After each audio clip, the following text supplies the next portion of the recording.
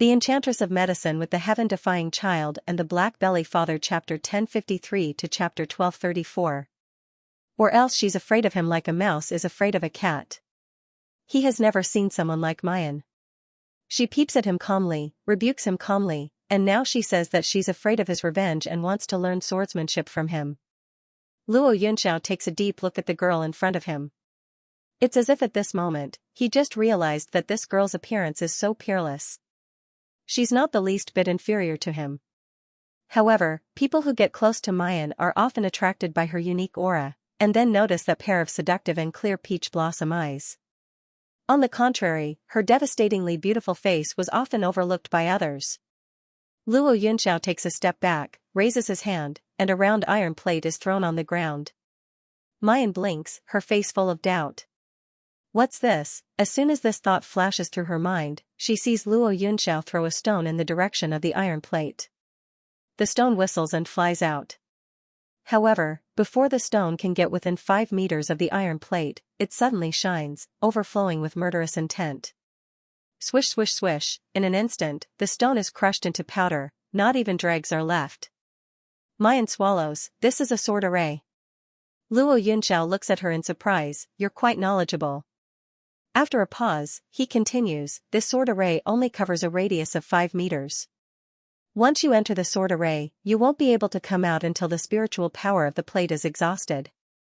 Even if these sword auras chop you into minced meat, I won't let you out. Mayan swallows again, her face a little pale.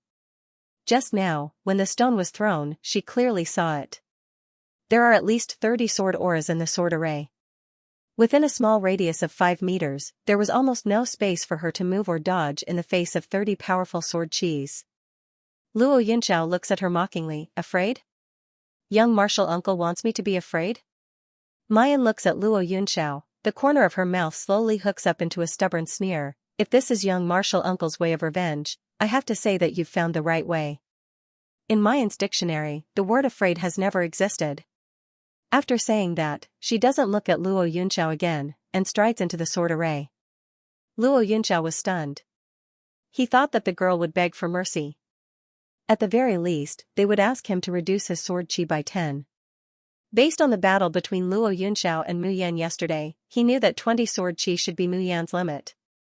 Unexpectedly, Mu Yan did not even bargain and directly entered the sword formation. What a stubborn little girl. However, with the cultivation of the first level of Anidia, could the little girl really come out alive after entering the blood slaughter sword formation, that even a golden core stage expert could not withstand? Luo Yunxiao raised her eyebrows and waved her hand. A table and a chair appeared behind her. On the table was a fragrant spirit wine and a lustrous and translucent zither. Looking at the sword formation that was filled with sword light and murderous aura, as well as the young girl shuttling through the sword chi, Luo Yunxiao poured a cup full of spirit wine and drained it. Then, she reached out and lightly plucked the strings of her zither. The morning light came out from the east and shone on the land behind the mountain of the Xiaoyao school. Amidst the lush mountains and clear waters, there was a white-robed man with an unparalleled elegance and grace, playing the zither with his bare hands. This was supposed to be a scene of peace and tranquility, a scene so beautiful that it would enchant anyone's heart. But when they got closer, they realized that the man's posture was beautiful, but what kind of demonic music was being played by those slender hands? Those who heard it wanted to pass out immediately. As for the girl who was dancing with a sword, she was surrounded by a murderous aura. Her body was covered with sword marks, and her light-colored clothes were dyed red with blood. Her weak body passed through the murderous sword light, as if she would be crushed into pieces at any time. In the Xiaoyao school, the disciples were hiding in their rooms, covering their heads with quilts, and wailing. What's going on? Why is Junior Uncle playing the zither again?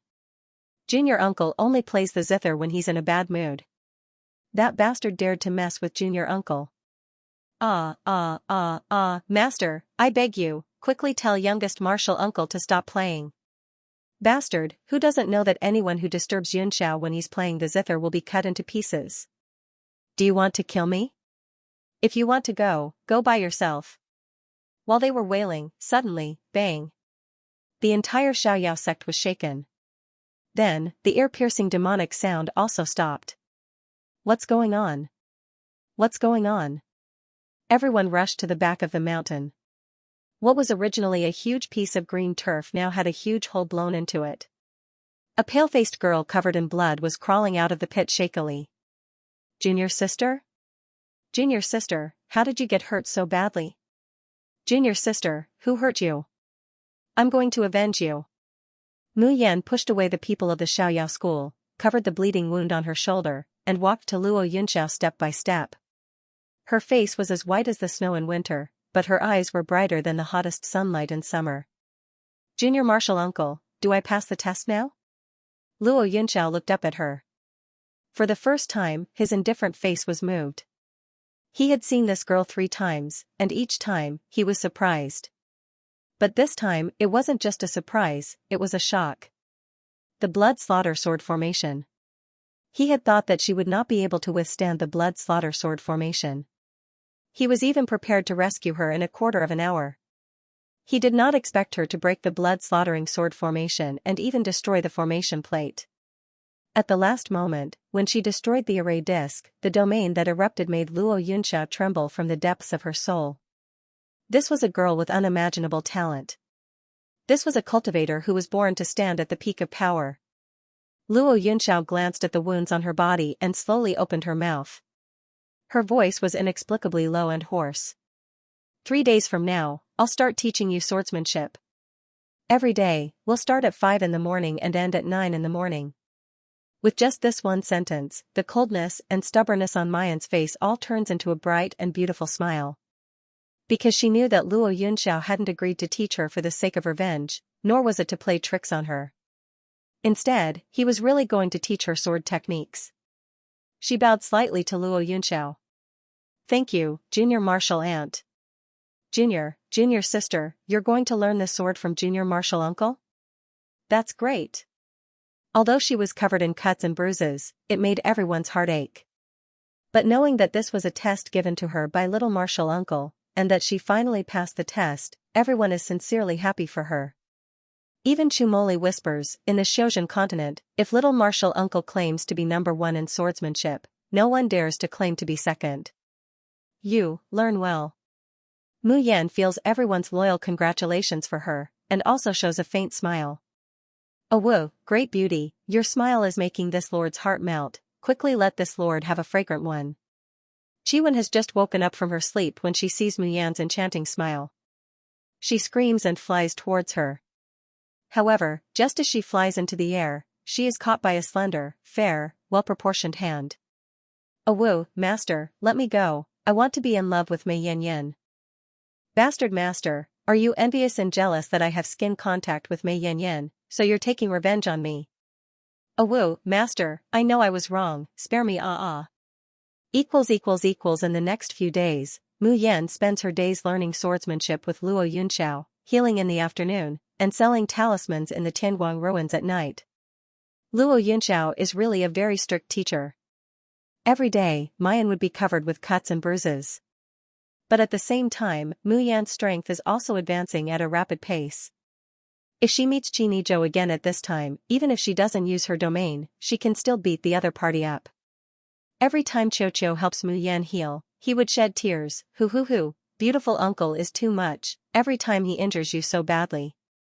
Qiu doesn't like beautiful uncle anymore.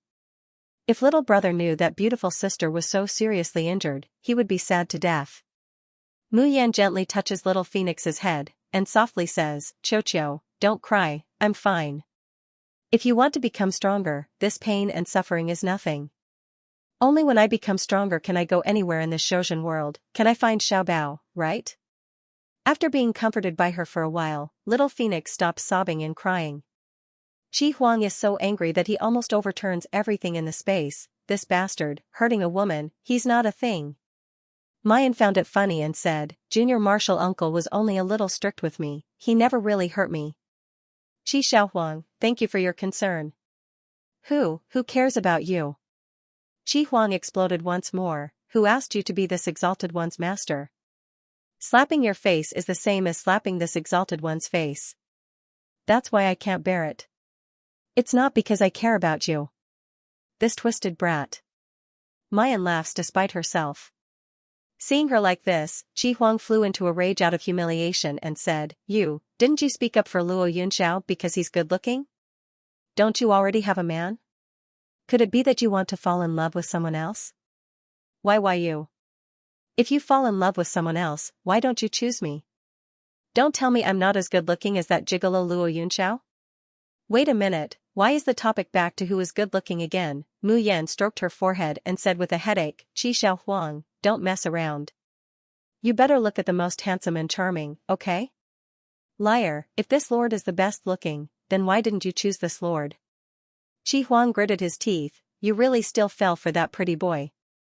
What's so good about that pretty boy, isn't he just a bag of skin? This lord is going to scratch that face of his. Young martial uncle's strength is unfathomable, don't give me trouble. What's more, young martial uncle is my martial uncle, and also half a master to me. How could I like him? The one I like, from the past to the present, from the past life to this life, has always been Di Mingju alone. Humph. Qi Huang turns his head, looking at her in disbelief. Mu Yan has finished treating her wounds. Looking at his awkward appearance, she can't help but smile and rub his head. I've never seen you so hostile towards Di Mingju before. Why do you hate young martial uncle so much? In fact, Mu Yan hated Luo Yunxiao in the beginning. But after getting along with her for some time, she knows. Although young martial uncle is a strict and unpredictable person, once he makes a promise, he will definitely do his best. Her rapid progress in this period of time is all thanks to young martial uncle's guidance. Moreover, she bought the book about young martial uncle and showed it to everyone. This behavior is really too much. But in the end, young martial uncle only retaliated a little and didn't do anything to her. In fact, he's a good person in nature. Or it should be said that the entire Xiaoyao sect is very good. It allowed her, who was alone, to find a sense of belonging in this Shozhen continent. Qi Huang frowns and murmurs, I don't know why, but when I see him, I feel unhappy. It's not disgust and contempt towards humans, nor is it hatred to kill. It's a kind of unhappiness that repels people for no reason. Mu Yan smiles and shakes her head, about to say something. Suddenly, there's a commotion outside. Third brother, how are you? Mu Yan quickly walks out of the room and sees Luo Yu hurrying towards Chu Moli's room. She quickly pulls him back, what's wrong with third brother? Luo Yu frowns, her eyes full of worry, but she still advises, sixth sister, it's okay. That's third brother's old illness. He will act up on the 15th of every month. He'll be fine after this night. Mu Yan wants to follow, but Luo Yu stops her. He says awkwardly, little sister, when third brother acts up, it's a little scary. You shouldn't go. Right at this moment, a heart-wrenching roar came from Chu Moli's room. That roar contained boundless resentment, pain, and fury. It was like a wild beast that had fallen into a hopeless situation. That kind of desolation, that kind of unwillingness, and that kind of despair. Mu Yan frowns and brushes aside the falling rain, I'll go take a look. When she pushed open the door to Chu Moli's room, a fishy smell assaulted her senses. Get out, all of you get out. I don't want to see you. Chu Moli, who was lying on the bed, let out a sharp roar as he struggled hysterically. However, his body was tightly bound. Eldest martial brother Yun Ruhan and second martial brother Qin Jiao were carefully using knives to cut open the skin on his thighs, calves, and soles. As the skin split open, streams of dark red blood flowed out. The stench was coming from the blood.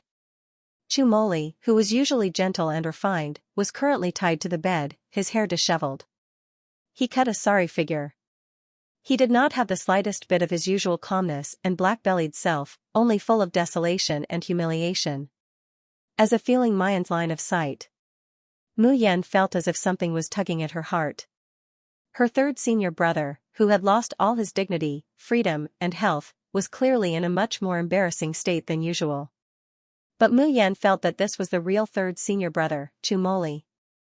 She also understood why he was clearly bright and cheerful, but the paintings he drew were bloody and terrifying, full of despair and hatred that connected to hell. Mu Yan stepped forward, ignoring Chu Moli's roars and resistance, and grasped his pulse. However, when she checked his pulse, she only felt that the spiritual power in his body was in chaos. It was as if there was a terrible power that imprisoned all his cultivation and spiritual power somewhere, and it could erupt at any time. Junior sister, don't waste your strength. Yun Ruhan shook her head with a bitter smile. Third junior brother isn't poisoned, nor injured. He's cursed. Cursed? Junior sister, it's better if you don't know. Yun Ruhan patted her shoulder. You go out first. Wait until tomorrow, third brother will be back to normal. Xianxia tightly squeezed Chumoli's pale, slender, and powerless legs. Her eyes reddened as she choked with sobs. Third brother, don't be afraid, this time, you can also get through it, you won't die. Chumoli suddenly bit his lips, blood seeping out from between his teeth. His eyes were crimson as he endured the bone-piercing pain and hatred, but he still couldn't stop the despair from turning into tears. You guys, let junior sister out, he said in a hoarse voice, emphasizing each word. Yun Ruhan wiped her tears. Junior sister, you go out first. Don't look. Mu Yan took a deep breath. Not only did she not go out, she took out the Tian Emochin instead. Her slender fingers pressed on the strings, gently plucking them. The floating like a dream skill was activated bit by bit. The sound of the zither flowed, and the spiritual power flowed, as if an invisible barrier was wrapping around Chumoli. It blocked all the pain, sorrow, hatred, and despair outside the barrier. Third senior brother, I still can't relieve your pain right now. Then, please temporarily forget about this desperate situation in reality in your sweet dreams. No matter what that curse is, one day, I will definitely get rid of it for you. On the messy bed, Chumoli closed his eyes. His eyebrows and the corners of his eyes were still filled with pain, but they were slowly being dyed with tranquility and peace. Xianxia, who was currently holding Chumoli's leg, suddenly cried out in alarm. The blood has turned red, it's turning red. That's great. Third bro has finally made it through this ordeal. Sob. OL 3, I've made it. Yun Ruhan raised her head in surprise and looked at Mayan. Junior sister, what did you just do? The zither you played just now. Mu Yan wipes the sweat from her forehead and shows a weak smile. This was the first time she had played Fleeting Life Like a Dream, using only spiritual energy, and it was the level 3 version of Fleeting Life Like a Dream. Chumoli's mind was also too firm, and he was too immersed in his own pain and hatred.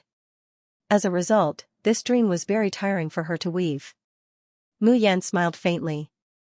I just let third brother have a sweet dream, but it doesn't solve the root of the problem. Eldest brother, what is this curse? Mayan glances at Xianxia, then looks at Luoyu next to her. Xianxia lowers her head, avoiding her line of sight. Luoyu also has a confused expression. Clearly, Luoyu also doesn't know what the curse is. She frowns, but in the end, she doesn't ask anything. She turns around and returns to her room. As soon as the exhausted Mayan returns to her room, she falls into a deep sleep. She doesn't realize that a gaze has been watching Chumoli's room since she was playing the zither. Until she leaves, it still follows her back, until she completely disappears behind the door. Master, is she the person you're looking for? Chiwen's voice no longer has its usual vulgarity, leaving only a deep solemnity. Luo Yunxiao looks up at the silver moon and stars, his handsome face without any expression. However, his pitch-black eyes were bottomless and seemed to contain ripples. Just when Chiwen thinks that her master won't answer, she hears the man's low and faintly discernible voice. Perhaps, in the unseen world, no one can escape. The next morning, Mayan yawns and goes out. She's about to go to Tianguang ruins to learn swordsmanship from her junior martial uncle. As soon as she goes out, she gets a fright. She sees a handsome man sitting outside her door. The man is sitting in a wheelchair, with an easel in front of him. He's holding a brush in his hand, painting on the canvas. But the problem is that it's dawn, and the direction he's facing is pitch black. There's nothing there. Is he painting a ghost? Third brother, have you recovered from your illness? Mayan cautiously asks, why did you come out to paint so early? Why didn't you sleep a bit more? Chumoli's hands don't stop, and his eyes don't even glance at her. However, he said indifferently, I heard what you said in the zither yesterday. What? Chumoli turns around to look at her. Mayan doesn't know how to describe that look. It's tsundere, expectant, and also has a trace of neurotic willfulness. You said that one day, the curse on me will be removed? Mayan's body stiffens, and she touches her nose. Third brother, your hearing is really good. I thought you were already immersed in a dream. Chumoli coldly snorts, since you said it, you have to take responsibility. Cough. Third senior brother should at least tell me what the curse is. When Mu Yan asked this, the expression on Chumoli's face visibly dimmed. He stared blankly at the dark night sky for a long time before he said with flagging interest, little junior sister, I was just joking with you just now. If you're late, young martial uncle won't let you off. Mu Yan frowns. Why were eldest brother and third brother unwilling to mention the curse? Just how terrifying was the curse? Was it scarier than gut-piercing poison or goo worms? She hesitantly wanted to leave, but just as she took a step forward, she couldn't help but turn back. Third senior brother, I really can't remove the curse on you right now. Word by word, she said resolutely, but in the future, every time you have an attack, I will definitely be by your side and weave your dreams with the music of the zither, so that you will suffer less. Even if I can't be by your side, I will definitely think of a way to reduce your pain.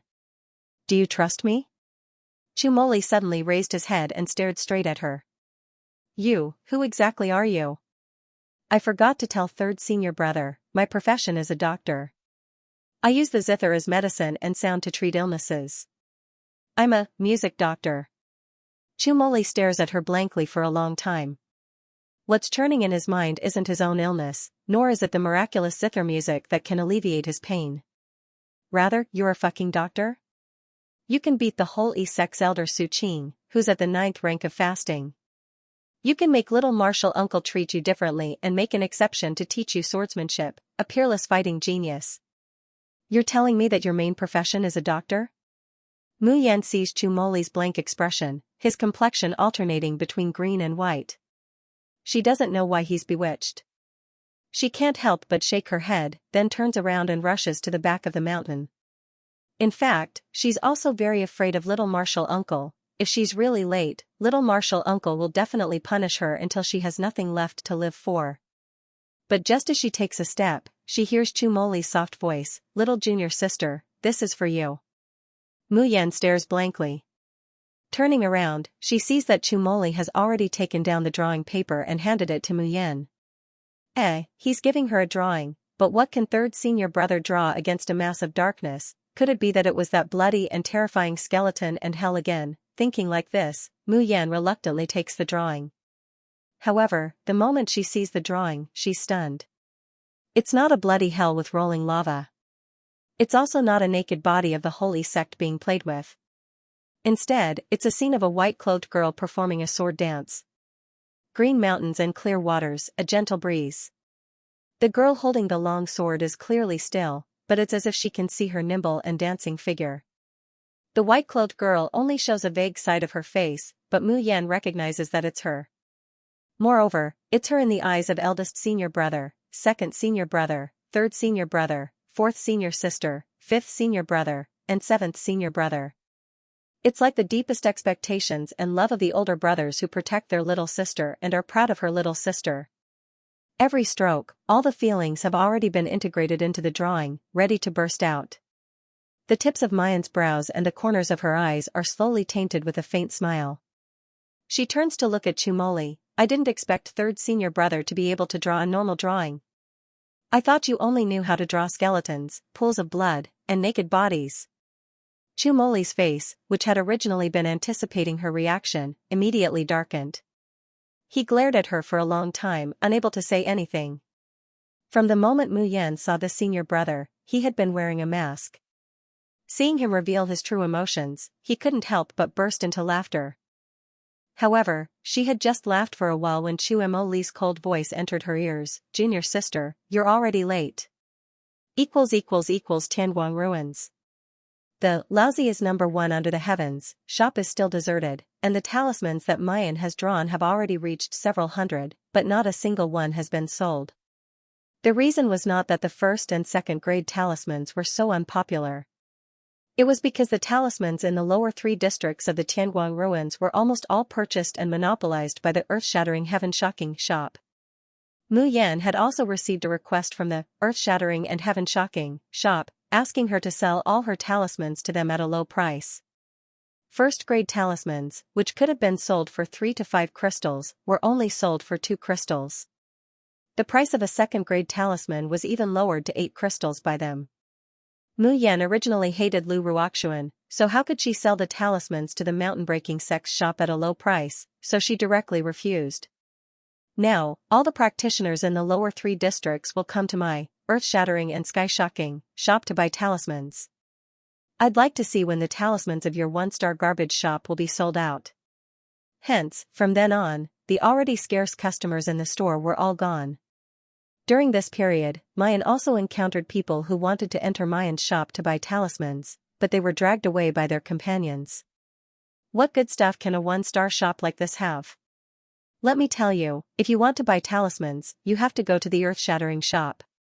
There is a talisman drawn by the sacred dance of ice. That talisman was praised by Master Xianxia. But the talismans in the earth-shattering and sky-shocking shop are more expensive. It can't be helped even if it's expensive. After all, the quality is good.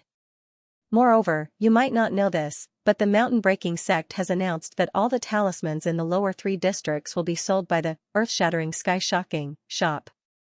If anyone buys talismans from other shops, they won't be able to buy talismans from Bing Rua anymore.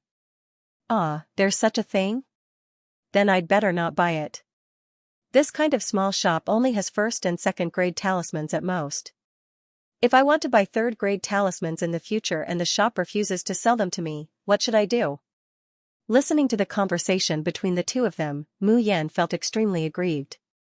So when he woke up in the morning, his face was a little ugly. However, Luo Yunxiao didn't know what was wrong with her today. She actually didn't want to teach her how to practice the sword and instead threw out another array disc. It was also the blood slaughter sword formation, but the last time Mayan broke the sword formation, it was 30 sword cheese, but this time it was 40. Don't be fooled by the fact that there were only 10 more. But this was within a 5-meter radius that couldn't be any smaller. The 40 sword cheese were like a magnificent army with thousands of men and horses whizzing over, directly trampling an ant like Mu Yan into pieces. Once again, Mu Yan falls into a desperate situation where she feels like she's about to be hacked into pieces. Right at this moment, a sharp, ear-piercing, demonic sound that could drive one mad entered his ears. She was already so angry that she was about to explode. Ow ow ow, what's going on? Why is Junior Master playing the zither again? Ah, I'm going crazy. Where's Junior Sister? Quickly let Junior Sister stop Junior Martial Uncle from playing the zither. At this time, shouldn't Little Martial Uncle be teaching Little Junior Sister how to practice the sword? Let's quickly go and see how Little Junior Sister provoked Little Martial Uncle. The people of the Xiaoyao sect covered their heads with their blankets. After a while, they couldn't hold it in anymore. One by one, they ran to the back of the mountain. Even if they begged, they would ask their youngest martial uncle to stop playing. However, before they could reach the back of the mountain, they heard another familiar rumbling sound. The few of them staggered and hurriedly rushed over. Then, as expected, he saw a familiar scene. A pit was blasted into the flat grassland behind the mountain. Little Junior Sister was covered in blood as she walked towards Luo Yunxiao with a sword in her hand. Just like last time, Luo Yunxiao had a table, a chair, a pot of wine, and a jade cup. Beside the jade cup was an ancient zither with a warm and translucent luster. Seeing Mu Yan approaching, Luo Yunxiao raised her head and looked at Mu Yan with a hint of helplessness. You destroyed another one of my array discs. Everyone's scalp went numb. That was the array disc of the blood slaughter sword formation. Even if there were 20 streaks of sword chi, they would still lose a layer of skin if they went in. Is Little Junior Sister still human? Everyone sighed and waited for Mu Yan to apologize to Little Martial Uncle. However, Mu Yan suddenly raised her sword and slashed at the zither on the table. With a clang, the zither strings broke and the wine pot trembled. The people of the Xiaoyao school were dumbfounded. They trembled like dogs tail grass in the winter wind. Heavens, is Little Junior Sister crazy? She actually cut Little Martial Uncle's zither. Does she not want to live? Mu Yan raised her head and looked at Luo Yunxiao with clenched teeth. Little martial uncle, is this called playing the zither? Even an ox playing the zither can't play like this. I was tortured by 10,000 swords in there, and you actually used this demonic sound to poison my ears. Don't you feel guilty? Gulp, the people of the Xiaoyao school swallowed. Little junior sister is so brave. She actually said that little martial uncle was playing the zither like an ox. Although they also felt that even if a cow plucked the strings, it would be better than little martial uncle's playing, but they didn't dare to say so. Luo Yunxiao looked down at her broken zither and frowned, playing the zither like an ox? Are you saying that I'm not good? Mu Yan sneered and stepped forward to take the zither that had 3 of its strings cut off. Her fingers were slender, pale and cold, and there was still congealed blood on her fingertips. But when she touched the remaining 4 strings, it suddenly seemed to come to life. Clink! Clink, the melodious sound of the zither slowly sounded. From lingering and gentle, it became impassioned. The people of the Xiaoyao school were intoxicated and immersed in it, not willing to wake up. Right. This is the sound of the zither, this is music. Yun Ruhan and the others saw Mu Yan play the zither to help Chumoli last night, so they knew that Mu Yan's zither skills were far more than that. Clap, Mu Yan suddenly slapped the zither in front of Luo Yunxiao and said word by word, did you hear that? This is called playing the zither. Don't use your demonic voice that can't even be compared to sawing wood to poison our ears. Little Master. Uncle. The faces of the people of the Xiaoyao school were flushed with excitement. Little junior sister is right, little junior sister is mighty, long live little junior sister. It was simply saying what they didn't dare to say. Luo Yunxiao's thick and long eyelashes drooped slightly, casting a faint silhouette on her slightly fair and lustrous cheeks. For some reason, he felt a sense of helplessness and grievance. The people of the Xiaoyao sect all gasped, feeling as if they had done something unforgivable. The anger, excitement, and the thought of forcing little Uncle Master not to play the zither disappeared without a trace at this moment. Even Mu Yan felt her scalp go numb, but her voice no longer had the same imposing manner as before. Your playing is really too awful. I'm just telling the truth. Jun Mayan, since you say that my playing is unpleasant. Luo Yunxiao raises her head, looks straight at Mu Yan, and slowly says, then why don't you teach me how to play the zither? Mayan stares blankly. Teach him to play the zither? Why? She was as busy as a dog every day. How could she have time to teach him how to play the zither? Furthermore, it was obvious that Luo Yunxiao was tone deaf when he played that demonic tune.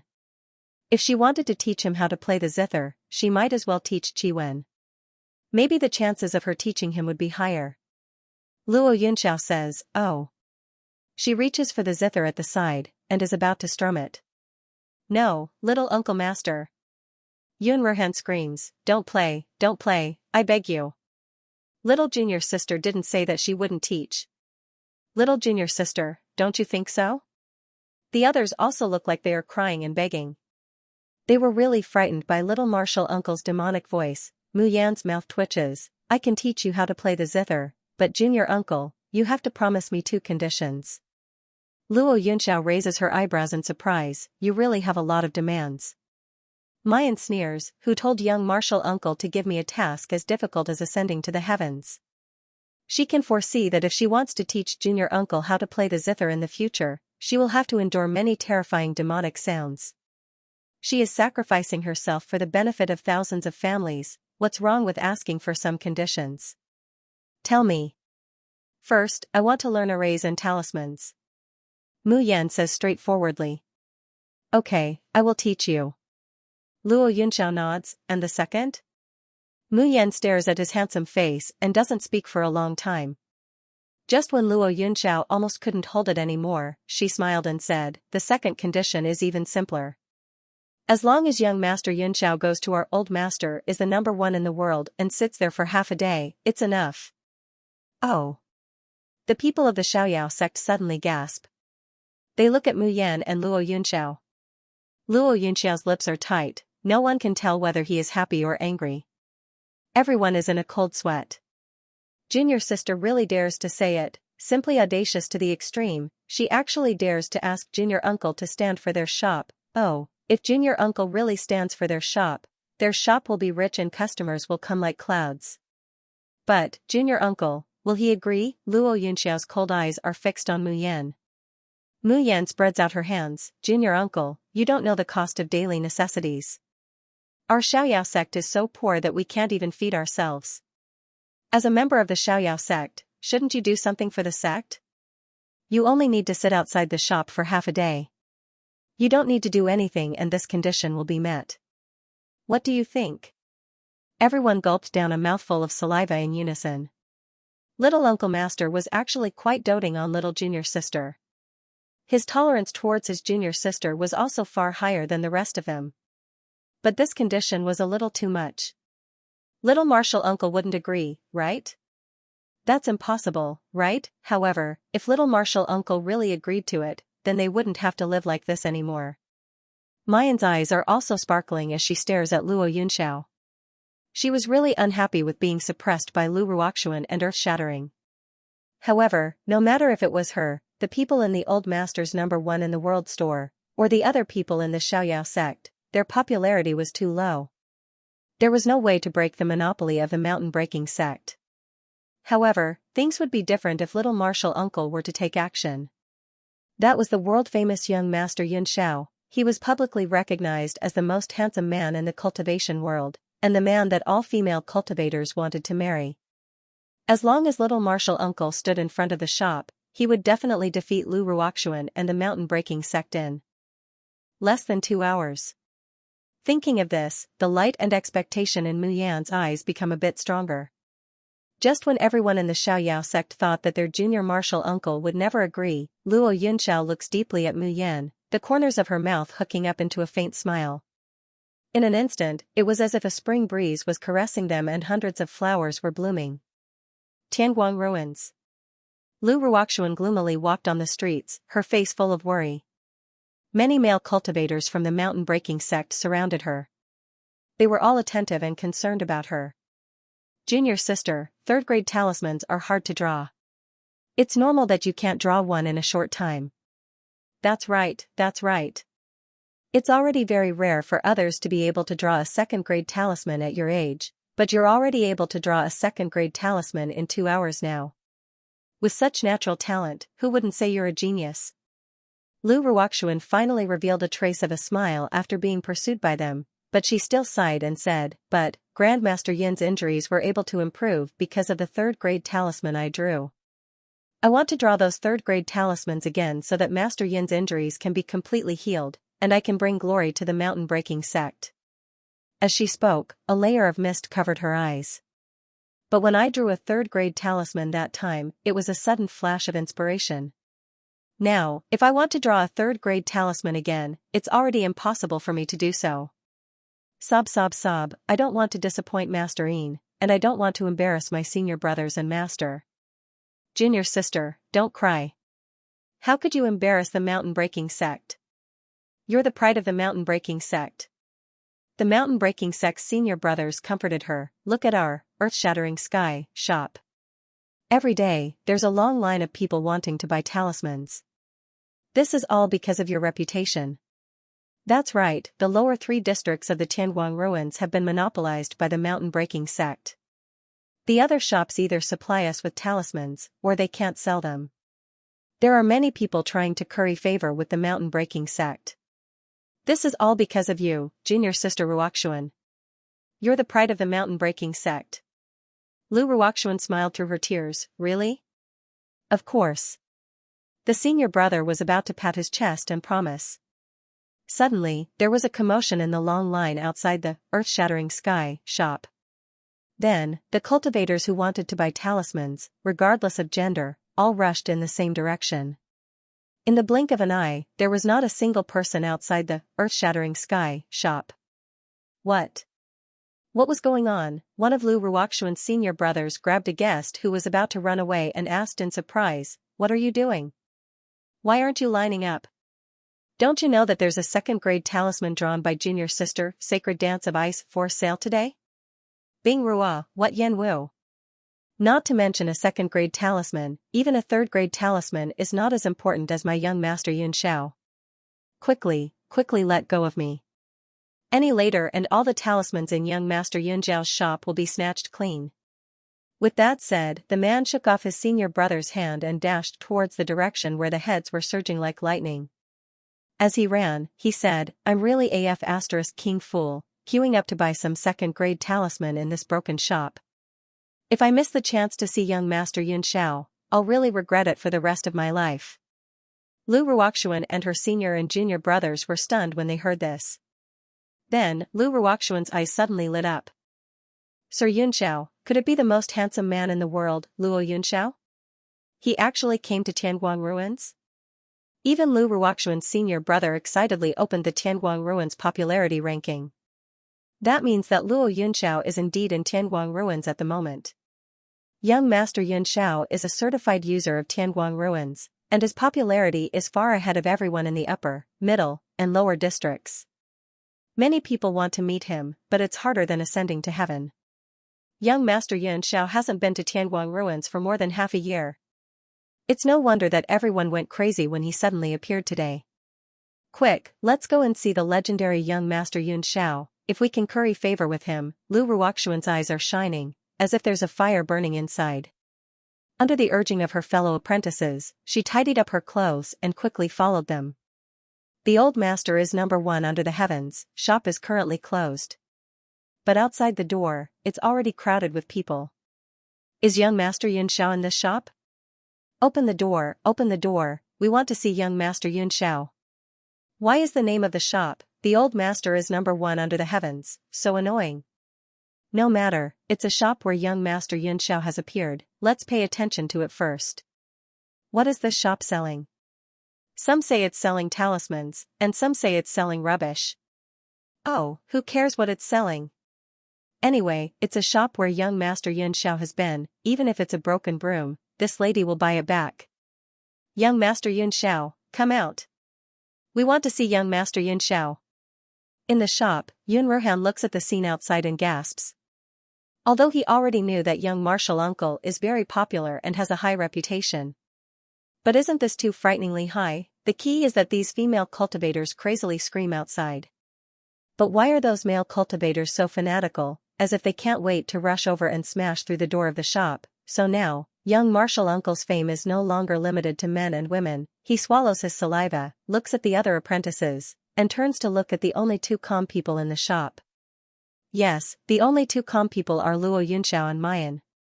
At this time, the shop's door is not open because Luo Yunxiao is teaching Mayan how to draw 3rd-grade talismans. According to Mayan, 3rd-grade talismans can be sold for 100 crystals at the lowest and even 1,000 crystals at the highest. Luo Yunxiao was advertising their store. If she could come up with a 3rd-grade talisman, these customers would definitely come again because of the quality of the 3rd-grade talisman. However, if there were only 1st-grade and 2nd-grade talismans, once Luo Yunxiao's fame passed, those practitioners would gradually forget about this shop, and most of them wouldn't come back to buy more talismans. At this time, there are already a lot of 3rd-grade talismans in Mayan's hand. There were spirit-replenishing talismans, speed-increasing talismans, and even 3rd-grade talismans for fire and lightning attacks. However, the 3rd-grade healing talisman that she had unintentionally drawn back then had never succeeded. Luo Yunxiao's slender, jade-like fingers held the cinnabar brush and lightly drew on the talisman paper. With a deep and magnetic voice, he slowly said, there isn't much of a difference between the runes of a 3rd-grade talisman and a 2nd-grade talisman.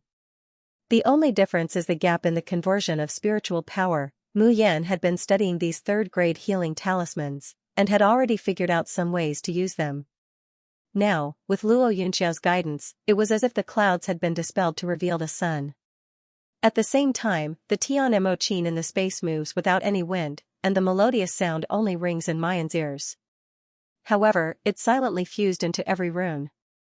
After a quarter of an hour, Mayan lets out a long sigh and puts down the cinnabar brush. The 3rd-grade healing talisman is finally finished. Mayan somewhat proudly hands the talisman in her hand to Luo Yunxiao. I improved it according to youngest martial uncle's 3rd-grade healing talisman. Look, isn't it better than the original? Luo Yunxiao takes it and probes it with her divine sense. Then, her indifferent face finally shows a hint of surprise. Did you really just learn to draw talismans? Mayan asks expectantly, how much does youngest martial uncle think this talisman can sell for? 1,000 crystals. Luo Yunxiao doesn't hesitate to quote a sky-high price. Mayan inhales a breath of cold air, then smiles with curved eyes. She only feels as if countless crystals have fallen in front of her. That's 1,000 crystals. If she casually sells a few, the Xiaoyao school won't have to worry about food for the next few months. She can even think of ways to improve the Xiaoyao school's living conditions. The more Mayan thinks about it, the more pleased she is. She takes the talisman paper and the cinnabar brush and continues to draw without stopping. Moreover, it's really worth it to see youngest martial uncle's expression. She should draw a few more before the shop opens, and strive to earn a few thousand crystals later. Mayan is immersed in the world of runes, but she doesn't notice that Luo Yunxiao's eyes are unblinkingly on her picturesque brows. She doesn't even blink, as if she has fallen into eternal contemplation. When the time comes, the door of "The Old Master is the number one under the heavens" slowly opens amidst the clamor of the crowd. At this time, the words "The Old Master is the number one under the heavens" above the shop are no longer dim and almost invisible. Instead, they're sparkling with a golden light, almost blinding people's eyes. It's clear that these people haven't even seen Luo Yunxiao's face in less than half an hour, yet they've gone crazy. The moment the door opens, Mayan has already planned to use Luo Yunxiao's reputation to promote the shop. Seeing the men and women swarming in, seeing the tide of people trampling the shop to the ground, she's still dumbfounded. These people, aren't they a bit too many? Where's young Master Yunxiao? We want to see young Master Yunxiao. Young Master Yunxiao, what do you want us to buy? Our crystals have all been prepared. Wave after wave of noise rose and fell, as if the roof was about to be overturned.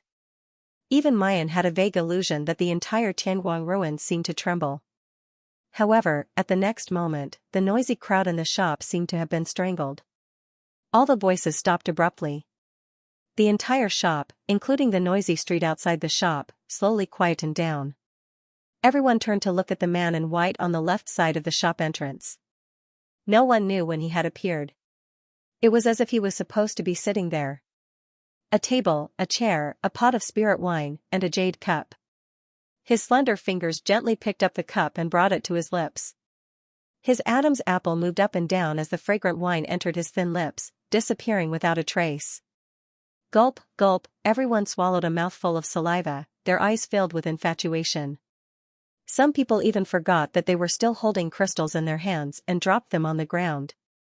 That's the Xiozhen continent's #1 swordsman, Luo Yunxiao, even if they've already seen that graceful and untainted figure in the photographic talisman. Even if they've long dreamed of that unique and charming demeanor in their fantasies. But when they really see the real person, they're still shocked. The real Yunxiao Gongzi is actually several times more perfect than they imagined.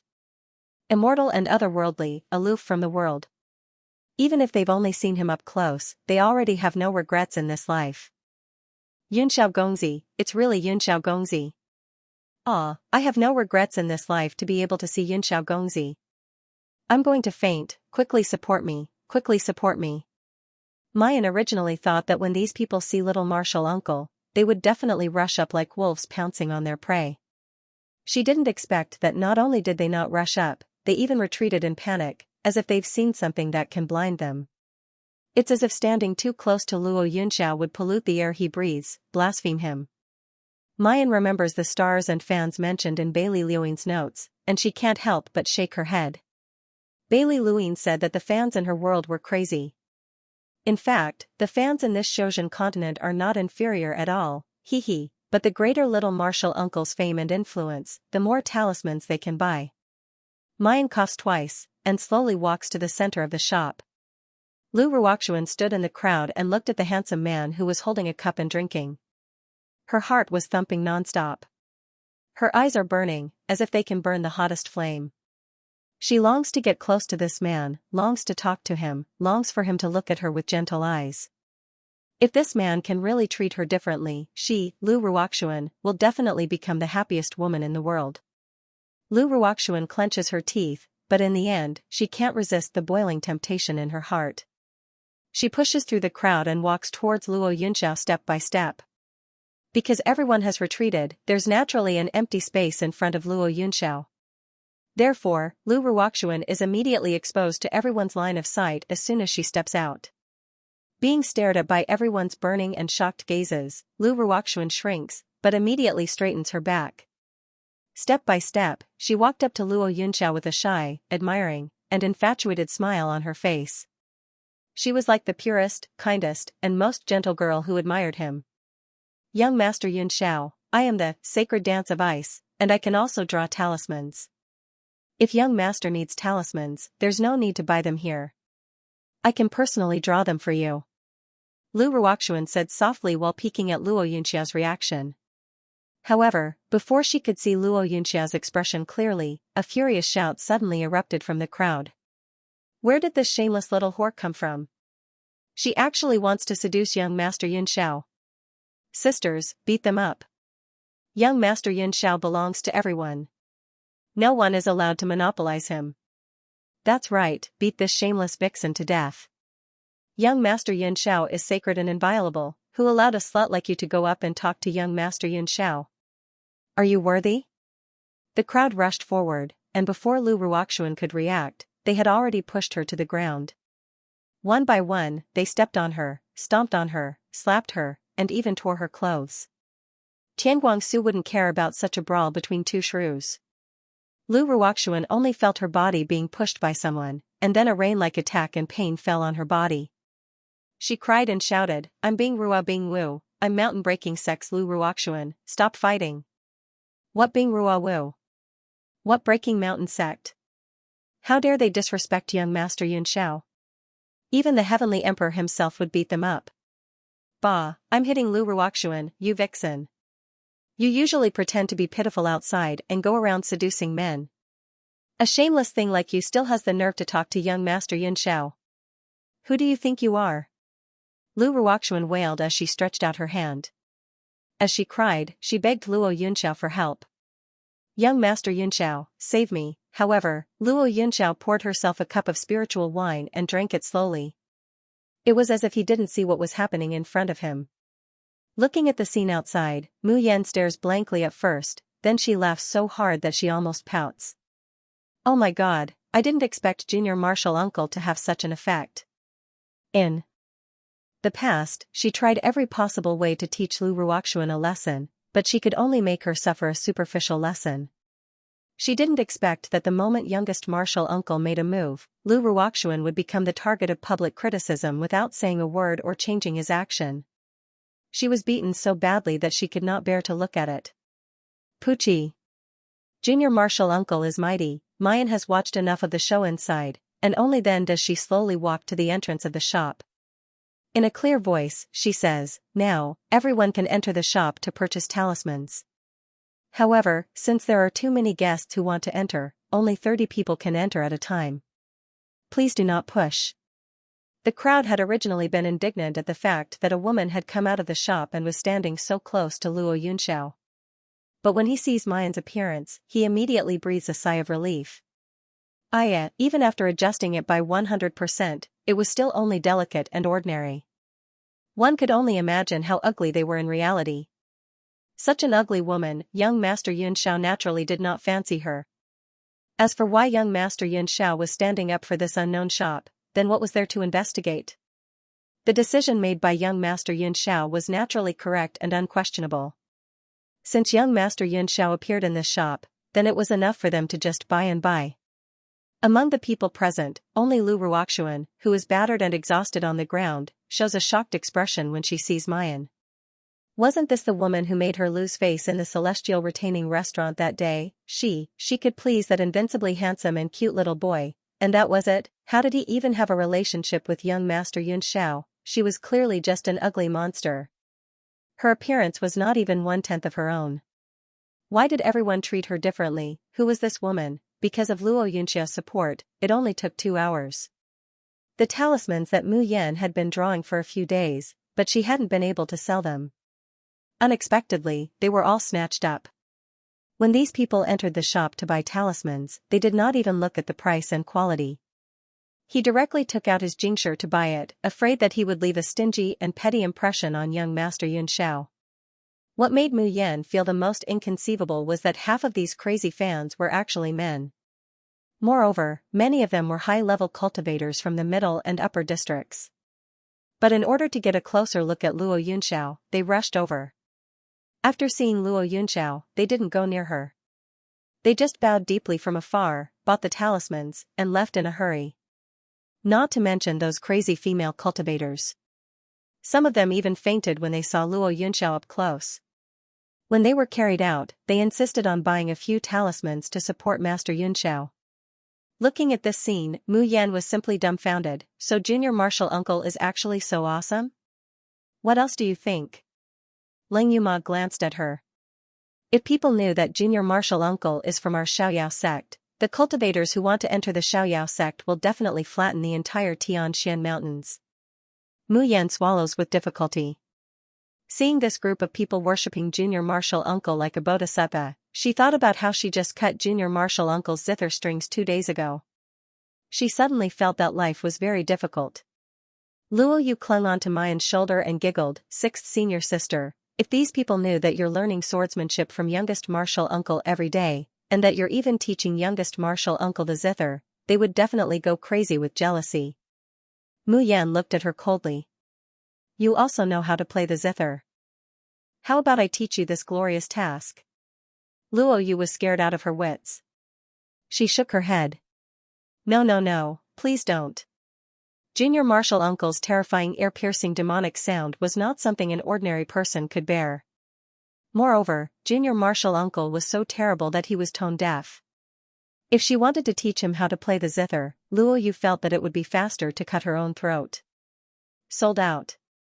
Junior Martial Sisters' talismans are all sold out. Our Xiaoyao sect is finally going to be rich. Ha ha ha. So many crystals, we can buy a lot of meat, ha ha ha, long live 6th senior martial sister, long live junior martial uncle.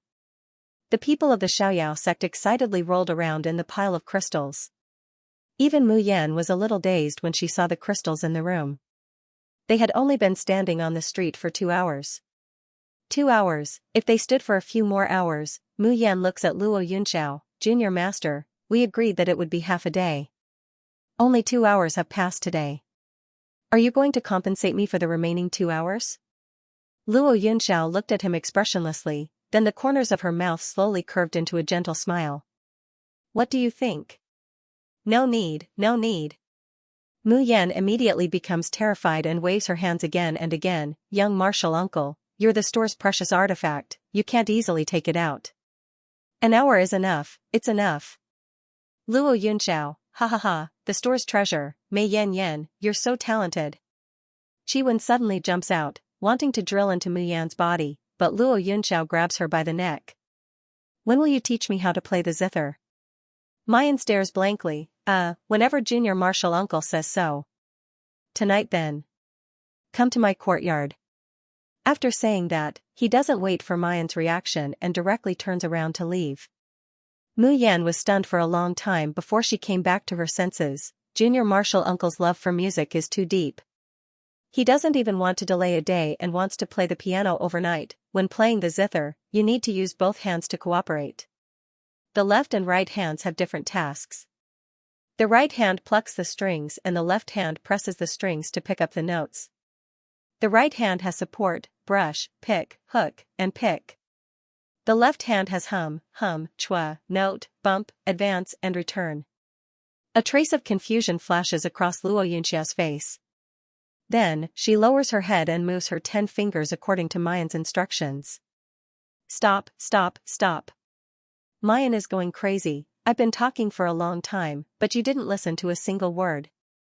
Why was it that even after she had taught him for so long, the sound that came out was still so demonic? Was he going to let her live? Luo Yunxia's face was expressionless as she stared at her. But Mu Yan is stunned to see a trace of innocence on that invincible handsome face.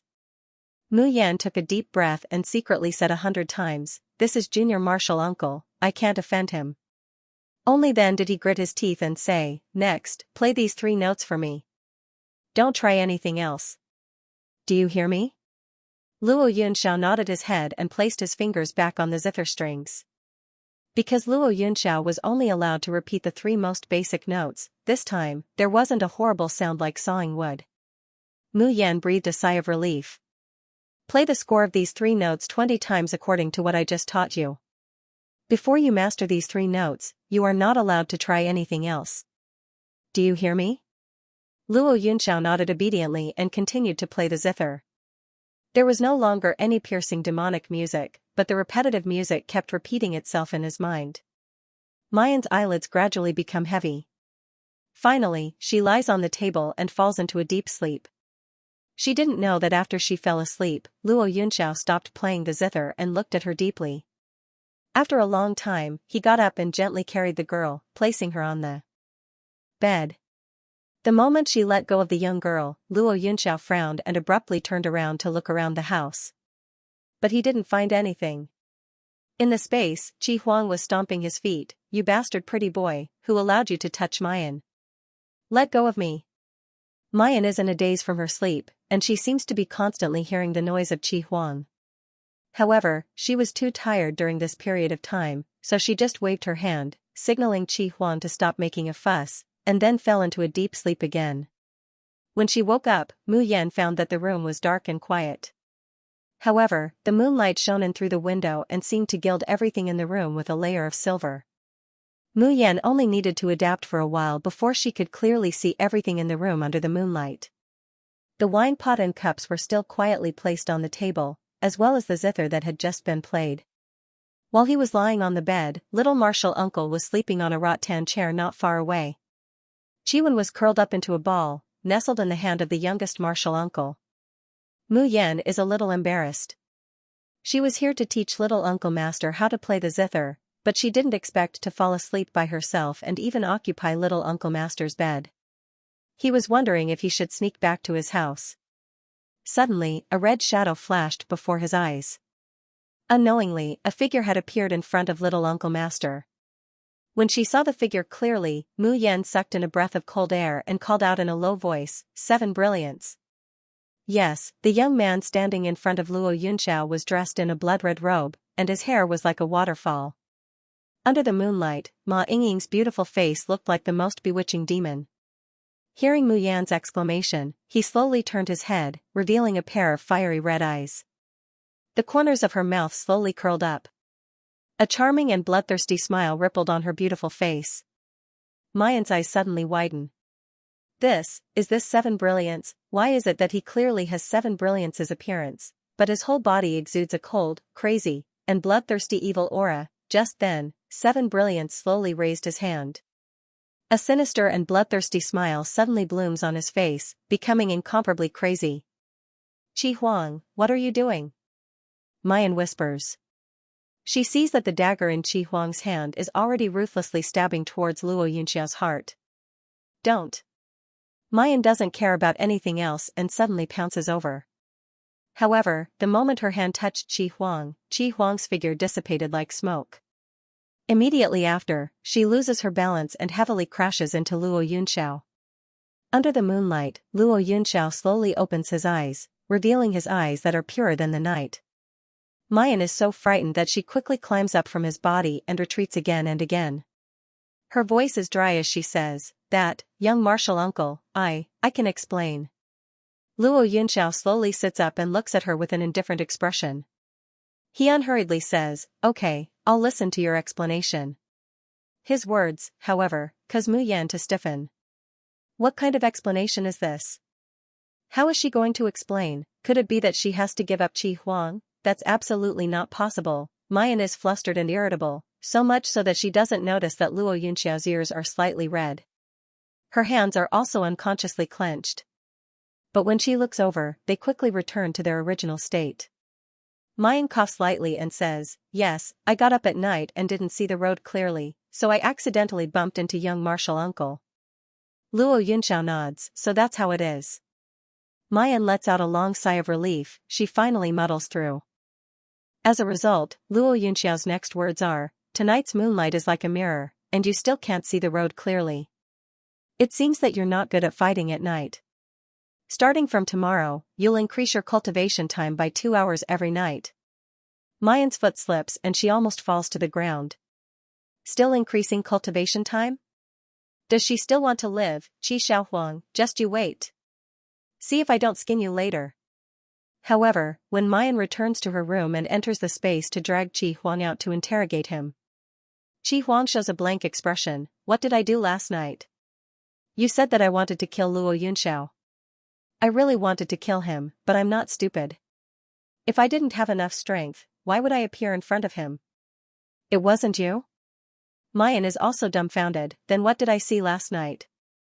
Could it be that I'm hallucinating? After Mu Yan left, Qi Huang restrained all the emotions on his face, and his eyes darkened. There was a flash of worry and fear in his eyes, but it disappeared in an instant. Tianguang ruins. The next day, the shop in front of Laozi is #1 in the world was still crowded with people. But these people were basically all here to see the #1 handsome man in the world, young Master Yun Xiao. When they realized that Luo Yunxiao wasn't around, most of them left with flagging interest. Even if someone came into the shop to buy some talismans, they would only buy 2 first and second grade talismans. As for the grade 3 talismans, especially the 1000 crystal healing talisman, everyone shook their heads. What grade 3 talisman, to actually sell for 1000 crystals? With this price, I can buy a 4th grade talisman in the middle 3 districts. Exactly. Even if you borrowed young Master Yunjiao's name, you also can't cheat people like this. What good goods can a broken 1-star shop have? If you really want to buy talismans, you should still go to the earth-shattering sky-shocking shop. There are talismans personally drawn by Miss Bing Rua Yunwu. Even Master Yin Xiu praised it. I don't care if this is a 1-star shop or not. In short, this is something that young Master Yun Xiao supports, so I will support it. Mu Yan sits in the corner of the shop, drawing talismans leisurely, while Luo Yu and Yun Ruhan entertain the customers. Originally, the Xiaoyao sect was so poor that they only had 1 jade key from Tianguang ruins. But because Luo Yunxiao came back, they begged and begged for 2 more from Xiaoshu. But after the crazy sales, the Xiaoyao sect now has a lot of crystals. As long as they have a chance to go to the big market to buy, they will naturally have a jade key. Life is not so good, however, without little Marshal Uncle to oversee the business, the shop's business was not as good. Even if many cultivators buy talismans, it is only because this is the shop where Master Yun Xiao used to work.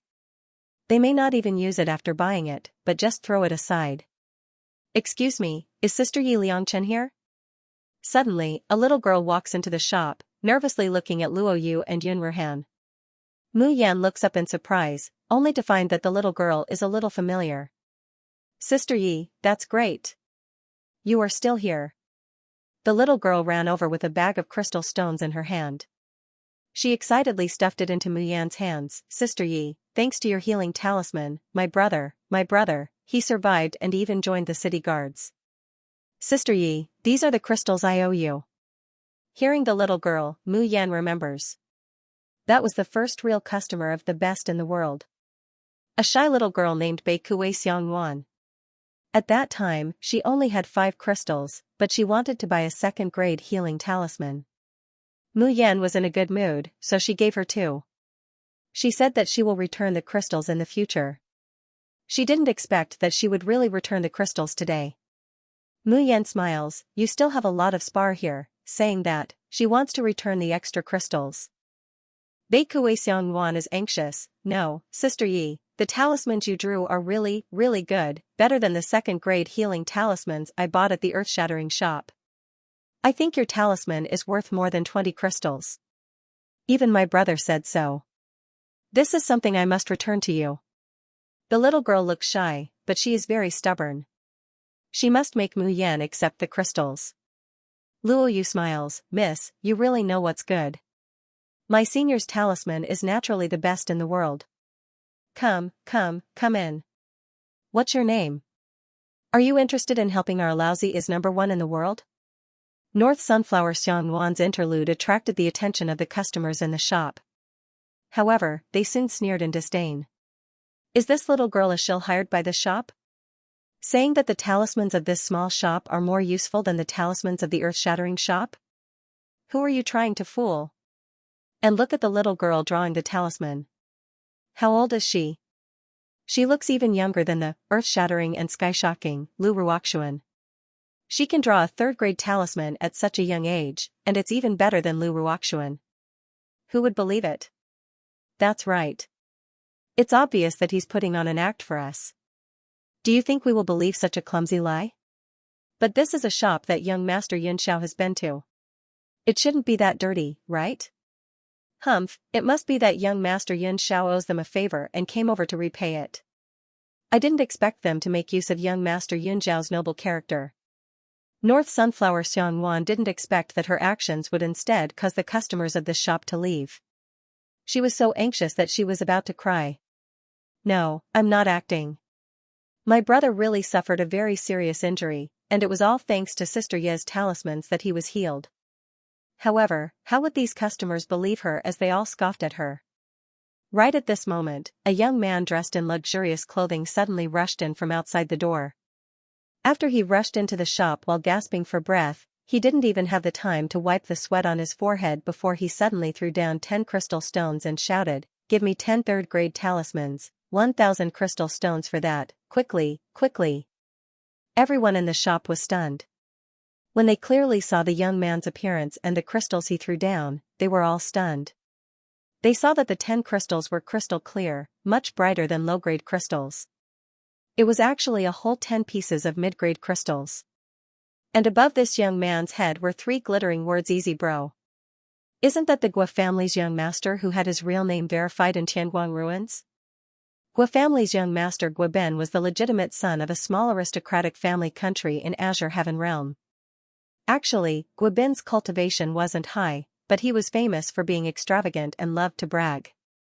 In Tianguang ruins, he even gave himself the eye-catching name Easy Bro and even made a glittering real name verification. So in the lower 3 districts, there was practically no one who didn't know him. Why would young Master Gua come here to buy talismans, and even take 10 mid-grade crystals? That's a whole 10,000 crystals. Those who knew young Master Gua couldn't help but step forward to dissuade him. "Easy bro, don't be rash.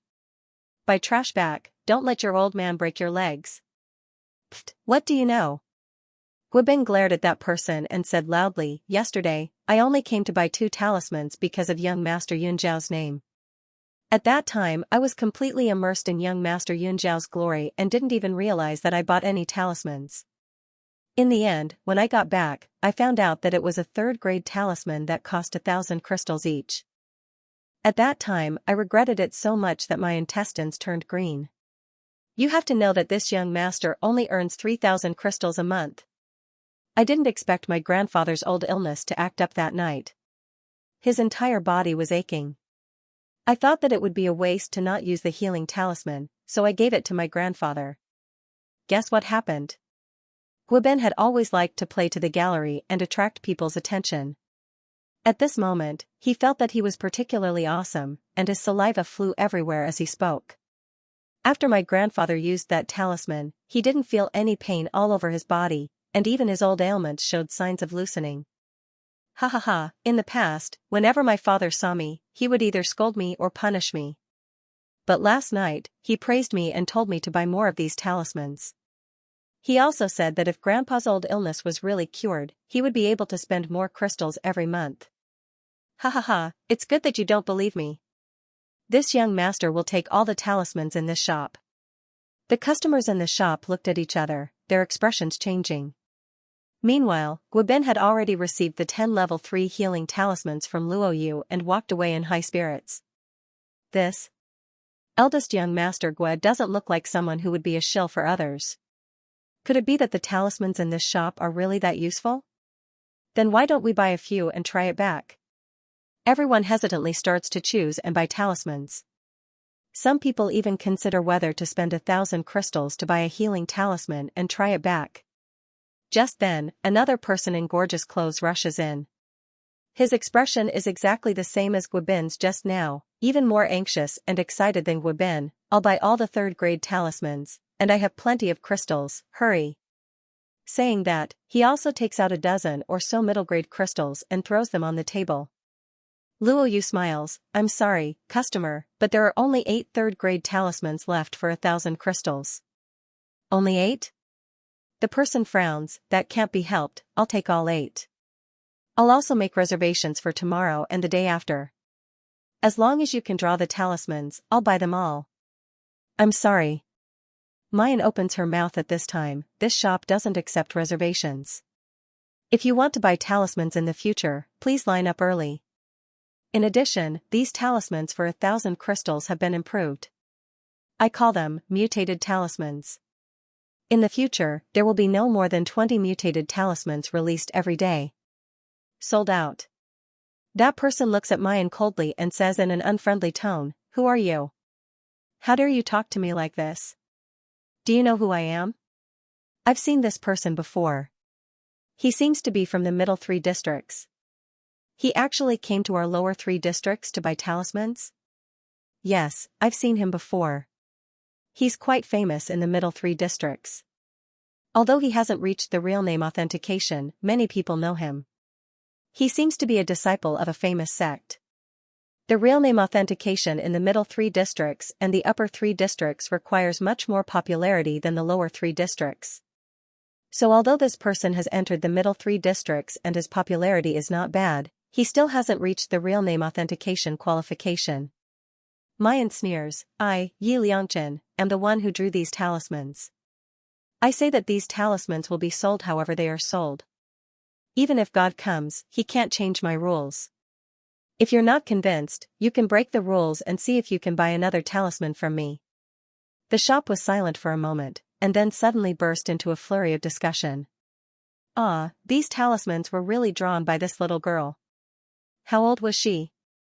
She could already draw a 3rd-grade talisman? Isn't this too inconceivable? Why is a little girl named Ji Liangchen? What a strange name. But don't you think that this young lady called Ji Liangchen is really domineering even though her appearance is average? Yes, even if the Heavenly King himself comes, he can't change my rules. So cool. As expected, the person that our young master Xianxia fancies is indeed different. I think this Yap Liangchen is much better than that Bing Rua Sherwu who only knows how to pretend to be pitiful. Mu Yan looks at the protesting cultivator and reveals a shallow smile. Now, do you still have any objections? That male cultivator's complexion alternated between blue and white, finally gritted his teeth and paid 8 pieces of medium-grade crystal stones, took the talisman and left. If it was just an arrogant little girl, he would definitely teach her a lesson. But the problem was that he was the creator of the talisman. If he offended them, he wouldn't be able to buy them in the future. Wouldn't that be a huge loss? After the cultivator leaves, Mayan returns to the corner of the shop and continues to draw her talismans. During this period of time, she has been trained by Luo Yunxiao to the point that she wishes she could die. Every day, she wishes she could split a quarter of an hour into 2. Now that she has finally found some time to come to Tianguang ruins, she naturally wants to draw more talismans and earn more crystals. The other customers in the shop, after experiencing the confirmation of the 2 people, finally completely believe how good the talismans here are. Without needing Luo Yu and the others to call, everyone rushes to the counter and yells loudly. I want 10 3rd-grade talismans, the most expensive ones. I want all the 2nd-grade healing talismans. I have crystals, give them to me quickly. What? There are no 2nd-grade talismans? Then 1st grade, I'll also buy 1st-grade talismans. It's not even 3 o'clock in the afternoon, and all the talismans in the shop are sold out. Closing the shop door, she looks at the sparkling, old man is number 1 in the world, in the jade key and the long list of popularity points behind it. Luo Yu is simply stunned. 6th sister, you're really amazing. The talismans we sold today are no less than when youngest martial uncle was here yesterday. Yun Ruhan is also a little excited. Our current popularity points can already directly apply for a 2-star shop. Youngest martial sister, with your popularity points, you'll soon be able to enter the middle 3 districts. Ha, so many crystals.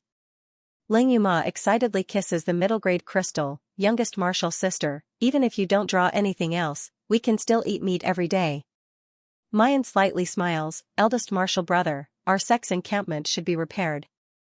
At least, 3rd martial brother is sick and can't always live in that cold room. Also, Xiaoqi needs to practice controlling puppets, which requires a lot of expensive materials. Fourth martial sister's sharp sword is always restrained because she is afraid of damaging the sect. We need a real place to cultivate, and one day, if we can build a cultivation tower in the sect, that would be great. So, these crystals are far from enough. My efforts are also far from enough. If she can draw 4th grade talismans, or even 5th grade or 6th grade talismans.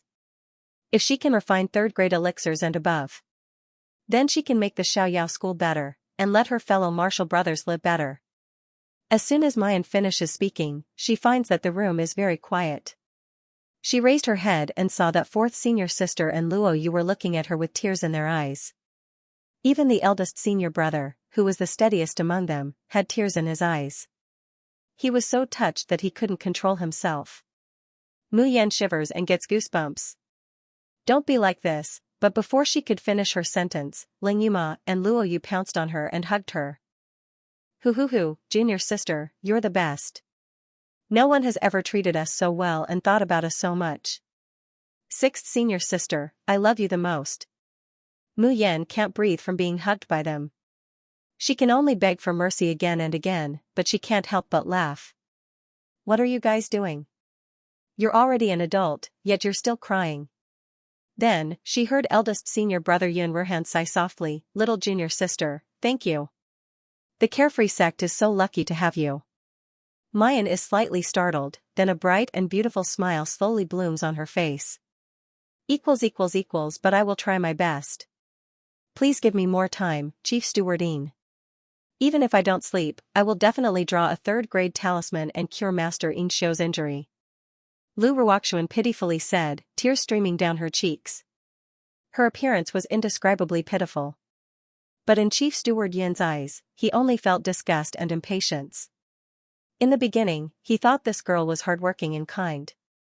But after so long, she had not drawn a single 3rd grade talisman. The 1st and 2nd grade talismans that were sent were not of good quality. They could not cure Xiao's illness at all. Unfortunately, there were rumors that the mountain-breaking sect had established a relationship with Master Xiao. Even the earth-shattering and sky-shocking shop had risen in value. They even wanted to monopolize the sales of talismans in the lower 3 districts.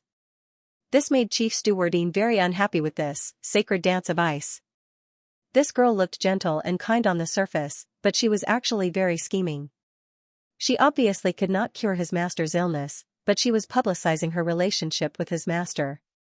Chief Stewardine frowned and said coldly, Wang Gue, are you sure you didn't register the wrong person? Is this sacred dance of ice really the person who drew those 50 talismans? Hearing this, Steward Wang trembled and said shakily, No, I didn't register the wrong person. Those 50 talismans were submitted by Miss Sacred Dance of Ice. At this point, even if he regretted it, he had to grit his teeth and continue lying. Huh. Chief Stewardine sneered, then your talisman drawing skills have regressed too much. Lu Ruoxuan did not expect Chief Stewardine to be so merciless. She could not help but turn pale, and her body swayed. Who knew that Chief Steward Yin's next words would push her deeper into the abyss? Also, Master has always been low-key. He does not like people using his name to do things, not to mention those who swindle and deceive people in name only. Miss Sacred Dance of Ice, if you still cannot draw a 3rd grade talisman, I will make a public announcement in Tianguang Ruins that your mountain-breaking sect has nothing to do with my Yin family. Humph. After saying this, Chief Stewardine flicked his sleeves and left. Lu Ruoxuan was left standing on the spot in a daze. Her body was trembling and she was on the verge of fainting. Brother Steward. She looked at Steward Wang with a sobbing tone. What should I do now? You're asking me what to do? I still want to know what to do. Manager Wang said hatefully, who asked you to be so useless? It's been so many days and you actually can't even draw a 3rd grade talisman. Lu Ruoxuan's body swayed again. She suddenly raised her voice, Steward Wang, it was clearly you. It was clearly you who asked me to pretend to be that person. I said it before, I can't draw a 3rd grade talisman. Humph, you speak as if you and the mountain-breaking sect did not gain anything from this. Manager Wang's gaze was gloomy and ruthless, and his fat face trembled savagely. I'm warning you, either you draw a 3rd grade talisman for me right now, or you find a third-grade talisman that the Lord won't be able to see through and hand it over to the Lord. Otherwise, if you implicate me and cause me to lose my clan job, I'll surely make you suffer the consequences. Listening to Steward Wong's heartless words and recalling the sweet words he used to persuade her to impersonate him, Lu Ruoxuan felt as though she had been struck by lightning. But when she arrived at the shop, she discovered that the number of people lining up to buy talismans had decreased by more than half. "Senior, what's going on?" The senior from the mountain-breaking sect sighed. "Junior Xian, you still don't know? That, old man's number one under heaven, shop, the shop where young Master Yun Shao appeared that day, is now selling talismans. Their daily supply is greater than ours in 3 days. Moreover, their stores even have grade 3 talismans for sale, and those grade 3 healing talismans are even sold for 1,000 crystals, and there are still people fighting to buy them. In this way, the customers in our stores are naturally thinned out." Lu Ruoxuan's eyes lit up when she heard this. Third-grade healing talismans? That shop really sells third-grade healing talismans? Do you know which famous master drew them? I heard that it wasn't drawn by a talisman master, but by a young girl in that shop, who is also the shop owner. Humph, that young girl is only 18 or 19 years old, younger than you, Junior Xian. How could she draw third-grade talismans? However, Lu Ruoxuan did not hear a single word of what he said. Her mind was only reverberating that the shop sold third-grade healing talismans, and it wasn't drawn by a famous master. If she bought it and gave it to Master Xianxia. Lu Ruoxuan's heart was agitated, and she could not wait a moment longer. She hurried to the old man's number one under heaven shop. "I want to buy third-grade healing talismans." The person in charge of the shop today was the 4th senior sister, Ling Yuma. There was also the young girl, North Sunflower Xiangyuan, who was kidnapped by Luo Yu to help in the shop. Hearing this, she raised her eyelids. "It's sold out. Please come early tomorrow." "What? It's sold out?" Lu Ruoxuan screamed. "I am willing to pay 3 times, no, 5 times the price. How about you sell me tomorrow's portion first?" Ling Yuma sneered. "Don't you know that my junior sister said that the rules of the old man's number one under heaven shop are dead, and no one can change it? What the hell are you?" Suddenly, Ling Yuma's voice paused, and she looked at her face. "Wait a minute, you are the earth-breaking and sky-shocking?" Today, Lu Ruoxuan, in order to not let others know that she had come to buy a third-grade talisman, deliberately concealed the 4 glittering silver words, "dancing like ice." Now that she was recognized, she felt a little uneasy in her heart, but thinking of her current fame, she still revealed a beautiful and proud smile. "Yes, I am, Sacred Dance of Ice. As long as you sell me the third-grade healing talisman today, I can advertise your shop for free. I was chosen by Master Xianxia. If I advertise for you, your business will definitely flourish." Before Lu Ruoxuan could finish her sentence, Ling Yuma had already slammed the table and stood up. While pulling out his sword, he shouted at the top of his lungs, Barbarian Bull, second martial brother, quickly come out. That vixen that junior sister hates the most is here, hurry up and come out to beat her to death." A tall and sturdy figure rushed out from the back of the shop. He held a huge hammer in his hand and roared, I'm here.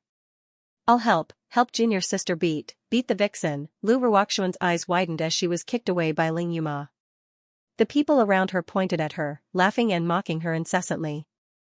Lu Ruoxuan's body trembled as tears streamed down her face. "You guys are too much. I'm only here to buy talismans. Why are you treating me like this? What did I do wrong?" Ling Yuma placed her hands on her hips and sneered, "I hate people like you who cry and pretend to be pitiful. Isn't your earth-shattering store very powerful? Don't you know how to draw talismans? Why are you here to buy talismans? Don't say that junior sister doesn't like you. I've already made it clear that all the talismans in this store can be sold to anyone, but not to the mountain-breaking sect. Even if junior sister didn't say anything, I would still beat you up every time I see you. I'm warning you, don't ever appear in front of me again. Otherwise, even if my popularity points go into the negatives, I will beat you up until your parents can't recognize you. Get lost." The crowd couldn't help but laugh. "Yeah, isn't the earth-shattering store very powerful? Why are their talismans so expensive? Why did they come to our number one store? Don't tell me they bought the talismans for Master Xianxia from our #1 store? That's right, that's right. I heard that Master Xianxia wanted a 3rd grade talisman. He couldn't draw this dancing iced flowers, so he came to our #1 store to buy it. This is really shameless. Get out of our #1 store. What dancing iced flowers? Our Yap Lianchen's talismans are the best. Get lost. Lu Ruoxuan couldn't hold it in anymore. She covered her face and fled the street while crying. Almost at the same time, a 3rd grade talisman was presented to Manager Yin. This is a 3rd grade healing talisman? The servant bowed. I spent 1,000 crystals to buy it from a shop called Master is #1 in the world. Manager Yin frowned and looked at the servant. You should know that a normal 3rd grade healing talisman is useless for Master's injuries. The servant nodded. I know, but I can guarantee that this 3rd grade healing talisman is the same as the one that Master used before. It's definitely useful. Manager Yin's eyes lit up, and he suddenly stood up. Could it be that the dancing iced snow has finally drawn a grade 3 talisman?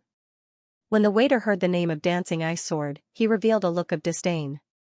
Director, the 51 talismans, including the grade 3 healing talisman, were not given by Lu Ruoxuan at all. Instead, it was the young girl from the old master's #1 under the heavens shop named Ji Liangchen. What did you say? Director Yin roared in disbelief. Explain everything clearly. It turned out that the manservant's name was Luo Peng. He was the manservant that followed beside Manager Wang that day and was in charge of registration. No one knew better than him who exactly had sent those 51 talismans. Luo Peng told him about how Mu Yan had offended Steward Wang that day, and how Steward Wang had Lu Ruoxuan act as Mu Yan's substitute. Director Yin couldn't believe his ears. Wang Gui was simply too daring. He actually dared to disregard the master's illness. Why did you only tell me about this now? When young Master Yun Xiao was in charge of the shop and there was news of the priceless mutated 3rd grade talisman in the shop, I rushed over to check and found out that it was the lady from that day. Steward Yin's face turned pale as he clenched his fists tightly. There seemed to be a raging fire burning in his eyes. I'll give this talisman to Master to try first. If it really has the same effect as the 3rd grade healing talisman that day, you'll definitely benefit from it. As for Wang Gui and Bing Rua's savage dance, if it's proven that they're imposters, hee, a murderous look flashed across Steward Yin's face as he turned and left in a hurry. Luo Peng heaved a sigh of relief as he looked at Steward Yin's departing figure and revealed a carefree smile. Wang Gui used his position as a steward to punish and beat them all day long. Luo Peng had long wanted to take revenge but he didn't dare to and didn't have the chance. This time, Wang Gui was courting death. He couldn't be blamed. Luo Peng rolled his eyes and quickly found someone he was familiar with. He said in a curious and shocked tone, have you heard? Bing Rua's savage dance wasn't the one who gave the healing talisman to Master. In fact, the talisman that Master appreciated was Miss Ji Liangchen from the Master is #1 under heaven shop. In just a day, the news that Bing Rua's savage dance wasn't the talisman Master that Xianxia appreciated spread throughout the lower 3 districts of Tianguang ruins. Jiang Dehai went straight to Tianguang ruins to find Lu Ruoxuan and said sternly, what's going on? Did Master Xianxia take a liking to you? Lu Ruoxuan's face was pale and her body was on the verge of collapse. She gritted her teeth and said, Master, it's true. I really gave Master Yin a healing talisman and Master Yin praised me personally. Those rumors were spread by that one-star shop and Yi Liangchen to slander me. Master, you mustn't believe it. Jiang Dehai frowned. Then why didn't you draw the 3rd grade talisman? Lu Ruoxuan lowered her head as tears dripped down. I'm sorry, Master. I'm useless. But a 3rd grade talisman really isn't something that I can draw immediately. I don't want my paintings to be worse than before and disappoint Master Yin. No matter what, this matter has already affected the reputation of the mountain-breaking sect. Jiang Dehai said in a low voice, you better draw a grade 3 healing talisman as soon as possible so that Master Yin can give that grade 6 spirit weapon to you. At the very least, you should clarify the rumors. You cannot allow this matter to affect the reputation of the mountain-breaking sect and the business of the store. With that, Jiang Dehai left the Tianguang ruins. Lu Ruoxuan was left alone with tears streaming down her face. Thinking that Yi Liangchen was the one who gave Xianxia the healing talisman, Lu Ruoxuan's kind and weak face showed a touch of resentment and hatred. That Yap Liangchen was too much. That day at the restaurant, he humiliated her and even refused to let her buy a third-grade talisman. Now, he even wanted to take away the honor that belonged to her. What right did she have? No. No, Master Xiao had taken a fancy to a young genius talisman master. All of this glory belonged to Lu Ruoxuan. She would never let Yi Liangchen take it away from her. Tianguang Ruins, evening. The practitioners around the square quickly recognized that it was the Bing Rua Bo Wu. Lu Ruoxuan, who appeared on the cloud tower, had dressed up meticulously. Her small face was pale and sorrowful, but she didn't look haggard at all. Instead, she looked even more lovely and pitiful. After she appeared, she opened her mouth as if she wanted to say something. However, tears were already flowing down her cheeks. I'm sorry. I didn't want to use this method to clear my name. But I really had no choice. I can disregard my own reputation and benefits, but I can't let my sect's reputation be tarnished. She sobbed as she spoke. She looked delicate and sorrowful. Soon, many male practitioners wanted to protect her. Isn't that Bing Rua Bo Wu? She's so pure and kind. Who's so cold-hearted that they wouldn't even let such a pure and kind person go? Don't be afraid, Rua Bo Wu. We'll protect you. Rua Bo Wu, tell us quickly. Who bullied you? Lu Ruoxuan seemed to be in a place where she could hear everyone's voices. She showed a grateful expression and said softly, thank you for your love for Rua Bo Wu. Rua Bo Wu will never forget your kindness. Then, she regained her sorrowful expression. I've never offended that person.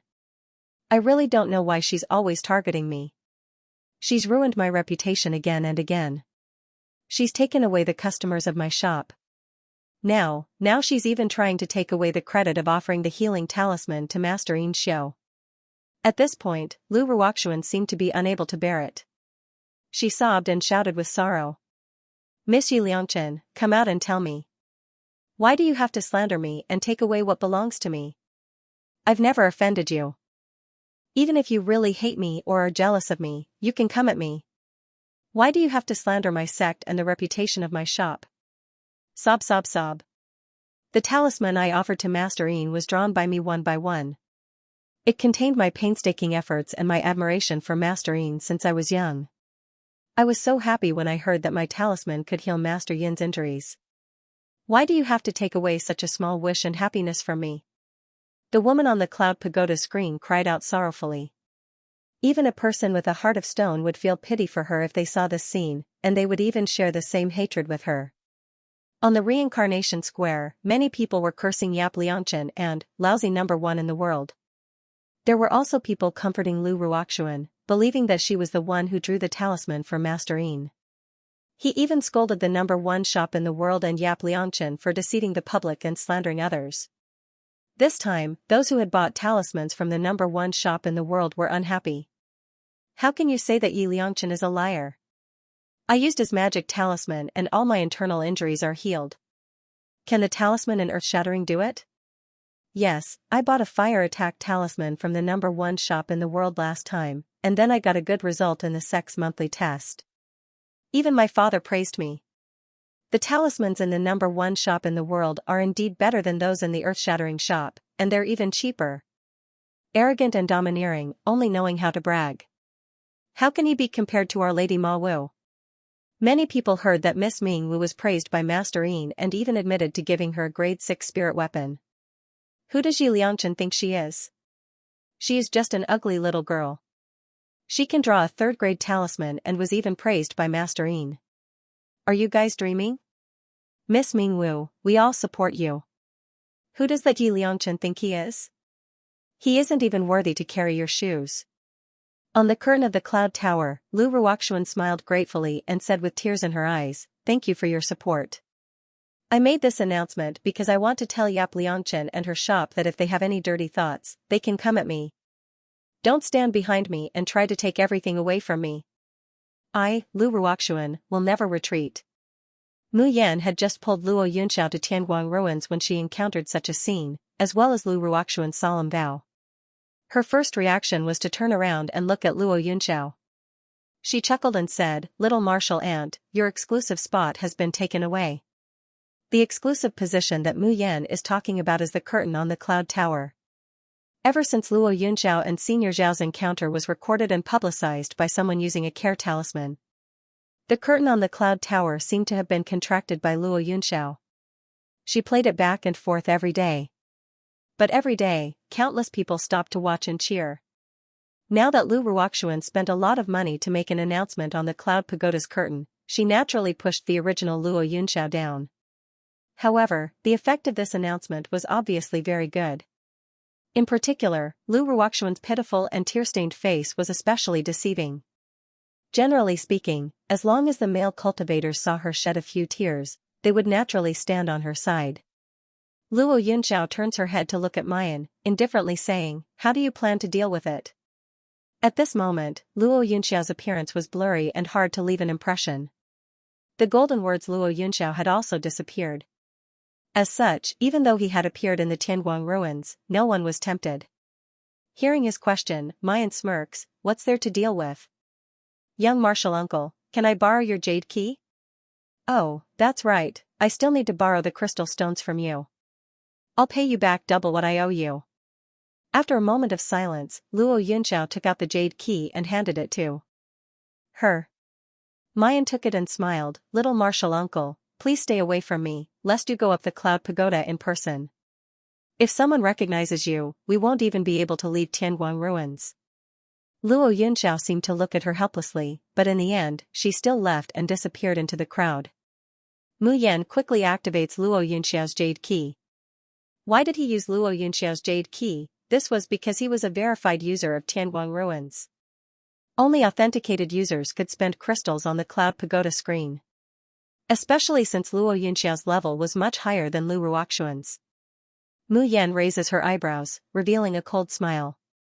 On the curtain of the cloud pagoda, Lu Ruoxuan was still speaking in a soft voice, swearing that she looked forward to meeting Master Yin, how her talent in drawing talismans was praised by Master Yin, and how grateful she was to the people who supported her. Seeing more and more people supporting her in the square, some people even shouted that they would no longer buy talismans from the #1 shop in the world, and would only buy earth-shattering talismans. However, in the next second, Lu Ruoxuan's smile froze on her face. She discovered that her beautiful and delicate image had disappeared from the cloud tower high up in the sky, the place where everyone's attention was focused on. What replaced it was the face of Yap Liangchen, which could only be considered as a pretty face. However, even though it was a pretty face, when she laughed, her eyes seemed to be lit up by something. A kind of soul-stirring aura, and an aura that looked down on the world suddenly bloomed on that pretty face of hers. The square became silent for a moment. No one knew if they were surprised by this sudden change, or if they were shocked by the aura of the girl on the screen. Then, they heard a voice that sounded like the sound of nature. "Lu Ruoxuan, what the f***ck are you trying to say after crying and blindly making gestures for half a day? Your talisman drawing ability is better than mine? I, Yap Liangchen, am pretending to be you? Stealing the guest of the mountain breaking school? Heh, it is very simple. Whose talisman drawing ability is better, who is a fake, and who is the real talent, wouldn't it be clear at a glance after a competition?" The girl on the screen curled up the corner of her lips. Her smile was getting more and more carefree, but it was also full of sarcasm. "Tomorrow morning, you and I will compete in drawing third realm talismans in this square. Lu Ruoxuan, if you don't dare to come, then you can forget what you said about me and the world's #1 shop. One word. One word. Swallow it back." Dead silence. It was a dead silence. Then, there was a huge wave of noise and cheers. "Ah, Yap Liangchen is so powerful. Ha ha ha, Yap Liangchen is right. Why are you talking so much nonsense? Why don't we just compete in drawing talismans? Lu Ruoxuan, and earth-breaking and sky-shocking, do you dare to compete? Do you dare to compete?" The whole square was filled with shouts of "Do you dare to compete?" Lu Ruoxuan was hiding in the corner, holding her jade key. Her face was pale, her body was shaking, and her eyes were full of despair. On the square, the shouts of "I am the world's number one" had completely overwhelmed the shouts of Lu Ruoxuan's supporters. Luo Yunxiao was standing in the crowd who were shouting Yi Liangchen's name. She was looking at the lively and flamboyant girl on the screen. His eyes were bright and the corners of his mouth curled up into a faint smile. That was a person who, no matter how he looked, no matter where he was, couldn't conceal his brilliance. It was like the most blazing sun, so warm, so resplendent, so desirable. However, once one got close, it would turn one into ashes, consigned to eternal damnation. The next morning had not yet arrived, but the entire reincarnation square was already densely packed with people. Everyone from the Xiaoyao sect, including their master and Luo Yunxiao in disguise, went to the Tianguang ruins. To put it nicely, the entire sect was mobilized to support little junior sister. 7 in the morning had passed, but Lu Ruoxuan had yet to appear. Luo Yu sneered and said, "Yesterday, some people were in tears and said beautiful words, but today, they don't even dare to accept the challenge." The supporters of the number one shop in the world immediately became arrogant. They laughed loudly and ridiculed Bing Ruoxuan as an embroidered pillow who only knew how to cry. Lu Ruoxuan's supporters were angry, but Lu Ruoxuan ran away, leaving them no room to support her. Lu Ruoxuan finally arrived when it was past midnight. Seeing Mayan, she immediately scolded, "Yi Liangchen, it's all because of you that junior sister Xian was frightened and had a fever last night. But in order to accept your challenge, she had to come even if she was sick. If anything happens to our junior sister Xian, the mountain-breaking sect will not forgive you." Pfft. She had a fever last night because of the challenge. Lu Ruoxuan's illness came at the right time, isn't it? Hearing Luoyu's mockery, Lu Ruoxuan's body swayed. There was no trace of blood on her face. She indeed looked very sick. Her voice was hoarse, and she said with a sobbing tone, "Yi Liangchen, my body is weak today. I already knew that I would lose to you, but I will not run away." Mayan waved her hand and interrupted her, "Nonsense, wait until you lose to me." Lu Ruoxuan choked. She almost couldn't maintain that weak and stubborn expression. She knew that she had no choice but to accept the challenge today. Otherwise, the mountain-breaking sect and Lu Ruoxuan would become the laughingstock of the entire Tianguang ruins. But she also knew that she couldn't compare to Yi Liangchen. She had already heard that someone had personally seen Yi Liangchen draw a third-grade talisman. Helplessly, Lu Ruoxuan could only come up with this method of pretending to be sick. "It's not that I can't compare to you, I just happen to have a weak body. Even if I lose to you, it's not because I'm weaker than you." She was already prepared to deal with all kinds of mockery and questions. Who knew that this Yi Liangchen wouldn't play by the rules? He actually said that he would let her lose first. Lu Ruoxuan almost broke her teeth from gritting them.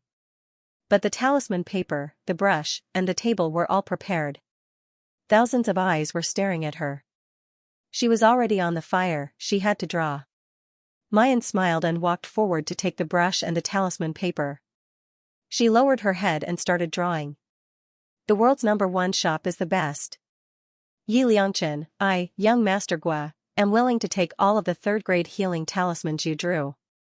Yi Liangchen, don't be nervous. Draw slowly, we all believe in you." Mayan's encouragement could be heard from time to time in the reincarnation square. However, they had only shouted a few words when Mu Yan stopped her brush and casually pressed the completed talisman on the testing stone. The testing stone immediately lit up with a dazzling light. Everyone at the reincarnation square was dumbfounded. "You're done?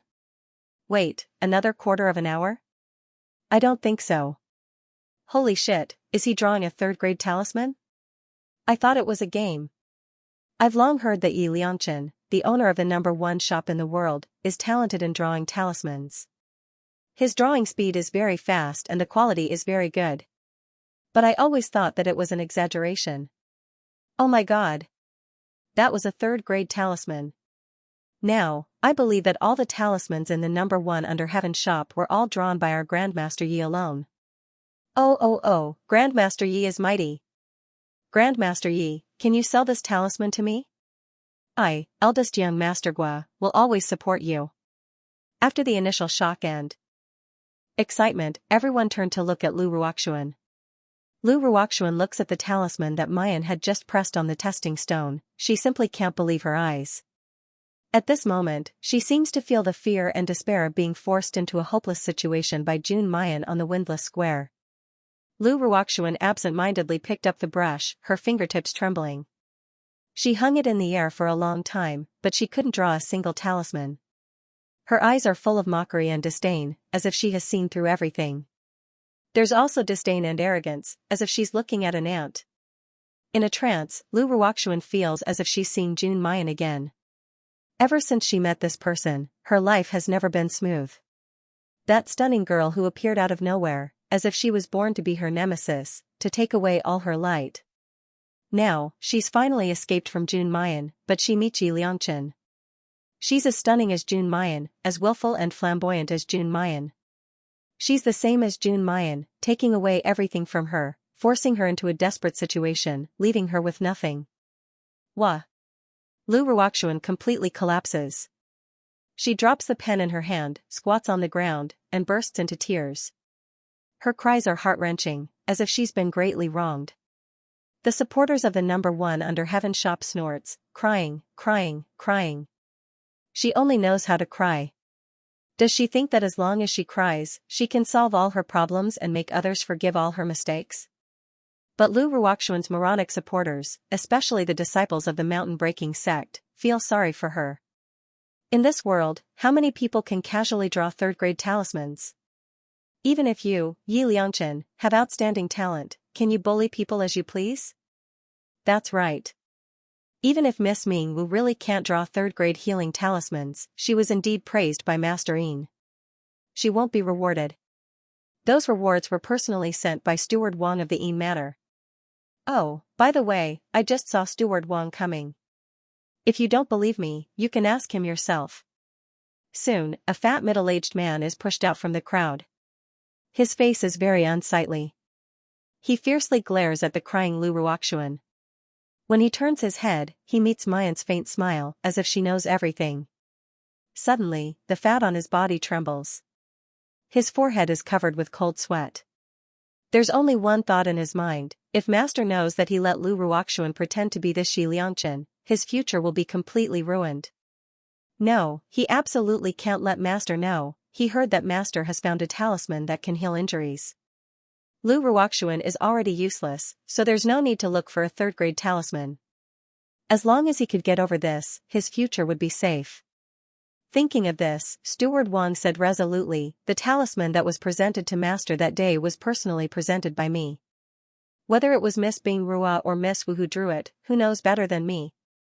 Master's health improved after using the talisman drawn by Miss Ma Wu. This is absolutely true." Immediately after, he coldly looks at Mayan and says in a stern voice, "Where did you come from, little rascal? Relying on your little talent in drawing talismans, you actually dare to impersonate Miss Ma Wu and steal her credit. A sinister and evil person like you actually wants to have a relationship with Master. This is simply unforgivable. Guards, go and report to the district master of the 3 lower districts. Tell him that Yi Liangchen and Laozi is the number one in the world store are frauds and slandering other stores. As the steward of the Yin family, I suggest that the ward master erase their popularity points and expel them from the Tianguang ruins."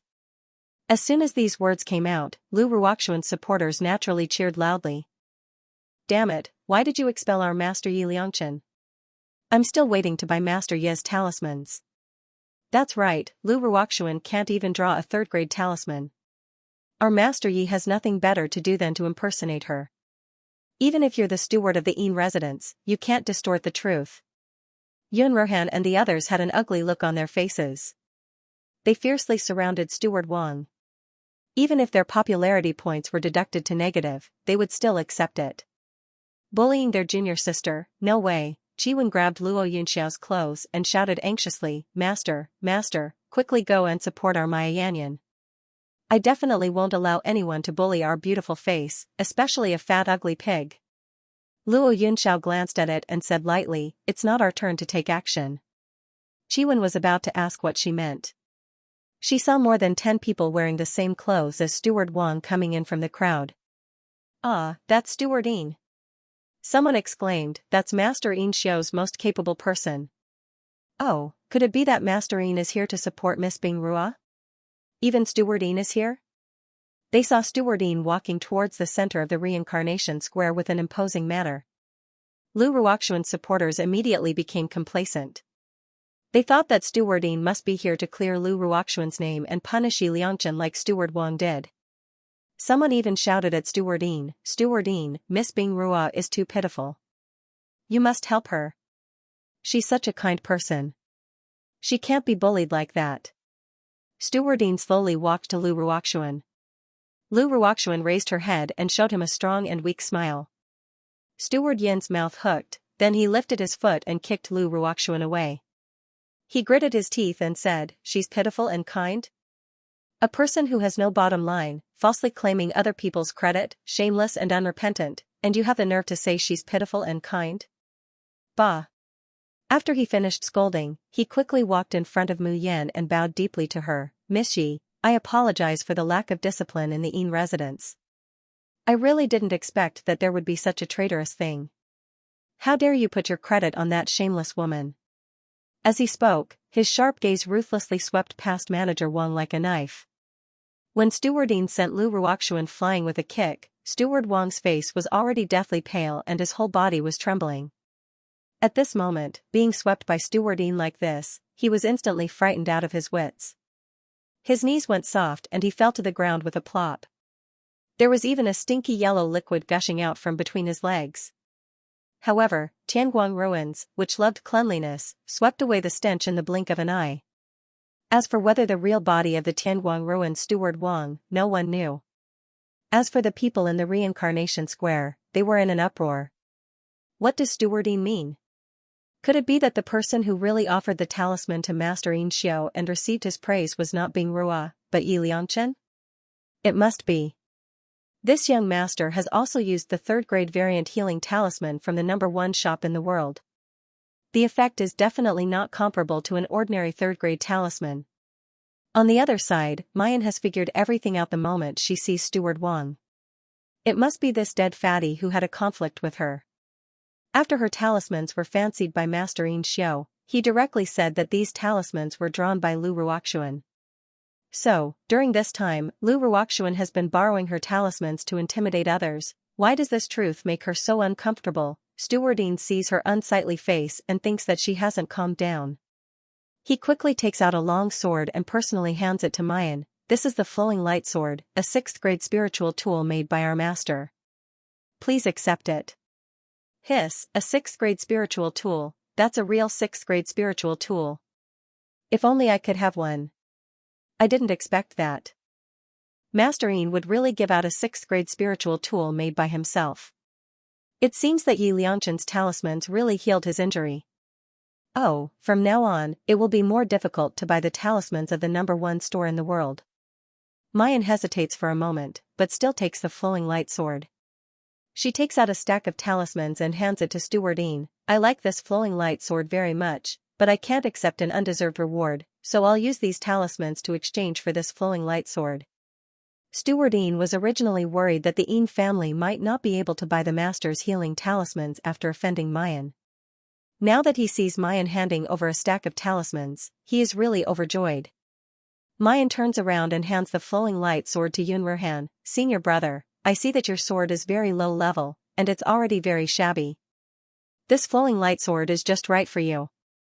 Yun Ruhan suddenly widens her eyes. "No, you can't, junior sister, this is your sword." Mayan smiles lightly. "You forgot, I have my 7 absolute swords, I don't need other weapons." In fact, her Tian Mo Qin can change into any kind of weapon in the world after it's repaired, and it's not limited to the 7 absolute swords. According to Qi Huang, the Tian Mo Qin is a supreme holy object that can only carry the shoes of a heavenly holy object. What's a 6th-grade spiritual tool? She doesn't put it in her eyes at all. Okay, Yun Ruhan's eyes slightly redden, and she finally reaches out to take it. She only says one sentence, "Thank you." Chief Steward Yin gave out the spirit tools and took the healing talismans before turning to face Lu Ruoxuan and Steward Wang. "Wang Gue, you deceived your superiors and your subordinates.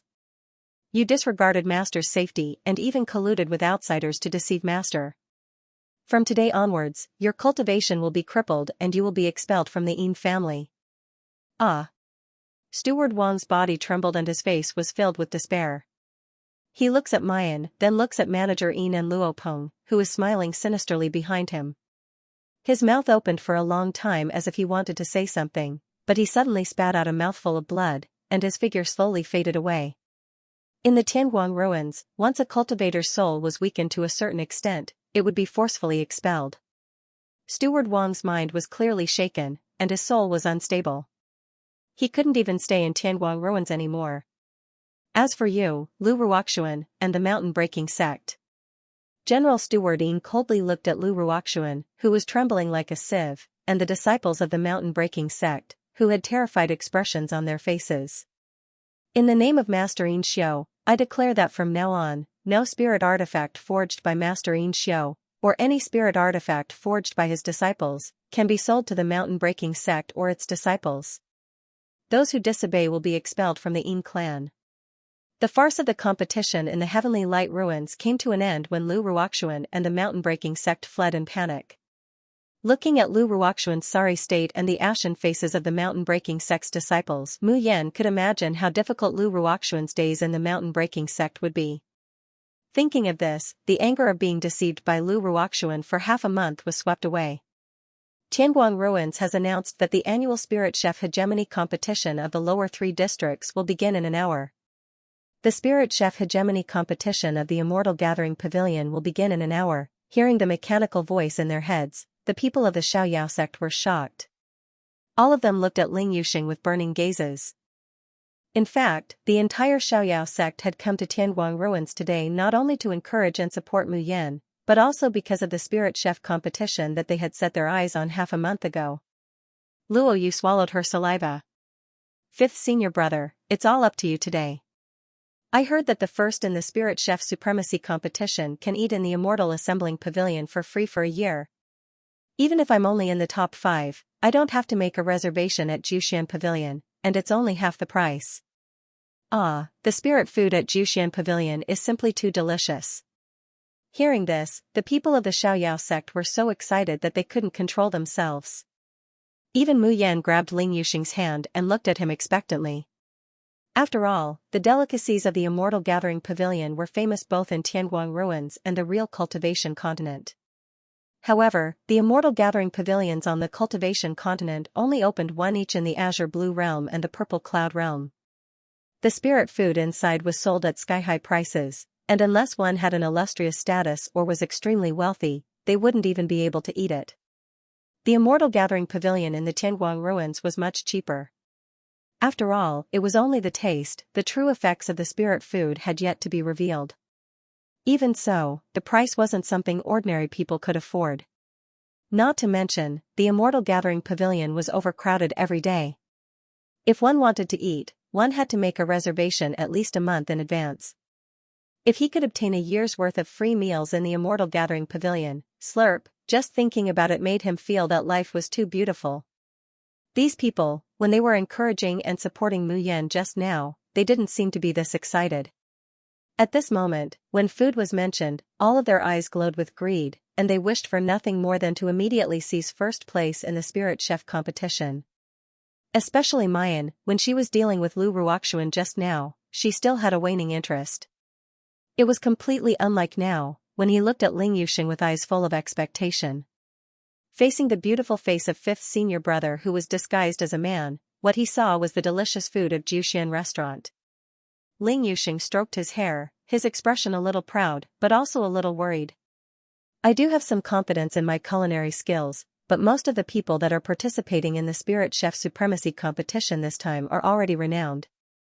It's even to the extent that Qin Miaoling, who's called one of the top 10 beauties of Tianguang Ruins, and Jiang Yi, who's known as the gentleman chef, are participating. Whether or not we can win in the final competition isn't completely based on our skills, but also the support of the Xiaoxia. It will be difficult for me to defeat these two fellows. Mayan's eyes turned to look at Luo Yunxiao, who's hiding her true appearance. She says with a beaming smile, "Young martial uncle, why don't you go and support 5th brother?" Luo Yunxiao's cold gaze swept over him. Don't push your luck. Ha ha ha, how can this be considered as being insatiable? Mu Yan smiled like a little fox that had stolen a fish. Junior martial uncle, don't be so stingy. Look, you just have to go up and stand next to fifth senior brother. You don't even need to say a word. Those crazy fans of yours will definitely vote for fifth senior brother without thinking. Otherwise, you can participate in the spirit chef competition as well. There's utterly no need to compete in culinary skills, and you only have to rely on your face to sweep through all your opponents. This way, we can have a free meal for the whole year. Hearing this, the people of the Xiaoyao sect nodded in their hearts. However, due to Luo Yunxiao's usual tyrannical behavior, he could only desperately hold it in. But in his heart, he kept praising, Junior sister is mighty. Only you have the guts to make such a request to Junior martial uncle. Mu Yan happily awaits Luo Yunxiao's reply. Unexpectedly, Luo Yunxiao turned her head and looked at her for a while before throwing a chilly remark at her, stop laughing. It's too ugly. Mu Yan's expression immediately froze. Hey, even if you're Junior martial uncle, you shouldn't make such a personal attack. How was she ugly? Even if it was lowered by 100%, she was still a delicate little beauty. Before Luo Yunxiao could speak, a small head popped out from the side and screamed at the top of its lungs. Ugly, too ugly. Beauty, beauty, how can you hide your peerless beauty? If you had used your true appearance, you would have long surpassed the top 10 beauties of Tianguang ruins. There would have been no need for Master to make a move. However, even if you're not beautiful enough now, I won't despise you. Come quickly, give this lord an incense. As Chiwen shouts, she pouts and pounces towards Mu Yan. Mu Yan has long been used to being teased by this perverted spiritual pet. She smiles and pushes it away. But who knew that this time, the cheek kiss was a diversion? On the surface, he pretends to kiss Mayan, but in reality, he's throwing himself at Mayan. Mu Yan was caught off guard. She leaned back to dodge, but her feet staggered and she could no longer stand firm. However, the expected scene of being taken advantage of by the Chiwen or falling to the ground did not happen. Mu Yan only feels an aura that's as cold bamboo hitting her face. Immediately after, his body was half pulled into a slightly cold embrace. Aoo Chiwen fell to the ground and screamed. Master, you forgot your spiritual pet when you saw me. However, Mu Yan was startled. Only now did she realize that she was actually in Luo Yunxiao's embrace. Even if it was little martial uncle, this distance was too close. Moreover, that pair of eyes was very close. Usually, when seen from afar, he was calm and indifferent. At this moment, it was as deep as the sea, and there were even scorching waves surging within it like lava. With just a glance at those eyes, it was as if even one's soul would be devoured, consigned to eternal damnation. Mu Yan frowns and is about to break free from Luo Yunxiao's embrace. Suddenly, his hand tightened, and his body was pulled back a few steps. Mayan lowers her head in a daze. The first thing she sees is a pair of fair and tender hands. Those hands are small, belonging to a young child. But at this time, the way he's tightly holding her hand seems to be full of overbearingness and possessiveness. But these big eyes that were as beautiful as blue obsidian were filled with unconcealable anger and jealousy at this moment. Mu Yan finally realized who it was. Emoju? Why are you here?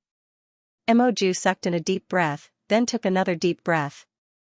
Damn it, if I didn't come, my wife would have been snatched away by someone else, but in the next instant, Emoju lowered her long eyelashes and reached out to hug Mu Yan's thigh. In a low voice, she said, I want to see you. Mu Yan's soul returned to her body, and her heart softened at the sight of the little boy clinging to her. She had always thought that meeting Emoju was nothing more than a dream, but it turned out to be real. She couldn't help but think of Xiaobao when she saw Emoju. If Xiaobao were still by her side, he would surely be like Emoju, sticking close to her despite his cold demeanor. He wouldn't want to be separated from her for even a second. Junior sister, who's this child? Yun Ruhan asked curiously. Luo Yu's eyes were sparkling, and even her cute dimples and sharp canine teeth were revealed. Sixth senior sister, he's so cute and pretty. Can I hug him? Humph. Emoju turned her head away, hiding her murderous intent in the shadows. Foolish mortal, you want to hug me? Not even in your next life, moreover, he's an emperor, how could he let anyone hug him, are you kidding me? Mu Yan smiled and patted Emoju's head. This is my son. Pfft. Bang.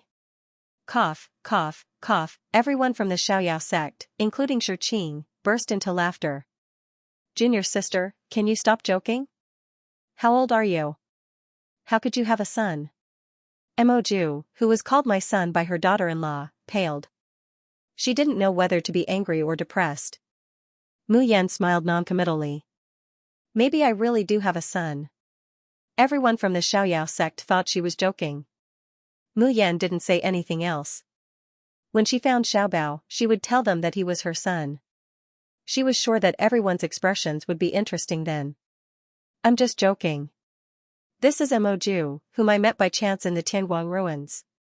Emoju, this is my master, junior uncle, and my fellow disciples. Mu Yan introduced everyone once. Emoju's cold gaze swept over the crowd. The person in front of him was clearly just a child of 5 or 6 years old. However, when those disdainful, cold blue eyes stared at them, the members of the Xiaoyao sect, including Shi, couldn't help but shiver. Especially Ling Yuxing, who is still holding on to Mu Yan's arm like a good friend. He even feels that the part of his arm that touched Mayan seems to be burning. He was so frightened that he hurriedly loosened his grip. Luoyu, who had just thought that Emoju was cute and wanted to give her a hug, felt a chill run down her spine. Heavens, where did this child come from? She was clearly so beautiful and cute, like a fairy, but why were her eyes so scary? Emoju's unfriendly gaze swept across the crowd. He would never admit that it was because he was jealous that they could always be by Mu Yan's side that he was especially unhappy. In the end, his gaze descended onto Luo Yunxiao. Coincidentally, Luo Yunxiao also looked over. He finds every man who approaches Mayan an eyesore. But Emoju's intuition tells her that this pretty boy is the most dangerous. The two's eyes meet and separate in the air. Emoju turns her head and reaches out to Mayan with a taut face. Mayan stares blankly, then she can't help but laugh. Oh, this little Emoju wants to be hugged. Although the little boy in front of her looks mature, cold, and imposing. But in fact, he's just a child who longs for a warm embrace. He's exactly the same as her family's cute Xiaobao. Mayan reaches out and picks Emoju up. Emoju immediately hugs her neck, pressing her face tightly against Mayan's fragrant neck. Then, she glances at Luo Yunxiao with a cold, overbearing, and possessive gaze. It was obvious that it was declaring its ownership. As for the Dijun's dignity, it can't be hugged, what is that? Can it be eaten? Sixth sister, he seems to be very attached to you. Luo Yu holds her face and giggles, I think the picture of you hugging him is very beautiful, just like a painting. Emoju glances at Luo Yu, this is Yinyan's junior brother? Humph, his eyes are not bad. Ling Yuma, who is at the side, butts in, hee, I think the picture of little junior sister and little martial uncle standing together is more pleasing. Before she can finish speaking, she feels a chill on her body, and she can't help but shiver. She can't say the next sentence. Luo Yunxiao suddenly looks at Mayan and says unhurriedly, it's almost time, don't you want the reward for the first place? Mayan jokes, of course I want it, but if little martial uncle doesn't help, we can't get the first place even if we want to. Luo Yunxiao stares at her for a moment, then turns around and leaves. Master. What are you going to do? Chiwen bounces to catch up with Luo Yunxiao, don't tell me you're really going to participate in the Spirit Chef Hegemony competition for the sake of beauty. Ha, Chiwen, don't joke around, how could little martial uncle participate in the Spirit Chef Hegemony competition? That's right. Little martial uncle has been invited to the gilded banquet held by the Purple Cloud domain every year, but little martial uncle has never disdained to participate. You actually think that he will participate in the Spirit Chef competition, ha. This joke is too funny. Chiwen's slender body bounces in the air. She looks back at Mu Yan and lets out a wretched laugh, let's wait and see. Everyone laughed and joked around as they followed, discussing how to raise Ling Yuxing's ranking along the way. Mu Yan followed behind with Emoju in her arms, walking leisurely. Noticing Emoju's tense expression, he couldn't help pinching her smooth cheeks. What's wrong? Are you unhappy? Emoju looked at her expressionlessly. Mayan has an inexplicable feeling of palpitation, and the action of pinching his face also stops. Although this Emoju is very similar to Xiaobao. However, the aura emanating from his body made her feel a chill in her heart. Emoju said slowly, "You want to win the first place in the Spirit Chef tournament?" Mu Yan smiles and says, "Yes, but it's not that easy." She pauses, looking a little lost and absent-minded. It's said that the Jiuxian restaurant's spiritual food is top-notch. I want to taste it and see if it's similar to his cooking. Who? Is it that pretty boy? Emoju's voice suddenly rises. Emoju stretches out a small hand, murderously pointing in the direction Luo Yunxiao left. Mayan bursts into laughter. "What gigolo? Brat, you have no manners at all. This is my little martial uncle." Saying that, she even slaps his little butt.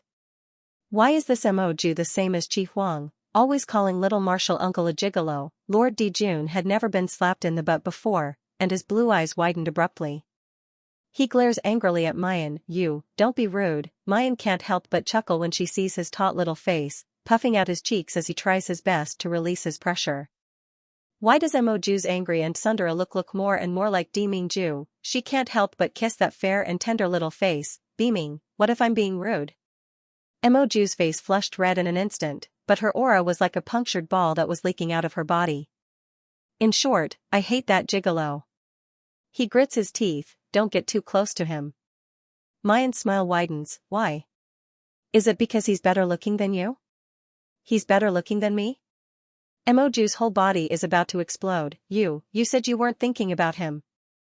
Benjun's appearance is unparalleled under the heavens. How can a mere gigolo be better looking than Benjun? Jun Mayan, have you gone blind, or do you want to climb the wall? Emoju was about to explode. If he was in Di Mingju's body right now, he would definitely need this woman in his arms and ruthlessly punish her. He would let her know who was the best looking. Mayan stares blankly at his angry accusation, then bursts into laughter. Did you think the person I was talking about was little martial uncle? How could that be? I've never even seen little martial uncle cook before. She is silent for a moment, the smile in her voice vanishing, leaving only tenderness and a touch of sadness. I was talking about my fiancé. When he was by my side, he would cook for me all kinds of delicacies. His cooking skills were very good. No matter how ordinary the ingredients were, they would become delicious delicacies in his hands. I was born without any talent in cooking. Later on, I was forced to separate from him. Since then, I have never seen him again, and I have never tasted that delicacy again. Mu Yan's voice was light and faint, but it was as if she was holding a rare treasure, gently protecting it and carefully recalling it. She didn't notice that the anger on Emoju's face had long since disappeared. It was completely replaced by a burning passion that seemed to overflow. His hands were clenched into fists, and his veins were visible. Her long eyelashes drooped, concealing the surging pain and longing in her blue eyes. You want the prize for first place in the Spirit Chef competition? How about I help you get it? The child's voice was crisp and tender, but it carried an undeniable hoarseness. Mu Yan snapped out of her reverie. When she saw Emoju's resolute expression, she couldn't help but burst into laughter. Forget it. With your small physique, you might not even be able to pick up a spatula. This time Emoju didn't get angry. Instead, she wrapped her arms around Emoju's neck and whispered into her ear, "No, as long as you want it, I'll give it to you." Mu Yan's heart suddenly jumps. But before she could react, Emoju has already broken free from her embrace. Grabbing her hand, they head towards the direction of Jiuxian Pavilion. Wait a minute, why do I have the illusion that I'm being dominated by Emoju, but also being spoiled? Is she missing Di Mingju so much that she's in a trance? When Mayan and the others arrived at the Jiuxian Pavilion, the entire restaurant was already packed with people, rubbing shoulders with one another. Wasn't it said that the Immortal Assembling Pavilion will first carry out an elimination of the spirit chefs that have registered to participate and select 10 spirit chefs with superb craftsmanship, and then they'll only allow these 10 spirit chefs to make an appearance to carry out the true spirit chef competition? How come so many people have gathered at this hour? Yun Ruhan sighs. Every year when Jiuxian Pavilion holds the spirit chef competition, there are countless people who come to watch and taste the spirit food. Many people have come early to reserve a spot. Luo Yu says with a bitter face, I was thinking that if I could enter the innermost part, I might be able to cheer for fifth senior brother. Shi Qing's eyes turn, he glances at Mayan and suddenly shouts, Yi Liangchen is here, whoever wants to buy a third-grade healing talisman, just change places with us, and you can reserve it in advance. Mayan, the surrounding crowd is quiet for a moment, then immediately shouts rise and fall. I'll change. I'll change. My position is good. Grandmaster Yi, my position is not good, but I only want second-grade talismans. Thus, after a quarter of an hour, Shi Qing promises to give out 10 variant third-grade talismans, and the Xiaoyao school people's seats are switched to the innermost part. Mayan's mouth twitches, Master, you can't cheat your disciple like this. Shi Qing is all smiles as he grabs his beard, unspeakably proud, how can this be called cheating my disciple? Isn't the idea this master came up with not good? Now, we can cheer for your fifth senior brother. I'm so nervous. I don't know if fifth senior brother can enter the top 10. Definitely not a problem, fifth senior brother's spirit food is so delicious, especially that 100 li xian. It's really the best thing I've ever eaten. Hey, where's junior master? Why haven't I seen him? Yun Ruhan smiled and said, little martial uncle hates crowded places the most. He must have left long ago. Mu Yan was also looking around for Emoju. From the moment they entered the Immortal Gathering Pavilion, Emoju had broken free from her grasp and disappeared without a trace before she could react. However, Mu Yan already had the experience of his sudden disappearance last time. She guessed that he might have left Tianguang ruins for something, so she didn't take it to heart. Meanwhile, the surrounding crowd was in a heated debate.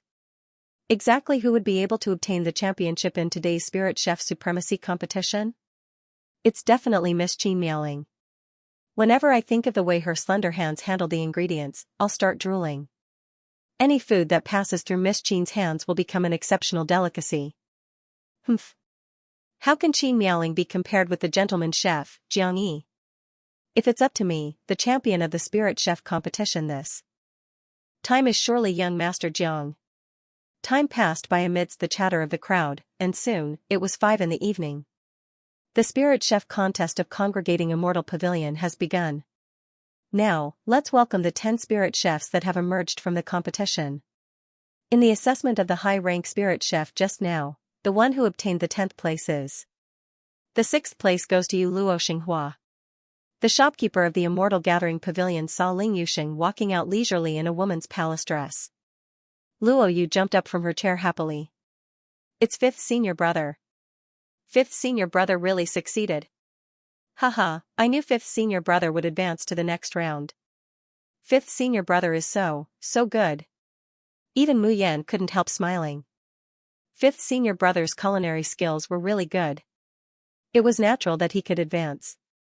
But the strange thing was that the people of the Xiaoyao sect were excited about Ling Yuxing's advancement. Standing on the stage, he was in a trance and looked back from time to time as if he had lost his soul. Even the appearance of Qin Miaoling and Jiang Yi didn't attract any of his attention. At this time, the shopkeeper of the Immortal Gathering Pavilion had already read the 2nd place of the Spirit Chef ranking. But he paused and said with a trace of disbelief, the 1st place of the first round of the Spirit Chef competition is Xiaoyun Luo and Emoju. Below the stage, Luo Yu blinked and looked confused. Xiaoyun Luo? Eh? Isn't that the pseudonym of little senior uncle? Did I hear it wrong? And why did I hear Emoju's name just now? Mu Yan stood up abruptly and stared at the stage in disbelief. It couldn't be, right? Mo said he was going to participate in the Spirit Chef competition and help her win the 1st place. Could it be that he really went to participate? What kind of joke is this? He's just a little bean. Can he really hold a spoon? Just as this thought flashed through her mind, she saw 2 figures slowly walking towards the stage. The moment the people of the Xiaoyao sect saw these 2 figures, the noisy Immortal Gathering Pavilion fell into a strange silence. The people of the Xiaoyao sect stood up abruptly and stared at the stage, as if their eyes were going to pop out. Wait a minute, that man who stood on the stage with his face concealed, but no matter what, he couldn't hide his elegant demeanor. Who else could it be other than their young martial uncle, Luo Yunxiao? There was another one, a handsome little boy with an expressionless face. Needless to say, it was Mo Ju, who was with Mu Yan just a moment ago. The star wolf, who had been following Mo Ju in the shadows, staggered and nearly fainted. Heavens, that was their supreme emperor lord, the dignified lord of the polar domain. He actually went to participate in some spirit chef tournament. Who would believe it? Has the world gone mad? Or am I crazy? Little Marshall uncle actually went to participate in the spirit chef tournament? Fourth senior sister, quickly hit me and see if I'm dreaming. Could it be that the most terrifying thing isn't, it's fine if young Marshall uncle and that kid, Mo Ju, went to participate in the spirit chef competition, but their rankings are actually higher than 5th junior brothers. No, they are actually tied for first place? The people of the Xiaoyao sect looked at each other in dismay. Could it be that little Marshall uncle's culinary skills are better than 5th senior brothers? Could it be that a 5-year-old kid's cooking skills are better than 5th senior brothers? The spirit chef tournament had officially begun. Logically speaking, in this spirit chef tournament, Qin Miaoling and Jiang Yi should be the ones that attracted the most attention and received the most support. But the strange thing was that in the Immortal Gathering Pavilion today, everyone couldn't help but cast their gazes in two directions. One was a delicate and handsome little boy that looked like a porcelain doll. This was clearly a spirit chef competition, yet the gazes of everyone were infatuated as they stared at the two figures, and they were unwilling to move their eyes away. In fact, he even forgot to observe how they cooked and what they cooked. Until the shopkeeper announced that the spiritual food would be distributed to the guests, everyone was muddle-headed and didn't know what day it was.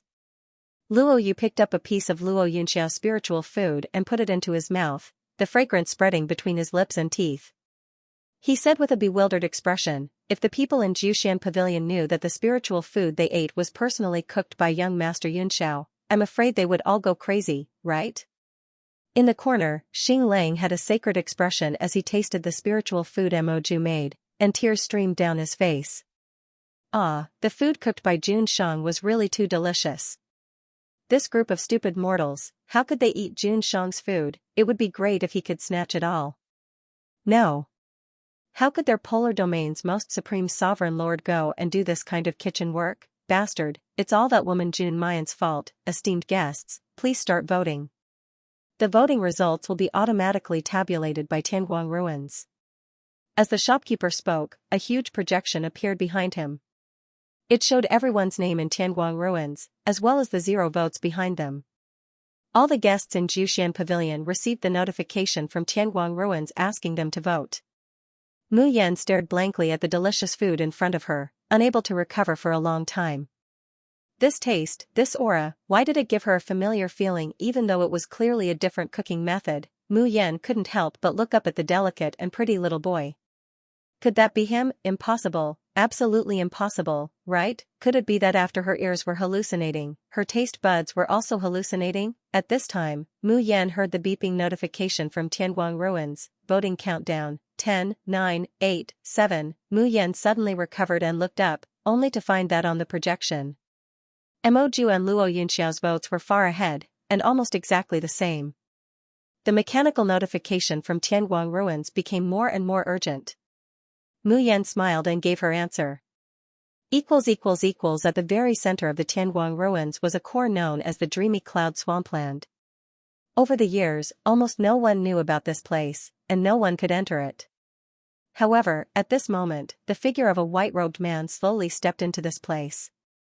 The man had a handsome face that could captivate all living things and steal the colors of the mountains and rivers. The moment he entered the Dreamy Cloud Swampland, the entire Tianguang Ruins shook. A blinding red light shone in the swamp.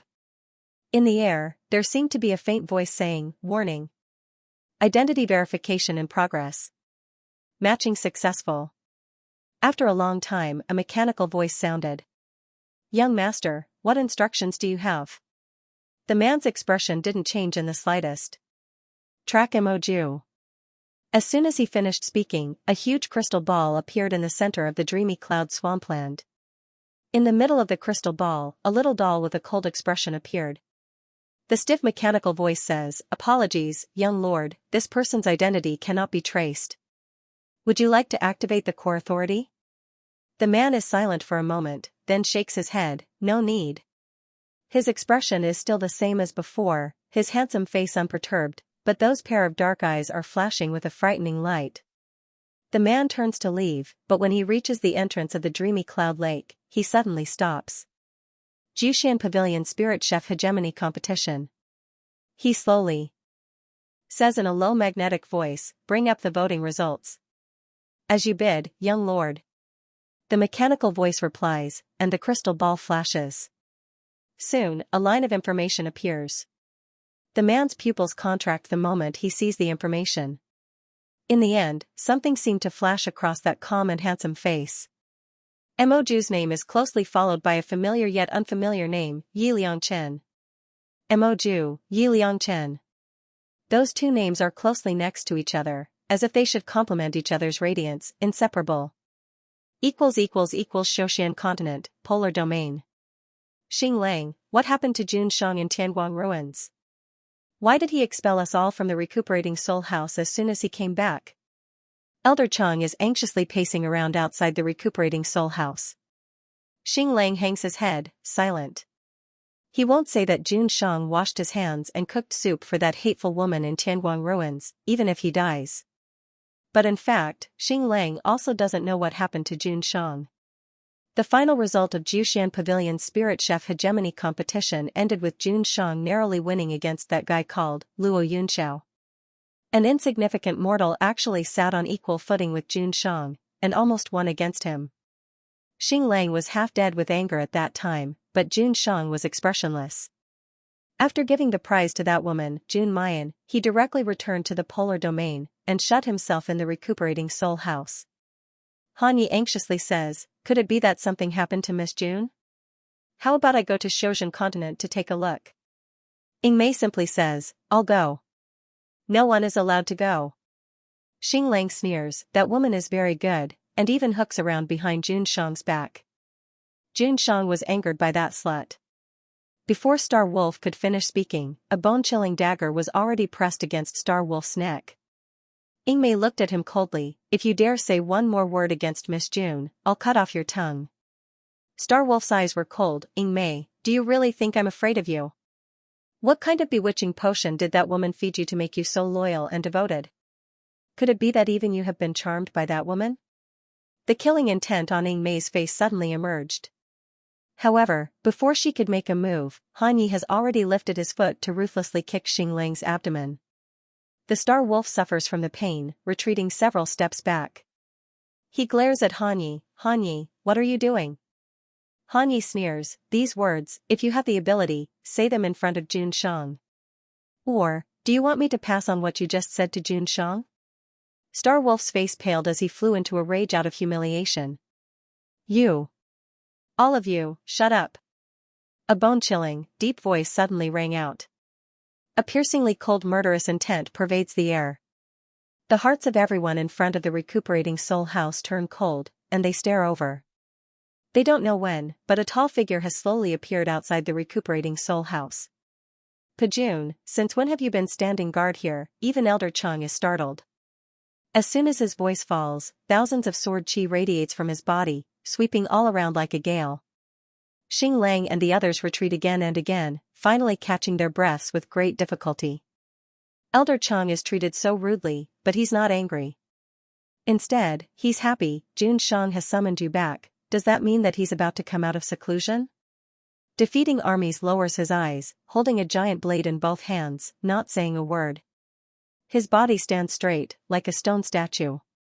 Soon after, all of his aura disappears into the air. Defeating Armies, one of the 4 great imperial guards of the polar domain, the leader of the Ghost Murder Division. He's also the sharpest and most loyal sword in Deming Ju's hands. Han Yi, Ying Mei, and Xing Lang are also the 4 great imperial guards, but they all climbed up from the bottom of the polar domain. They only followed Deming Ju after he became the emperor of the polar domain. Only defeating Armies, no one knows where he came from. Even Elder Chang doesn't know. When Deming Ju was young, he suddenly appeared at Deming Ju's side one day.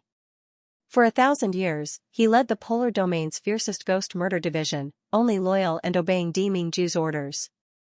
Loyal and devoted, never changing in the slightest. Defeating Army's appearance means that Di Mingju is about to enter true seclusion.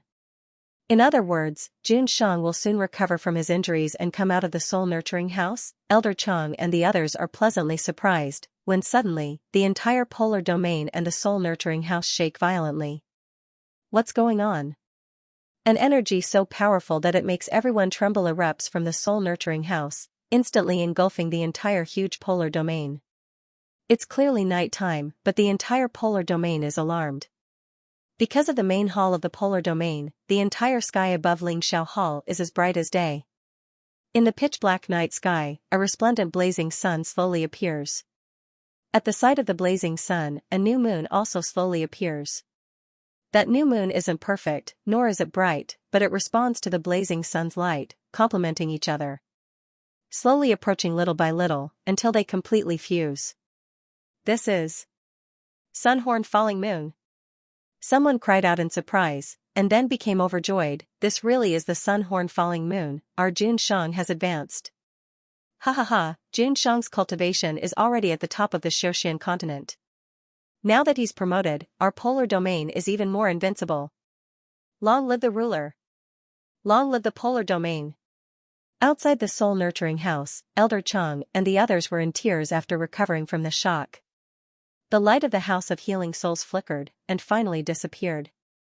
This means that the soul-nurturing house has completed its mission, and has thoroughly healed Di Mingju's injuries. The small and crude room disappeared and was replaced by a magnificent palace and a handsome man who sat on the bed with unparalleled majesty. Everyone knelt down in unison. Greetings, Lord. Elder Chang looked up with tears in his eyes. Lord, you've finally recovered. Not only did he recover, but his cultivation had also gone up another level.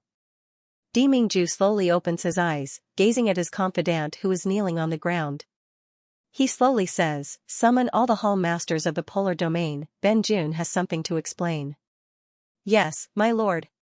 Once everyone in the hall has left, Di Mingju lowers his head and slowly looks at his palm. He was already unreconciled that he could only see Mayan in the Tianguang ruins. Furthermore, she was using the identity of Mo Ju, a child who couldn't do anything at all. He wants to go to the Xiaoxian continent, he wants to go to Mayan's side. He wants to hold Mayan's body in his arms, and not be held by her like a child. He wants to wash Yanyan's hands and make soup in reality, and see his Yanyan reveal a satisfied smile like a little fox. He wants to personally clean up all the pretty boys around Yanyan, and declare his sovereignty to the world. He thinks of Mayan's so-called younger martial uncle, and Mayan's words, "You're jealous that my younger martial uncle is better looking than you." Di Mingju's expression changes from tender and penetrating to gnashing his teeth. Jun Mayan, just you wait for Ben Jun. Ben Jun will soon let you know who is your husband, and who is the man you should look at. Xiaoyao School. Achoo. Achoo. Achoo. In the morning, Mayan gets up on time to learn swordsmanship from her younger martial uncle. As a result, she sneezes 3 times in a row. Little Phoenix worriedly asks, "Beautiful sister, are you sick? How about you take a good rest today?" Qi Huang holds the spirit peering chess in his hand, playing with Little Phoenix while gloating. "It must be because my character is too bad, someone is cursing me behind my back, ha ha ha." Mayan casually waves her hand and overturns Qi Huang's chess piece, but places Little Phoenix's chess piece 1 step away from the finish line. Little Phoenix holds the dice in his mouth and tosses it. "Oh, it's just at the finish line." She immediately jumps up and down happily. "Ah, Cho won, ha ha ha, Cho won for the first time, so happy, so happy." Qi Huang is seething with anger. "Jun Mayan, you actually helped this broken bird cheat. This game doesn't count, let's do it again." Mayan smiles and rubs his head, then touches Little Phoenix's increasingly solid and smooth fur, and says with a smile, "Don't always bully Cho, be careful that my son comes back to settle accounts with you." With Mayan's support, Little Phoenix is suddenly full of life, extremely cocky. That's right, when little brother comes back, he will definitely support Cho.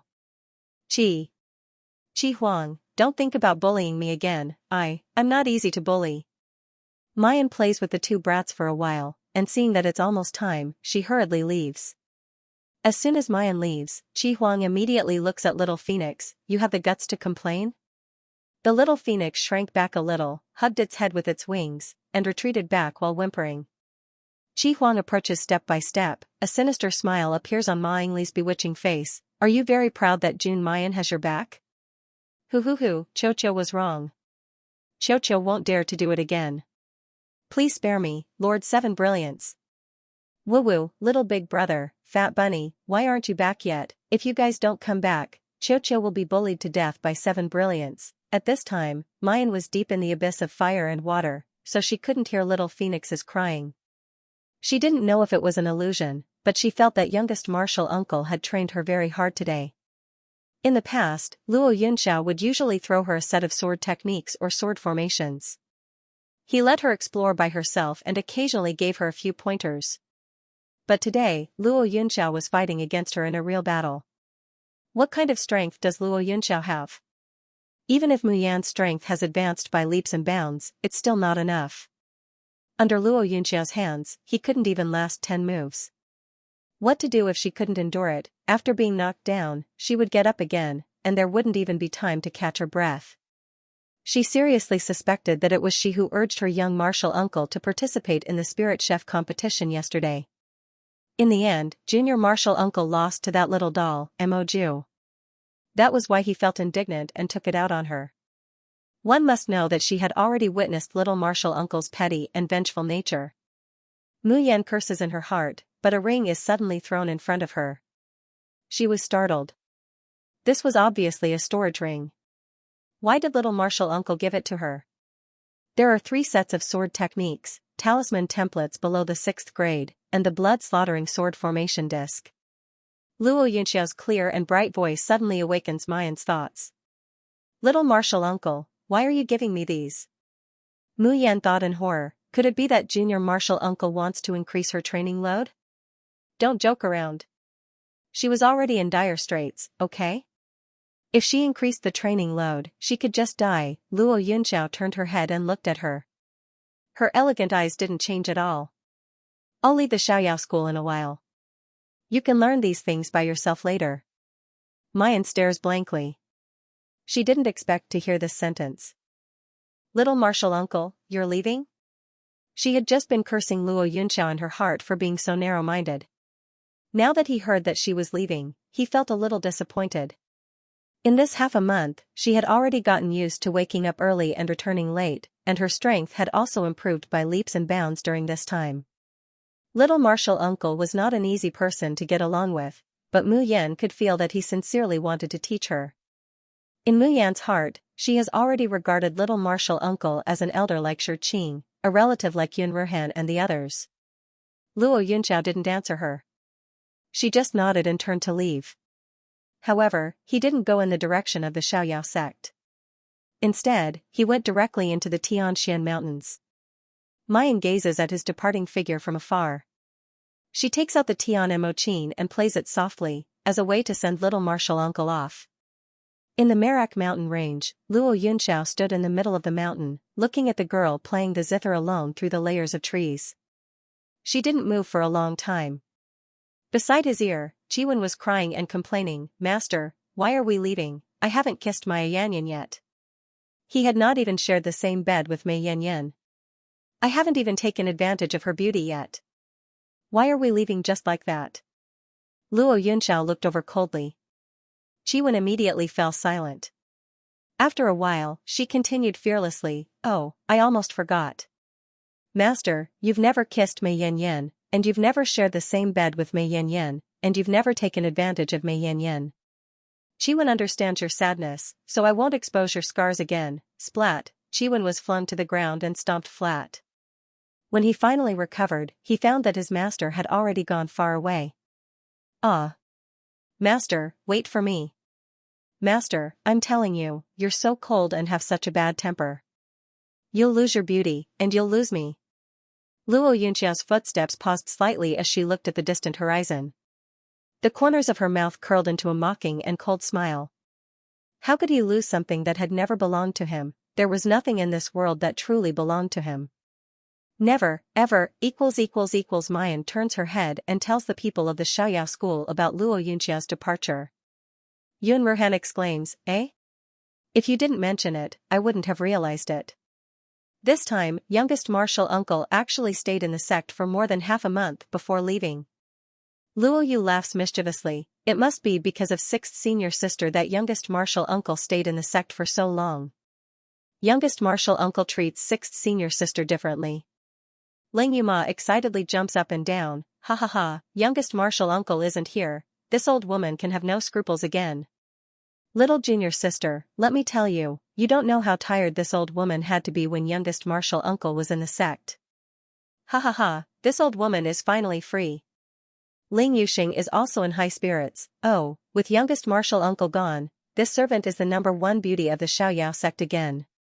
Little junior sister, tomorrow we'll go to the market to buy some rouge and face powder. With youngest martial uncle here, no matter how I dress up, I can't compare. It made me sad for a long time. I don't even have the mood to put on light makeup. Mu Yan. She was the only one who was sad for youngest martial uncle's departure. What's with this cheap camaraderie? Fall. Although Luo Yunxiao has left, Mu Yan's daily sword practice has already become a habit, and she hasn't missed a single day. She clearly knows that in order to establish a foothold in the cultivation world, to find Xiao Bao and Di Mingju, she needs enough strength. However, what makes her more worried is that her strength has been improving. But her cultivation has stagnated, staying at the early stage of Anidia. Even Luo Yu's cultivation has risen to the 3rd stage of Anidia a few days ago. Only she seems to be stuck at the early stage of Anidia. Shi Qing and Yun Ruhan also helped her look, but they couldn't find any clues. When Qi Huang hears her doubts, he immediately ridicules. I said that you're an ignorant woman, and you still want to argue with Ben Zun. Don't you know that you have a perfect body forging and a perfect Anidia? Since it's a perfect Anidia, it wouldn't be divided into 9 stages, but only 2. Either it's the worst early stage of Anidia, or it's a step further, reaching the great circle of Anidia and preparing for core formation.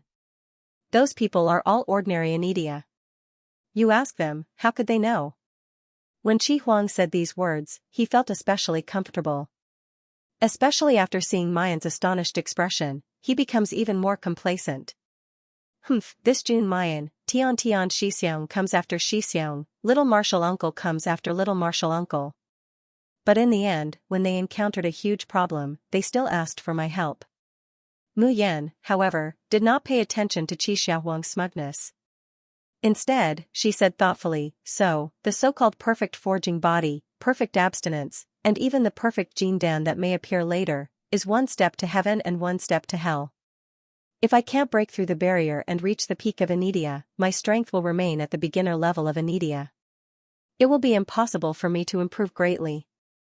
Qi Huang rejoices in her misfortune even more. That's right, many people with perfect Anidia may not be able to cross that hurdle in their entire lives. In the end, their fates are even more miserable than ordinary Anidia. Jun Mayan, don't fall into that kind of fate. Mayan coldly glances at this cocky youngster. My strength can't go up. Do you think I can find the materials to repair the Tian Mo Qin?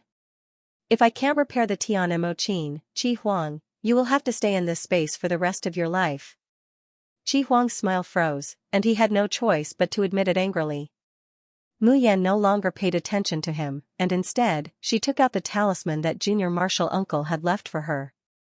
She had basically learned how to draw 3rd-grade talismans. Therefore, little martial uncle had left her talismans of the 4th grade and above. 4th grade and above seals, in theory, were for Jin Dan and above Xiaoxia to use. So it went without saying that the probability of successfully drawing a talisman of the 4th grade or above was naturally far lower than a talisman of the 3rd grade. Similarly, the price of a grade 4 talisman was more than 100 times that of a grade 3 talisman. A 3rd-grade talisman, the best could be sold for 1,000 low-grade crystal stones, and a piece of middle-grade crystal stone. But a 4th-grade talisman, the worst could be sold for 5 mid-grade crystal stones, and the best could be sold for 100 mid-grade crystal stones. Even so, a 4th-grade talisman was hard to come by in the entire Tianguang ruins. Mu Yan closes her eyes and revolves the spiritual power within her body. The cinnabar brush in her hand slowly descends. Clear runes appeared on the talisman paper. The Tian Mo Qin on the side is also gently plucked, and an incorporeal pure energy pours into the rune. As more and more runes appeared, the energy on the talisman paper became more and more full, and the sound of the zither became louder and louder. Suddenly, flames rose and the talisman paper burned. Mu Yan sighs softly and puts down the brush. At the side, Qi Huang sneers and says, Ben Jun has already said that the Shin musician's talisman master assistance can only be activated when one reaches the 4th level. Although you've combined the sound of the zither with your spiritual power to draw a 3rd-grade talisman, it's just borrowing and transforming the Cloudborn Sea technique. It can't be regarded as a real talisman. As for the talismans on the Cultivation continent, TSK, can they even be counted as talismans? In this sovereign's eyes, those are not even comparable to trash. Mu Yan takes the Tian Emochin and gently plays it. The sound of the zither was intermittent. Sometimes it was like crying and complaining, and sometimes it was agitated. As the sound of the zither resounds, Mayan's divine soul also seems to be drifting away.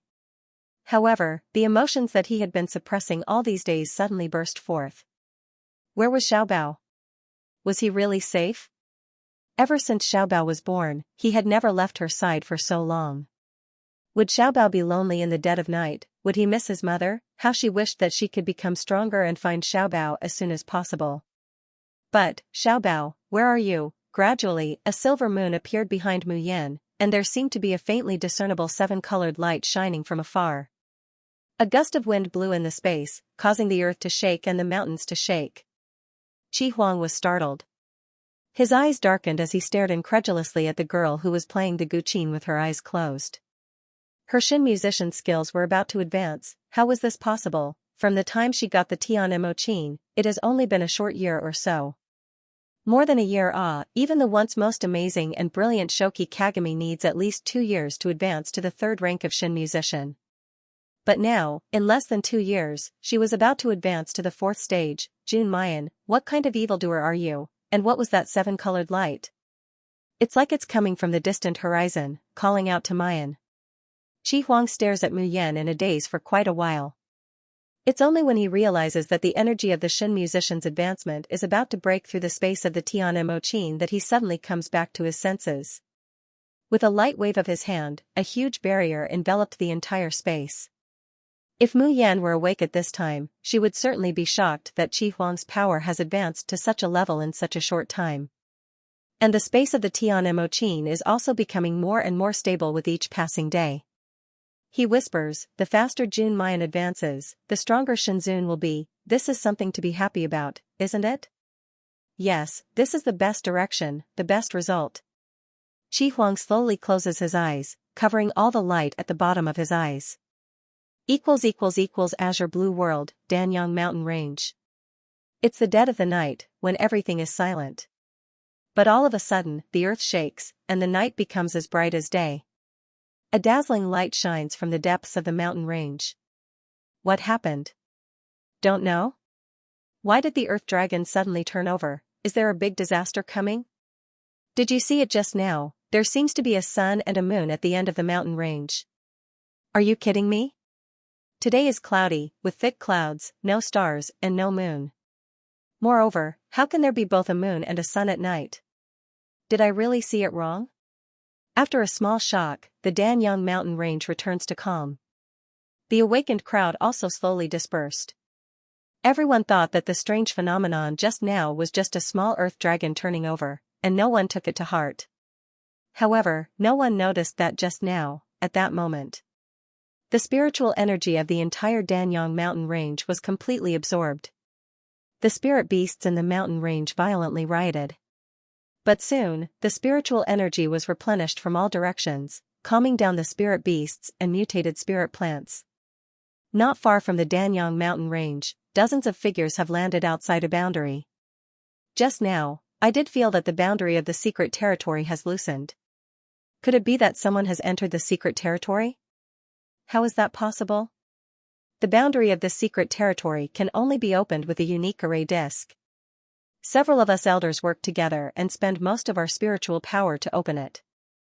Who can get in? What's more, this secret territory has existed for thousands of years, and there has never been any accident. In any case, we still have to go in and have a look. This secret territory hides the most supreme treasure of our sect. If it is lost or damaged, no one can afford it. Dozens of people discuss for a while outside the secret territory, and finally, one by one, the figures enter the boundary. In the space, Mayan slowly opens her eyes, and somewhat dazedly plucks the strings of the zither. A shallow smile suddenly appears on her face. This time, it's really a pleasant surprise. Unexpectedly, she broke through to the 4th level of the Shin musician. However, the higher the level of a Shin musician's skills, the harder it is to master them. It would take a long time for her to master the new skills or upgrade her original skills to level 4. Mu Yan sorts out the Shin musician's current skills. The skills of a Shin musician are mainly divided into 4 main categories: medicine, martial arts, alchemy, and music. Among them, the skills belonging to Doctor included frowny face cloud dispersing mist, dispels inner demons, aids in cultivation. Benevolence of the saint, transferring the chi of heaven and earth and one's own chi to a dying person.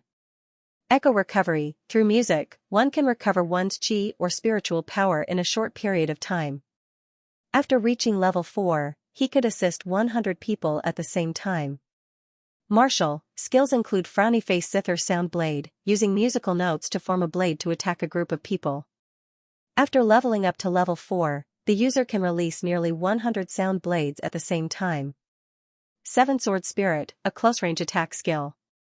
The Tian Mo Chin transforms into a 7-colored illusory sword, and when the 7 swords become one, it becomes the 7 swords. Prison on the ground, a control skill. The enemy is unable to move within a small area. Graceful Feather, auxiliary combat skill, greatly increasing one's own fighting power and reducing the enemy's fighting power. The duration depends on the amount of spiritual power in Mayan's body. The skills belonging to Dan include Frowny Face Spring Snow, assists in refining drafts. Cloudborn Jiahai, assists in refining elixirs.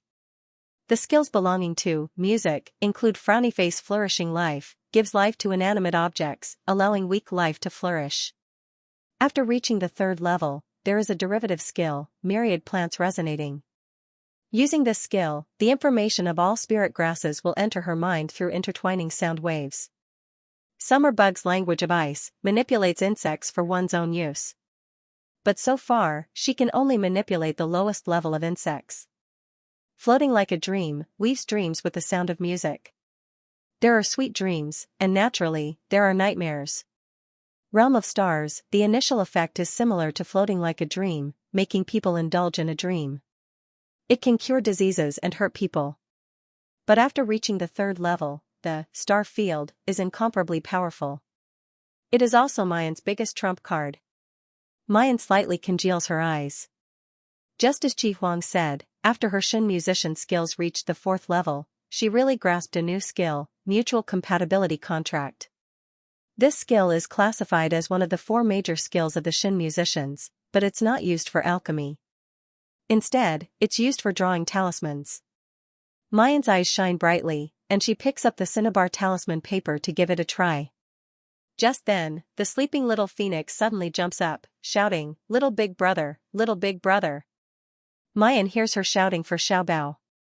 How could she still care about drawing talismans or mutual compatibility contract? She drops the pen and rushes to the little phoenix. "Qiu, what's wrong with Xiaobao?" The little phoenix's big red eyes are wide open, staring blankly for a long time. Then, crying and laughing, it says, "Beautiful sister, I see little big brother, I finally see little big brother again. He's with Fat Rabbit, and Fat Rabbit is sleeping in little big brother's arms." Boo-hoo-hoo, Qiu misses little big brother, Qiu also wants to sleep in little big brother's arms. Mayan quickly interrupts it, "Where is Xiaobao? How is he now?" Little Phoenix blinked his eyes before continuing, "Little big brother is fine. Because little big brother suddenly broke through and advanced, so Qiu can see him. Pretty sister, little big brother has become very, very strong now. Look, Qiu's body is getting more and more beautiful, and the flames are getting more and more powerful." With that, little Phoenix excitedly spat out a mouthful of fire. Originally, the fire that little Phoenix breathed out was like candlelight, only warm, without any lethality. The little Phoenix spits fire in circles. "Beautiful sister, of the little phoenix turns, and turns, beautiful sister, and little sister, but before he could make 2 rounds, he was slapped into the scorched earth pit by someone. Qi Huang gritted his teeth and said, "Damn bird, who told you to destroy the sovereign space? This is space of Tian's Qin. Qi Huang is the spirit of the Tian Mo Qin. Therefore, this space naturally belonged to him." Hoo-hoo-ha, little phoenix cried and threw himself into Mu Yan's arms, begging for his beautiful sister's comfort. Of Mu of Qin of Xiao s Chi Chi Xiao Mu Mu Xiao, Chi's Chi Tian Chio's face stiffens, and he no longer dares to go forward in anger. Mu Yan doesn't care about this brat's spirit, and nervously asks little phoenix, in other words, Xiaobao is fine now? Little big brother is very good now. Oh, not good either.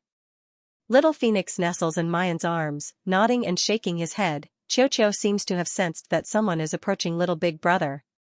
Those people's smell is stinky, but little big brother is hiding, so they can't find him. He, little big brother is the smartest and most powerful, those stinky bad guys can't find him.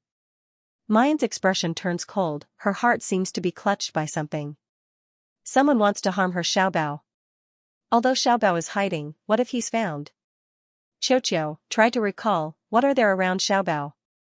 Little phoenix tilts his head, blinks his big eyes and thinks hard for a long time, then says with some uncertainty, Qiu seems to have seen a kind of red flower, a large piece, so beautiful.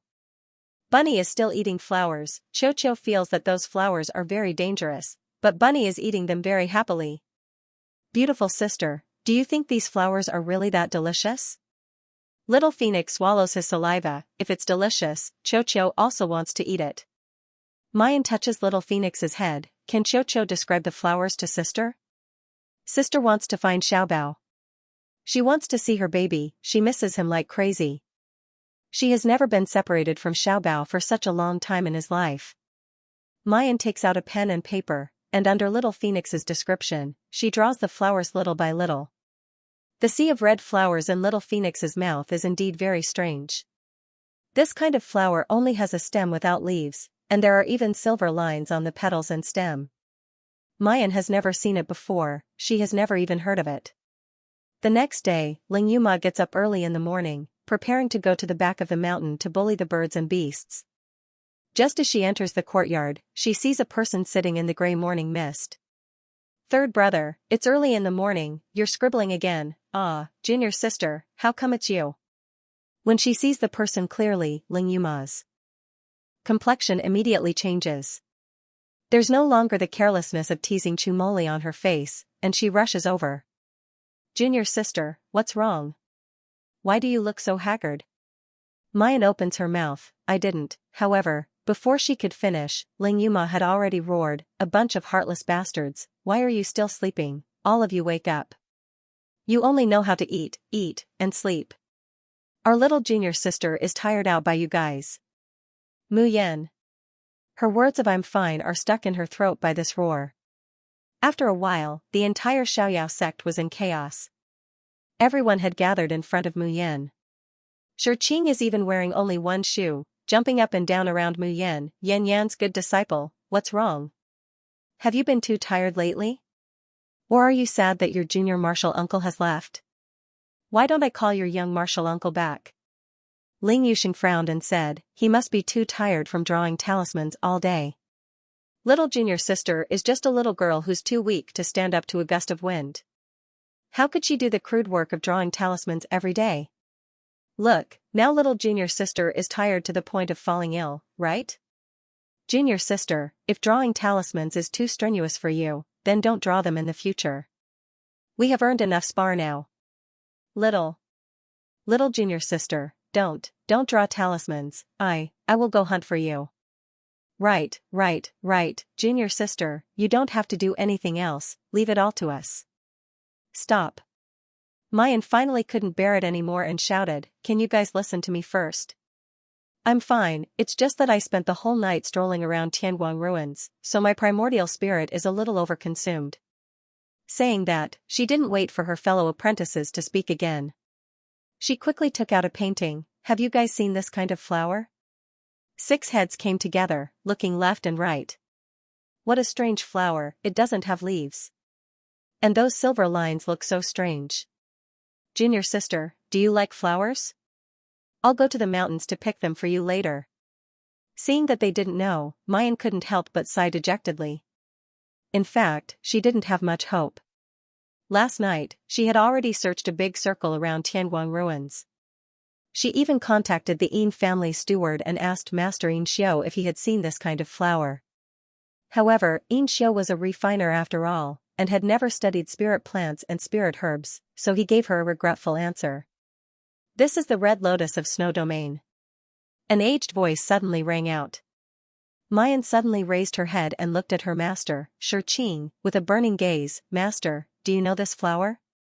Shi Qing's face didn't have the usual mischievous smile. Instead, he said with a serious expression, Good disciple Yan Yan, do you want this kind of flower? This kind of flower is inauspicious, it's best not to touch it. Inauspicious? Don't touch it, Mayan's heart thumped.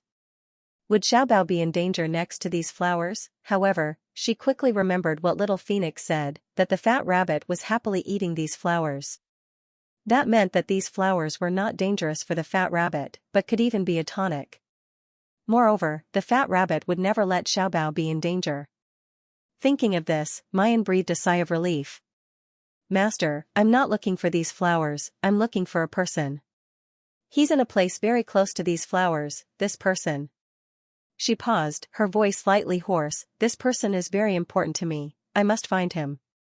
Mayan's eyes were fixed on Shi Qing. Master, please tell me, where can I find the snow-red lotus? The other people of the Xiaoyao sect also said, Master, just tell junior sister. That's right. Even if the red lotus snow domain is dangerous, we can just help junior sister search for it. Shi Qing scratched his head, frowned, and left without saying a word. After half an hour, he slowly walks back, takes out a piece of craft paper and unfolds it in front of Mu Yan. Mu Yan glances at it, and immediately, she can't make heads or tails of it. It was actually the enrollment announcement of the 4 academies. In the immortal cultivation continent, there were many academies and sects of various sizes. However, most of the academies charged tuition fees and recruited unaffiliated cultivators without much talent for profit. However, there were 4 great academies in the cultivation continent. It was a place that all Xianxia, and even the elites of large sects, flocked to. The 4 academies were Longting Academy, Fengtian Academy, Starlight Academy, and Lingwu Academy. Among the students who entered these academies, there were loose cultivators who were not well known, and there were also elites from various large sections. However, every single one of these students was an extremely talented individual. The academies generally only accepted students for 4 years. After 4 years, the cultivators who graduated from the 4 academies would return to their original sects and families. Almost every one of these Xianxia's status had risen with the tide. The 4 great academies would recruit students once every 4 years. However, the people of the Xiaoyao sect had never thought that this had anything to do with them. Because even if they did not pass, they would still have to pay a large sum of crystals. The people of the Xiaoyao sect were too poor. Even if they had crystals now, they would not spend them on something like this. Master, why are you showing us the notice of the 4 colleges? Are you telling us to take the exam? Don't joke around. Participating in an assessment requires a mid-grade crystal stone. The 4 academies are simply robbing. Yes, yes. With that crystal, why don't I go to Jiuxian Pavilion and eat to my heart's content? Shi Qing looked up at Mu Yan. If you want to find the red lotus, go to this college and try. Maybe you will have a chance. Mu Yan's eyebrows twitched. She looked down at the place Shi Qing was pointing at, Starry School. Starry School was located in the center of the azure blue world and ranked 3rd among the 4 colleges.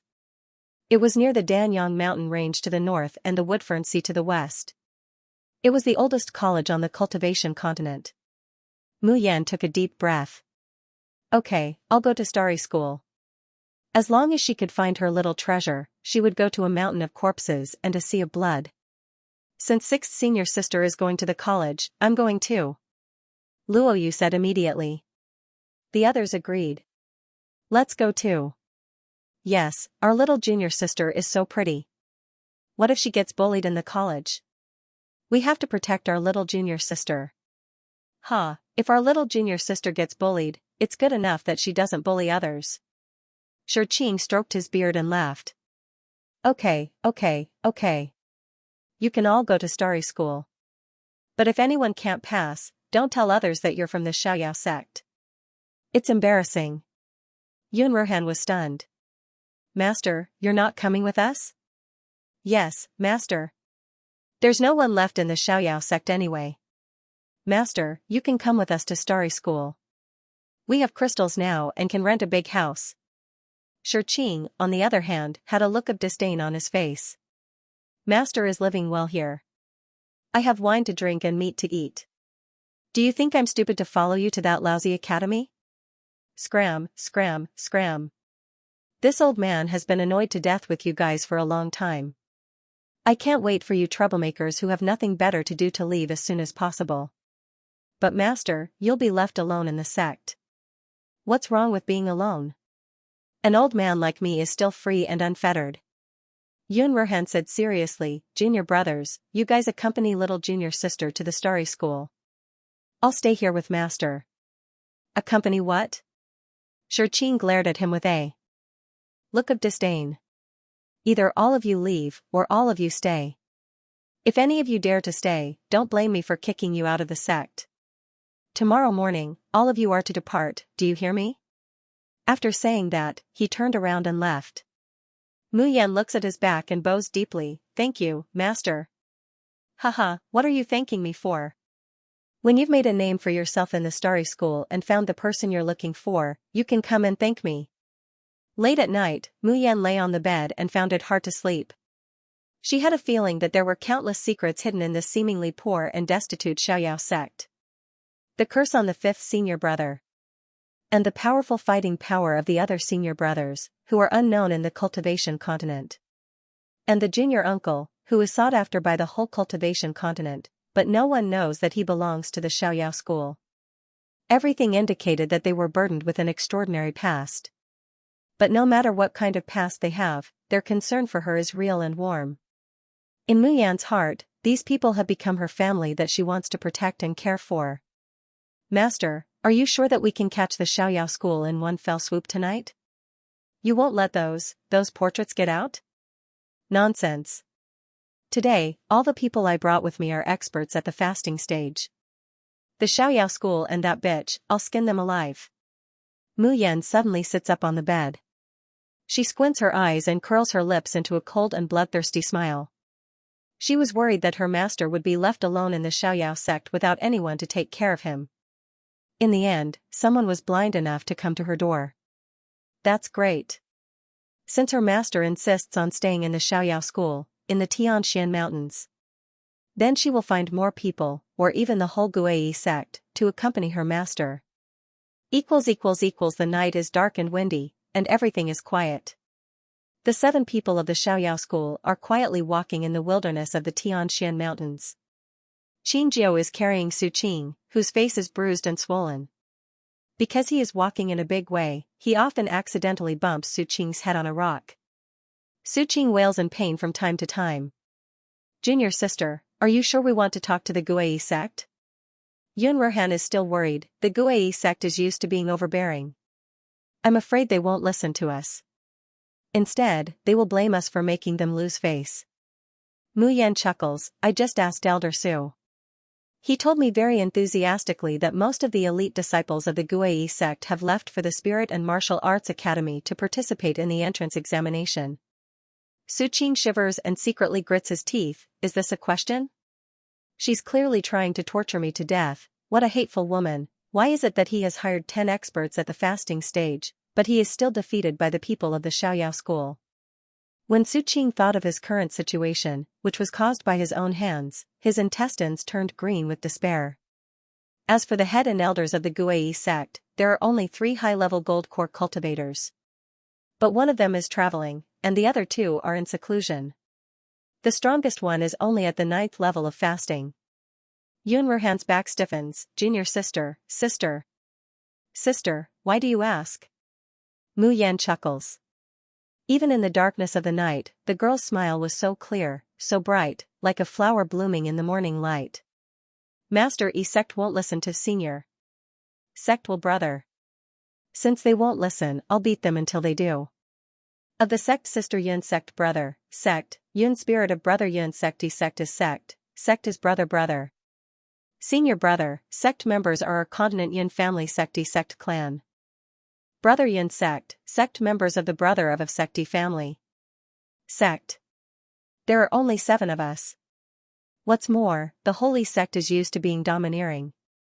What if they bully master after we leave? Yun Rohan and the others nodded in agreement. Don't be fooled by Shi Qing's usual sloppy appearance. His cultivation was also unfathomable. However, he had a strange persistence that made people sad. For example, the first sect master of the whole E sect had helped the Xiaoyao sect. Therefore, even though the whole E sect had been oppressing the Xiaoyao sect and collecting protection fees, he had never resisted. If they left, with master's temper, he might really be bullied by the whole E sect. Moreover, if they all left and left master alone, even if master didn't say anything, he would definitely feel lonely, right? Mu Yan smiled and said slowly, therefore, before we leave, we have to beat the whole E sect until they are afraid and obedient. While you're at it, let them go to our master every day to meditate, serve tea, and have fun. Pfft. Luo, you couldn't help but laugh. Little junior sister, are you really not dreaming? The whole E sect must be crazy to agree to our request. Su Qing shouted at the top of his lungs, Jun Mu Yan, stop dreaming. Even if my Guai sect doesn't have any Oris core stage elders, we still have hundreds of disciples. Half of them have already reached the Anidia realm. If you want to barge into the Guai sect at night, just wait to be torn into pieces. Mu Yan turned around and looked at Su Qing with a faint smile, we'll know in a while whether or not I'm dreaming. The night was cold, and the crescent moon was like a hook. The melodious sound of a zither lingered around the holy sect. On the tall plaque of the sect, a girl in a white gown was sitting in the air, playing the zither with both hands. A cool breeze blew her clothes, and the bright moonlight fell on her jade-like face. Her eyebrows were lightly swept, and her appearance was unparalleled. This was the most beautiful moonlight, the most melodious music, and the most moving scenery. But in the eyes of the holy sect, it was a scene that made all of them tremble. Blade light whistled, and sword shadows flew. When all the disciples of the holy sect were beaten to the ground, 5 figures elegantly returned to their original positions. Refreshing. Truly refreshing. Ling Yuma spat out the blood in her mouth and laughed heartily, I have never fought so happily before. Little junior sister, what song did you play just now? Why do I feel like my cultivation has increased greatly after listening to it? That's right, 6th senior sister. My puppet has also become much more powerful. The 5 vanguard fighters of the Xiaoyao sect all had smiles on their faces. Even Yun Ruhan, who was usually the most composed, was excitedly circulating the spiritual energy in his body. However, when the zither music stopped, that majestic feeling of mastery disappeared without a trace. How could there be such a magical piece of music in the world? It could actually allow a person's strength to continuously increase along with the instrument. Mu Yan lightly jumped down from the whole unitary sex signboard. At the same time, the signboard fell to the ground and broke into 2. Mu Yan smiled and said, I told you, I'm a music doctor. Treating illnesses with music, fighting with music, and assisting with music are what I'm good at. The needle and thread in Ling Yuxing's hand disappeared without a trace. Stroking her hair, she smiled, although I don't like rough fighting and killing, it's not bad if it's as carefree as this time. That's right, that's right. 6th senior sister, you only need to play the zither in the back. Fighting, this kind of rough work, just leave it to us. Heh heh heh. Mayan brushed her hair that was blown away by the wind, then said unhurriedly, alright Then many thanks for everyone's concern. Yun Ruhan coughed lightly, but junior sister, even if we overturn the whole sect, how can we make them obediently serve master?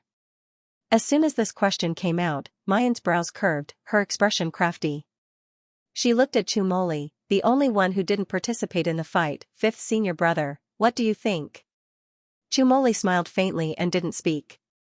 The others, however, snickered sinisterly. Eldest senior brother's question is really too pure. Isn't it easy to make them obedient? Of course we'll use the old way, strip them naked, put them in the right posture, vividly portray their most beautiful image on paper. Junior sister, don't you think so? Mayan nodded with a smile. There are too many people this time, so we won't draw a single portrait. Draw a few group portraits according to the different courtyards of the whole sect. Fifth senior brother, I'll have to trouble you again. Chumoli's face was modest and gentle, smiling sweetly. It's no trouble, it's my pleasure. Yunruhan turned her head and covered her face.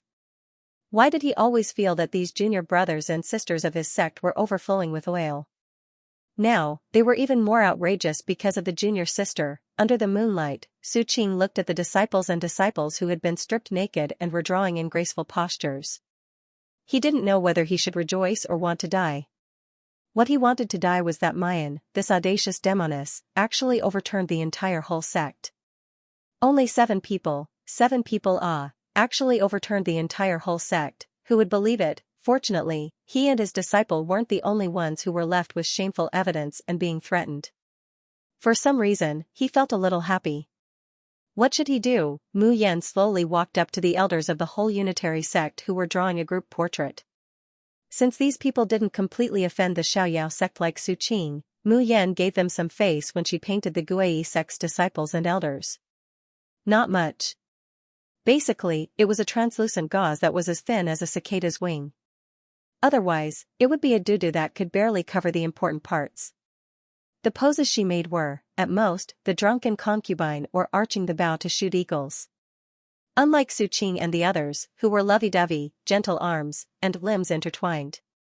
However, the elders of the whole unitary sect didn't appreciate it. Those pairs of eyes glaring at Mu Yan, wishing that they could spit fire. Who exactly are you? Mayan smiles. Jun Mayan of the Xiaoyao school, thank you for taking care of my school all these years. Tonight is a small gift in return. All these years, although they had Elder Feng's protection, there were many times when Elder Feng didn't come out of seclusion. From Yunruhan, he learned that the Xiaoyao school had more or less been exploited by the whole unitary sect. But because there was too little profit, the whole unitary sect didn't want it, so they could often escape. Her master had previously received kindness from the holy sect's first sect master, so she did not mind. Eldest senior brother was magnanimous and tolerant, so he allowed them to bully him. But she, Jun Mayan, was not one to swallow her anger. If people respect me, I will respect them tenfold. If people step on my head, even if I don't exterminate them, I will definitely return it 100-fold. Xiaoyao sect, Jun Mayan. Suddenly, an elder exclaimed, "You are the Jun Mayan who made the Li Fire sect's elder Qian vomit blood in Windless Square?" A holy sect disciple beside him also exclaimed, "Ah, it's Jun Mayan, it's actually that demoness Jun Mayan." What demoness Jun Mayan? You haven't even heard of this?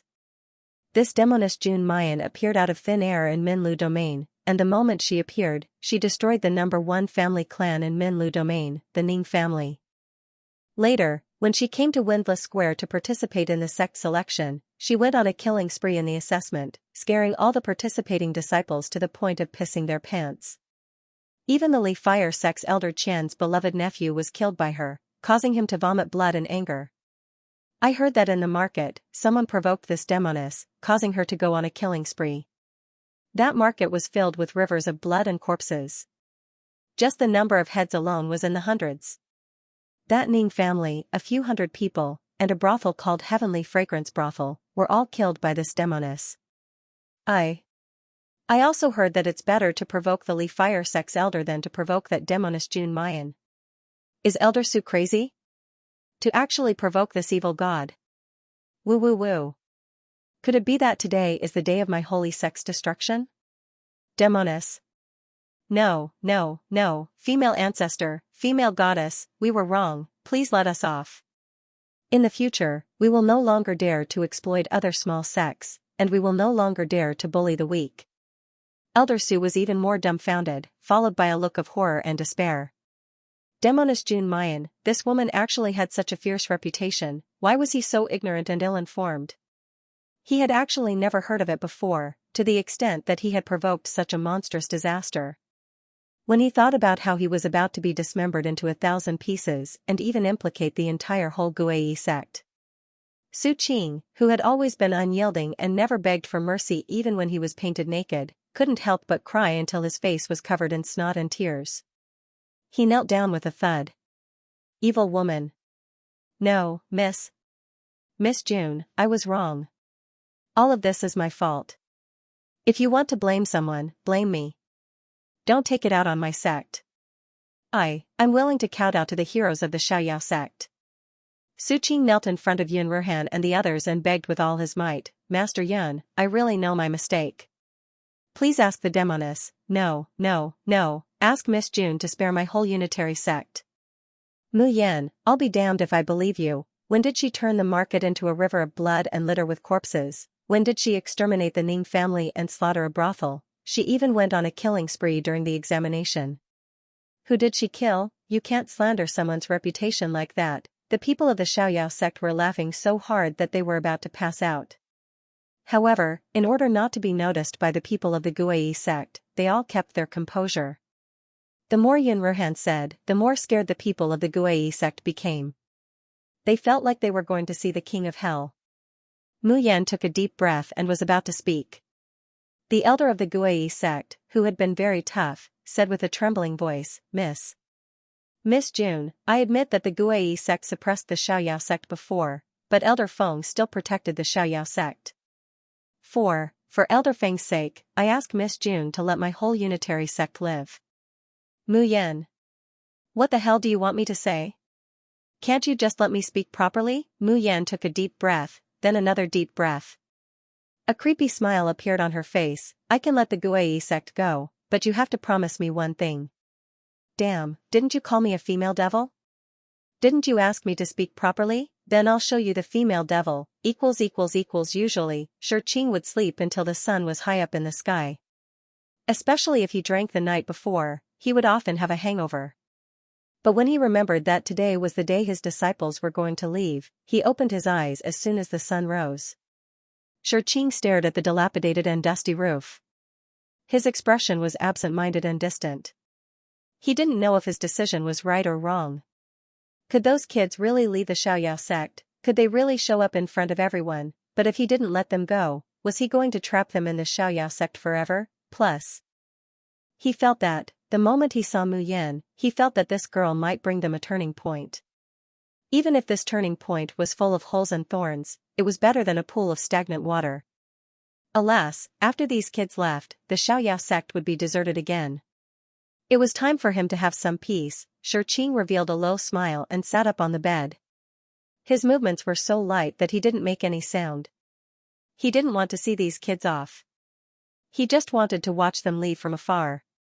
He would let these kids think that he was drunk again last night and forgot to see them off. Since these children were going to leave, then they would go far away, resolutely, and never look back. Unexpectedly, just as Shi Qing moved slightly, the door to the room was pushed open. Shi Qing stared blankly, only to see that the person who came in was an unfamiliar man. As soon as this person saw him, he immediately revealed a kind and attentive smile. He bowed slightly and strode forward. Sect Master Shi, you're awake. Do you need to wash your face and rinse your mouth? Or do you want your disciple to help you dress first? Glancing at Shi Qing's tattered and smelly clothes at the side, the man immediately said, These clothes are so dirty and tattered, how could we let Sect Master Shi wear them? This grand disciple will get someone to buy a new one for you. Shi Qing. What the hell? The world had changed after he woke up from his sleep. Who are you? Hearing Shi Qing's blunt question, the man immediately replied respectfully, reporting to sect leader Shi, my name is Luo Dapeng, and I am the subordinate of Elder Su of the whole unitary sect. We've heard that the Xiaoyao sect is short of manpower, and we've always admired your character, Elder Shi, so we've come to serve you. What? A disciple of the whole unitary sect? Shi Qing was completely dumbfounded. The Xiaoyao sect, which used to be empty, was now filled with people. Some were cleaning, some were decorating, and some were planting spiritual plants. Even from the direction of the kitchen, there was smoke rising in spirals, and the direction of the food. When they saw Shi Qing, they immediately bowed respectfully. Greetings, sect leader Shi. Their eyes were filled with excitement, expectation, and a bit of fear. But when facing Shi Qing, they all revealed flattering smiles, as if they were trying to suck up to Shi Qing. Shurqing was shocked to find that there were elders of the holy sect among them. Without waiting for Shurqing to ask, those elders covered their faces and hid far away. However, they were very nimble in wiping the dust off the beams and removing the weeds in the courtyard. What the hell was going on? Yan Lingyuma was the first to come out of the room and yawn. When she saw Shurqing, she immediately greeted, "Good morning, master." Shurqing pointed at the holy sect disciples and asked, "What's going on?" "Oh, them?" Lingyuma yawned again. "They said they admire you, master, so they volunteered to come to the Xiaoyao sect to clean." Shurqing was speechless. "I'll be damned if I believe you." One after another, Yun Ruhan, Chu Moli, Ling Yuxing, and Luo Yu came out. They all yawned as if they hadn't woken up yet. However, when they heard Shurqing's question, they all gave the same answer. "Alas, master, we don't know either. The people of the whole unitary sect are very friendly and helpful. We can't refuse them." "Master, you're asking us if we threatened them?" "How could we?" "Master, we're all good kids. We don't fight for no reason. Besides, the holy sect is a good neighbor of the Xiaoyao sect. Why would we fight them?" "Absolutely not. Elder Su, don't you think so?" Elder Su's face was full of tears as he said, "Yes." Luo Yu giggled. "Look, master. They admire you and like to help their neighbors. That's why they volunteered." "Oh, I didn't expect the holy sect to be such a friendly sect. If I had known, I would have talked to them more." Crying Storm, "No, we don't want to talk to you." "We don't want it at all," Chu Moli also said unhurriedly. "If master doesn't believe me, you can go to the whole unitary sect and ask. We can get these people to deceive you, but do you think we can get the entire whole unitary sect to deceive you?" This time, Shurqing was really suspicious. He found an elder he knew, stopped him, and asked, "Did you really come to the carefree school to help?" The elder blew on his beard, his eyebrows trembled, and his face trembled. He was just about to speak. Suddenly, the last door creaked open, and a beautiful girl in white slowly walked out. She looked even more haggard than Yun Ruhan and the others. His whole body swayed as he walked, as if he would fall asleep at any moment. Sob sob sob, how could they not help? If they didn't help, they would be tortured to death by the female devil. Shurqing. If this goes on, even he will believe it. What should he do? On the other side, when the people of the Xiaoyao sect saw Mu Yan, they immediately went up to her excitedly. Junior sister, if you are tired, lean on me to sleep." Bah, if Junior sister needs to lean on me, of course she should lean on me. Get out of my way. Men and women shouldn't touch each other. Stay away, only I can get close to Junior sister. Fifth senior brother, you are also a man, okay? Sixth senior sister and I have the best relationship, let me help her. A group of people actually fought over who should help Mu Yan. In the end, Ling Yuma used her valiant strength to beat all the men to the ground, and successfully let the fragrant and soft junior sister lean on her to sleep. Ah, life is so beautiful. Seeing this scene, Shurqing looked at the Xiaoyao sect that was gradually changing, and a smile slowly appeared on his face. "Master, we have to go. You have to take care of yourself in the sect."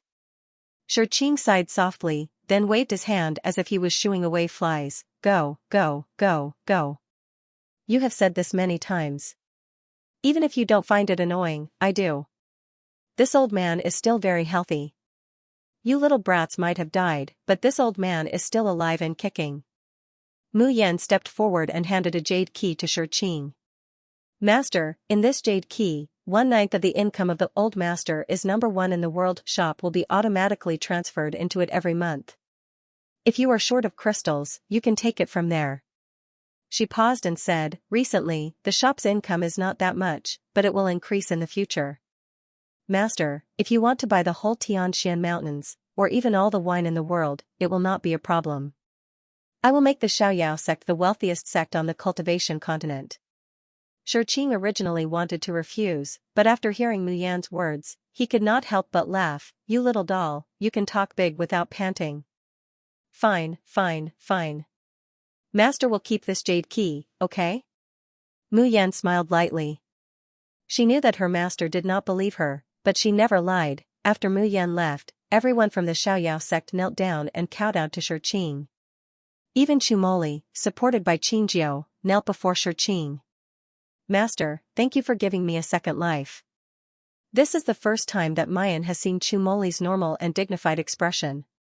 When it was Luo Yu's turn, the adorable youth's eyes turned red and tears streamed down his cheeks. Master, Xiaoqi shouldn't apply for the Starry School. Xiaoqi has been by your side since she was born. You raised Xiaoqi single-handedly. Xiaoqi doesn't want to leave you. Shi patted Luo Yu's head, his voice choked with emotion. Little Seven, be good. There's only sand and dust on the ground here. There's only a rundown sect and an old man. What's the point of staying here? Follow your senior brothers and sisters and be well. Master will wait for the day your name is known by the whole continent. The drizzle fell in the breeze. Shi looked up and closed his eyes as he watched the children disappear into the Sky Jade mountain range. A muddy tear rolled down from the corner of his eye and fell into the dust. He hoped that when these children left, they would face a bright future and a smooth road. He hoped that they would be safe. The voice of a holy sect disciple suddenly came to his ears. Shi came back to his senses and smiled helplessly. Okay, my disciples are gone, you don't need to pretend anymore, go back to the holy sect. This old man doesn't need you to work hard to please and serve him. Who knew that the holy sect disciple shook his head like a rattle drum? How can that be?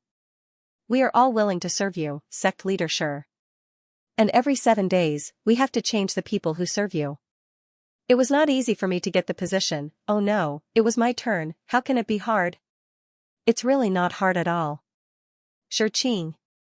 So, what did my good disciples do to the disciples of the holy sect? However, seeing these holy sect disciples, the original trace of fear disappeared after Mu Yan and the others left. Only flattery, and excitement were left. Shi shook his head and smiled, enjoying their service with a peace of mind. Oh, this is obviously the work of Yin Yan's good disciple.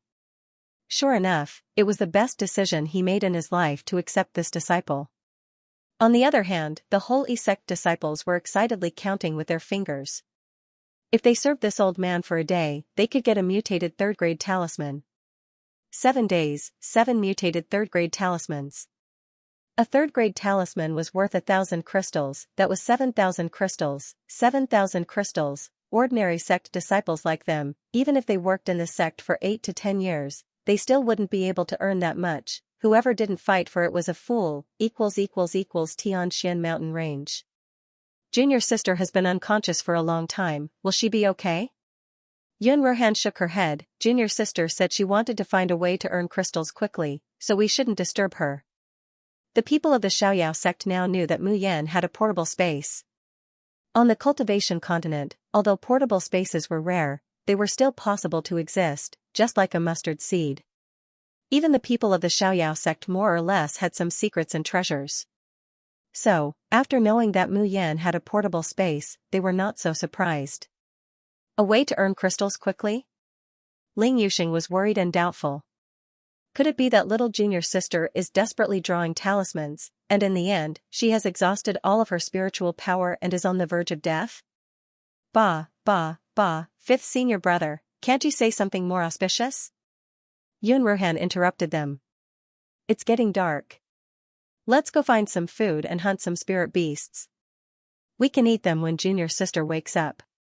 Second brother, stay here and guard junior sister. Don't let her get hurt by wild beasts, understand? Qingjiu nods again and again. He straightens his tall and sturdy body that's like a small hill, and sits next to Mayan. His large eyes are like copper bells, and he stares unblinkingly at her. Occasionally, a little bug would fly to Mu Yan's side, but it would also be blown away by his fan-like palm. Eldest senior brother told him to protect little junior sister, so he must protect her well. Right at this moment, the sound of noisy footsteps came from afar. Occasionally, there were screams of men and women. Be careful. Quick, run. Ah, the sky-shaking bear is here. Qingjiu abruptly stands up, blocking the sleeping Mayan. Almost at the same time, a group of 7 or 8 people appeared in the forest. These people seemed to be in a hurry, and their faces were filled with panic. There were no ferocious beasts behind them. However, the earth-shaking roars were getting closer and closer. Just then, a purple-clothed woman, who is the leader of the group, suddenly throws something towards Xianxia. Xianxia uses his hand to block it, and immediately feels his hand covered in blood. Immediately after that thing falls to the ground, Xianxia discovers that it's actually the corpse of a bear cub. Moreover, it's a newborn cub. Xianxia looks over in astonishment, not understanding why this group of people wants to throw something at him. A youth beside the purple-clothed woman exclaims, "Senior sister, how can you throw the cub's corpse to him? The sky-shaking bear won't let him go like that." "Humph, what are you yelling about?" The purple-clothed woman sneers, "It's better for him to be killed by the sky-shaking bear than for us to be killed by it. Alright, let's hurry and run. With someone as a scapegoat, that sky-shaking bear naturally won't chase us again." But, he's innocent, Yang, don't say it, do you want us all to be buried with him?" The youth is quickly dragged away by his companions. Before leaving, he turns back and yells at Xianxia, "The sky-shaking bear is coming, quickly run." Xianxia blinks his big bell-like eyes. His brain isn't very good. At this moment, he doesn't even understand that this group of people wants him to be a scapegoat. He just looks on helplessly as this group of people enters the jungle, not stopping them. Not long after, a huge black bear, mixed with monstrous anger, comes rushing over here.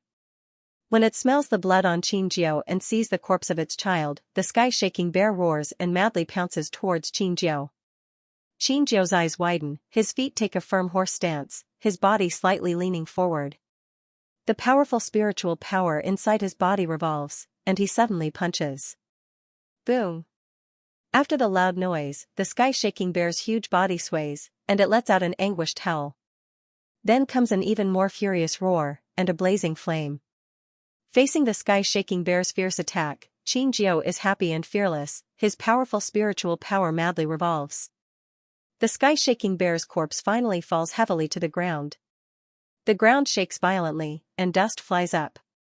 Xianxia is still gasping for breath, but he doesn't even think about it.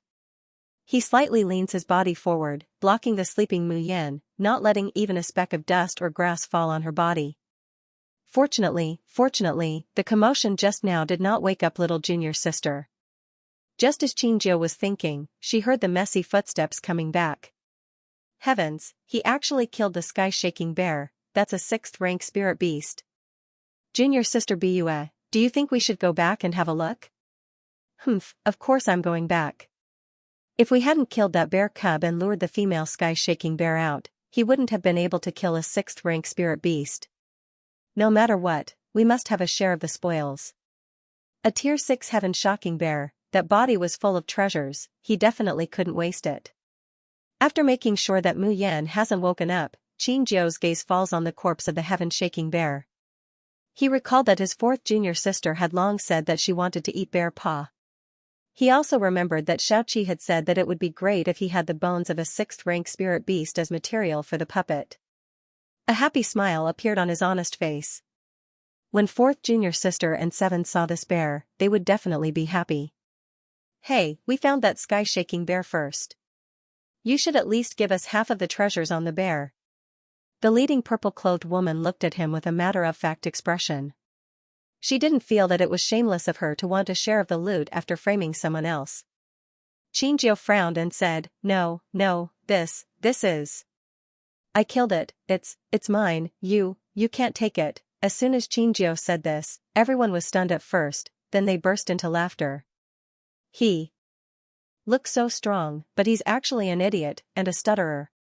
Ha ha ha ha, I killed it. I've never seen such a country bumpkin. Ha ha ha, I say, blockhead, which sect are you from?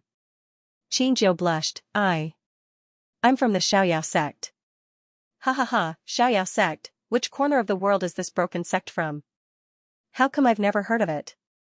Xianxia hurriedly said, Xiaoyao sect, unbroken, very good, junior brother, junior sister are all very good. However, the more anxious he was, the more he stuttered. In the end, he couldn't even speak clearly. The 7 or 8 people rocked back and forth in laughter. Only the youth called Yang blushed and hurriedly said, Don't laugh anymore. Senior sister Bua, let's go. After all, we didn't kill this heaven-shaking bear. We don't have the qualifications to take it by force. Hua Biyue sneered, Bai Yang, shut up. If we didn't lure the heaven-shaking bear out, how could this idiot kill it? Furthermore, what use would the sky-shaking bear be if it came from a broken-down sect and had no brains? I think we don't need to leave half of it for him, let's take it all. With that, she went forward to snatch the body of the heaven-shaking bear. Xianxia hurriedly tried to stop her. No, you can't, Jin, your sister likes it. I killed it. I want to give it to Jin, your sister, and Xiaoqi. Hua Biyue frowned, disgusting idiot, don't touch this lady. At this moment, someone exclaimed, ah, do you guys see, there's someone lying there. These words immediately attracted everyone's attention to Muyan's direction. When the sleeping girl's face and figure entered their eyes, almost everyone present sucked in a breath of cold air. So beautiful, is this a mountain spirit? Or a fairy that has fallen into the mortal world? He saw the girl sleeping soundly under the shade of the tree. Her skin was as smooth as ice and her bones were as white as the moon in autumn. Her long eyelashes covered her beautiful eyes, but they couldn't hide her stunning beauty. Hua Biyue was also stunned for a moment. Then, undisguised jealousy appeared on her face. However, she rolled her eyes and glanced at Xianxia. Immediately, she sneered in disgust and said, and here I thought that there was only us and that blockhead in this deep mountain forest. So it's actually a pair of dogs having an affair here. Senior sister by you mean that these two people, they are doing that kind of thing here? Hua Biyue stroked her hair and sneered, this is the wilderness, and it's getting dark. They're a man and a woman alone. What do you think they can do? When everyone heard this, the amazement on their faces instantly turned into disgust and mockery. Listening to senior sister Biyue's words, it's true. If it wasn't for an illicit relationship, why would a man and woman come to this wilderness? Hua Biyue smiled viciously. You can't blame her. Some women are too weak and have poor backgrounds. Other than offering their bodies to men, they have no other way to survive. Xianxia's brain worked very slowly, but he could tell that these people were badmouthing his junior sister. His face turned red and he roared, shut up. Don't say bad things about little junior sister. Big blockhead is so protective of his little lover. Haha, stop talking nonsense with him. Let's quickly take this sky-shaking bear. Why don't we leave the bear penis for big blockhead? With such a beautiful little lover, won't he have to work harder? Ha ha ha ha. Sixth senior brother, you are so mean. Hua Biyue smiled and walked up, touching the sky-shaking bear. The huge sky-shaking bear's corpse disappeared instantly, including the little bears. Clearly, she had a storage ring on her. After taking the sky-shaking bear's corpse, the 7 to 8 people were about to leave, laughing. Only Bai Yang's face was full of regret, so ashamed that he could not even lift his head. You are not allowed to leave. Xianxia suddenly came to his senses. Return the bear to me. I killed it. Hua Biyue looked at him in disdain. So what if I don't return it? Do you still dare to attack me? Xianxia's eyes were red with anxiety. He did not understand why these people were so overboard. He was the one who killed the bear, but these people wanted to snatch it away. Moreover, these people had just said bad things about his junior sister. Seeing that Hua Biyue and the others were about to leave again, Xianxia activated the spiritual power in his body and punched out. There was a loud bang. The huge tree next to it, which was as thick as a water basin, swayed and fell. Xianxia was like a beast released from its cage, showing its ferocity. Return the bear to me. Hua Biyue and the others were all shocked by this sudden attack. Especially when they saw Xianxia's bell-like eyes, Hua Biyue and the others all retreated in fear. When she realized that she had been scared by a fool, Hua Biyue was instantly angered. You dare to attack me? Do you know who I am? We are disciples of the Silver Feather Palace and new students who are about to enter the Starry School. You're just a lousy sect that came from a corner. If you were to touch us, just wait to be annihilated by my Silver Plume Palace. Xianxia, who was about to rush over and beat Hua Biyue up, suddenly stopped. There was confusion, forbearance, and pain on his face. But the fist that was raised to hit Hua Biyue was put down. Hua Biyue laughed when she saw him like this. Blockhead, you're not smart, but you're quite smart. Senior Biyue, why don't you think about it? With the reputation of our Silver Feather Palace, who wouldn't be afraid of us? Who wouldn't know what's good for them? Big fool, weren't you very awe-inspiring just now? Why are you scared now? One of them took a step forward and heavily kicked Xianxia's abdomen. That kick was infused with spiritual power. Xianxia retreated again, and his face turned pale. He clutched his stomach and glared at them angrily. You snatched my bear, and beat me, ha ha ha, we snatched your bear and beat you. So what? Where did this idiot come from? How dare you threaten us just now? Who do you think you are? Baiyang paced around anxiously. Senior sister, don't hit him anymore. Otherwise, he might die. Let's go. Hua Biyue, on the other hand, was tidying her hair as she said slowly, there's no rush. We've been traversing through this desolate mountain range for the past few days just to train before the Starry School examinations. Not only are the senior and junior brothers angry, I am also unhappy. Coincidentally, we met this thick-skinned idiot today. Let's beat him up and vent our anger. We will definitely pass the Starry School examination in the future. Ha ha ha, senior sister Biyue is right. Isn't this kind of thick-skinned idiot meant to be our punching bag? Hua Biyue smiled faintly. Suddenly, a barbed steel whip appeared in her hand and she swung it towards Xianxia. Xianxia felt a tearing pain on his body. A large piece of his clothes was instantly torn off, along with a piece of flesh. He let out a shrill scream, his eyes red. You are too much. But very quickly, a sentence from a Silver Feather Palace disciple at the side caused his actions to stop abruptly once again. Ha, you really dare to fight us? I guarantee that if you touch us, your sleeping little lover and your stupid Xiaoyao school, right? They will all be destroyed because of you. Can you bear the consequences? The veins on Qin Yu's forehead and neck bulged. He was extremely angry, causing his face to be filled with the ferocity of a beast. But in his mind, the voices that had been engraved into his soul reverberated again and again. Xianxia, why did you hurt the young master of the Li clan? Do you know that the Qin clan cannot afford to offend them? I don't have a stupid son like you. Get lost. Your sister died because of you.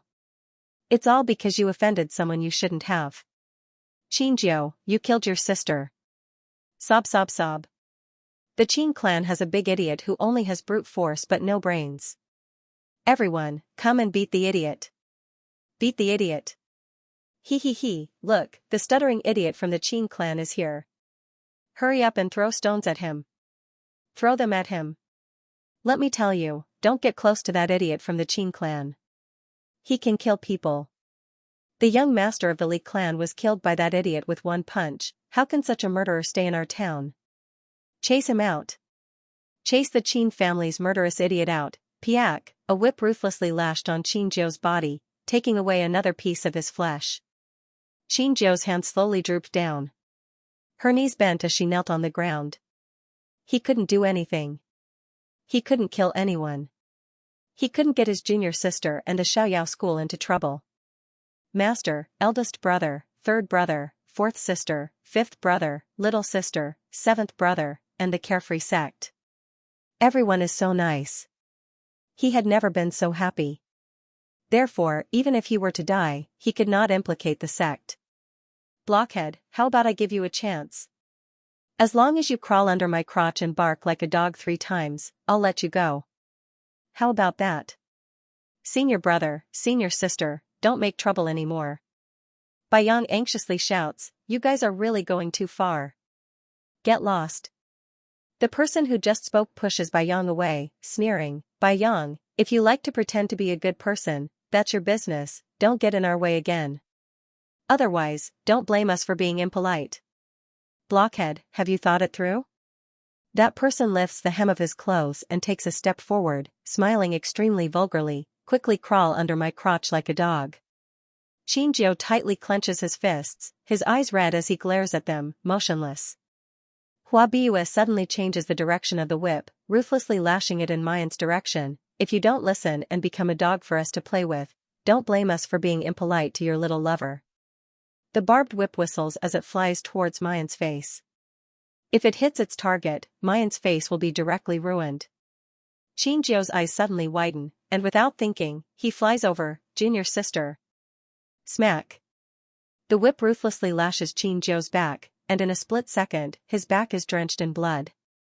Even the blood on Xianxia's face is mixed with sweat, dripping onto Mayan's snow-white face. Xianxia is flustered, reaching out in a flurry to wipe it off for Mayan, but he's afraid that his clumsy hands and feet will hurt her. Just then, her long eyelashes gently tremble, and Mayan opens her eyes. Second brother?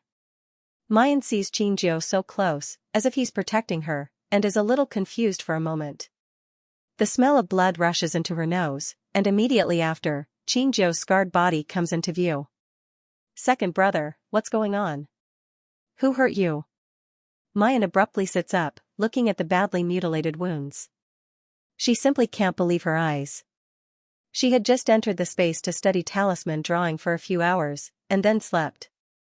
How could second brother be hurt like this? When she woke up, Xianxia shows a silly smile, then awkwardly climbs up, his face full of guilt and remorse. I'm sorry, junior sister, I woke you up. At this time, you still care about such a trivial matter as waking you up. Mu Yan snappily glares at him. She quickly takes out an elixir, crushes it into powder, and applies it to Xianxia's wound. She generously took out a stack of healing talismans and had him burn them to heal his wounds. Xianxia opened his mouth, wanting to say something, but Mu Yan was already looking at Hua Biue and the others not far away. She narrowed her eyes. Second senior brother, did these people hurt you? Xianxia lowered her head. Her face was gloomy and her voice was hoarse. I'm sorry, junior sister. I caused trouble. Did I cause trouble? Mayan sneers. Everyone in the carefree sect was full of evil tricks. Even Xiaoqi and Yunruhan had times when they were two-faced. However, second senior brother Xianxia was an honest and well-behaved child. Every time he went out to cause trouble, he would hit wherever they pointed. When it came to taking the blame, he was more proactive than anyone else. If second senior brother is going to get into trouble, then she will write the name Jun Mayan upside down. Mu Yan brushed away the grass on her body and stood up. Her gaze landed on Hua Biue and the others. She randomly pointed at a person and crooked her finger. The man seems to be possessed. He blankly walks towards her, his face still flushed. The girl with skin as white as snow smiles brightly, like the brightest moonlight, the most brilliant sun, the most beautiful spring flower. The man's eyes are glued to her, the words that come out of his mouth are completely thoughtless. He spills out everything that just happened, like beans being poured out of a bamboo tube. The man's gaze becomes more and more infatuated, while Mayan's expression becomes colder and colder. A faint bone-piercing killing intent emerges in her eyes. Good, very good, you actually dare to bully her second senior brother like this. There's a road to heaven, but you don't want to take it. There's no door to hell, but you insist on barging in. You shameless slut, you actually dare to seduce a man in front of me? Hua Biue suddenly comes back to her senses, seeing that the fellow disciples who usually fawn over her are all looking at Mayan with an infatuated look. Immediately fuming with anger, she swings the whip and ruthlessly lashes it towards Mayan. Before Mayan can move, Xianxia has already taken a step forward, suddenly grabs the whip, and ruthlessly flings it. Don't hurt little junior sister. Hua Biue staggers from being flung, and falls to the ground in a sorry state. She suddenly raises her head, not daring to believe that the blockhead that they just beat and scolded would actually dare to resist her. Xianxia flips Hua Biue over, but his face suddenly flashes with alarm and panic. He looks at Mayan, his face full of guilt and self-blame. Little junior sister, it's all my fault, it has nothing to do with you. If you want to take revenge on me. Xiaoyao sect is fine, you're all fine. Seeing Xianxia panicking, wishing that he could kneel down in front of Hua Biue and beg her to let the Xiaoyao sect off, Mayan facepalms. She finally knows why her second senior brother, who is so powerful, would be tossed around so miserably by this group of jumping clowns. Mayan takes a deep breath, grabs Xianxia's hand, holding his hand and burning healing talismans for him, and says, "Second senior brother, it's clearly these people who are at fault, and you're also stronger than them. Why didn't you resist? Why did you let them bully you?" Xianxia stares blankly, and after a long while, he stutters, can't cause trouble. Silver Feather Palace is very powerful, can't involve you. Mayan wanted to sneer. Who cares if it's the Silver Feather Palace or the Gold Feather Palace? June Mayan, has never been afraid of being implicated. However, when he saw Xianxia's anxious and sweaty face, he felt so guilty that he was about to cry. Mu Yan puts away her teasing mood. She looked straight into Xianxia's eyes and slowly said, "Second senior brother, do you think you did something wrong just now?" Xianxia was at a loss for a moment. She hesitantly shook her head and said, I didn't. I've been guarding little junior sister, obediently. Eldest senior apprentice brother, this is what he said. Mayan's expression becomes more and more gentle. That's right, second senior brother didn't do anything wrong. You killed the heaven-shaking bear, and they wanted to take it away. Not only did they take away the sky-shaking bear, they even beat you up and humiliated you for no reason. They are the ones in the wrong, aren't they? Xianxia nodded hesitantly. They are not good people. They snatched the bear, and scolded junior sister. Xianxia is startled. He shakes his head and waves his hands. No. I can't, I'll get into trouble. Mother said that if I get into trouble, I'll be implicated, and I'll die. I'll die, sister is dead, I don't want anyone to die anymore. I don't want junior sister to die, I don't want junior brother to die. As he speaks, Xianxia seems to think of that scene, and his tears roll down uncontrollably. He's obviously a big and tall man, but he cries like a wrong child. Why is he so obedient, doesn't get into trouble, doesn't beat people, but he still implicates the school? Why is he so stupid? Why can't he do anything well? I'm sorry, I'm stupid. I can't do anything well, little junior sister, I'm sorry. Mayan takes out a handkerchief and gently wipes the tears on Xianxia's face. Her voice is so gentle that it seems to be soaked in water. Second brother, don't talk nonsense.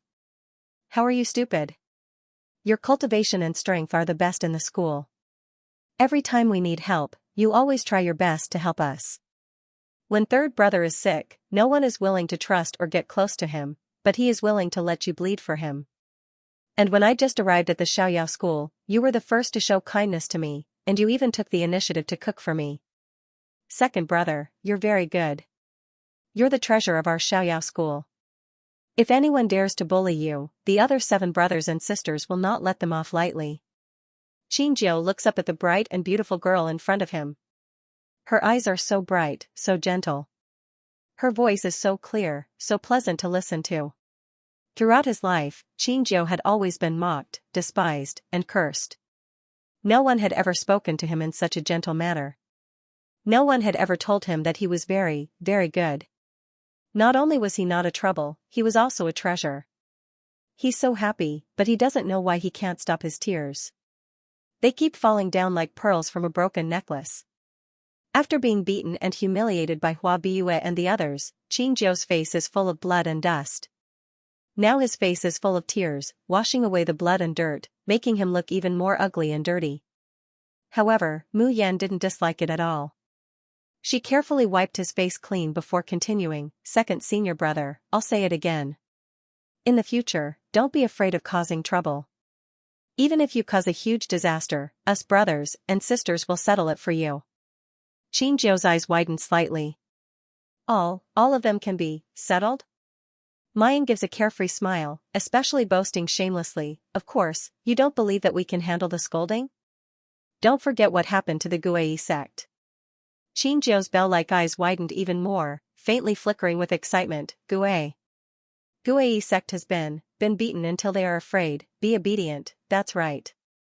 Since the whole unitary sect is afraid of being beaten up, why should the Silver Feather Palace and the Golden Feather Palace be afraid?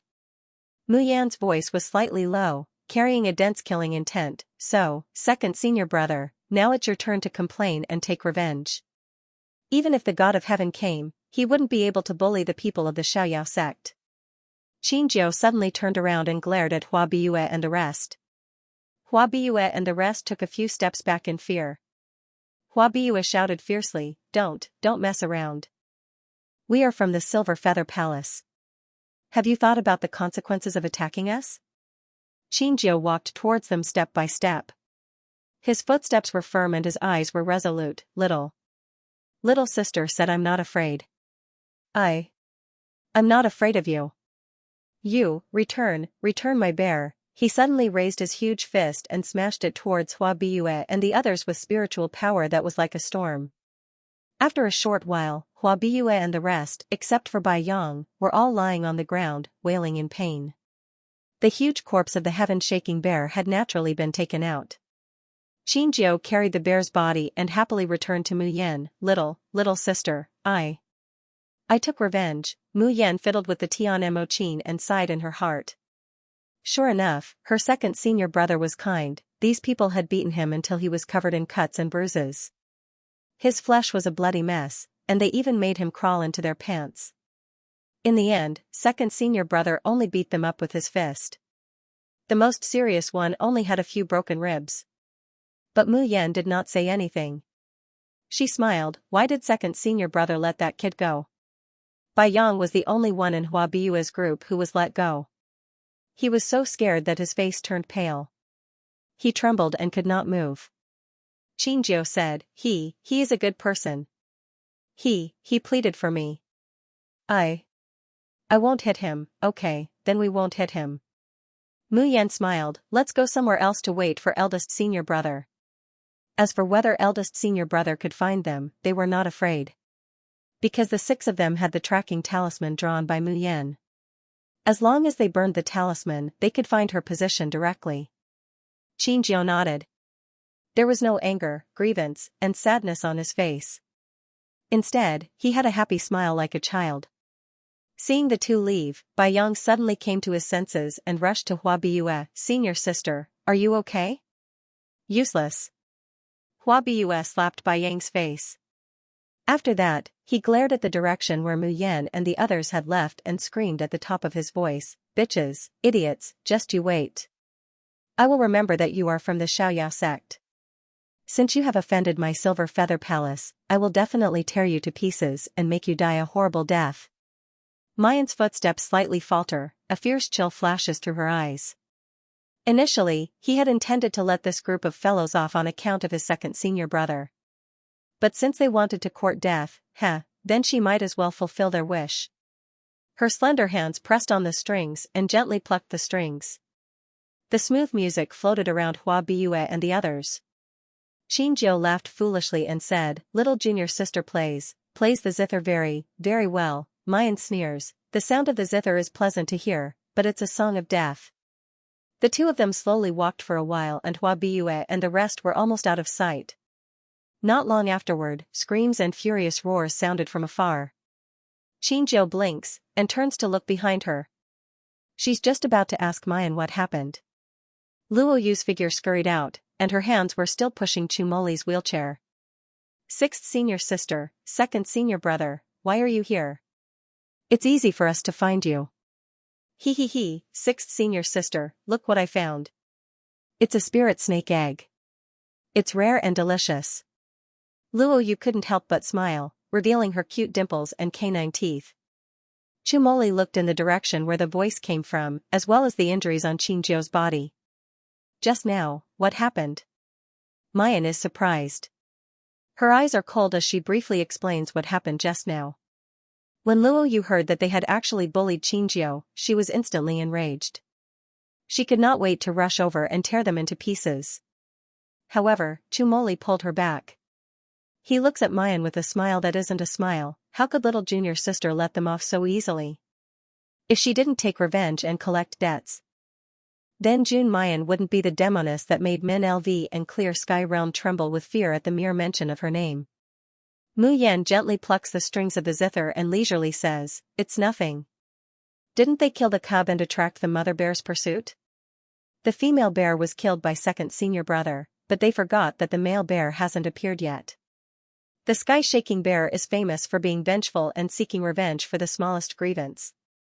I used the music to transmit the scent of blood from the cubs and the female bear to the male bear. Naturally, the male bear will come looking for me. That woman's space ring contained the heaven-shaking bear's corpse before. The smell of blood on her body can't be washed away no matter what. Oh, that's right, that male bear is a peak tier 6 heaven-shaking bear. This time, without second senior brother's help, I believe that their interaction with the heaven-shaking bear will be very interesting. Pfft. Luo, you couldn't help but laugh out loud. Sixth senior sister, you're too vicious. They came looking for second senior brother because of the heaven-shaking bear, so you let them be chased by the heaven-shaking bear again. He, this idea is great. Chumoli couldn't help but reveal a smile. In fact, he had many questions. For example, why was Mai unable to find the male of the heaven-shaking bear? How could she send the smell of blood to the male bear with just the sound of the zither? Another example was why she wasn't afraid that the sky-shaking bear would come looking for them. After all, the corpses of the mother bear and cub were in their hands. However, when he saw the silly smile on Qinzhou's face, as well as the wounds on his body that had already been taken care of, he couldn't help but sigh. Chumoli once again felt that he didn't need to ask anything. The distant screams, accompanied by the roars of beasts, were getting closer and closer. Hua Biyue and the others probably wanted to use the same trick again. However, heaven-shaking bear, Hua Biyue and the others all ran in front of Mu Yan and the others, but none of them saw them. He could only scream in despair and continue to run forward. Behind them, the heaven-shaking bear was getting closer and closer, and they believed that they would soon have a taste of the might of a peak 6th order bear paw. Mu Yan slowly stops plucking the strings and wipes the sweat from her forehead. After her Shin musician skills were upgraded to the 4th rank, her star field was also strengthened. Within the domain, she was the absolute ruler. Hua Biyue and the others' levels were low, and the sky-shaking bear's aggro was on Hua Biyue and the others. Therefore, within Mu Yan's domain, she could even make humans and beasts completely ignore their existence. However, materializing the domain like this consumed too much energy in the end. This time, it was also because she had just advanced and wanted to put it into practice. Otherwise, unless she had no other choice, she would not easily use her domain. She turned her head and met Chumoli's probing gaze. Little junior sister just used a domain? Chumoli's expression was slightly shocked. His gaze towards Mayan was already filled with disbelief. This young girl could no longer be described as stunning. She could draw talismans, play the zither, and had medical skills. Moreover, she was so powerful. Otherwise, how could the little martial uncle who never taught anyone teach her sword skills? Now, he was told that this girl had even grasped a domain. Chumoli took a deep breath and said slowly, "Little junior sister, is there anything you don't know?" Mayan blinked and thought, washing, cooking, embroidery, I don't know any of that. In this aspect, her baby was better than her. Chumoli, on the other side, Hua Biyue's group was fleeing in a sorry state, but they were still caught by the heaven-shaking bear. Because Hua Biyue's body was stained with the most blood, especially the cub's blood, the heaven-shaking bear's hatred was almost all focused on her. In the beginning, those senior and junior brothers would still protect her. But later on, the heaven-shaking bear's attacks became more and more fierce. 2 people were even directly smashed into meat paste by the bear's palm. These people were afraid and scattered like birds and beasts. Come back, come back. Hua Biyue couldn't believe that these senior and junior brothers who usually fawned over her would actually abandon her in a time of danger. The only one who didn't run away was the youth called Bai Yang. The heaven-shaking bear let out a furious roar and its huge palm fiercely slapped towards Hua Biyue. Hua Biyue was so scared that her face turned pale and she hurriedly dodged. But just as she took a step, she felt a burning pain on her back. It was the heaven-shaking bear's long tongue that directly licked her back. The heaven-shaking bear's tongue had barbs, and its saliva also had an extremely strong corrosive effect. Hua Biyue only felt as if a large piece of flesh had been ripped off her back. She immediately let out a heart-wrenching scream. Senior sister, hurry, come over here. Bai Yang activated a defensive talisman and stretched out his hand to grab Hua Biyue. This defensive talisman was only at the 3rd rank, so it could at most block one attack from the heaven-shaking bear. But he couldn't care about that right now. Seeing Bai Yang's outstretched hand, Hua Biyue grabbed his hand as if she had found a life-saving straw. Her nails almost dug into his flesh. However, just as Bai Yang was about to pull her closer to the defensive barrier, Hua Biyue suddenly pulled Bai Yang over, exposing him to the sky-shaking bear's claws. She herself hid in the protective barrier. Ah! Bai Yang was caught off guard, and one of his hands was bitten by the sky-shaking bear. However, the sky-shaking bear did not attack Bai Yang again. Instead, it threw him aside and continued charging towards Hua Biyue. Boom! The huge attack landed on the barrier, shattering it with a resounding sound. Hua Biyue's face was filled with despair. She let out a terrified scream, but she could not stop the sky-shaking bear's giant paw from falling. Just as her life was hanging by a thread, a golden talisman suddenly fell from the sky and landed on the heaven-shaking bear's head. Following that, the talisman emitted a dazzling golden light and suddenly exploded. The sky-shaking bear let out a blood-curdling scream. Its entire head was blown into pieces, and brain matter splattered everywhere. In the end, it fell heavily onto the ground, unable to get up again. Hua Biyue looked up in panic and saw a woman in blue slowly landing on a flying sword. The woman's cold face appeared in front of her. The woman patted Hua Biyue's back and asked, "What happened? Didn't I tell you not to cause any trouble in the Tianxian mountains, to train properly, and to go to the starry school when the time comes?" Hua Biyue gritted her teeth and said, "It's all that fool and that bitch's fault. They lured the sky-shaking bear over. Sob sob sob, sister, you must avenge us. I'm going to wipe out the entire Xiaoyao school." The cold-looking woman frowned. "The carefree sect? I've never heard of it." As he spoke, a few figures stumbled out of the forest. He knelt down in front of the elegant woman in a sorry state and shouted in panic, "Greetings. Greetings, senior sister." Before the cold woman could say anything, Hua Biyue was already furious. She pointed at those people and cursed, "You bunch of cowards who are afraid of death. How dare you come back? Big sister, these bastards. When the heaven-shaking bear attacked me, they ignored my safety and ran away. Sister, you must not let them off." The people kneeling on the ground were terrified, kowtowing and begging for mercy.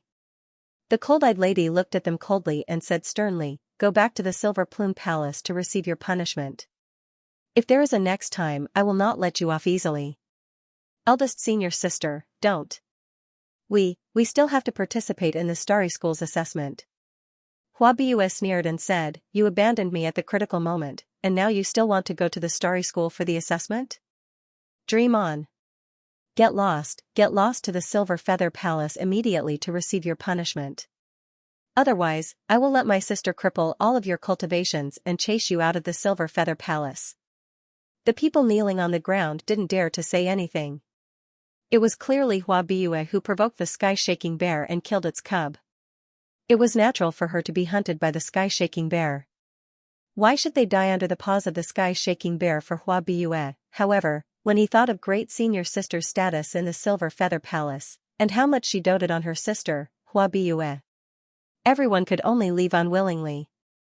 The cool lady looked at Bai Yang, who had lost an arm. What happened to him? Hua Biyue glanced at Bai Yang, who was covered in blood, and her eyes flashed. "Humph, he's also a coward who's afraid of death." When he tried to escape, the sky-shaking bear bit off his arm. The cold and elegant lady's eyes turned cold when she heard that. Such a cowardly and incompetent person, and he even lost an arm. Such a person is no longer of any use to the Silver Plume Palace. Send him back to the Bai clan directly. Hua Biyue was overjoyed. She hugged the woman's arm and smiled. "Sister, I know you love me the most." The cold woman tapped Hua Biyue's forehead and was about to speak. Suddenly, a golden-red talisman appeared in front of her. The talisman burned automatically, and the figure of an elegant middle-aged man appeared. However, this man's figure was translucent. Hua Biyue immediately revealed a timid expression when she saw the middle-aged man. She subconsciously took a step back and said softly, "Father." However, the middle-aged man did not even look at Hua Biyue. His deep gaze landed on the cold lady. Xianrong, don't participate in the Starry School's examination. Return to the headquarters of the Silver Feather Palace within 3 days. Hua Xianrong frowned when she heard that. Father, I've already reported to you that I'm going to participate in the Starry School's examination. I got the news that the Inu Palace will soon win a distinguished guest whose identity is beyond your imagination. What is the Starry School? Anyone in the Inu Palace, as long as they can get close to this distinguished guest, they will have a bright future and even have the possibility to ascend to the Cultivation continent. The middle-aged man took a deep breath, as if trying to calm himself down.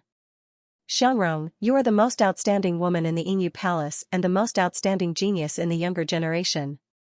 Others may not have the chance, but if you can get close to the distinguished guest, he might treat you differently. At that time, our Hua clan will naturally be able to ascend to heaven. The middle-aged man became more and more excited as he spoke, but Hua Xianrong's face became more and more gloomy. Finally, she could not help but interrupt the middle-aged man.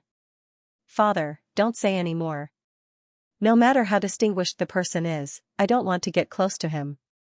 If you want to ascend to heaven, go find someone else. I will definitely go to the Starry School. After saying that, she reached out and pinched the burning talisman in the sky. The middle-aged man also disappeared without a trace. Seeing the middle-aged man disappear, Hua Biyue immediately took a deep breath. Sister, a man who can be praised by father must be of noble descent and extremely precious. You really don't want to go back and have a look. Even if you go to the Starry School, it does not mean that you can marry such a good man. Hua Xianrong frowned, then smiled proudly. So what if he is of noble descent? Isn't he just a boring man? I, Hua Xianrong, can also do what those men can do. Why should I rely on them? Only those who are weak, incompetent, and shameless women who are willing to sell their bodies will always think about relying on men, and even be a plaything. Hua Biyue's face twisted. She could not even force a smile. Although Hua Xianrong did not mean that, she always felt that Hua Xianrong was talking about her. If she was as outstanding as Hua Xianrong, if her father encountered such a good thing, he would not only think of Hua Xianrong, but not her daughter. If she could get close to the distinguished guest, she would not pretend to be noble like Hua Xianrong. She, Hua Biyue, would definitely make good use of this opportunity and soar to the top. Hua Biyue clenched her fists. When she heard that Hua Xianrong asked her to get on the flying sword, she immediately showed a sweet smile that belonged to a younger sister. Because they did not have any flying treasures, Mu Yan and the others had to travel through the Sky Jade Mountains for 9 days and then fly for another 3 days before they finally arrived at the Starry School. The Starry School was located in the southeast of the Azure Blue World. To the north, it was adjacent to the Danyang mountain range. The area it occupied was so large that one could not even see the end of it from the top of the mountain. The registration for the Starry School was set up at the foot of the Danyang mountain range. This is the Starry School. Luo Yu exclaimed. It's really grand and luxurious. Compared to this place, the Xiaoyasek's base couldn't even compare to a latrine. Pfft. Where did this country bumpkin come from? A cultivator beside him sneered. Luo Yu was not annoyed at all. Instead, she blinked her big eyes and looked over. Senior brother, why are you laughing? Did I say something wrong? This person originally wanted to ridicule him without restraint. Behind the young man were a handsome man and a beautiful woman, especially the 2 women. They were so beautiful that he could not help but stare. He could not help but retract his mocking attitude. Instead, he stuttered, This is actually not the Starry School. It's just a side yard that the Starry School uses to recruit new students every 4 years. The real Starry School is much bigger than this place. Thank you for telling us. Luo Yu smiled obediently. May I ask where the registration is? The person became more and more nervous. He pointed in a direction with a red face. I'll bring you there. Along the way, Mu Yan found out that the senior was called Yang Fan. He was the son of a famous clan in the Azure Sky Realm. He had just turned 25 this year, but was already in the early stage of Anidia. They were quickly led to the registration area. Yang Fan smiled. This is the registration area for the Starry School's outer house. As long as you pay enough crystals, you can participate in the assessment. However, when Luo Yu saw it, she was shocked. The assessment fee is 3 pieces of medium-grade crystal stones, and the first year's tuition fee is 50 pieces of medium-grade crystal stones? This was King robbery. Yun Ruhan also frowned. I remember that the recruitment notice said that the assessment fee is only 1 mid-grade crystal? Yang Fan shook his head. Your Xiaoyao sect must be in a very remote place. You probably don't know the Starry School's recruitment rules, right? A mid-grade crystal referred to the assessment of the inner school. However, the requirements for the assessment of the inner school of the Starry School were extremely high. Usually, this crystal would be wasted. Although the outer house requires a lot of crystals, the chances of entering the Starry School are very high. I think you should choose. Before Yang Fan could finish, the 7 of them had already turned around and walked to the registration area without hesitation. What a joke, that was 3 mid-grade crystals and 50 mid-grade crystals for a year's tuition fee. The Xiaoyao sect was afraid of that. Although they had the world's #1 shop to earn money, the money did not come from Defying. How could they waste it here? The 7 of you want to apply for the Starry School's inner house? The elder in charge of registration looked at the 7 of them and shook his head. His eyes were full of disdain. No, you are not qualified. Why? Luo Yu was anxious. The elder glanced at Yun Ruhan. Don't you know that the Starry School only accepts young talents below the age of 25 who have reached the Anidia realm? Ah. They only recruit those under 25 years old. They didn't know about this rule at all. Oh no, then isn't eldest senior brother overage? Alas, although the examination fee for the outer court is very high, the 7 of us have agreed to advance and retreat together, so we can only go to the outer court. The people of the Xiaoyao sect all frowned and felt sorry for the crystals that were about to fly away. The veins on Yun Ruhan's forehead throbbed. After a long while, she said with difficulty, I've only just turned 25. You must be joking. Mayan is the first to cry out, eldest brother, you're only 25 years old? I thought you. You're in your 30s, Luo Yu nodded her head profusely. Big brother, don't lie just so that we can enter the inner sect of Starry School. You should know that the Starry School's examinations have special spiritual stones for testing. You will be able to fool this elder with your lies. The veins on Yun Ruhan's forehead twitched, and the corner of his mouth twitched. I'm not lying, I'm really only 25 years old. However, everyone revealed an expression of disbelief. Even with Yun Ruhan's good temper, he couldn't remain calm at this time. He took a deep breath, took a step forward, and pressed his hand on the bone aptitude testing spirit stone. As soon as his hand touched it, the spirit stone immediately lit up with a burst of white light. The white-bearded old man tugged at his beard. How could it be? You really met the assessment requirements. The people of the Xiaoyao sect were even more shocked than the white-bearded old man. Eldest senior brother, you're really only 25 years old? This bone aptitude testing spirit stone wouldn't be broken, right? Heavens, I always thought eldest senior brother was at least 28 or 29 years old. Hey, I always thought eldest senior brother was already 30 years old. Yun Ruhan's face turned green and white, and he gritted his teeth. Excuse me, can I register now? The white-bearded old man threw the beard in his hand to the side. Sorry, this old man really couldn't see your bone aptitude. This is your assessment jade card, please take it. Oh, old senior, how can this blame you? Ling Yuma blabbered, you see, we've lived with him for so many years, yet we couldn't see it. He, this is all our eldest senior brother's fault for being too anxious. Old senior, you really don't have to blame yourself. Ling Yuma. Lan Luoyu. Yun Ruhan finally couldn't bear it. In a moment, run back and forth to Danyang mountain range 50 times. Don't. Eldest senior brother, we know we're wrong. Eldest senior brother, we won't say you're old anymore. You see, this is all your fault for keeping a short beard all day, making you look old. If you shave off your beard, you'll be a handsome young talent again. Yun Ruhan faintly smiled, 100 times. By the time Luoyu and Ling Yuma returned from running 100 times to Danyang mountain range, the sky was already dark. Today's enrollment was also over. The real assessment would begin tomorrow.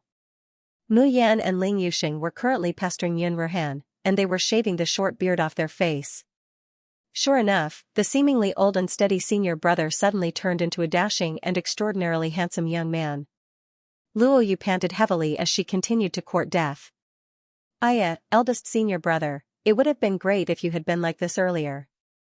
You're so handsome, so many young ladies would have thrown themselves at you.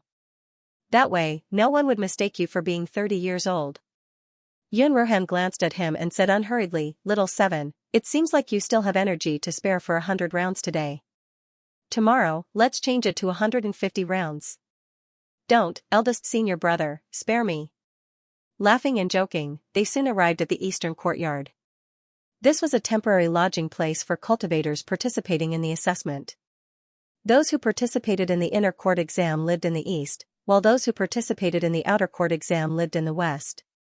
However, due to the large number of cultivators participating in the examination and the limited number of rooms in the courtyard, many cultivators chose to meditate outside.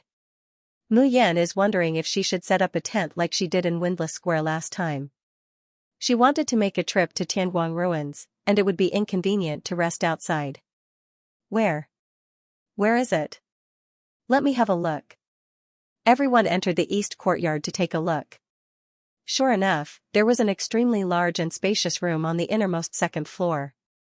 There was even star grass in the room that could gather spiritual energy, so the whole room made people feel refreshed and comfortable. Ling Yuma said excitedly, Eldest senior brother, quickly, hang up your identity medallion to prevent others from stealing it. Ha ha ha, I didn't expect our luck to be so good. You can't go into this room. At this moment, Yang Fan's voice was heard hurriedly, that is a room exclusive to the Silver Plume Palace. If anyone were to enter, they would be in big trouble. Exclusive room? Yun Rohan asked curiously. But when we received our identity badges, the steward told us that we could hang our identity badges and rest in any empty room. Yang Fan repeatedly shook his head, that's why I said that you came from a remote place and don't know anything. This had long been the custom of every starry school examination. The luxurious rooms on the second floor were all reserved for the disciples of the big clans and clans. Even if there was no nameplate, others could not occupy it at will. And this room in the Silver Feather Palace is the biggest and most luxurious room in the entire east courtyard. What if it's occupied? Chumoli asked with a light smile. Isn't that obvious? Yang Fan sighed, in the past, there were also people who were blind and wanted to snatch the Silver Plume Palace's room. In the end, the final outcome was not only that they could not participate in that year's assessment, but their cultivation base was also mostly crippled. Don't do anything stupid. Yun Rohan said gratefully, many thanks for senior brother Yang's reminder. When Yang Fan heard this, he thought that they understood the importance of this matter and couldn't help but feel relieved. Who knew that in the next moment, Ling Yuma had already scratched her nameplate, eldest senior brother, you're too slow. What if someone else takes it? Hang mine first. Yang Fan's eyes widened. Yun Rohan also had a helpless expression. After Ling Yuma hung up the nameplate, the rest of them swaggered in. After Luo Yu went in, she even popped her head out and gave a cute smile. Eldest senior brother, come in quickly. By the way, senior brother Yang, do you have a place to stay tonight? Do you want to squeeze in with us? Yang Fan stammered, you didn't hear me? This is the Silver Plume Palace's room. Aren't you afraid of the Silver Plume Palace's revenge? Luo Yu stuck out her tongue. Silver Feather Palace, what is that? Why does it sound familiar? No matter how big the world is, it's not as important as eating and sleeping. Yang Fan stared at the door that was slowly closing in front of him. He stood there in a daze for a long time. Another bunch of reckless fools. When the people from the Silver Feather Palace come, they will be dead for sure. Let's go. What does their death have to do with us? We'd better stay away from them so that we don't get caught in the crossfire. Yang Fan let out a sigh. His face was filled with regret as he turned around and left. As soon as Mayan enters the room, she immediately enters the Tianguang Ruins. Luo Yu and the rest were bored, so they followed them in. Last time he left, he went to the #1 shop in the world, so he went to the same place this time. As a result, as soon as they entered the shop, they saw a scene that made their hair stand on end. Only Mu Yan was sitting in the shop, leisurely taking things out of the warehouse. What shocked the other 6 people of the Xiaoyao sect was the things that Mu Yan took out. 3 thick stacks of talismans were casually stacked in the middle of the shop, like toilet paper. How thick were they exactly? With Yunmerhan's height of 8 feet, the thin talismans stacked together would reach his knees. Moreover, because they were not neatly stacked, the talismans were swaying, as if they would fall down at any time. Luo Yu swallowed her saliva. Sixth senior sister, did you rob all the other talisman shops? Mu Yan looked at him with an inexplicable expression. Is it allowed to rob in Tianguang ruins? Then where did you get so many talismans? Mu Yan was even more inexplicable. Of course I drew them. No, little sister. Ling Yuma grabbed a piece of talisman paper and looked at it again and again. Her eyes almost popped out. We all know that your speed of drawing talismans is faster than ordinary people, but it's only been 10 days. You still have to travel every day, yet you've drawn so many. Isn't it too scary? Chu Moli said with a faint smile, if the customers in Tianguang ruins saw these talismans piled up like this, I'm afraid they would suspect that they bought fake ones. Mu Yan glared at Chu Moli. It's because I'm going to be very busy, and I might not have time to draw talismans, so I drew more in advance. In fact, she gritted her teeth and ruthlessly rented a puppet attendant from Tianguang ruins for a year at a high price. Every day, it would help her take out the talismans from the warehouse and place them in the shop, and it would also help North Sunflower Xiangyuan entertain customers. Little sister, you're not just drawing more, you're clearly drawing too much.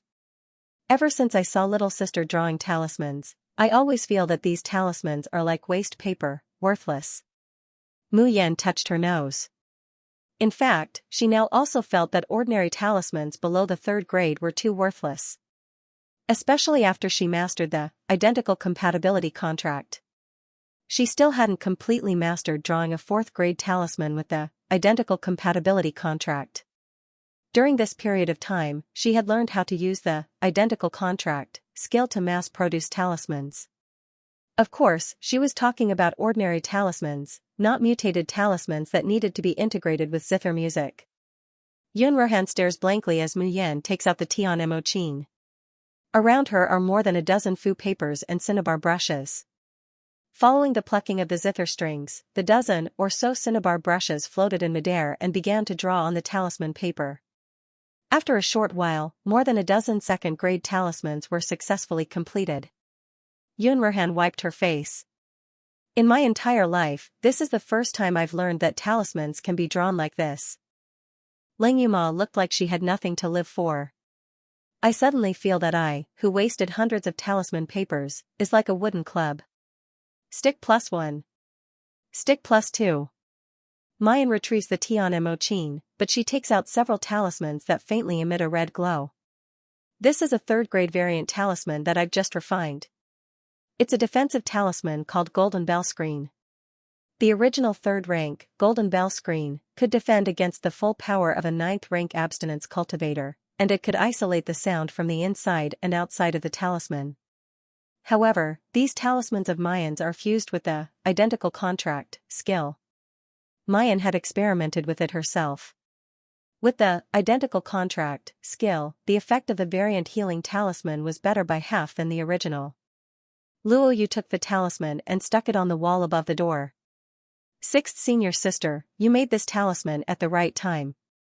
Didn't senior brother Yang say that this is the room of that Yu palace?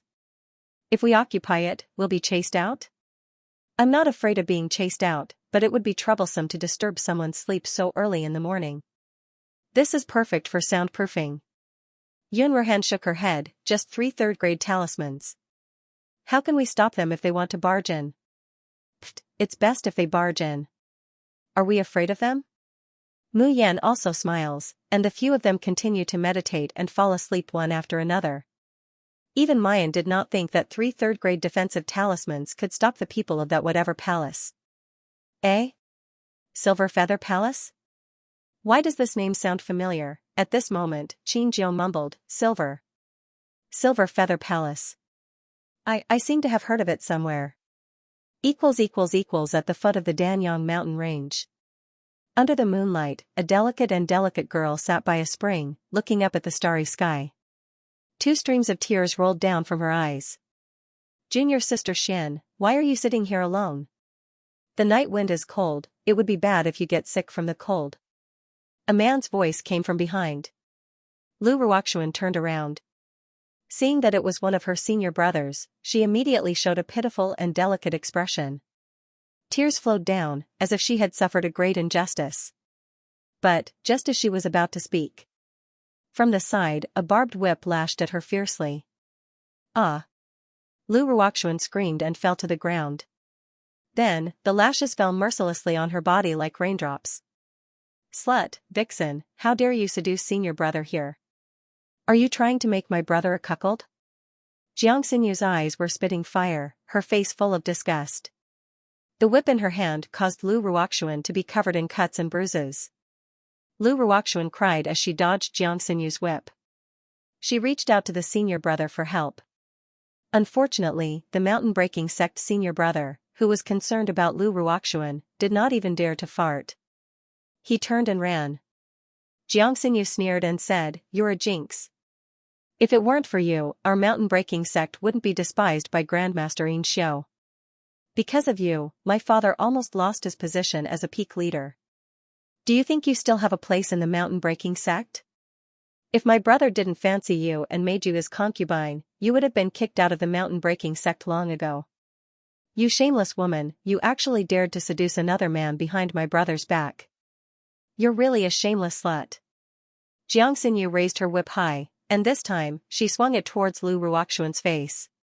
However, before the whip could touch Lu Ruoxuan, a man rushed out of the tent next to her and hugged Lu Ruoxuan. "Stop." The man inclined his head, revealing an expression of rage. "Xianyu, why did you hit Xian'er?" When Xianxia saw how the man was protecting Lu Ruoxuan, she immediately became even angrier. "Brother, are you blind? It was clearly this woman who seduced senior brother and made you wear a green hat. That's why I taught her a lesson." Jiang. Hofei turned to look at Lu Ruoxuan. Alright, of course I believe you." Jiang Hofei raised his head, revealing an ugly face covered in scars. He stared at Jiang Xinyu angrily. "Xinyu, you targeted Roer back in the sect. Now you're targeting her? She's my wife. Don't go overboard." "I targeted her?" Jiang Xinyu was about to explode. She was the one who cheated others and implicated the mountain-breaking sect. Even father wanted to cripple her cultivation and expel her from the sect. "But brother, you have to plead for this vixen and want to marry her as a concubine. Don't you know how shameless she is and how good she is at seducing men? She married you just to make use of you. Do you really think she likes you?" "Shut up." Jiang Hofei suddenly swung Jiang Xinyu's whip, causing her to stumble. "I won't allow you to insult Roer. She's my wife now. If you dare to touch her again, don't blame me for being rude." Jiang Xinyu trembled in anger, her eyes red. In the end, she could only glare at Lu Ruoxuan and leave angrily. Once Jiang Xinyu left, Jiang Hofei immediately hugged Lu Ruoxuan with heartache and checked her injuries. "Roer, I'm sorry. It's all because of Xinyu's stubbornness. You've been wronged," Lu Ruoxuan sobbed.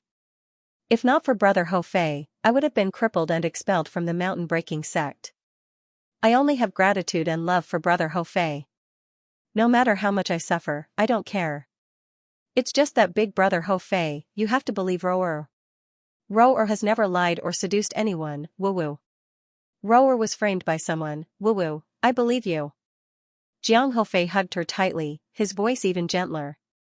"Roer, you're so beautiful, pure, and kind. I was deeply attracted to you the first time I met you. How could I believe such ridiculous words? Don't be afraid. This time, I brought enough crystals and even asked my father to pull some strings. We can enter the Starry School's inner school together.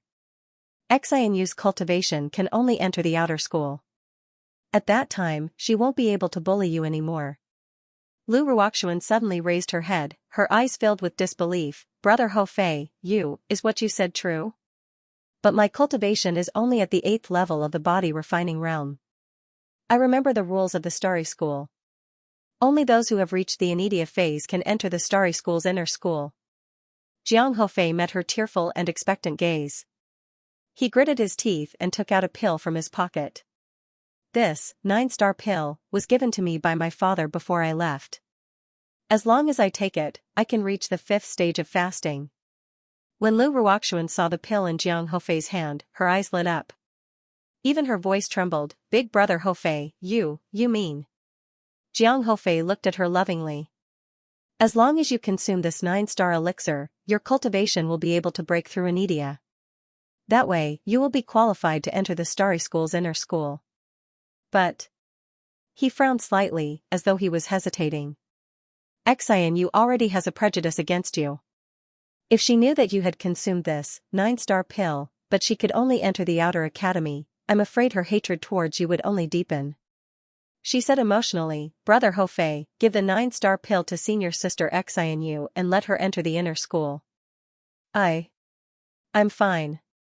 As long as I can stay by Brother Hofei's side, as long as I can look at Brother Hofei from afar, I will be satisfied. Jiang Hofei suddenly pulled her into his arms, his face full of gratitude. Jiner, you're too kind and beautiful. Why does Xian Yu always misunderstand you? No, I won't let you leave me. I'll definitely let you enter the inner school with me. Lu Ruoxuan raised her head and looked at Jiang Hofei shyly. Her cheeks were slightly red and she panted lightly. Brother Hofei, you're too good to me. Jiang Hofei's breathing became heavy for a moment. He suddenly lowered his head and kissed her soft lips. His tongue went straight in, invading every inch of Lu Ruoxuan's mouth. Lu Ruoxuan's face froze for a moment. However, when Jiang Hofei sent a pill into her mouth, she immediately hugged Jiang Hofei's neck and responded passionately. Not long after, 2 entangled figures rolled into the bushes at the side. In the night, the blushing, panting and moaning echoed. What's that sound? Sister, why do I hear a strange sound in the grass in front? Jiang Hofei and Lu Ruoxuan were engrossed in their entanglement. Suddenly, footsteps approached, followed by a woman's voice. Lu Ruoxuan and Jiang Hofei jumped in fright and quickly separated. Disgusting. It's actually a shameless couple having sex here. Lu Ruoxuan was scared out of her wits. She quickly covered her body with her clothes while trembling. Her long hair hung down, covering her ashamed and resentful face. Jiang Hofei raised his head and scolded, Who are you? Don't you know that the mountain-breaking sect has set up camp here? Mountain-breaking sect? What's that? I've never heard of it. Senior brother Qing, have you? Ha, a small sect in a remote corner. Even if I heard of it, I'd forget. Jiang Hofei was furious and was about to scold them. However, when he raised his head and saw what they were wearing, he shuddered.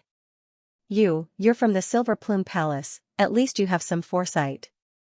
Hua Biyue sneered and looked at Lu Ruoxuan's shoulder. Her eyes were full of disdain and mockery. A small sect is indeed a small sect. They are all so shameless. He could actually do such a thing in broad daylight, under the cover of the sky and on the ground. Just like that fool and that bitch in the heavenly Jade Mountain range. Hua Biyue's face contorted at the thought of that idiot and bitch. Her eyes were burning with hatred. Therefore, when Jiang Hofei smiled and wanted to curry favor with her, Hua Biyue gave him a hard kick and sent him sprawling on the ground. Get away from me. You have a disgusting stench on you. You're disgusting. Jiang Hofei was kicked to the ground. He was battered and exhausted, but he did not even dare to show the slightest bit of anger. Lu Ruoxuan wished she could cover her face with her clothes. By you, what's going on? A cold female voice was heard. Hua Xiangrong immediately saw the marks on Lu Ruoxuan's body, as well as the lingering smell in the air. She frowned in disgust. You're degrading yourself. After that, she dragged Hua Biyue. What's so good about these dirty things? Let's go to the yard to repair them as soon as possible. We'll sign up for the assessment tomorrow. When they were far away, Lu Ruoxuan slowly raised her head. There seemed to be something flashing in her eyes that were always soft and tearful. Especially when she saw the marks left by Jiang Hofei on her body, there was a fire burning in her heart. She clenched her fists so hard that her nails were almost embedded in her flesh. Jiner, let's go back to the house? After Jiang Hofei sent Hua Xiangrong and others away, he immediately turned around and hugged Lu Ruoxuan. The eagerness in his eyes had not subsided but were full of desire. The disgust in Lu Ruoxuan's eyes flashed away. When she raised her head, she was already very delicate. Brother Hofei, who were those people just now? They were people from Inu Palace. Even in the blue world, Inu Palace is very respected. Ordinary people can't afford to offend them. But people from Inu Palace are usually very arrogant. Even if we were humiliated, we could only accept it. Lu Ruoxuan clenched her fists again. Brother Hofei, can I go to the east courtyard of Xianxia Mansion to have a look? East courtyard? Jiang Hofei shook his head again and again. Although it's for the practitioners who come for the assessment, the rooms are limited. Those who can live there are all elites from big sections. At least. It's first come, first served. If we go there now, there are no more rooms in the east courtyard. Lu Ruoxuan shook his hand and acted like a spoiled child. Brother Hofei, I don't want to live in the east courtyard.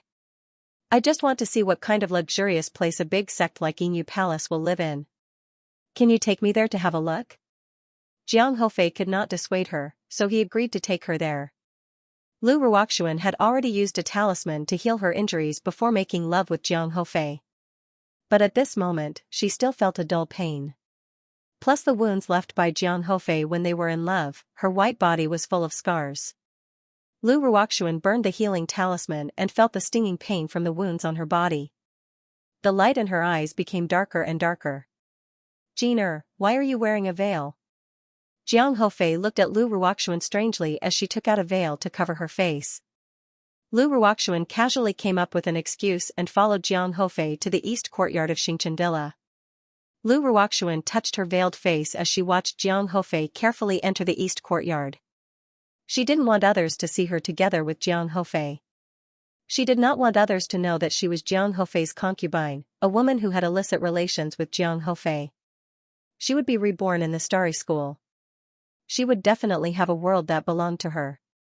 Just as Lu Ruoxuan was immersed in her thoughts, an incredulous roar came from the second floor. Which reckless person dares to occupy my Silver Plume Palace's things? Bang, bang, bang. Violent knocks came from the second floor. Hurry up and open the door. His angry roar caused all the cultivators who were meditating to come out of their rooms. Seeing Hua Biyue and the others standing upstairs, the people resting in the east courtyard immediately exclaimed. Yeah, she even dared to occupy a room of the Inu Palace. She must be really daring. Suddenly, someone's gaze fell on the cold and elegant woman, and he sucked in a breath of cold air.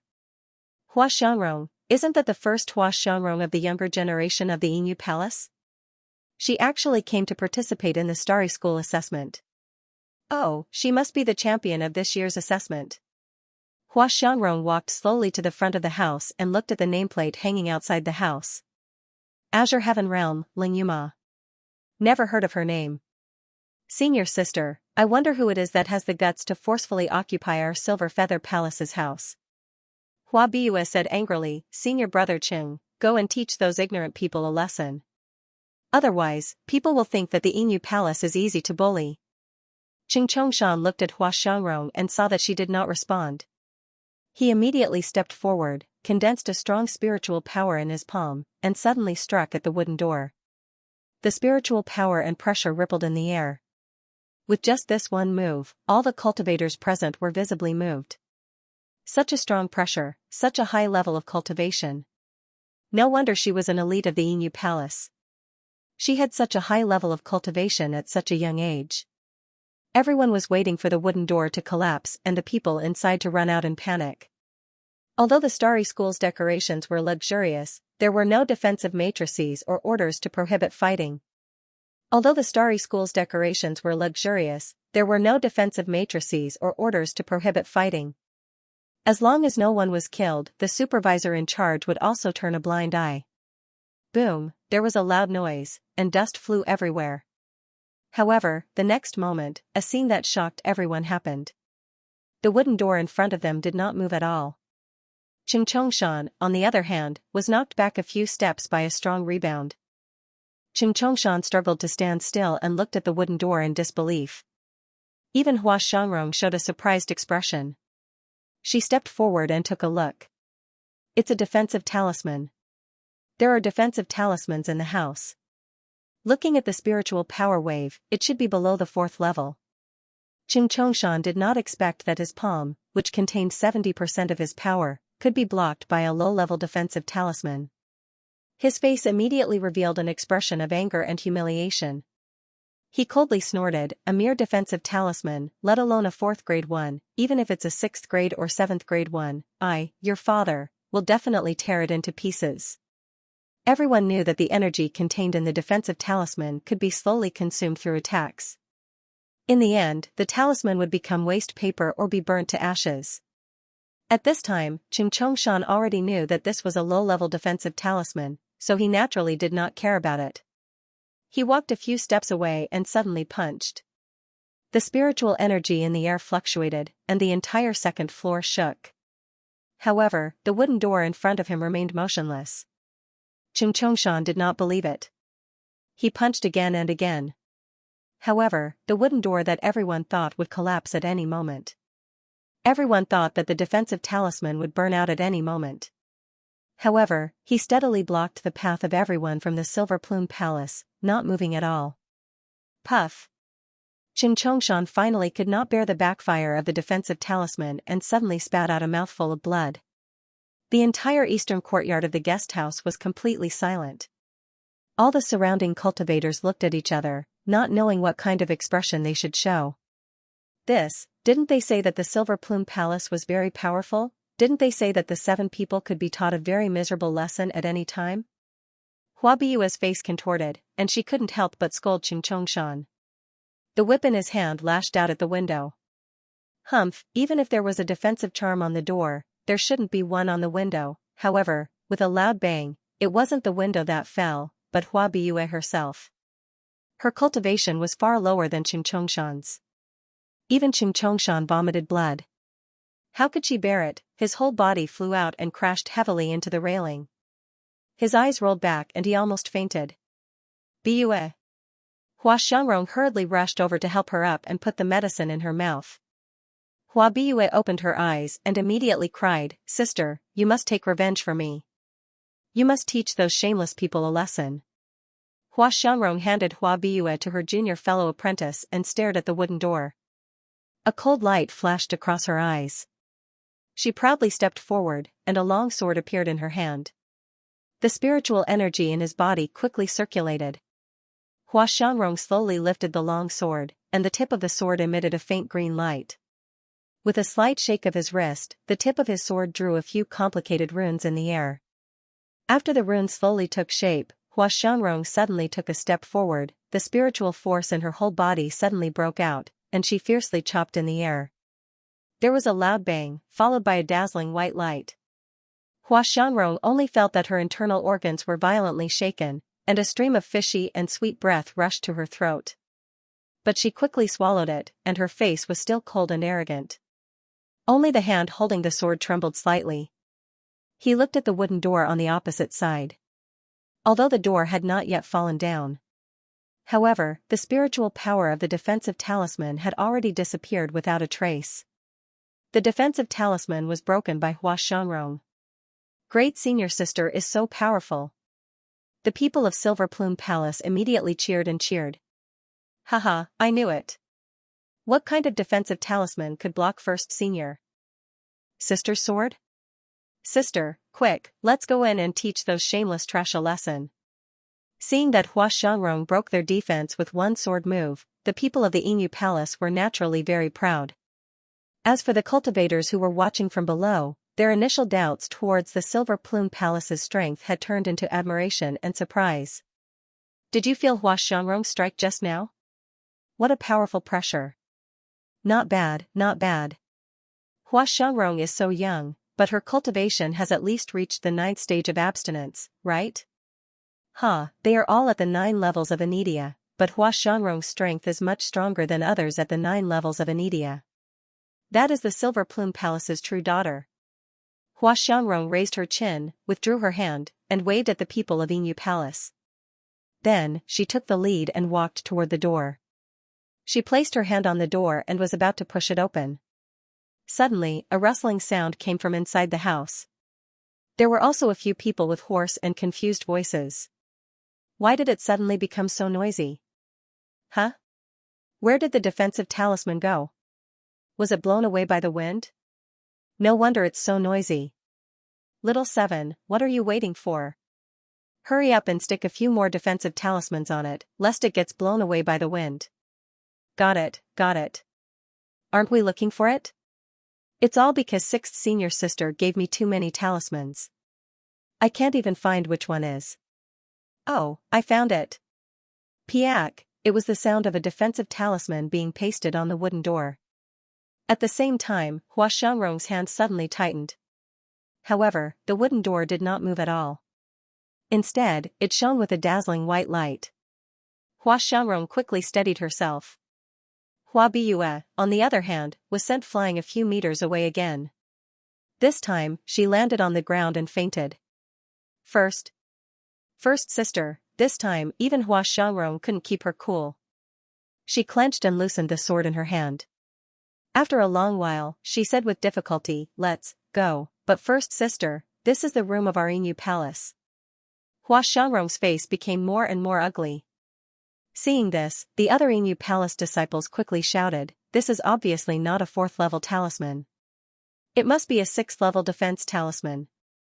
It's already amazing that my first sister could break one. She didn't break the talisman because she doesn't want to argue with these people." Exactly. The day after tomorrow is the Starry School's entrance examination. Instead of arguing with a group of bumpkins from a remote place, we should rest and recuperate. The people of Inu Palace were talking to themselves, trying to save their lost face. Unfortunately, the onlooking cultivators were not fools. Some people could not hold back their laughter. The elites of Inu Palace were forced into their room, and they could not get it back. Some of them were even injured. The number 1 genius of Inu Palace, Hua Xiangrong, could not break a 4th-level talisman. Usually, it was the big sects like Inu Palace who could teach the cultivators of the small sects a lesson. Even if it was a first-come, first-served room, if the people of the big sects could not stay in it, they would come and take it from them. These cultivators were naturally afraid of the power and prestige of the big sects, so they dared not say anything. But now, seeing them being humiliated, it was also very refreshing. Yang Fan's face showed a carefree smile. But after the smile, he could not help but worry. This time, the 7 people had completely offended Inu Palace. Even if they had good defense talismans, they could not stay in Inu Palace forever. By then, what could they do? The people of Inu Palace were not deaf. Although the people below lowered their voices. However, they heard all the mockery and ridicule. When the disciples of Inu Palace went out, they were always respected and envied. They had never been humiliated like this before. For someone as hot-tempered as Xianxia, he couldn't wait to rush out and kill. However, Hua Xiangrong stopped them and turned around to go down to the 1st floor. Xianxia randomly found a room and shouted angrily, "Get out, this room is being used by our Silver Plume Palace." Hua Xiangrong frowned, but she felt a dull pain in her chest. She said solemnly, "Give them some compensation." Xianxia said, "Eldest senior sister, you're too kind. It's their honor to make room for you." With that, he casually grabbed a handful of crystals and tossed them over. "Take the crystals and get lost." The faces of these people who were driven away were full of shame and indignation, but they dared not say anything. In the end, he could only pick up the crystals and leave. Xianxia looked in the direction of the 2nd floor and gritted his teeth. "Those bastards better not come out, or I will make them suffer." The group from the Silver Plume Palace stayed on the 1st floor of the east courtyard, enduring the pointing and whispering of the crowd. They wanted to wait for the people who occupied their rooms on the 2nd floor to come out. But to his surprise, the door remained completely silent. Not even the slightest sound could be heard. Just like that, it was the morning of the 3rd day. Today was the day of the Starry School's recruitment test. Creak. When the wooden door on the 2nd floor that had been closed for 2 days finally opened, almost everyone in the East House raised their heads and looked in that direction. This also included Lu Ruoxuan, who was in the corner of the hall with her face covered. The people from the Inu Palace flew out of the house and looked over with anger and murderous intent. I've really learned a lot from cultivating these 2 days. I'm very energetic now. I can definitely handle the test. You're still cultivating and learning a lot? You're obviously just eating and sleeping every day. How vulgar. Eating and drinking are important things in life and also a part of cultivation. Why can't I learn a lot? Luo Yu, Ling Yuma, and Ling Yuxing bickered as they walked out of the house, laughing. Behind them were Yun Ruhan, Qin Jiao who was pushing the wheelchair, and Chu Moli who was sitting in the wheelchair. Doubts flashed across everyone's mind. These people looked unfamiliar. Where did they come from to be able to defeat the Yinyu Palace? Then, everyone's eyes fell on the girl who walked out of the door last. All of them sucked in a breath of cold air. What a beautiful girl. Yesterday, I thought that Hua Xiangrong was a beauty, but compared to this girl, she is like the moon and the stars. Shoo, don't talk nonsense. The people from the Yinyu Palace are just beside us. The moment Lu Ruoxuan saw Mayan, her pupils constricted and she clenched her fists tightly by her side. June Mayan, it was June Mayan, why was she here? Was she also going to enter the Starry School? Seeing June Mayan, she remembered the humiliation she had suffered in the Wufeng Square. And, if not for June Mayan, she would not have been forced to go to the mountain-breaking clan and lost Jiang Dehai's love. If not for Jiang Dehai, she would not have gone to Tianguang ruins to draw talismans and naturally would not have gone against Yi Liangchen. In the end, she was ruined by Yi Liangchen. And now, by Jiang Hofei. Lu Ruoxuan's body shook violently, almost unable to support herself. Jiang Hofei immediately hugged her and asked anxiously, Jin what's wrong? Lu Ruoxuan buried her face in his chest and sobbed, Big brother Hofei, I saw the person who harmed me in the Windless Square. She really harmed Winner so badly. Back then, she clearly entered the carefree sect and left. I thought I would never see her again. Why? Why did she appear again? Sob, what if she harms Rower again? Brother Hofei, I'm so scared. When Jiang Hofei heard this, his face immediately turned cold and he coldly looked at Mu Yan that Lu Ruoxuan was pointing at. Just a moment ago, he was stunned by the beauty of this young lady, but now because of Lu Ruoxuan's words, his heart was filled with killing intent. Jin don't worry. I will protect you. Furthermore, as long as they bully your people, Big brother Hofei will definitely seek justice for you. He knew about the Xiaoyao sect. That could be said to be the poorest sect in the entire Blue Heaven realm. If it was the Silver Plume Palace, he could only grovel and beg for mercy. However, if it was the Xiaoyao sect, how could he, the son of the mountain-breaking sect's peak leader, care about them? After seeing Mu Yan and the others, Hua Biyue also glared at them. It's you. She suddenly screamed, Sister, the people who beat and humiliated me in the forest that day were that bitch and that fool. Sister, you must avenge me.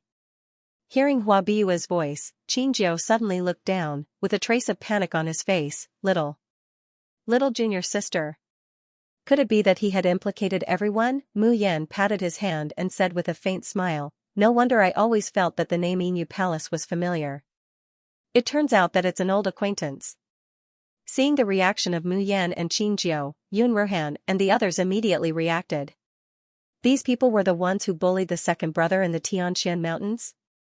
They actually dared to bully the second brother of their family. They narrowed their eyes slightly, and a cold light flashed across their eyes.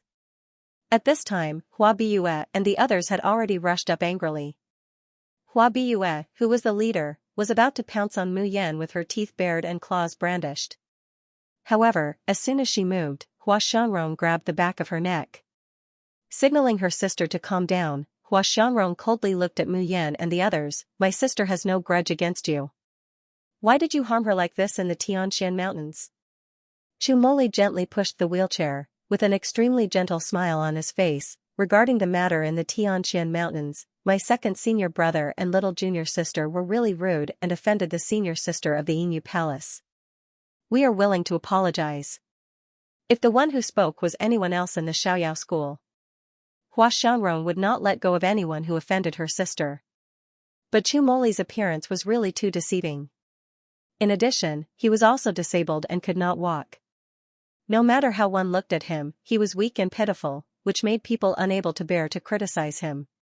Even Hua Biue, who was looking at Chu Moli with a gentle and handsome face, restrained some of her violent temper. Don't think that if you apologize now, I will spare them. You, and you. Hua Biue pointed hatefully at Mu Yan and Qin Jiao. She gritted her teeth and said, come over here and kowtow to me to apologize, and I can spare your lives.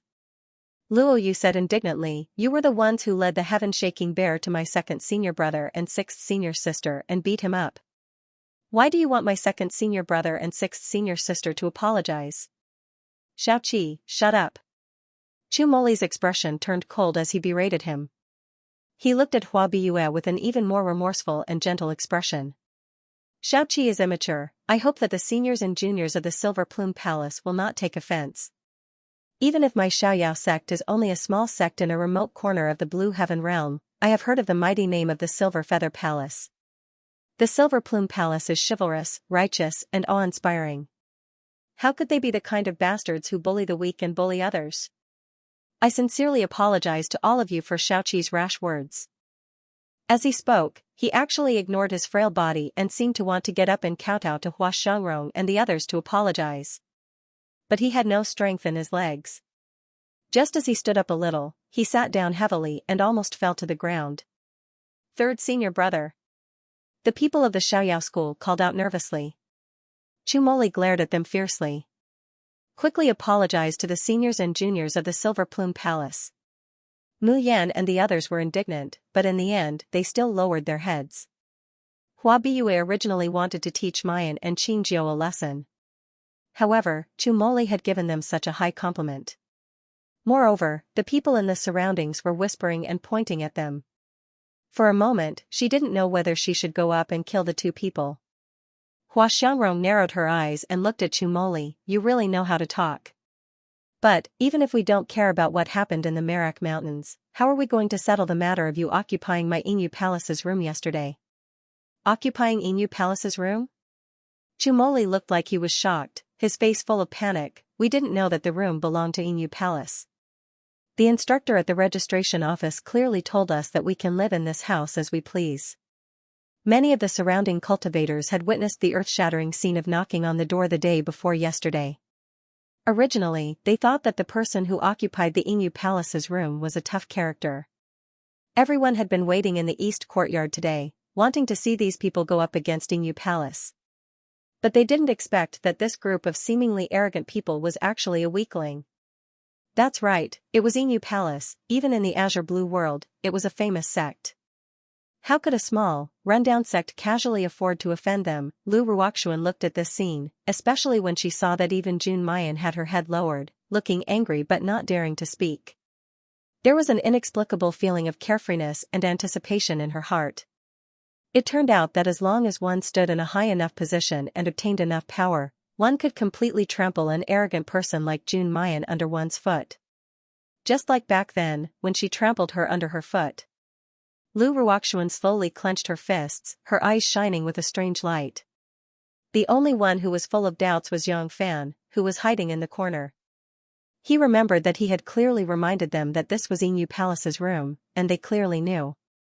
Why did they look like they didn't know anything now? Could it be that they were afraid of Inu Palace's power, so they could only show weakness and beg for mercy? Hua Biue recalled the pain she suffered when she opened the door yesterday, and instantly became furious. You think that a simple you don't know can cover it up?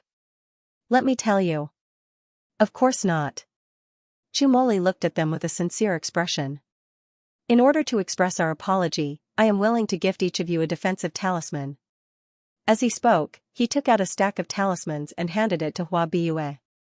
I know that these talismans are not enough to make up for the offense you have caused. So, after the assessment, I will give you a generous gift. Seeing the talisman Chu Moli took out, Hua Biue's eyes immediately lit up. Is this the talisman stuck on the door last night? That's right, this is a third-grade defense talisman. We bought it at the Tianguang ruins before we came to the Starry School, Yi Futian said. Chu Moli's smile became even more modest and gentle. It was neither servile nor overbearing, yet it was filled with the goodwill of wanting to reconcile. Originally, I wanted to use these talismans to help us in the examination, allowing us to obtain a good result. Now, in order to express my goodwill, I am willing to offer them all. Is this a third-grade talisman? This time, even Xianxia was shocked. The people of the Silver Plume Palace were overjoyed. One had to know that although the Starry School's entrance examination was not life-threatening, it was extremely difficult to pass. Otherwise, it would be difficult to determine a cultivator's true level. But what could third-grade ritual implements, talismans, and elixirs do? They would be of little use in a battle. There was no difference whether they brought them or not. But if these talismans were only third grade, it would be completely different. They had seen the effect of these defensive talismans with their own eyes the day before yesterday. Even Xianxia could not help but take it. Third-grade talismans? A mere third-grade talisman almost made her vomit blood because of the backlash. How was this possible? Senior sister, we still have to participate in the assessment later. I don't think we should teach them a lesson now. The disciples of Inu Palace loved the defensive talismans so much that they could not bear to part with them. Even Hua Biyue raised her head arrogantly and said arrogantly, "At least you know what's good for you. I'll settle the rest of the score with you after the assessment." Humph, if you can't give me a satisfactory compensation later, you'll have to bear the consequences. The people of Inu Palace kept their defensive talismans and left quickly. The others thought that there would be a good show to watch, but in the end, it was all these people fawning over the Inu Palace and acting submissively. They could not help but snort in disdain and left one after another. Before Lu Ruoxuan left, she took a deep look in Mu Yan's direction, then turned back and looked in the direction of Inu Palace, her eyes shining with passion. Only after everyone had left did Luoyu burst out laughing. "Third senior brother, this is the first time I know that you have the ability to change your expression. Damn, I actually had to lower my head to that bunch of trash. I'm about to die from holding it in. I want to smash their heads." Chu Moli said slowly, "Although the Starry School's guest house does not prohibit fighting, it definitely does not allow any malicious injuries or murders. Since we're going to beat up a snake, we naturally have to hit it where it hurts. If it's just a harmless beating, what's the point?" "Vicious, really vicious." Ling Yuma praised with her thumb up. "Third senior brother, you're indeed the most vicious." The smile on Chu Moli's face became gentler, but for some reason, it sent chills down people's spines. "Junior sister, didn't you say that? Our Xiaoyao school's motto is that if people don't offend us, we won't offend them. Since they have the guts to bully us, we naturally have to return the favor." Ling Yuxing said, "What I'm more curious about is the use of the grade 3 defensive talisman that you gave them, third senior brother." Chu Moli smiles and looks towards Mayan, "You'll have to ask little junior sister about this." Mu Yan touches her chin and smiles meaningfully, "I also want to know." In the morning, the Starry School Outer School Assessment began. The Outer Courts Assessment was very simple, and it could be said that it was just a formality. Basically, as long as a Xiaoxia met the requirements for registration and paid enough jingshi, they could be accepted. The real highlight was the upcoming Inner Court exam. The content of this year's exam was 30 Xiaoxia forming a group to fight against a Jingdan instructor. The battle would last for an hour. In the end, the mentors would grade the students according to their performance. In the end, one score would determine whether or not one was qualified to enter the Inner Court. If they were eliminated by the Inner Court, they would automatically obtain the qualifications to enter the Outer Court. If they couldn't pay the expensive fees for the Outer Court, they would be directly eliminated. The Inu Palace and Xianxia, as the most promising cultivators this time, were naturally surrounded by people. The 30 candidates all entered the vast arena. In the center of the arena, a mentor in a black tight suit was already standing there, waiting for their challenge.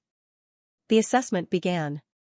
The Inu Palace people immediately stood in their well-trained positions and attacked. However, what shocked everyone was that the first person they attacked was not the mentor, but the other cultivators standing on the arena. The 20 people were originally secretly happy that they were in the same team as the Inu Palace, thinking that they could get a good result. However, the sudden attack stunned them. "What are you doing? We are teammates, why are you attacking us?" Hua Biyue raised her chin and said arrogantly, "I will give you two choices.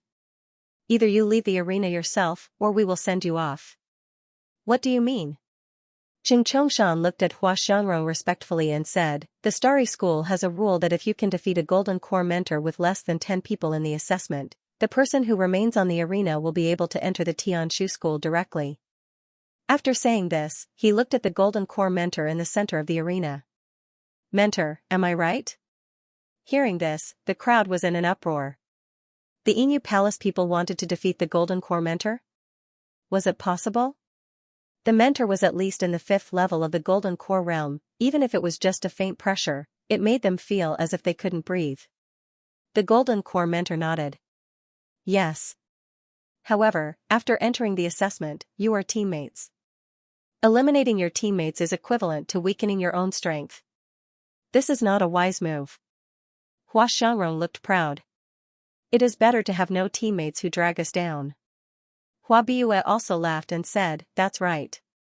What can you trash do even if you stay on the arena? Can you help us? However, you don't have to worry about being eliminated. As long as we defeat the Golden Core mentor, we will all get extra points. By then, you can enter the inner sect of the Starry School. Choosing the worst school is not a mistake." The 20 people on the arena were all angry but did not dare to speak. Chongshan sneered and said, "Hurry up and leave. Do you want us to leave?" In the end, even though most of the people were indignant, they still left the arena. There were also some who were unwilling and went up to resist. However, they were still kicked out by the people of the Silver Plume Palace. On the arena, there were only 9 people from the Silver Plume Palace left. Hua Xiangrong raised her long sword and pointed it at the mentor in the Elixir realm standing in the middle. "Attack!" The clash of swords and sabers dazzled everyone's eyes. The spectators were still feeling indignant about the Silver Plume Palace's overbearing and unreasonable behavior. At this time, when he saw them, especially the strength that Hua Xiangrong displayed, he was extremely shocked. The Silver Feather Palace lived up to its name. No wonder he dared to boast that he could defeat a Golden Core mentor. Bang, however, Golden Core mentors were not easy to deal with. Even Hua Xiangrong gradually found it hard to resist the attacks of the enemy, which were like an inescapable net. Not to mention Hua Biue and the others, all of them had almost exhausted their spiritual power, and their faces were pale. Suddenly, Hua Biue thought of something. "Quick, use the defense talisman." As she spoke, she had already burned the talisman. Just then, the Golden Core mentor's palm hit, but Hua Biue's body lit up with a dazzling white light, bouncing off the mentor's attack. Seeing this, the others quickly activated their talismans. Even Hua Xiangrong burned the defense talisman in her arms.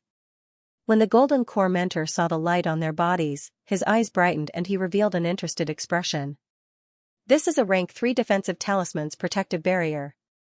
Interesting, however, the next moment. Before the Golden Core mentor could finish his words, a scene that left everyone dumbfounded occurred. The sun was high in the sky, and the weather was hot. Mu Yan's group of 7 leaned against the railing, bored to death. It was completely different from the others who were nervous and worried about the assessment. Luo Yu could not help yawning. "How long until it's our turn?" Because of the limited space and Golden Core mentors, many cultivators had to wait for a long time. Cough, cough. So strong. How can our mentor be so strong? Just at this moment, a few people from the direction of the arena walked over shakily, their faces pale. "Don't you know? This Golden Core mentor is called Qi Ming. He has reached the 8th level of the Golden Core realm and is the strongest among all the mentors. Alas, why are we so unlucky? We only lasted for 15 minutes and were thrown off. I wonder what grade Qi Ming will give me. Can I still enter the inner yard? Haha, don't worry. Facing Qi Ming, everyone's performance is about the same. We will definitely enter the inner yard. If we defeat the Golden Core mentor in the arena, we can directly enter the highest level of the Starry School, the Tianshu Institute. I wonder who has such ability this year. In my opinion, if anyone can defeat a Golden Core mentor, it must be Inu Palace and Hua Xiangrong. Yes, I just heard the news from the Heaven Category Arena. It said that Hua Xiangrong has driven the other contestants off the arena and challenged the Golden Core mentor. Are you serious? Can they really defeat a Golden Core mentor with 9 people? No, I have to go and see. Let's go. Hearing the discussion, Mu Yan raised the corner of her mouth. Oh, I wonder if the Inu Palace people used the talismans given by third brother. While thinking about this, suddenly, there was a huge commotion in the heaven category arena. Then, countless people rushed out from inside. As they ran, they kept fanning their noses with their hands. Their faces were almost distorted. Oh my god, it's too smelly. Why is it so smelly? What is going on with these people from the Silver Plume Palace? All of you look like decent people, but I don't know what you ate last night. How can your fart be so stinky? I can't take it anymore. I'm going to faint. I'm going to faint from the smell. As the Xianxia charged out, there was also an overwhelming stench. What the hell is going on? The practitioner, who was about to go to the heaven ring to take a look, could not help but stop the person who came. He covered his nose and asked in surprise, "Didn't they say that the people from the Silver Plume Palace challenged the Golden Elixir mentors to enter the Tianshu Institute?" Poof. You don't know that Hua Bue, with a loud fart, actually sent herself flying and was eliminated directly. Then, that smelly fart made her faint. Hearing the description of these people who came out of the heaven ring, everyone was dumbfounded. Was this a joke? On the other side, the Xiaoyao 7, who were bored to death in the corridor, could not help laughing after being stunned. Loud fart. A loud fart that sent herself flying. Ha ha ha, little junior sister, you're too awesome. I'm convinced, I'm really convinced this time. Ha ha ha. Whenever I think of that group of people farting in the arena, and even sending me flying, my stomach. Ha ha ha. It hurts so much. Mu Yan also could not help laughing. She just mixed a little of the fat rabbit's poop into the cinnabar used to draw talismans, and slightly changed the talisman lines of the defensive talisman. She did not expect that it would cause such a shocking effect. A loud fart sent herself flying. Poof, just when everyone was convulsing with laughter.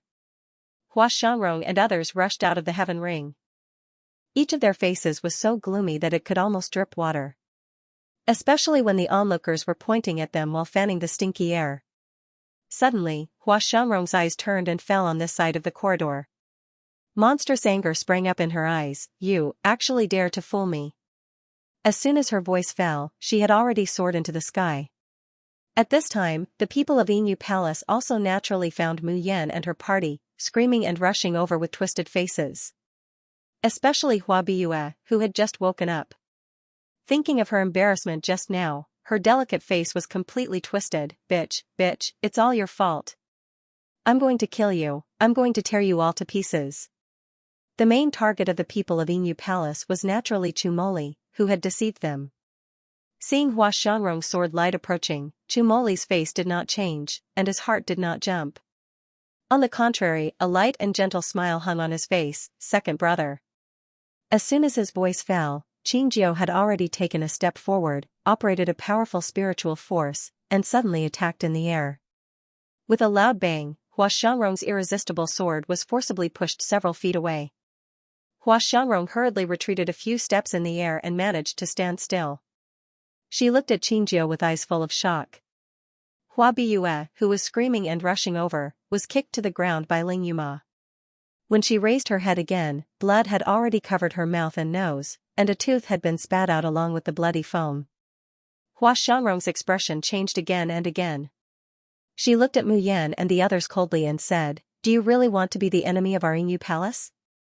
Saying that we're enemies is just an exaggeration." Mu Yan leisurely smiles. Those talismans really do have a defensive effect, don't they? Our third senior brother didn't cheat you. You didn't trick us? Chim Chongshan shouted angrily, that talisman of yours caused us to release, in the arena. How dare you say you didn't trick us? Puff. To expel the foul air, no wonder the fart was so smelly. Ha ha ha, it's good to expel the foul air, but it's a pity that a group of people farted one after another in the arena under the watchful eyes of thousands of people. Ha ha ha. The reputation of Inu Palace is ruined. Listening to the ridicule of the people around, Hua Xiangrong's eyes condensed a strong killing intent. No matter how glib your tongue is, I will tear you into pieces today. As she spoke, the turbulent spiritual power gushed out of her body. The powerful pressure made the onlookers all change their expressions. At this time, they realized that in the competition just now, Hua Xiangrong did not use her full strength at all. Hua Xiangrong is called the first genius of Yingyu Palace, and she really deserves the reputation. It's over. The people of the Xiaoyao school are doomed. They deserve it. Of all people to offend, they offended Yingyu Palace. Hua Xiangrong's fierce blow was about to be launched. Suddenly, a shout came from the Black Arena. Yun Ruhan from the Blue Heaven Realm, Qin Jiao from the Blue Heaven Realm, Jun Mayan from the Blue Heaven Realm, Lan Luoyu from the Blue Heaven Realm. Get in here and participate in the assessment immediately. As soon as he finished speaking, he flicked his sleeves and a strong gust of wind blew. A powerful force pulled Mu Yan and the rest into the arena. Hua Xiangrong gnashed her teeth and stared at the direction of the arena with hatred. You're lucky. Hua Xiangrong had never suffered such humiliation. She would remember this humiliation. And she would definitely get it back. On the Black Arena. Mayan looked at Qi Ming, the mentor in the elixir realm standing in the center, and her heart slightly palpitated. This person's strength was so strong, no, it should be said that he was too strong, he was even far stronger than Qian Feng, who she met in the windless square. As if sensing her gaze, Qi Ming also turned to look at her. He slightly narrowed his eyes, and then said with a bit of cynicism, I can give you a chance. As he spoke, he gently waved the sword in his hand. A circle immediately appeared around him. If anyone can force me out of this circle, you have defeated me. The gate of Tianshu Institute is open to you. It was just a small circle with a diameter of less than 6 meters. It was normal for him to move and dodge away from Xiao Yuan. Hearing this, the Xiuzha on the stage all showed expressions of eagerness. A burly man with a scar on his forehead stood out and said loudly, Everyone, I'm Yu Xianxia, a disciple of the Hunyuan sect. Today, we have a once-in-a-lifetime opportunity to defeat a Jindan mentor in the assessment. But if we want to seize this opportunity, we must work together. The man's appearance was ordinary, but his voice was deep and steady, very persuasive. Coupled with the fact that he said he was a disciple of the Hunyuan sect, everyone immediately gathered around him. Fellow Taoist Yu, how do you think we should cooperate? Yu Xianxia raised his eyebrows and rolled his eyes. This time, there are a total of 10 disciples from the Primal Chaos sect in the arena. We often practice together and have mastered a powerful formation. We have a 70% chance of defeating an ordinary golden core cultivator if the 10 of us join forces. However, I heard that teacher Qi Ming is the strongest teacher sent by the Starry School. If we want to win, I'm afraid we'll need your help. Yu Xianxia looked at the crowd. The matrix formed by the 10 of us is powerful, but we need time to set it up. We only need you to enter the inner circle and attack to attract Qi Ming's attention. At the same time, ensure that we are not injured. When the matrix is completed, it will be our moment of victory. The crowd looked at each other and hesitated. After all, no one wanted to be the vanguard to die. However, Yu Xianxia was eloquent and his words were very provocative. With his eloquence, most people started to be tempted. After all, as long as they defeated the examiner, even if they did not last and could not enter Tianshu Institute, the additional points would be enough for them to enter Starry School's inner school. In the end, most people nodded in agreement. Yu Xianxia's eyes flashed with pride. He waved his hand and asked everyone to move closer to the center of the arena. In the end, he glanced sideways and realized that 7 people did not follow him. Instead, they were sitting at the corner of the arena leisurely. Luo Yu took out chicken drumsticks one by one. Big brother, 6th sister, come here. This drumstick was roasted by 5th brother. It's delicious. Looking at the 7 people munching on the drumsticks with gusto, as if they were in a restaurant instead of a dueling ring, Yu Xianxia frowned and walked up to them. My friends, you came all the way here to participate in the Starry School examination. Don't you want to get good results? Although the 30 of us are from different clans, we are one now. Only by working together and cooperating sincerely can we get good results. Yun Ruhan gave a gentle smile and said politely, no need. We are used to fighting on our own. Anyway, the final score is decided by the tutor based on individual performance. After you are done, we can go challenge others. Xianxia's face darkened. Everyone is working hard for this examination, but you want to sit and enjoy the fruits of others' labor. Aren't you too selfish? Yun Ruhan frowned and was about to speak, but Mu Yan had already raised her head and said with a faint smile, sitting and enjoying the fruits of others' labor is better than someone tricking others to be the scapegoat and reaping the benefits, right? You. Xianxia's expression became extremely ugly. However, before he could finish, Ling Yuma interrupted, what about you? Scram, scram, scram, scram, scram. You can scheme all you want and fight all you want. If you disturb me from eating chicken again, don't blame me for being impolite. Xianxia was seething with anger. He still wanted to say something, but he was pulled back by his junior brother.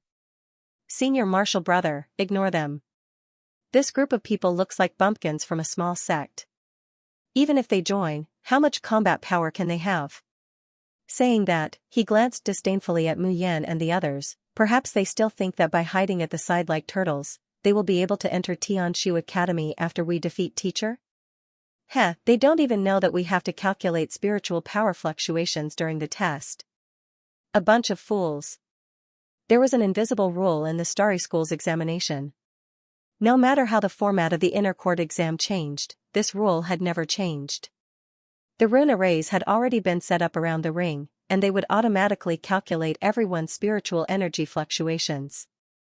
It didn't matter if the attack was directed at his companions or his mentor.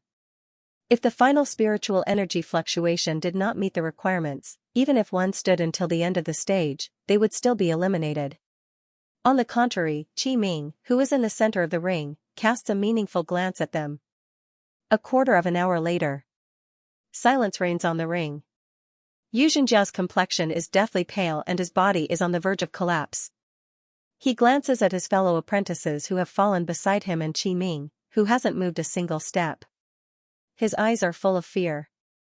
Too strong, how could Qi Ming be so strong? More than 20 of them did their best, but they didn't even have the qualifications to make him move a single step. How could such a monster be defeated? Qi Ming looks at Xianxia with a smile that isn't a smile. Do you want to get off by yourselves, or do you want me to kick you off?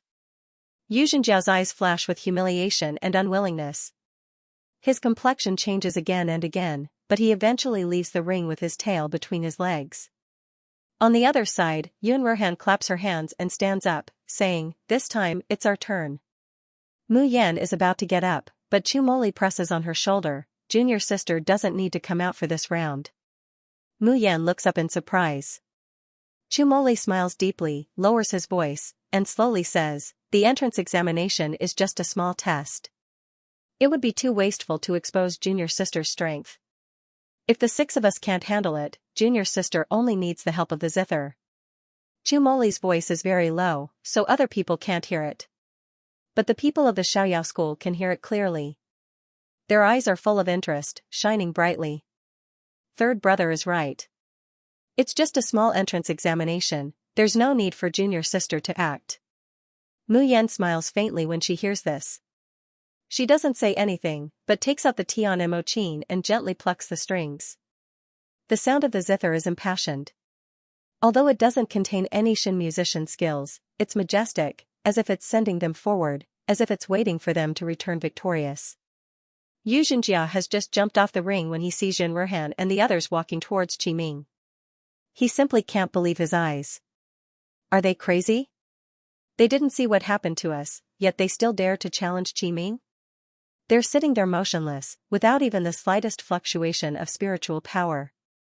Even if they don't challenge him, they can only be eliminated. They might as well run to their deaths, and maybe earn some points. I don't think they'll need more than a cup of tea's time to escape. Xianxia and the others are slandering Mayan and the others as much as they can.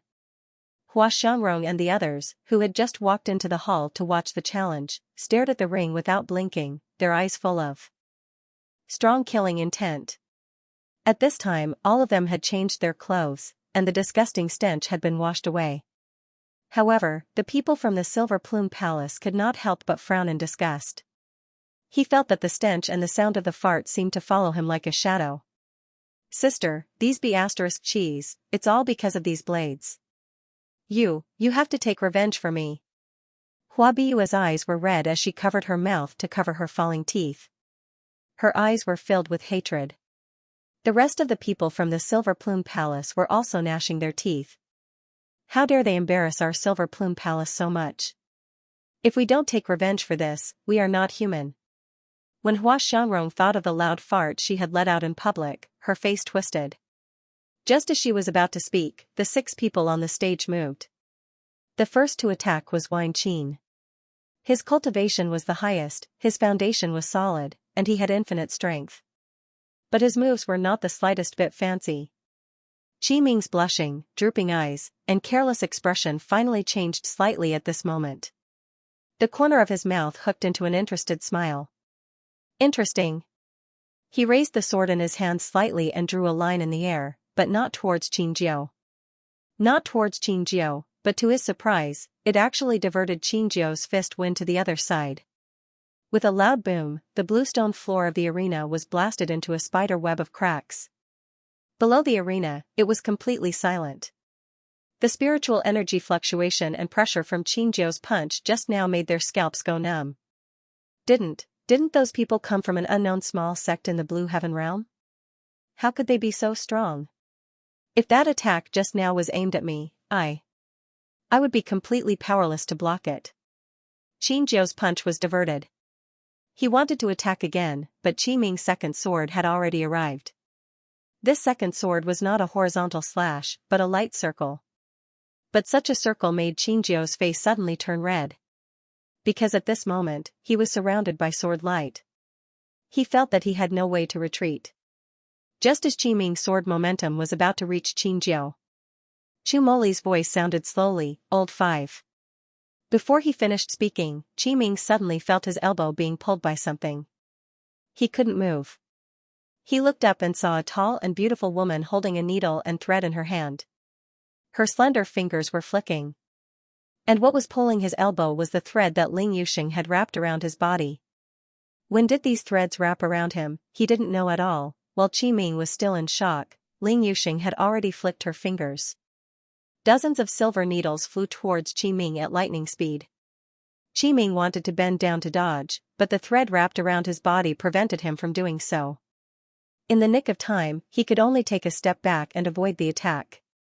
Below the arena, many people gasped in shock. They actually forced teacher Qi Ming to move a step. Just now, the Hunyuan sect disciples formed a sword formation. 20 people attacked together, but they couldn't make teacher Qi Ming move at all.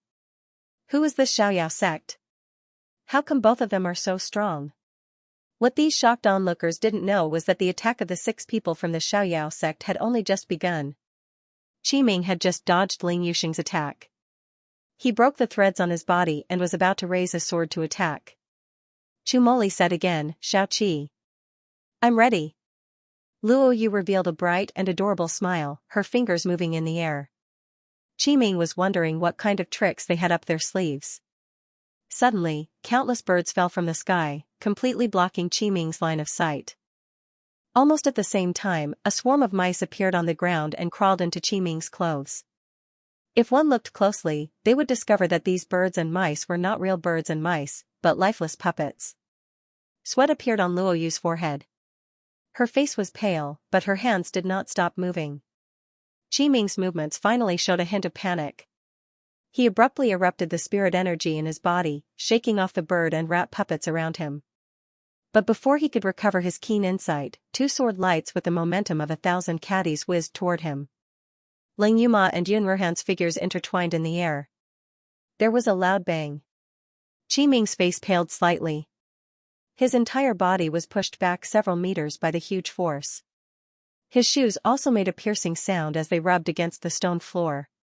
Seeing that he was about to reach the edge of the circle he had drawn, Qi Ming barely managed to steady himself. Just then, Chu Moli pressed the armrest of the wheelchair lightly. In the next moment, a ray of light as fast as lightning shot towards Qi Ming. There was no obvious murderous intent in the light, as if it was just a light push. However, Qi Ming's body was already unstable and he was already at the edge of the circle. The light push was like the last straw that broke the camel's back. Below the arena, everyone sucked in a breath of cold air. Qi Ming had been forced to leave the circle he had drawn. Were they going to win?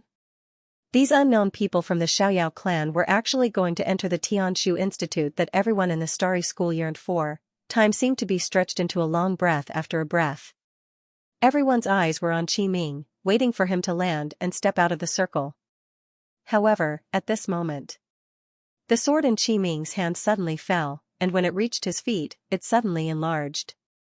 The sword whistled, carrying him, and slowly descended. He was still in the circle. Above and below the arena, there was complete silence. In the next moment, there was a burst of enthusiastic cheers. "It's the flight of the sword, it's the flight of the sword. I didn't expect Professor Qi Ming to be able to use the flight of the sword. I heard that ordinary golden essence cultivators can only use flying treasures. If you want to use a normal sword to fly, you usually have to wait until you reach the nascent soul realm. I didn't expect Professor Qi Ming to be able to do it already.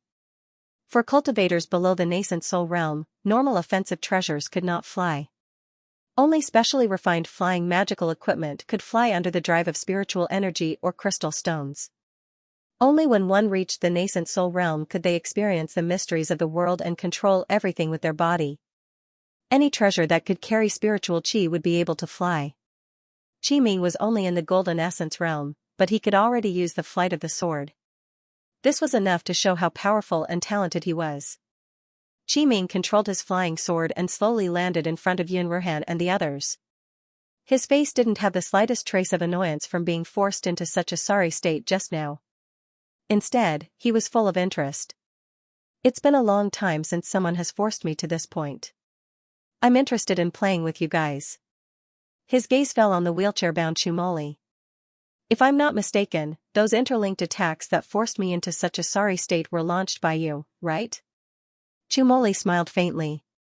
His expression was gentle and respectful. "I never thought that the attack just now would be able to cause any real harm to Instructor Qi Ming." Qi Ming arched an eyebrow. "You still have a trick up your sleeve?" Chumoli also slowly raised his handsome eyebrows, and said unhurriedly, "Without any tricks up our sleeves, how can we hope to defeat Instructor Qi Ming?" Defeat? Chumoli wasn't talking about forcing him out, but defeating him? Qi Ming was stunned for a moment, then he couldn't help but laugh out loud. "I haven't seen such an arrogant new student in a long time. I like your confidence. However, it's still too early for you guys to defeat me." "Whether it's too early or not, how would you know if you don't try?" This time, it wasn't Chumoli who answered him. Instead, it was a pleasant female voice that sounded like the sounds of nature. In the battle just now, she was playing the zither casually, as if she was outside of the world, making people forget about her. It was only at this moment that Qi Ming suddenly came to his senses. He drew a circle and set the new challenge rules just now because he saw this girl. His intuition told him that this girl's strength was extraordinary, making him want to explore it. Qi Ming's eyes flickered, and he was about to speak. But suddenly, the girl's casual movement of plucking the zither suddenly changed. Clanging sounds, accompanied by ripples of spiritual energy, resounded throughout the world. Echo aura, activated, graceful feather, activated. Qi Ming's expression suddenly changed. In the blink of an eye, he felt that the aura and spiritual power of the 6 people surrounding him had completely changed. The battle, from this moment on, had just begun. Feeling the spiritual power slowly filling his body, Yun Ruhan slightly cupped his hands at Qi Ming. "Instructor, sorry for the offense." As soon as he finished speaking, his long sword trembled and made a buzzing sound. At the same time, Ling Yuma's sword slashed over and clashed with his sword in the air. Clang, metal clashed. The next moment, there was a raging spiritual power cleansing. Qi Ming's expression changed again, and he quickly raised his sword to block. But even though he was using his spiritual power at an extremely fast speed, he still felt a strong, hurricane-like blade wrapped with killing intent coming at him. Qi Ming quickly retreated, and at the same time, the sword light in his hand danced like an inescapable net. When Yin Ruhan and Ling Yuma's sword light was dispersed, Qi Ming's forehead was already slightly sweating. But before he could heave a sigh of relief, he suddenly felt a chill behind him. Qi Ming suddenly turned around, but only saw a light purple afterimage. It was that tall beauty. Ling Yuxing was the fastest among the 6 Xiaoyao warriors, and his attacks were the steelest. Otherwise, he wouldn't be able to wrap the silk thread around Qiming without him noticing. But Ling Yuxing's speed was at least twice as fast as before. Even with Qiming's eyesight, he couldn't see Ling Yuxing's movements and figure. Qiming's eyes focused, and the spiritual power in his dantian revolved. The long sword in his hand disappeared, and turned into a palm, fiercely hitting Ling Yuxing's afterimage. Puff, Ling Yuxing suddenly spat out a mouthful of blood as he flew out and crashed heavily onto the ground. But on his face, there was a beautiful and proud smile. Qiming's heart sank abruptly. Just as he was about to move, he noticed that his body actually seemed to be tied up by something, causing him to be unable to move. Almost at the same time, a huge figure descended from the sky. It was a puppet that looked like a gorilla. Luo Yu's finger hung high in the air, motionlessly controlling the puppet. Just as Qiming was about to break the rope, the gorilla puppet suddenly grabbed Qiming's waist and threw him into the air. "Second bro!" Chumoli shouted, and pressed the mechanism on the wheelchair at the same time. A ray of white light shot into the air, but it did not attack Qiming. Instead, it seemed to have encountered some sort of resistance. It paused for a moment in midair before slowly descending. Xianxia roared, his tall and sturdy body rose from the ground and stepped on the ball of white light with one foot. He punched out, bang. The blue stone floor cracked, sand and stones flew everywhere, and dust filled the air. Xianxia's figure landed on the ground from midair, and stood behind Chumoli. Yun Ruhan, Ling Yuma, Ling Yuxing, and Lan Ruoyu stood on both sides. The melodious music was like a gurgling stream, flowing through every inch of space in the arena. Qiming fell on the crack in the stone floor and slowly climbed up. His current position was already far away from the circle he had drawn. Looking at the girl with a lazy smile, Qiming's face showed shock for the first time.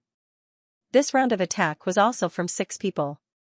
Just now, he had been able to deal with them easily and still hold back, wanting to see their true abilities. But this time, just because of the melodious sound of the zither, he was forced out of the circle. Above and below the arena, it was even more silent. What happened just now?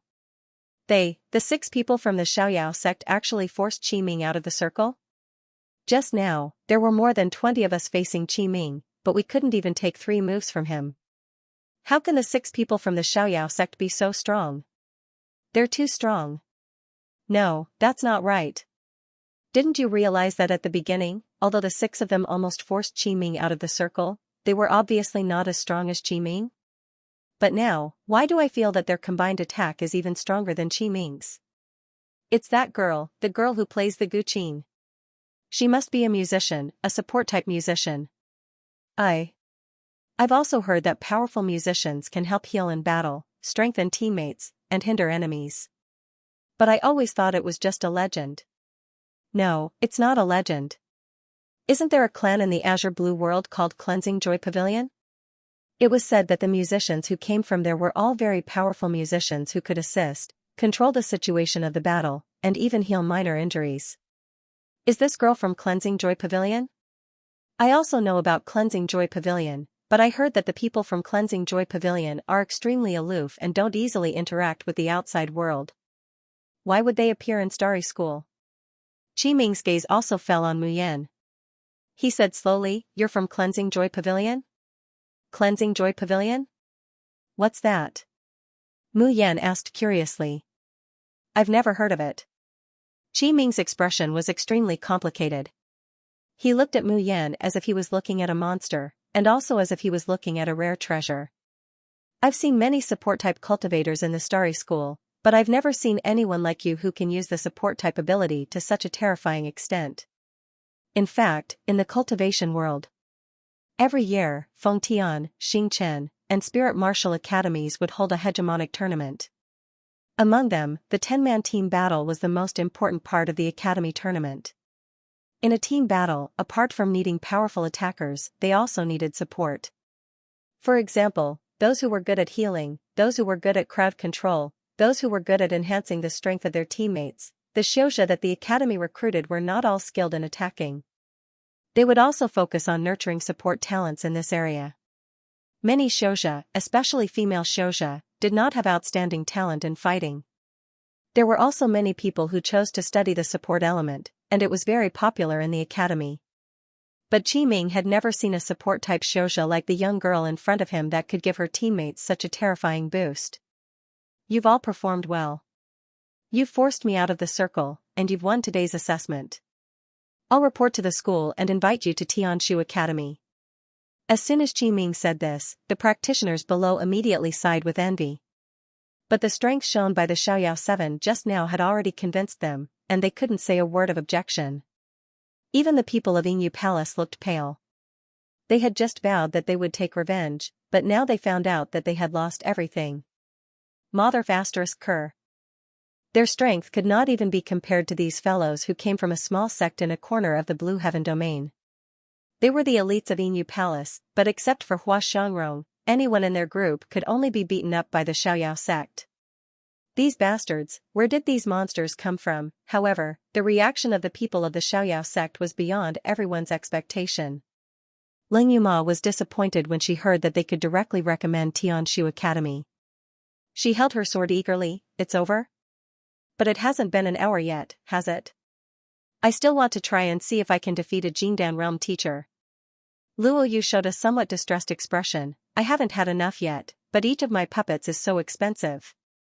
If we continue, we'll waste a lot of crystals. Mu Yan stopped plucking the strings and chuckled. Don't worry, 6th senior sister has a lot of crystals, Xiaoqi, you can waste them as much as you want. But the opportunity to challenge a Jingdan realm practitioner is something you can only dream of. Chumoli nodded slowly. Yes, we just said that we'll defeat a Jingdan realm teacher. Qiming's mouth twitched. This group of ungrateful little bastards. He wanted to recommend them into Tianshu Academy, but they didn't appreciate it. He gritted his teeth and said, You really want to continue the challenge? If you lose, I can't guarantee that you can enter Tianshu Academy.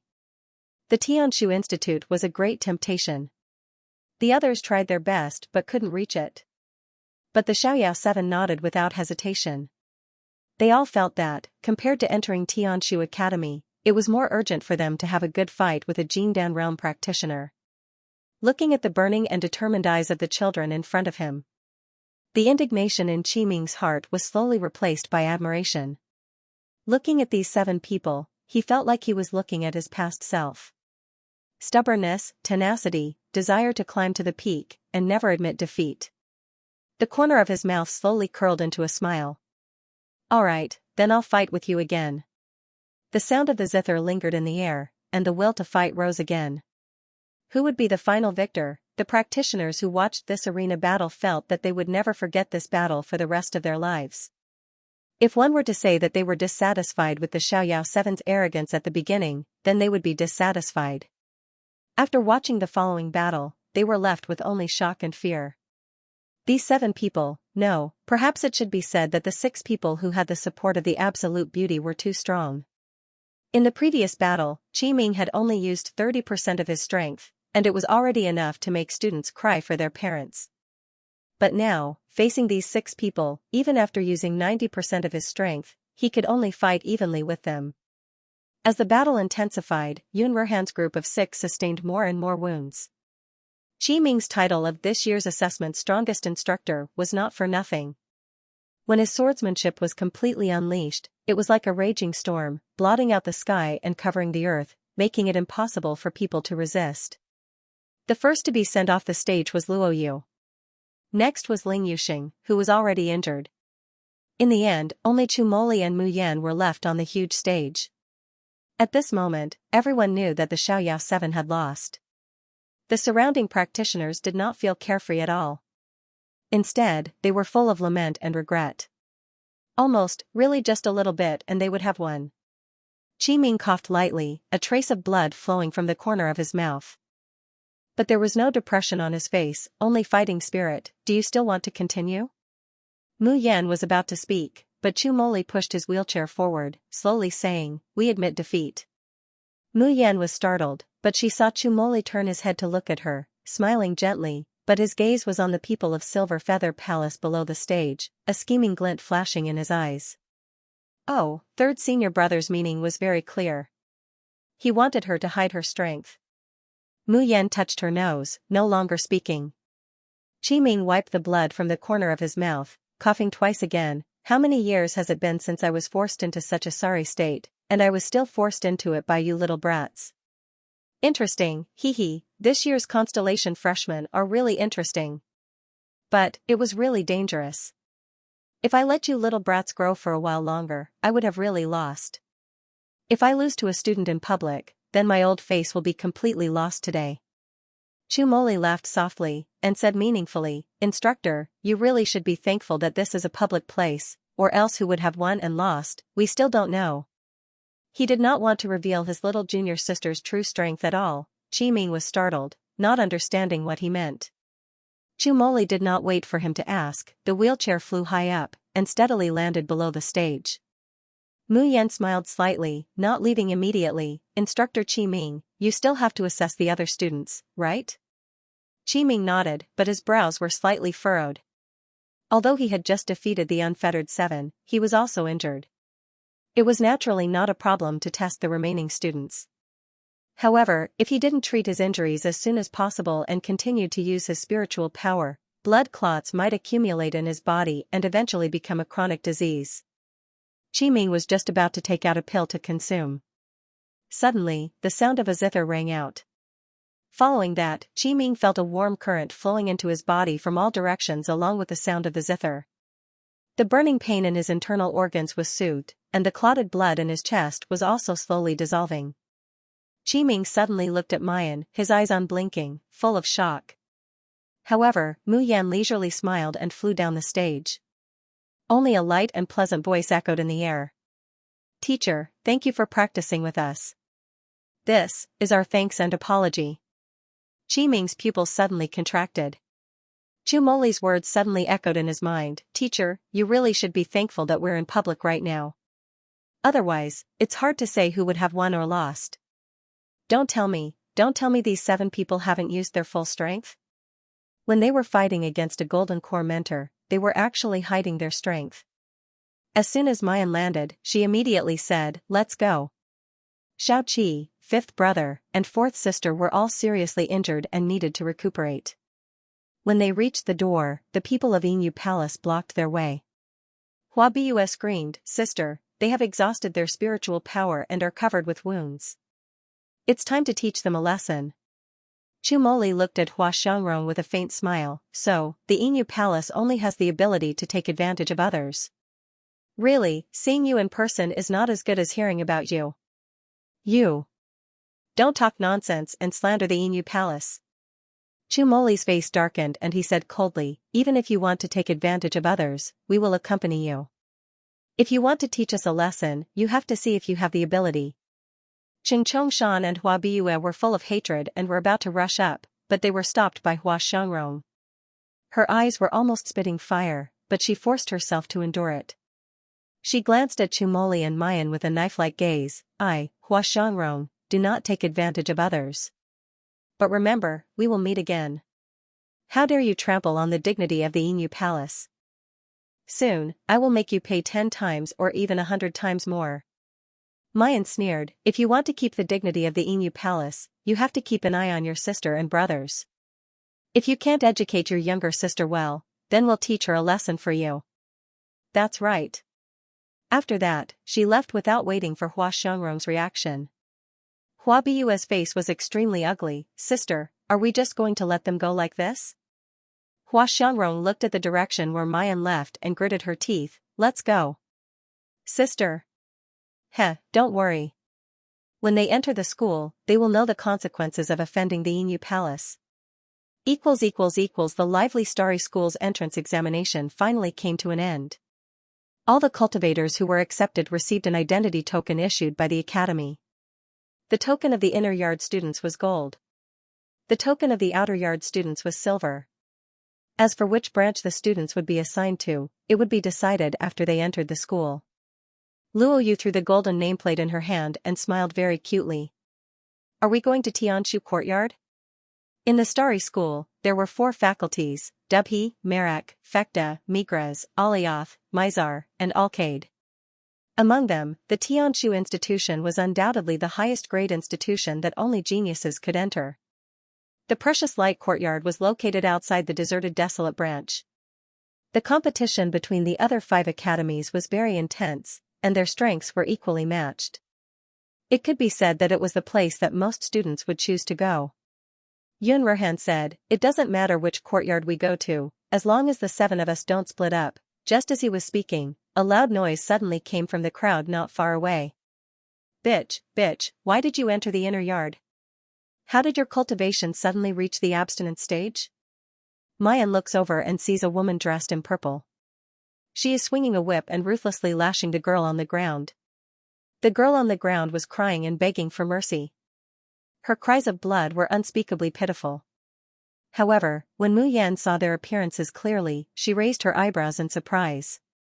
Was it really possible to bump into acquaintances everywhere? What's more, he met 2 of them at once. The girl whipped by Jiang Xinyu was actually Lu Ruoxuan, whom she had feuded with again in the Tianguang ruins a few days ago.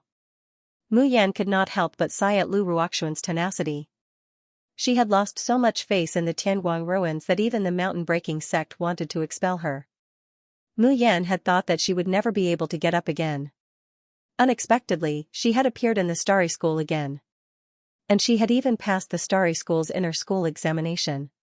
Could a person's luck really be this good? "Xinyu, what are you doing?" An ugly man with a face full of scars rushed out and grabbed Jiang Xinyu's whip, throwing her to the side.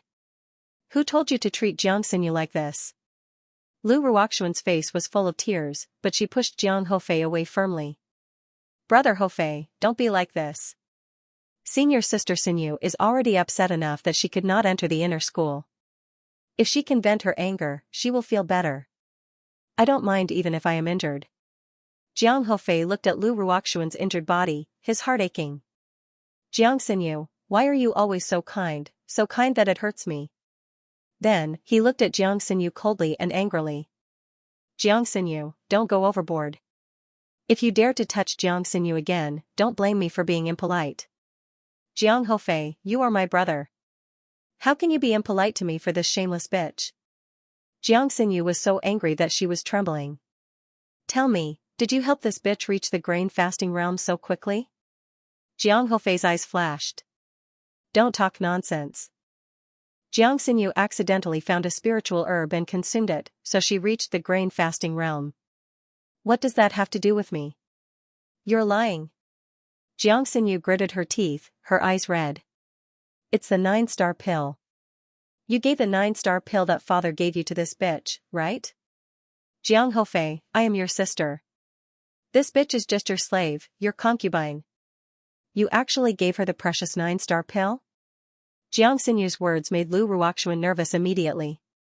Especially when the surrounding people, who had originally sympathized with Lu Ruoxuan, heard that she was only a slave and concubine, they all looked at her with disdain. Lu Ruoxuan's eyes were filled with tears as she looked at Jiang Hofei with hope and pleading. Her heartbroken appearance and sparkling tears melted Jiang Hofei's heart. He only hesitated for a moment before he spoke in a serious tone. "Xianyu, don't speak nonsense. Rower is our junior sister from the same sect and is even father's closed-door disciple. How can you accuse her of being my slave and concubine just because you hate her? Even if I really want to marry San'er in the future, I will definitely have to carry a sedan chair and marry her openly." Hearing this, Lu Ruoxuan immediately revealed a brilliant smile and looked at Jiang Hofei with gratitude. Jiang Xinyu, on the other hand, was furious. The veins on her hand that was holding the whip were bulging. She suddenly shouted angrily and lashed the whip in her hand towards Lu Ruoxuan. Bitch, it's all because of you. Speak, what kind of foxy tricks did you use to make my brother fall head over heels for you? I'm going to skin you alive, I'm going to skin you alive." This time, it was as if Jiang Xinyu had really gone crazy. She pounced on Lu Ruoxuan without a care for anything else. So much so that she could only flee from Jiang Xinyu's whip, wailing incessantly. Jiang Hofei wanted to rush over to stop her, but was held back by his fellow disciples. "Senior Jiang, just let Xinyu vent her anger, otherwise if she reports to Master, junior sister Xian will suffer even more." "That's right, junior sister Xinyu is used to being domineering. If you go and stop her, who knows how junior martial sister Xian will be tortured by her in the future." Almost every male cultivator of the mountain-breaking sect doted on Lu Ruoxuan. They felt that she was the most innocent and kind of pitiful person, all the bad rumors were because she was framed. But the female cultivators of the mountain-breaking sect hated Lu Ruoxuan very much. Seeing Jiang Xinyu hit her, some even clapped and cheered. Jiang Xinyu's whip was too ruthless, to the point that even Lu Ruoxuan, who was used to hurting herself, couldn't bear it. Her flesh was cut open by the barbs on the whip. It was too painful, really too painful. Suddenly, Lu Ruoxuan's gaze swept over to Mu Yan. Her eyes flashed, and she suddenly pounced towards Mu Yan with a face full of surprise. Mu Yan, Jun Mu Yan, why are you here? It's so good to see you again. At this time, Jiang Xinyu's whip came over. Lu Ruoxuan screamed, and suddenly pounced to hide beside Mu Yan, crying, Mu Yan, save me, slut, today I want to see if anyone can save you. Jiang Xinyu's face twisted, the whip in her hand was about to come over again, but she suddenly saw Mu Yan's beautiful face. It's you. Jiang Xinyu's voice suddenly rose, there was anger, hatred, and a trace of fear in her tone. Why are you here? Mu Yan didn't care about Jiang Xinyu's question, and slowly pulled out the arm that Lu Ruoxuan was holding.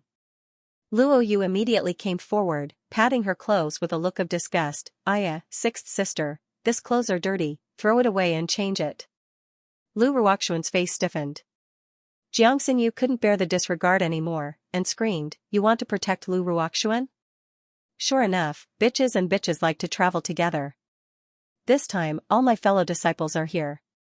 Don't think that I'm afraid of you. Mu Yan raises her eyebrows. This. Jiang Xinyu really hasn't received enough of a lesson. Luo Yu said unhappily, I don't like to hear this.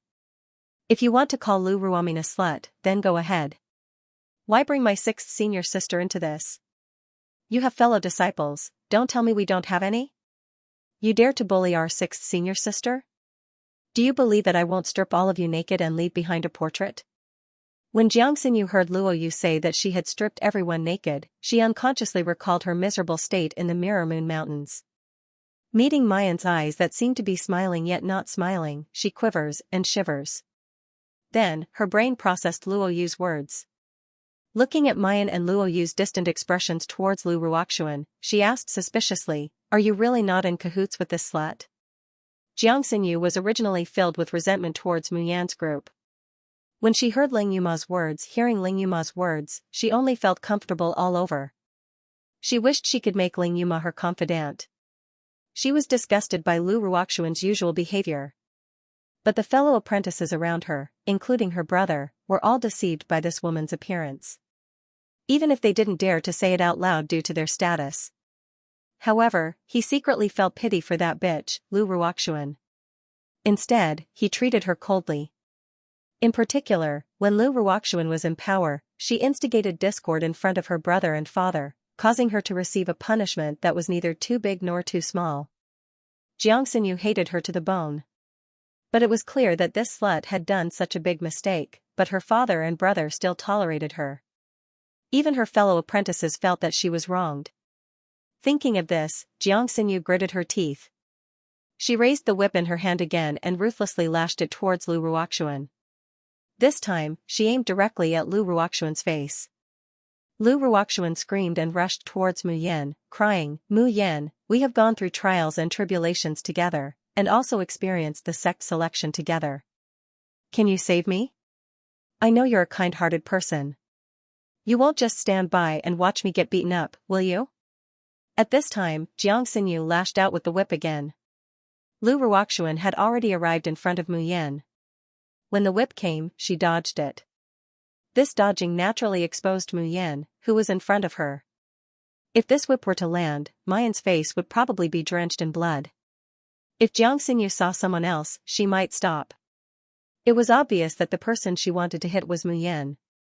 But not only did she not stop, she increased the strength of her hand. She still clearly remembered how Mu Yan stripped her clothes in the Mirror Moon Mountain range, made her incontinence, and let her be bitten by insects and ants. Junior sister, be careful. The people of the Xiaoyao sect exclaimed, wanting to rush over to help. But it was too late. There was no trace of panic on Mu Yan's face. She turned her wrist, and the Tian Mo Qin appeared in her hand. The whip that was originally aimed at her face was instantly changed direction. Pa, a loud sound. It was followed by Lu Ruoxuan's mournful scream, "Ah! My face, my face." She put down her hand, but there was a wound on her face that was so deep that the bone could be seen. As for the whip that flew back to Xianxia's hand, the barb even had the flesh of Lu Ruoxuan's face on it. Xianxia looked at Lu Ruoxuan's pure and delicate face, which was instantly covered with blood and looked like a ferocious ghost. She immediately burst into laughter. "Bitch, let's see how you can seduce men with this face." Lu Ruoxuan frantically took out healing talismans and burned several of them in a row. Only then did the bloodstains on her face heal. But when his fingers touched it, a mottled scar appeared on the originally smooth and exquisite skin. Lu Ruoxuan felt her head explode, wishing she could die immediately. Lu Ruoxuan's voice is too mournful, and coupled with her miserable appearance from being chased and beaten by Xianxia, many people sympathize with her. There are even people pointing fingers at Mayan. Jiang Hofei fiercely rushes forward like an arrow, pulling Lu Ruoxuan into his arms and glaring at Mayan. "Jun Mayan, you're going too far. I often hear Chuaner mention that she worships you and treats you as a good friend. I didn't expect you to treat her like this. You look as beautiful as a flower, but you have a heart of a snake and scorpion." Lu Ruoxuan holds on to Jiang Hofei's sleeve and sobs. "Hofei Gij, don't say any more. Chuaner only blames herself for trusting the wrong person. I thought that even if Miss June and my senior sister had a grudge, we still have a friendship of going through trials and tribulations together, and also participating in the sect selection together. I thought that she would at least save me, but I didn't expect that she would actually ruin my face. Boo-hoo-hoo, what did I do wrong? Why did she treat me like that?" Jiang Hofei's heart aches from hearing her sorrowful cries, and he comforts her again and again. The surrounding people's accusations against Mayan become louder and louder. "This little girl's appearance is devastatingly beautiful, but I didn't expect her to have a heart of stone. She would actually watch a weak woman die without saving her." That's right, not to mention that they're old acquaintances. Not only did she not save her, she even ruined someone else's face. Listening to Jiang Hofei's accusations and the surrounding people's discussions, Luo Yu and the others are simply about to explode. "Don't slander her. It was obviously this woman who wanted to use the whip to whip my 6th senior sister. My 6th senior sister fought back and the whip landed on her face. She only has herself to blame. What does this have to do with my 6th senior sister?" Mayan pulls the thunderous Luo Yu and Ling Yuma, and slowly walks to Lu Ruoxuan. The accusations against Mayan become louder and louder, more and more unpleasant. When they fall into Lu Ruoxuan's ears, a smile flashes in her eyes, but when she looks up again, there's only sadness and grievance. "Mayan, I've always worshipped you, and wanted to be friends with you. I can forget about what you've done in the past. Can you not harm me in the future?" "Liao, how could you be so stupid?" Jiang Hofei said in exasperation. "This woman is so vicious, how could she not harm you? Jin, you should stay away from her in the future." "No, it's not like that." Lu Ruoxuan has a stubborn and expectant look as she shakes her head. I know that Mu Yan is not such a person, and she did not deliberately harm me. I really want to bury the hatchet between us. Mayan, promise me, okay?" Saying that, she stretches out her hand and looks at Mu Yan expectantly. Her eyes are clear and bright, just like the most innocent deer. The people around her were all moved by her beauty and kindness. They asked one after another, which sect was she from? In this deceitful world of cultivation, such a beautiful and pure person was already too few and far between. Mu Yan slowly crouches down and looks at Lu Ruoxuan's outstretched hand. The corner of her mouth hooks up into a smile that isn't a smile. "First, I'm not familiar with you, so don't call me Mayan. Just hearing it makes me want to vomit last night's dinner." Hearing that, Lu Ruoxuan's face stiffens. "Mayan, you." But she had forgotten that this woman was not only cold-hearted, she was also a lunatic.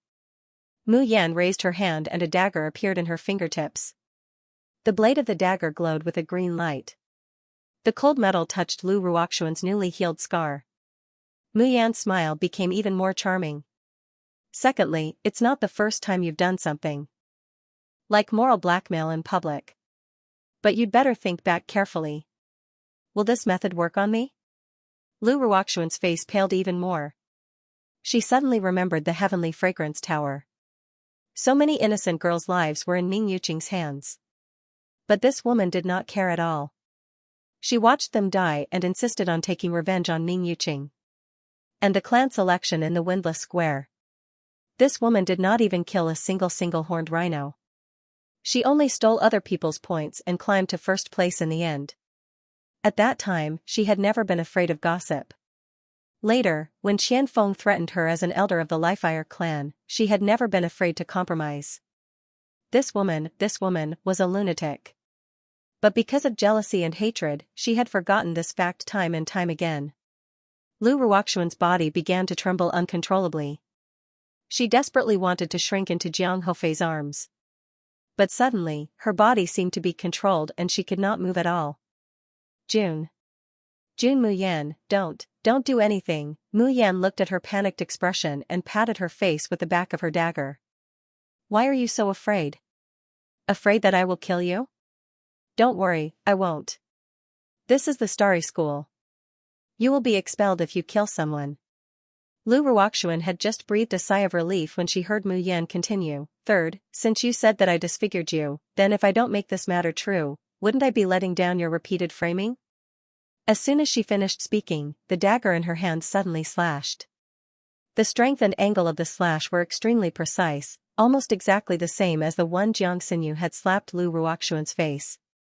But the only difference was that Lu Ruoxuan instantly felt a numbing itch and a burning pain from her wound. Lu Ruoxuan screamed and desperately took out her talismans to burn. Now that the talisman was gone, she took out a pill and swallowed it.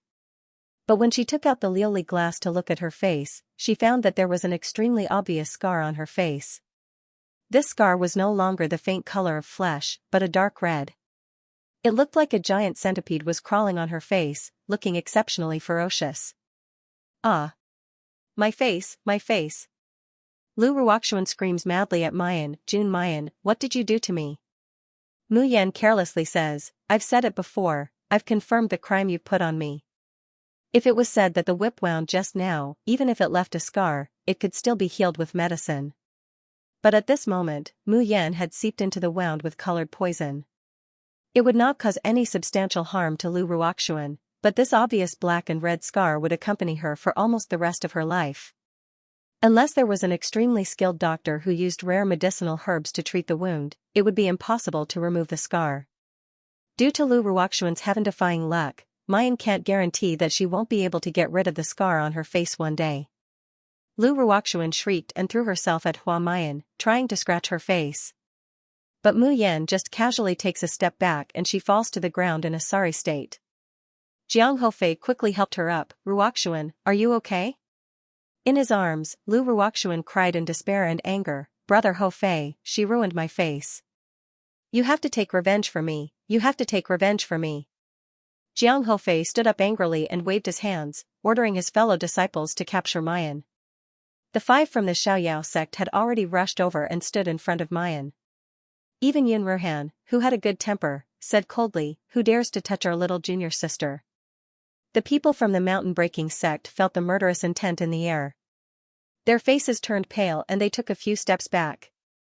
Especially when they heard the discussions of the surrounding cultivators.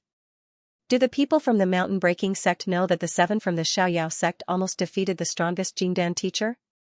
They only have a dozen people, and only 3 to 5 of them are at the stage of fasting. Yet, they want to fight against the Xiaoyao 7? Are they looking for death? That's right. Even though Jun Mayan has no fighting power, she is the strongest support teacher. The other 6 from the Xiaoyao sect are naturally protecting her. How could they let her get hurt? Also, I think Jun Mayan is right. Lu Ruoxuan said everything herself. She acted and cried pitifully, but it doesn't stand up to scrutiny. It was Jiang Xinyu who hurt her face with her whip, yet she accused Jun Mayan of ruining her face. I don't think there's anything wrong with Jun Mayan's words. That's right. We were all fooled by Lu Ruoxuan's pitiful words. But look at her ferocious face. Who knows what her real personality is? Humph. You guys don't know. Lu Ruoxuan is famous in the mountain-breaking sect for seducing men. Almost all the sisters in the mountain-breaking sect have been tricked by her. In a short period of time, the public opinion started to change. Lu Ruoxuan's ferocious face when she was injured woke many people up. On top of that, the female cultivators of the mountain-breaking sect came out to expose Lu Ruoxuan's true colors, causing the pitiful image she had just created to crumble in an instant. Xianxia was the happiest among them all. She took a step forward and gave Lu Ruoxuan a ruthless kick. Ha ha ha ha, Lu Ruoxuan, to think that you would have such a day. Immediately after, he looks at Mayan without the resentment he had at the beginning, only full of approval. At that time, when she was tormented by this woman in the Mirror Moon mountain range, she hated Mayan to death. But at this time, seeing Mu Yan torturing Lu Ruoxuan 10 times more than 100 times, this woman whom she can't do anything about, she only feels unspeakably carefree. As a result, his original hatred towards Mu Yan has also dissipated. She even took a step forward and said sincerely, You really have a way. I had never seen the affected woman so wretchedly discomfited. On account of you punishing this slut, I'll write off the Mirror Moon mountain ranges matter. However, looking at Xianxia's unruly and headstrong, yet completely innocent face, she couldn't help but blush. She's someone who's lived 2 lives, why bother with a little girl who hasn't grown up? Thinking this, she couldn't help but pinch Xianxia's face, revealing a smile. This smile, in a split second, is like 100 flowers blooming, bright and enchanting.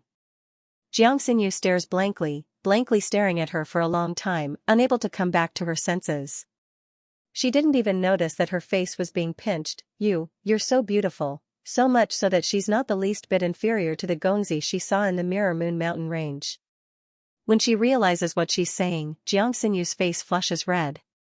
In order to cover up her embarrassment, she rushes in front of Lu Ruoxuan and kicks her a few times, sneering, Slut, you snatched my chance to enter the inner sect. You're very happy, aren't you? Do you think you can go to the inner sect to seduce people again? Now that you're wearing this face, I'd like to see how you're going to seduce people. Jiang Hofei angrily says, Xinyu, don't go too far. Jiang Xinyu looks at her brother with disdain. This woman is so shameless, even that kind face has been ruined, yet you still treat her like a treasure. I don't have a stupid brother like you. Saying that, she turns around and walks away, returning to the group of female cultivators of the Breaking Mountain sect. After this incident, the relationship between Jiang Xinyu and her fellow apprentice sisters has improved a lot.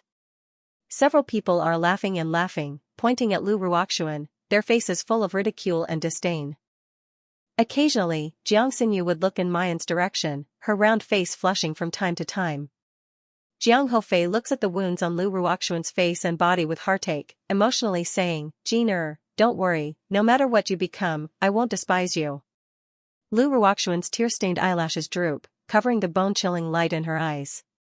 But her mouth still speaks in a soft and tender voice, Hofei Gij, only you are the best to Jin Boo-hoo-hoo, Jin doesn't want to live with this face for the rest of her life, my poor Jin Don't worry, no matter what price I have to pay, I will definitely heal your face.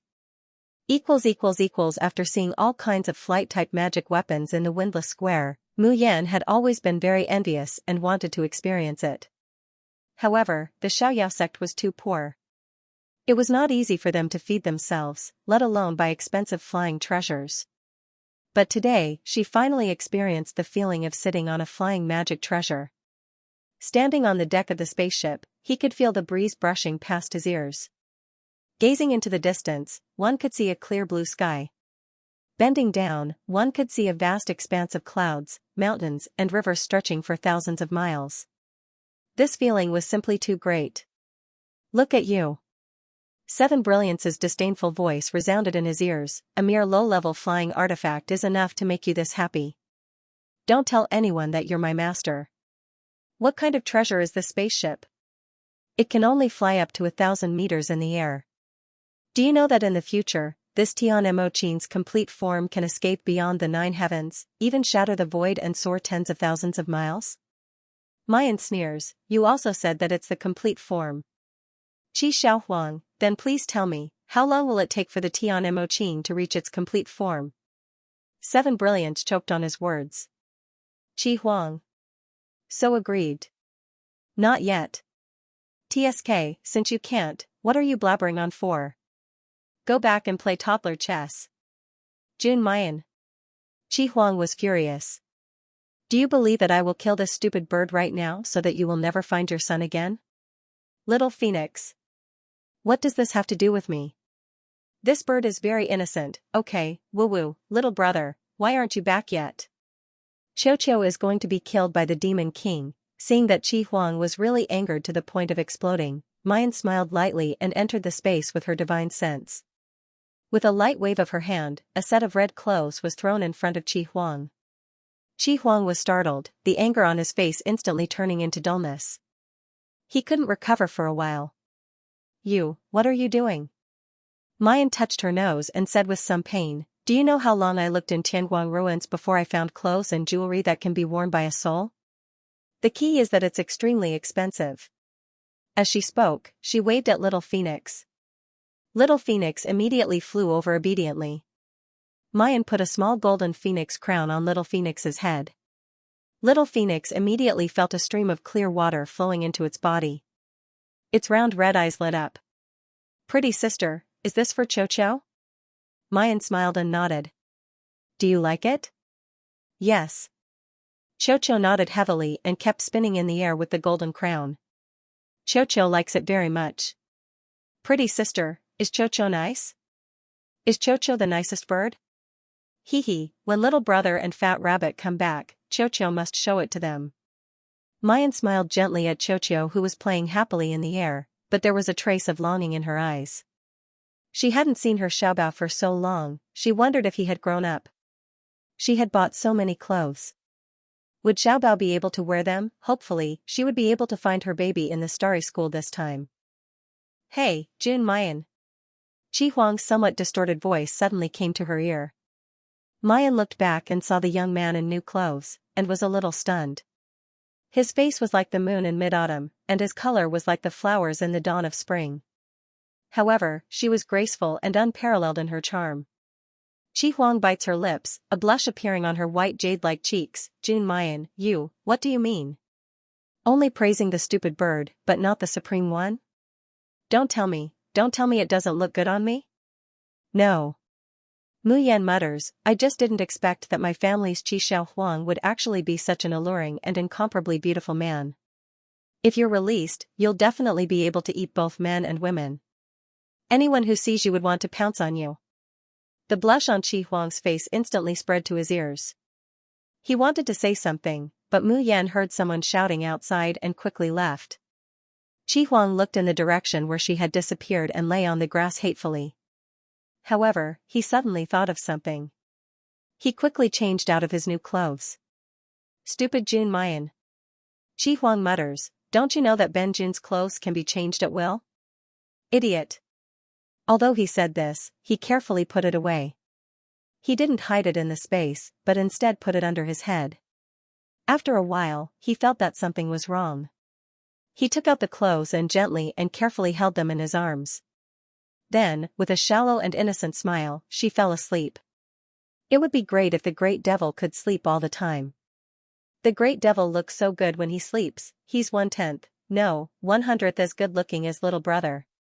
Just as he was thinking this, the little phoenix suddenly met a pair of phoenix eyes that had opened. That pair of phoenix eyes was still like autumn waves, but they were bottomless and bone-chilling. The little phoenix suddenly shivered and tumbled onto the grass. But when it opened its eyes again, it saw that Qi Huang was still sleeping well, with that shallow and innocent smile on his face. Just now, could it have been an illusion? The little phoenix thought anxiously, but it couldn't suppress the surging fear and chill in its heart. Mayan only found out after leaving the space that the person calling her was Ling Yuxing. To be precise, it was Ling Yuxing who had gathered the 6 of them. A tall woman dressed in a palace dress was leisurely handing a sachet to each of them. Fifth brother, why are you giving us sachets? Luo Yu asked curiously, we men don't need sachets. Ling Yuxing stroked his hair, his face proud, if you don't want it, you can return it to me. Luo Yu was about to return it when she saw Chumoli take out a handful of crystals and throw them into the sachet. The sachet looked palm-sized, but Chumoli had thrown more than a dozen crystals inside, yet there wasn't the slightest change in the sachet. Luo Yu was stunned. This is a spatial storage artifact? Fifth brother, when did you learn to refine tools? Ling Yusheng curled his lips and said in disdain, refining tools is a job where you have to deal with copper and iron bones all day long, and you also have to burn yourself to a crisp every day. How could this concubine be interested in such a vulgar job? If it's not refining tools, then this sachet. Mayan looked at the sachet for a while, then raised her head and said in amazement, "Fifth brother, you actually infused the law of space and spiritual power into every needle. To be able to do this, one must have a profound control over speed, space, and embroidery." Yun Ruhan and the others were also shocked when they heard this. Each and every one of them looked at Ling Yusheng as if they were looking at a monster. Usually, they only knew that Lao Wu liked to dress up as a woman, liked needlework, and was very good at cooking. His golden needles and silver thread skills were extraordinary. He also knew that he had the fastest speed among the Xiaoyao 7 in battle. He could even teleport. With the help of his junior sister's zither music. But he never expected that he could already sew a sachet that could be used for storage with just a needle and thread and his own control of space. Ling Yusheng's expression was indifferent. "You'll naturally learn it as you sew. It's no big deal." Mayan suddenly said, "Fifth brother, this phoenix flight that you embroidered for me is really beautiful. Junior sister has good taste." Ling Yusheng didn't have much of a reaction to someone praising him for embroidering a storage sachet, but now that he hears Mayan praising her embroidery, his eyes immediately light up. Overjoyed, he leans over, "Little junior sister, let me tell you, those vulgar wild men don't understand, only you are my soulmate. I used 6 different embroidery techniques on the phoenix's eyes." Ling Yuma, who was categorized as a vulgar wild man, I will leave, okay? I'm not a woman, okay? The other 5, who were originally vulgar wild men, turn around and leave with expressionless faces. Ling Yusheng didn't notice their departure at all. He only pulled Mayan's hand and kept talking. Just then, 2 young girls walked past. Their conversation unintentionally drifted into their ears. "You want to enter Tianshu Institute?" "Of course I want to. If I enter the Tianshu courtyard, I will be able to become Senior Ouyang's junior brother. But, with my talent, how can I enter the Tianshu Institution?" "Senior Ouyang, who is that? Is he in Tianshu Institute?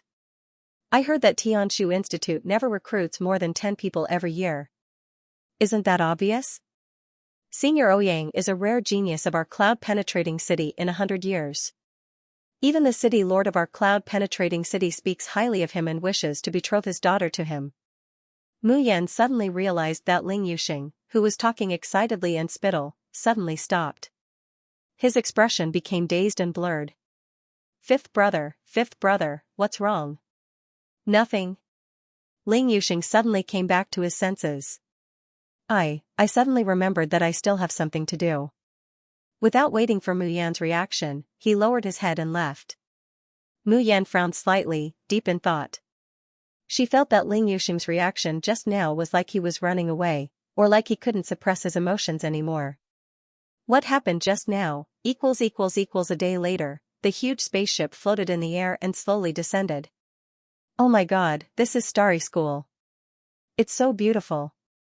On the deck outside the spaceship, hundreds of new students looked down, their faces full of amazement.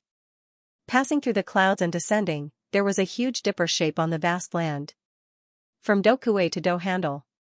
Dubhe, Merak, Fekta, Migraz, Alioth, Mizar, and Alcade. Where Dokue pointed was a huge silver star. That was the core of Starry School, School of the Emperor Star. The 7 schools were shrouded in 7 colors. Dubhe was orange. Merak was red. Fekta was yellow. Migraz was silver. Alioth was white. Migraz was mysterious. Only the Alcade at the end of Dohandle was gray without any color. These 6 colors were, in fact, the protective barriers that the 6 branches had erected. Looking from afar, it was silver. It was not only a way to protect his students, but also a symbol of prestige and honor. Luo Yu leaned on the railing of the deck of the spaceship and giggled. "Big senior brother, 6th senior sister, which color should we choose? I think these 7 colors are pretty nice." Mayan used to grow up in a mortal world where flying was impossible. How could she have ever seen such a spectacular scenery? For a moment, he was stunned. When he heard Luo Yu's question, he was about to answer when he turned around and saw Ling Yuxing staring blankly in the direction of the Tianshu Institute. Fifth senior brother, do you like the Tianshu courtyard? Mu Yan asked. Ling Yuxing seemed to have come back to his senses at this moment, and almost subconsciously shook his head. No, I don't want to go to the Tianshu Institute. Mayan stares blankly, only to see a flash of pain in Ling Yuxing's eyes. Ling Yuxing was still dressed as a woman. Her figure was tall and coquettish, but her expression was cold and distant. On the surface, she really looked like an unattainable goddess. But this is the first time Mu Yan has seen Ling Yuxing reveal such an expression. Mu Yan curled her lips and smiled. Fifth senior brother doesn't like the orange color? Great, I don't like it either. Then let's not choose the Tianshu Institute. When he said this, his cheeks slightly puffed up, dimples faintly appearing, looking indescribably adorable. Ling Yuma grabbed his face and laughed. Isn't our Xiaoqi a child who can't grow up? However, since Lao Wu said he doesn't like orange, then we won't go to Tianshu courtyard. Yun Ruhan also nodded. It's good not to go to Tianshu courtyard. They had been in the limelight and had made enough enemies during the recruitment test. Yun Ruhan only wanted to watch her juniors finish their studies in peace and help her junior sister find the person she wanted to find. She didn't want to cause trouble at all and swagger through the streets. Ling Yuxing looked at the 6 people blankly. After a long time, he said hoarsely, "You don't have to do it for me, you think too much." Chu Moli mercilessly interrupted him. For us, isn't it the same no matter which courtyard we enter? We can't even hide it. Mu Yan's mouth twitched. Third senior brother, I just found out that you're such a narcissistic person. Chu Moli glanced at her and said slowly, thank you for the compliment. Mu Yan, they laughed and joked for a while. Finally, only Mu Yan and Ling Yuxing were left in front of the railing. Ling Yuxing looked at the colorful land that was getting closer and closer. His eyes blurred for a moment, then he slowly said, Junior sister, thank you. Thank me for what? Mu Yan smiled lightly, I really don't like orange. As soon as she saw orange, it reminded her of Jingqing country where Gong Qianxue was. Even if Tianshu courtyard was a place where resources were concentrated and people flocked to, she was not interested. Ling Yuxing's face slowly revealed a relieved smile. He gently brushed the hair at the side of his temples. His movements were as flirtatious as usual. But for some reason, in Mu Yan's eyes, there was a kind of lonely heroic spirit. It was completely different from how he usually treated himself as a woman. When I was on the spaceship, I suddenly knew that there was a person I never wanted to see in my life in Tianshu courtyard. When Ling Yuxing said this, he slightly lowered his eyes and tilted his head so that no one could see his expression.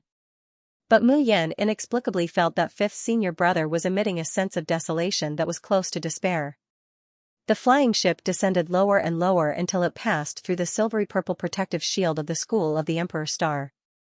The moment the spaceship entered the protective shield, Mu Yan's body suddenly trembled.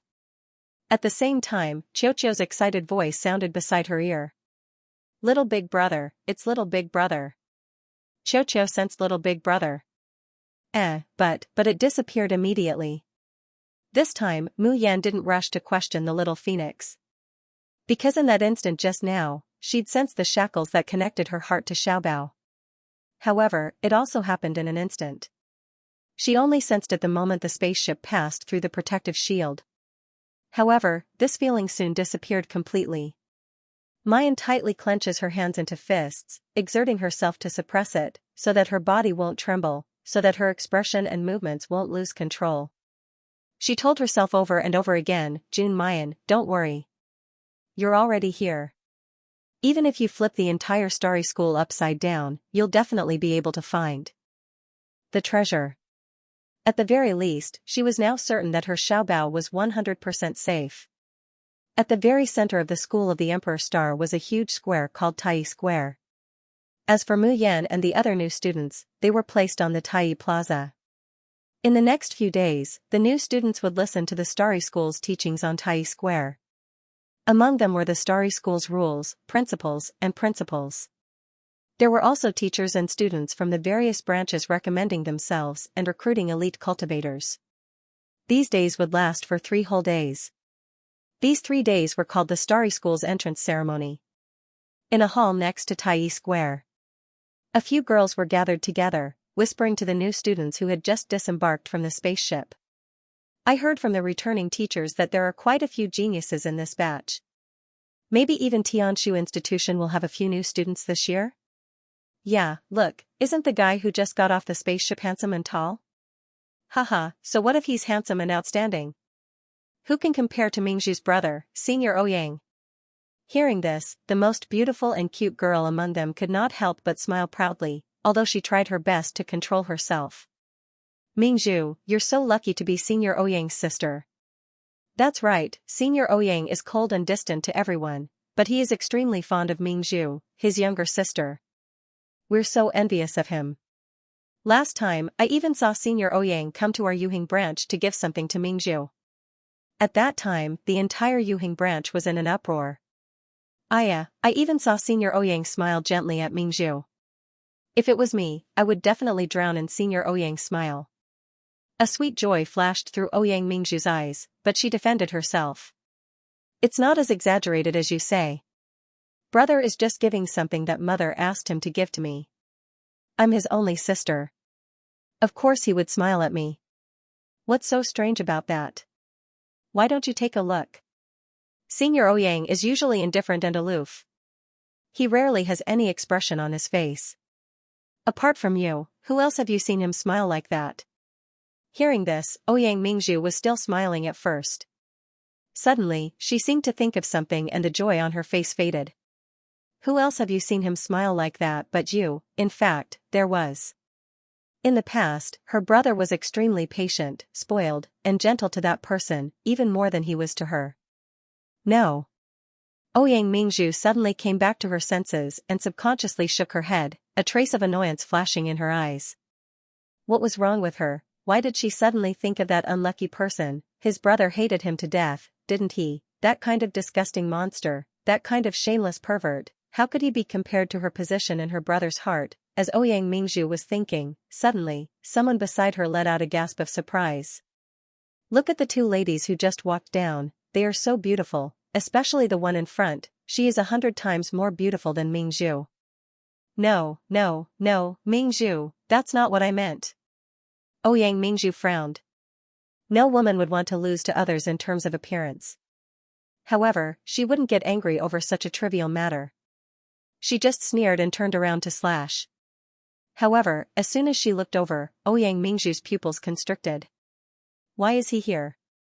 Ouyang Mingzhu was usually cheerful in front of everyone, with a bit of the arrogant personality of a rich family's young lady. Her voice was also crisp and coquettish.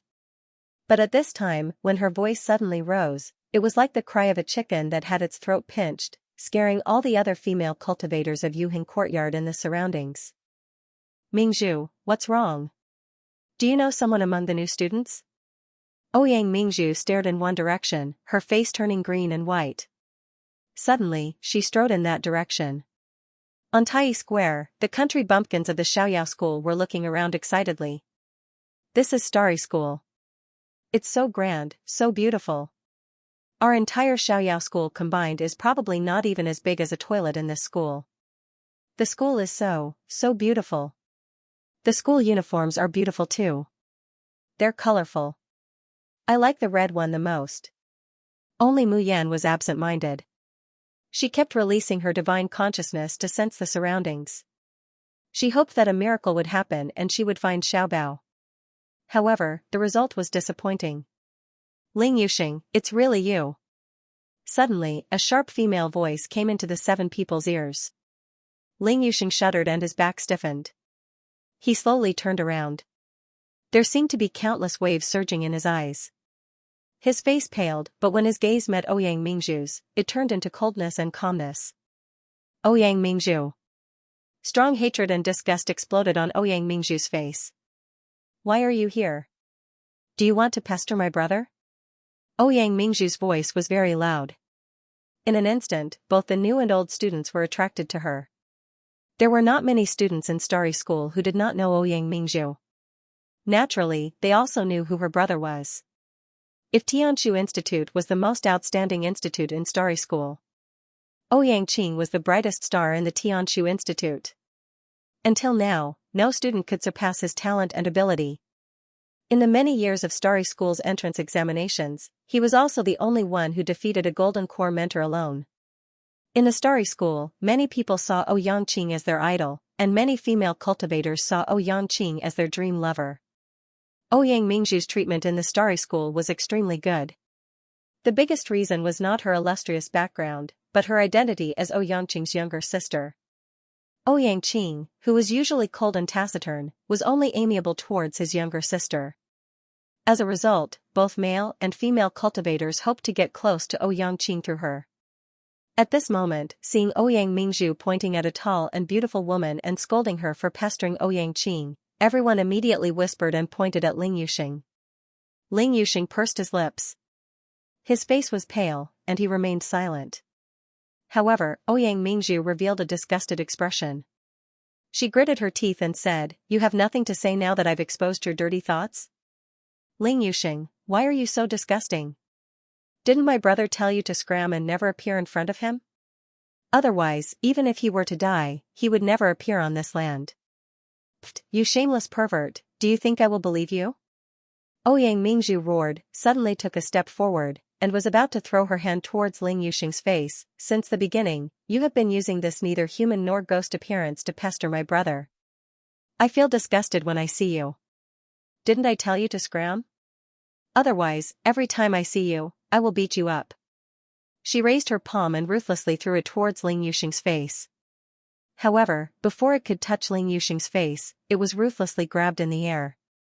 Yunruhan firmly grabbed Ouyang Mingzhu's hand and looked down at him. His usually honest face was as cold as ice. "Miss, if you have something to say, then say it. What right do you have to insult my junior brother?" Ouyang Mingzhu shook her hand heavily, but found that she was completely unable to break free from Yunruhan's shackles. She couldn't help but become even more furious. "What kind of dog are you? You dare to control me?" Before Ouyang Mingzhu could finish her words, Ling Yuma had already raised her foot and kicked her stomach. Yunruhan released her hand at the right time, and Ouyang Mingzhu instantly fell to the ground, letting out a painful groan. Ling Yuma looked down at her and sneered, "What kind of son of a bitch are you? You dare to hit our family's Xiaowu? Do you believe that I will trample your head into pieces right now?" Ouyang Mingzhu had never suffered such humiliation before, and was momentarily stunned. Ling Yuma and Yunruhan no longer cared about her, and hurriedly turned to look at Ling Yuxing. "Xiaowu, are you all right?" "Ah, fifth senior brother, your face is scratched. It's the bracelet on that bastard's hand that scratched you. Junior sister's medicine, quickly apply medicine to Lao Wu." "Idiot, isn't it faster to use healing talismans? Why are you still applying medicine?" Looking at all the senior and junior brothers and sisters surrounding her with nervous expressions, treating the insignificant scratch on her face, she felt a chill run down her spine. The desolation in Ling Yuxing's eyes slowly disappeared and was replaced by warmth. He closed his eyes and softly told himself in his heart, "Ling Yuxing, the past is in the past, you are no longer the Ling Yuxing of the past, you do not need to be shackled in those nightmares and sink forever." Because right now, he had the best master, the best fellow apprentices, and the best family. Ouyang Mingzhu finally came back to her senses. Feeling the pain in her abdomen, her beautiful face twisted a little. "You actually dared to hit me." She was about to stand up when the crowd suddenly stirred. Someone at the outermost layer suddenly exclaimed, "Senior Ouyang, it's Senior Ouyang." The warmth and hope that had just accumulated in Ling Yuxing's eyes completely dissipated upon hearing this. The last trace of blood on his face also dissipated completely. The crowd seemed to have received some kind of order and quickly split into two, opening up a path. A few tall, handsome men with extraordinary temperaments slowly walked over. Their clothes were the same silver-purple color. He was wearing a pure white robe. But on their waists hung an orange tassel jade tablet. It was the uniform that represented the Starry School's top institution, the Tianshu Institute, could only wear. Seeing the appearance of these people, the onlookers were stunned and fascinated. Especially the person in the lead. He had sword-like eyebrows and starry eyes, and he was as elegant as jade. With such talent and cultivation, even the teachers of the Starry School had to be respectful to him, not to mention the students of the Starry School. They did not dare to underestimate him at all. He was the top genius of the Starry School, the greatest treasure, Ouyang. Brother! Ouyang Mingzhu, who was about to get up, immediately maintained her pitiful appearance when she saw Ouyang Qing. Tears filled her eyes and she looked extremely pitiful. Brother, it hurts. Seeing Ouyang Mingzhu on the ground, Ouyang Mingzhu frowned and quickly walked forward. Mingzhu, what happened? Hearing Ouyang Qing's question, Ouyang Mingzhu's tears immediately flowed down. Brother, someone bullied me. Someone hit me. Who dared to hit Sister Mingzhu? Did they eat a bear's heart or a leopard's gall? Before Ouyang Qing could speak, the people from Tianshu Institute behind him immediately shouted, that's right. Sister Mingzhu, tell us. We will definitely avenge you. Ouyang Mingzhu's eyes flashed. She suddenly raised her head and pointed in Ling Yuxing's direction. Brother, it's Ling Yuxing. He hit me. He even wanted to kill me just now. Hearing the name Ling Yuxing, Ouyang Qing's indifferent expression suddenly changed. He stood up abruptly and looked in the direction Ouyang Mingzhu was pointing. When he walked over just now, Yun Ruhan was checking Ling Yuxing's body, so he covered his figure. Ouyang Qing did not see it. At this moment, when he turned around, he was suddenly faced with a bright and charming face. Ouyang Qing's breathing quickened. His eyes did not blink, and his feet seemed to have their own consciousness as he walked towards Ling Yuxing step by step. His voice was so hoarse that he didn't even notice it. Xiaosheng, why are you here? Brother! Seeing Ouyang Qing's distracted look, Ouyang Mingzhu's face flashed with fear. She hurriedly reached out to hold on to Ouyang Qing and cried pitifully, Brother, my stomach hurts. Yuxing kicked me heavily just now. Big brother, does Yuxing still hate? The last word was lost in Ouyang Mingzhu's mouth. Because Ouyang Qing did not seem to hear her at all. He broke free from her hand and walked towards Ling Yuxing step by step. Ouyang Mingzhu's face instantly twisted. Her eyes were filled with intense jealousy, unwillingness, humiliation, and hatred. Why? Why did this pervert, Ling Yuxing, come to steal her brother from her again? Why is it that every time Ling Yuxing appears, Big Brother's attention is completely taken away? What was so good about this shameless and disgusting pervert? Ling Yuxing foolishly looked at the handsome man walking towards him. The scenes of the past slowly replayed in his mind like a trotting horse lantern. In the end, it stopped at the man's heartless and disgusted scram. Heh! Ling Yuxing, just how cheap are you? A mournful smile appeared on his face. Others have already told you to scram, but they only think of you as a disgusting, perverted monster. Why can't you forget him? Why did his heart still hurt so much when he saw this man? Or was it so painful that he almost couldn't breathe? Little five? Yun Ruhan looked at him nervously. Ling Yuxing's current appearance was too haggard, as if he could collapse at any time. Yun Ruhan had always been the most matronly in the entire sect. He couldn't wait to take care of all his senior brothers and junior sisters. Meeting Yun Ruhan's worried eyes, the suffocating pain in Ling Yuxing's heart slowly faded. He stood up straight and looked at Ouyang Qing coldly. I'm sorry, I didn't know you were here. Otherwise, I would rather die than come to Starry School. Hearing this, Ouyang Qing's pained expression suddenly turned into anger. Those pitch-black eyes were burning with a blazing flame. You don't want to see me that much? Huh. Ling Yuxing sneered. If I remember correctly, wasn't it young Master Ouyang who felt disgusted when he saw me and told me to scram? I'm sorry that I couldn't scram to a place where you would never see me again. Ouyang Qing's expression was pained. He went forward and wanted to hold his hand. Yun Ruhan had just heard Ouyang Mingzhu call him brother and ask him to take revenge for her. Thinking that he was going to attack Ling Yuxing, she quickly went forward and slapped his hand away, pulling Ling Yuxing behind her. Ouyang Qing watched as Yun Ruhan blocked Ling Yuxing with a protective posture. Ling Yuxing, who had always been sensitive and suspicious of people, did not resist Yun Ruhan's touch at all. Instead, his face was full of trust. His expression darkened bit by bit, and he tried hard to suppress his anger. I'm talking to Xing, please scram. Yun Ruhan was also angry, but he was not an impulsive person. Moreover, the man in front of him was obviously an influential figure in Starry School. This group of people had just arrived, so it was naturally best not to cause trouble if they could avoid it. He took a deep breath and said, "No matter what grudges Xiao Wu had with you in the past, it's all in the past. Since he said that he doesn't want to see you, please don't disturb him anymore." Ouyang clenched his fists. Seeing Yun Ruhan's protective posture towards Ling Yuxing, he could not suppress his murderous intent. "I'll say it again. Scram." Yun Ruhan's face darkened too. "I won't allow you to hurt Xiao Wu." Ouyang raised her hand and punched at Yun Ruhan. However, Ling Yuxing's movements were even faster than his furious punch. Before Yun Ruhan could react, she pulled him behind her and went up to meet him herself. Bang! A heavy punch landed on Ling Yuxing's chest. His lips turned pale, and he spat out a mouthful of blood. "Little Sheng.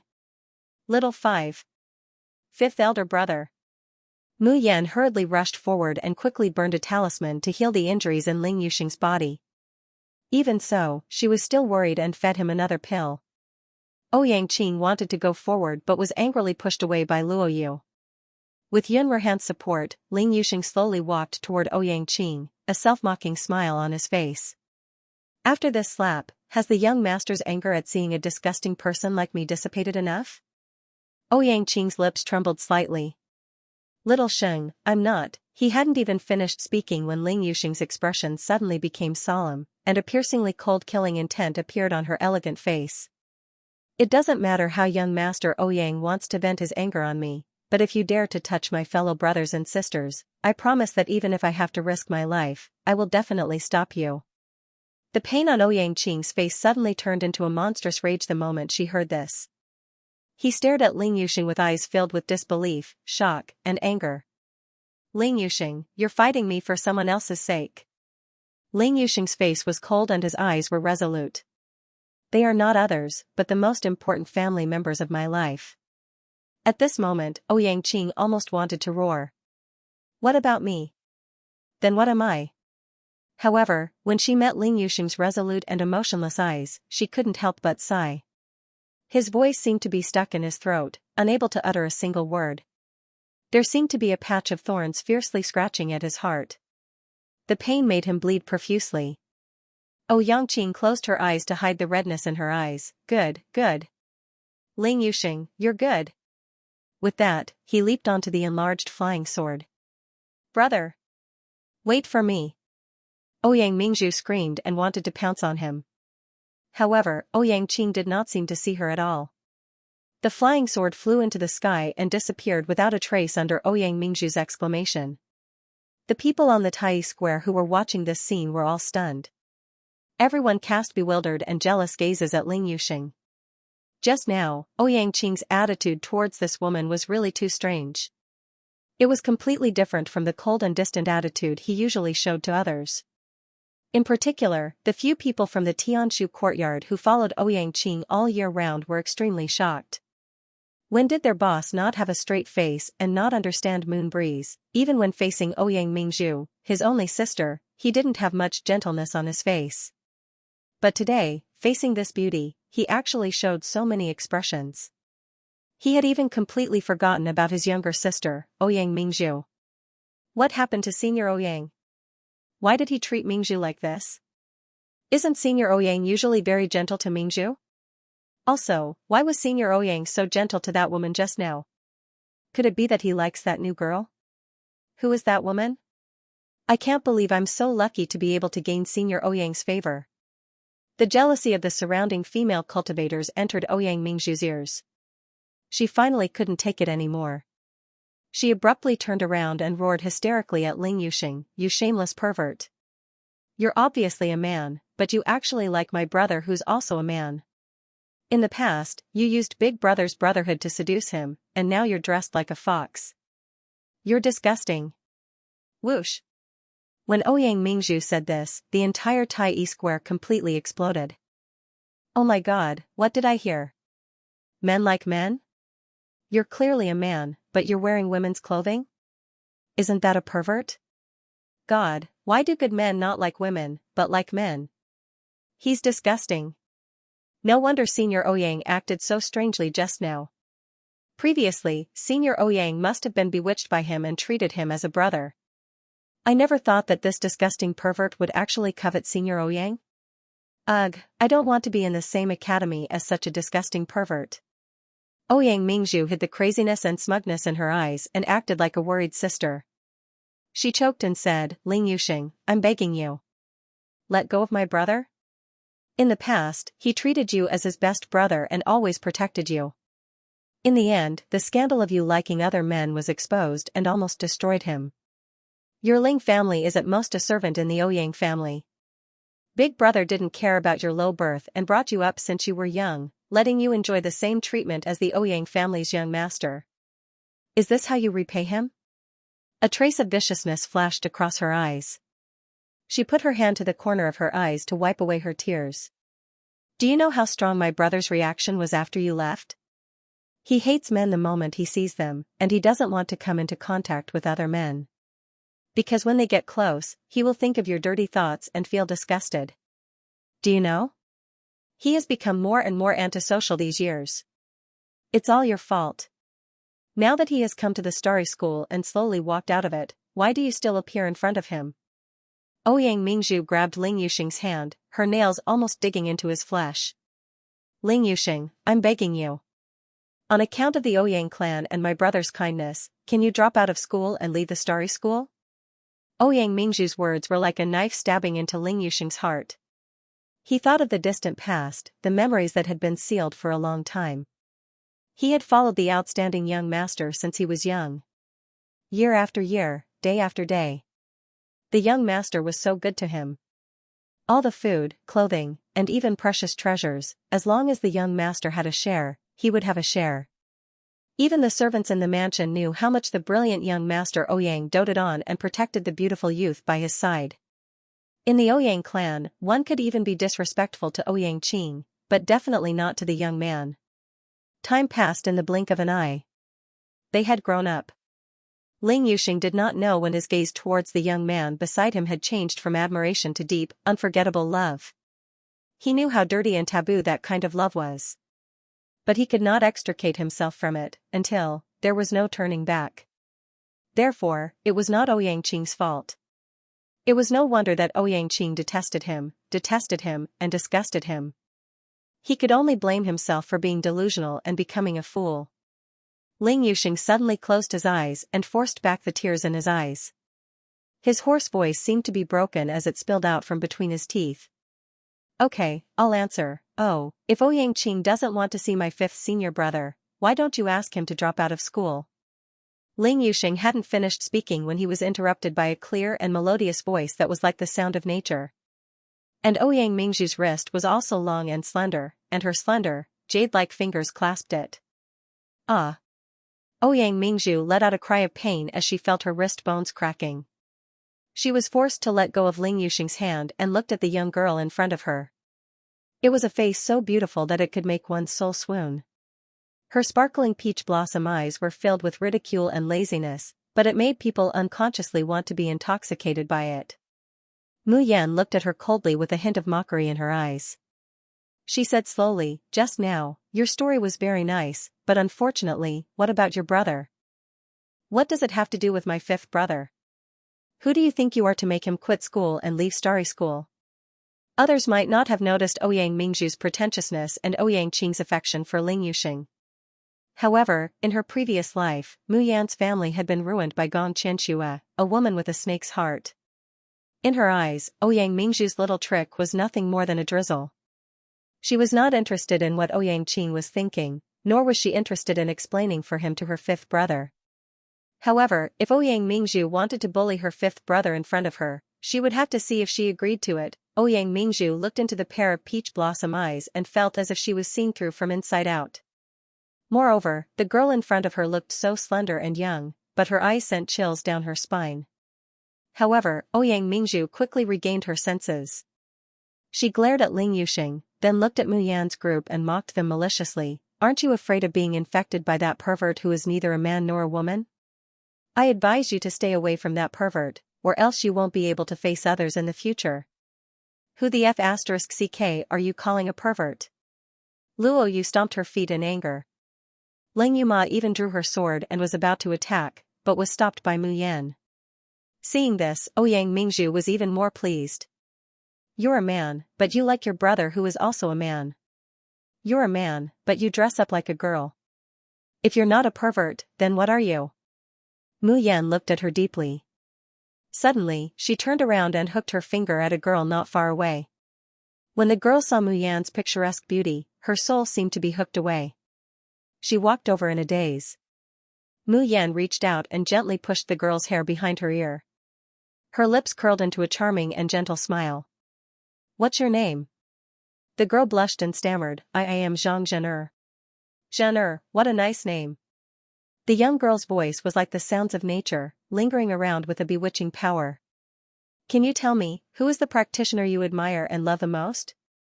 The young lady was shy and timid earlier, but when she heard this question, almost without thinking, she immediately said, I admire young Master Xianxia the most.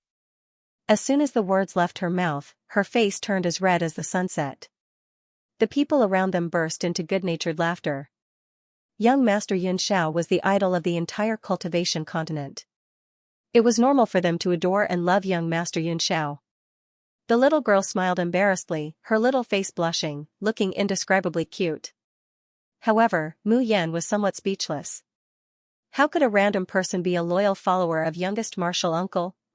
Little martial uncle, I'm sorry, I can only borrow your name today. She coughed softly and said, if one day, young Master Xianxia tells you that he likes men, would you find him disgusting and think that he is a pervert? The other girls also showed expressions of righteous indignation. It's as if as long as Mayan says one more bad word about young Master Xianxia, they will have to fight with their lives on the line.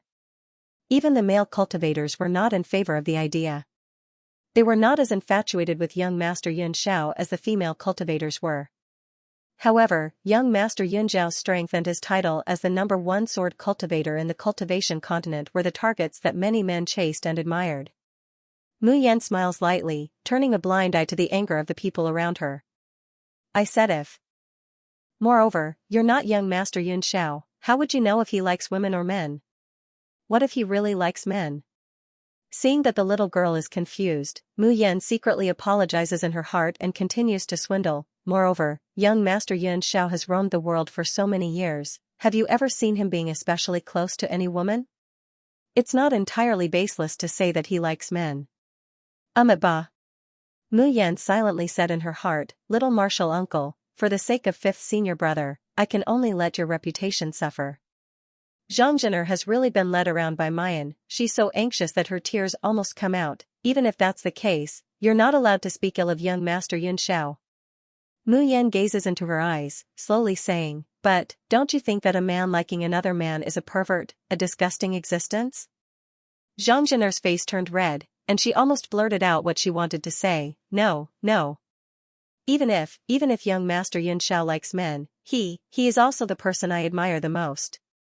Moreover, liking men or women is young Master Xianxia's freedom. I will absolutely not allow anyone to slander him. Yes, it's young Master Xianxia's freedom to like men or women. We won't interfere. Whoever dares to slander young Master Xianxia, we will tear their mouth apart. Why do I suddenly feel that rather than letting young Master Xianxia be together with that little whore, wouldn't it be better to have a cultured and refined handsome man? Just looking at that scene is extremely beautiful. Whether young Master Xianxia likes men or women, it is his freedom. What does it have to do with others? Who dares to call young Master Xianxia a pervert? If you have the ability, then take the title of the world's #1 swordsman first. The crowd was enraged. It was as if everyone's hearts had gone to the ends of the heavens just because they were slightly involved with young Master Xianxia, this super idol. Ouyang Mingzhu looked at this scene and listened to the slogans of the people around her that gradually turned into it doesn't matter if he likes men or women, it's his freedom. She couldn't believe her ears. Mu Yan looks at her with a smile that isn't a smile, and unhurriedly says, Senior Ouyang, now, do you still want to say that my fifth brother is a pervert? If the man my fifth senior brother likes is a pervert, then could it be that young Master Xianxia is also a pervert? Ouyang Mingzhu's face turned ashen when she saw the covetous gazes of the people around her. She couldn't say a word for a long time. You're the one who conspired to stir up trouble. I'm not talking about young Master Xianxia at all. Mayan sneers, so, what you mean is, in this world, only young Master Yun Xiao is free to love. Was it normal for young Master Yun Xiao to like men? As for fifth senior brother liking men, he is a pervert. Mayan's face sinks, and she enunciates each word, love is the purest and most free thing in the world. Whether it's a man, a woman, a flower, a tree, or even a tool spirit or a vicious beast, it's all an individual's right. Let's not talk about whether my fifth senior brother likes men, whether he likes Ouyang Qing or not. Even if he really likes men, so what? Where love comes, it goes deep, and human power can't stop it. Why should my fifth senior brother feel ashamed? Why should he be insulted by you? Love is not sinful. The real sinners are those who use the banner of love to do whatever they want for their own selfish desires, harming others and themselves. Mayan's sonorous and forceful words are like a heavy hammer pounding on the bottom of Ling Yuxing's heart. He covered his face with his hands. Tears overflow from the gaps of his fingers, wetting the ground drop by drop. And his body is also shaking uncontrollably. No one has ever told him that he has the right to choose what he likes. No one has ever told him that even if he likes men, so what, he doesn't need to feel ashamed, doesn't need to be humiliated. Love is not sinful. Is he really not a pervert? Can he really be redeemed? Yun Ruhan's hand gently presses on Ling Yuxing's shoulder, her eyes slightly red. They always knew that because of those past events, because of his love for a man, Little Five has always been living in self-destructive torment. They want Little Five to walk out of those shadows and nightmares, but they don't know how to do it. They want to tell Little Five that no matter what kind of person he is, whether he likes men or women, whether he likes to dress up as a woman or not, he is Little Five of the Xiaoyao school. But Yun Ruhan also knows that such persuasion can't truly make Little Five feel at ease. But today, the words of the junior sister seem to open a whole new world for Ling Yuxing. It turns out that love is not sinful. It turns out that Little Five has never been wrong. He doesn't need to shackle himself in a cage of pain. Fortunately. Looking at Ling Yuxing covering his face and crying bitterly, as if he wants to cry out all the grievances and pain of a lifetime, Yun Ruhan murmurs, fortunately, the junior sister came, because of Mayan's words. Those who originally only supported the freedom of love to protect Luo Yunxiao also show thoughtful expressions. Even though there were still many people who disapproved of such a taboo love. Under such circumstances, he wouldn't say it out loud. This was the first time that Ling Yuxing wasn't spurned by everyone when they found out that he liked men. Ouyang Mingzhu never thought that the situation would develop like this. Her beautiful face was completely distorted, and she wanted nothing more than to pounce on the young girl in front of her and tear her into pieces. Even if liking men isn't a sin, as a man, he dressed up as a woman and pretended to be a fox. Isn't that perverted? Pfft. Mu Yan couldn't help but laugh out loud. In this world, there are many women who like to dress as men and go out to play. Even my fourth senior sister usually dresses up as a man. What? According to you, those who like to dress up as men are also perverts? You don't want to be a beautiful woman, but you want to dress up like a rough man? Ouyang Mingzhu choked. This is not the same thing at all. It's fine for a woman to dress up as a man, but not for a man to dress up as a woman. Are you discriminating against men or women? The surrounding people looked at each other. They felt that there was something wrong with Mu Yan's words, but they did not know how to refute her. I think she's right. It's fine for a woman to dress up as a man, but why can't a man dress up as a woman? You're a man, yet you dress up like a sissy. What's wrong with you? Pfft, what's wrong with being a sissy? Weren't you born from a woman's pregnancy? The surrounding people were in an uproar. No one cared about Ouyang Mingzhu's humiliation and questioning of Ling Yuxing anymore. A long, long time ago, Ouyang Mingzhu had always wanted to attack Ling Yuxing. As long as she exposed his disgusting secret, she could enjoy everyone's criticism of Ling Yuxing. She thought about Ouyang Qing's doting and protection of this disgusting man. She thought about her brother's passionate and focused gaze when he looked at this man. Ouyang Mingzhu went crazy with jealousy. Only when she heard people curse and despise Ling Yuxing viciously would her not heart feel better. However, at that moment, everything had changed in the Tai Plaza. Someone had actually started to speak up for this pervert, Ling Yuxing. Someone had actually said that he was normal. How could this be? Ling Yuxing. Don't think that just because you hooked up with a woman who can speak up for you, you can change the fact that you're a disgusting pervert. Ouyang Mingzhu screamed, my brother clearly doesn't like you, but you keep pestering him. Who's disgusting if you're not disgusting? Ling Yuxing had already wiped his tears dry. The makeup on his face had also been wiped clean, revealing a beautiful and handsome face. He looked at Ouyang Mingzhu coldly and said word by word, please go back and tell Ouyang Qing that in the past, I, Ling Yuxing, was delusional and hoped for feelings that did not belong to me. However, I woke up from this dream a few years ago. From now on, Ouyang Qing and I will never meet again. We will have nothing to do with each other. From now on, we will go our separate ways. Please don't appear in front of me and my fellow disciples again. Otherwise, don't blame me for revealing what you did back then to the public. After he finished speaking, he did not hesitate to turn around and leave. Ling Yuxing, stop right there. Panic flashed across Ouyang Mingzhu's face as she stepped forward to grab Ling Yuxing. But just as she reaches out her hand, it's caught by Mayan. Slut, let go of me. Do you know who I am? Ouyang Mingzhu raised her hand to slap Mu Yan's face. Mu Yan tilts her head, then raises her hand and ruthlessly slaps her face. Ling Yuma very smoothly raised her leg and kicked Ouyang Mingzhu's abdomen. Ouyang Mingzhu screamed and fell to the ground again. This time, he fell even more miserably than before. His left cheek swelled up like a steamed bun. Ouyang Mingzhu's life had been smooth since she was young. When had she ever suffered such humiliation and scolding? Her eyes are filled with resentment and malice as she stares at Mu Yan and Ling Yumo. You dare to hit me. She screams and is about to call for the academy's guards to come over, but Mayan takes a step forward.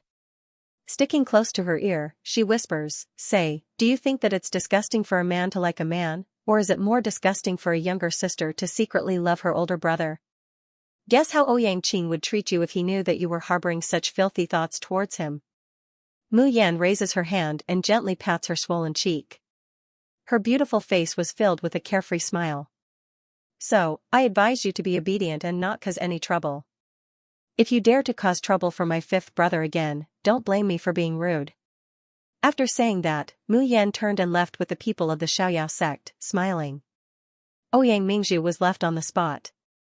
Her expression slowly changed from panic and fear to thick murderous intent. In the Yuhing courtyard, a female cultivator who was on good terms with Ouyang Mingzhu hurried forward to support her, but was pushed away by her. Go and investigate. Ling Yuxing, that pervert, and the people around him, which sect are they from? If she could not repay the humiliation she suffered today 10 times or even 100 times, her surname was not Ouyang. There's no need to investigate. Suddenly, a woman's voice cut in. They are from the Xiaoyao sect of the Azure Heaven Realm. That's a small and secluded sect. There are only 7 people in the entire sect. Ouyang Mingzhu suddenly turned her head, her face full of anger. At such a pathetic moment, she would not be nice to anyone she saw.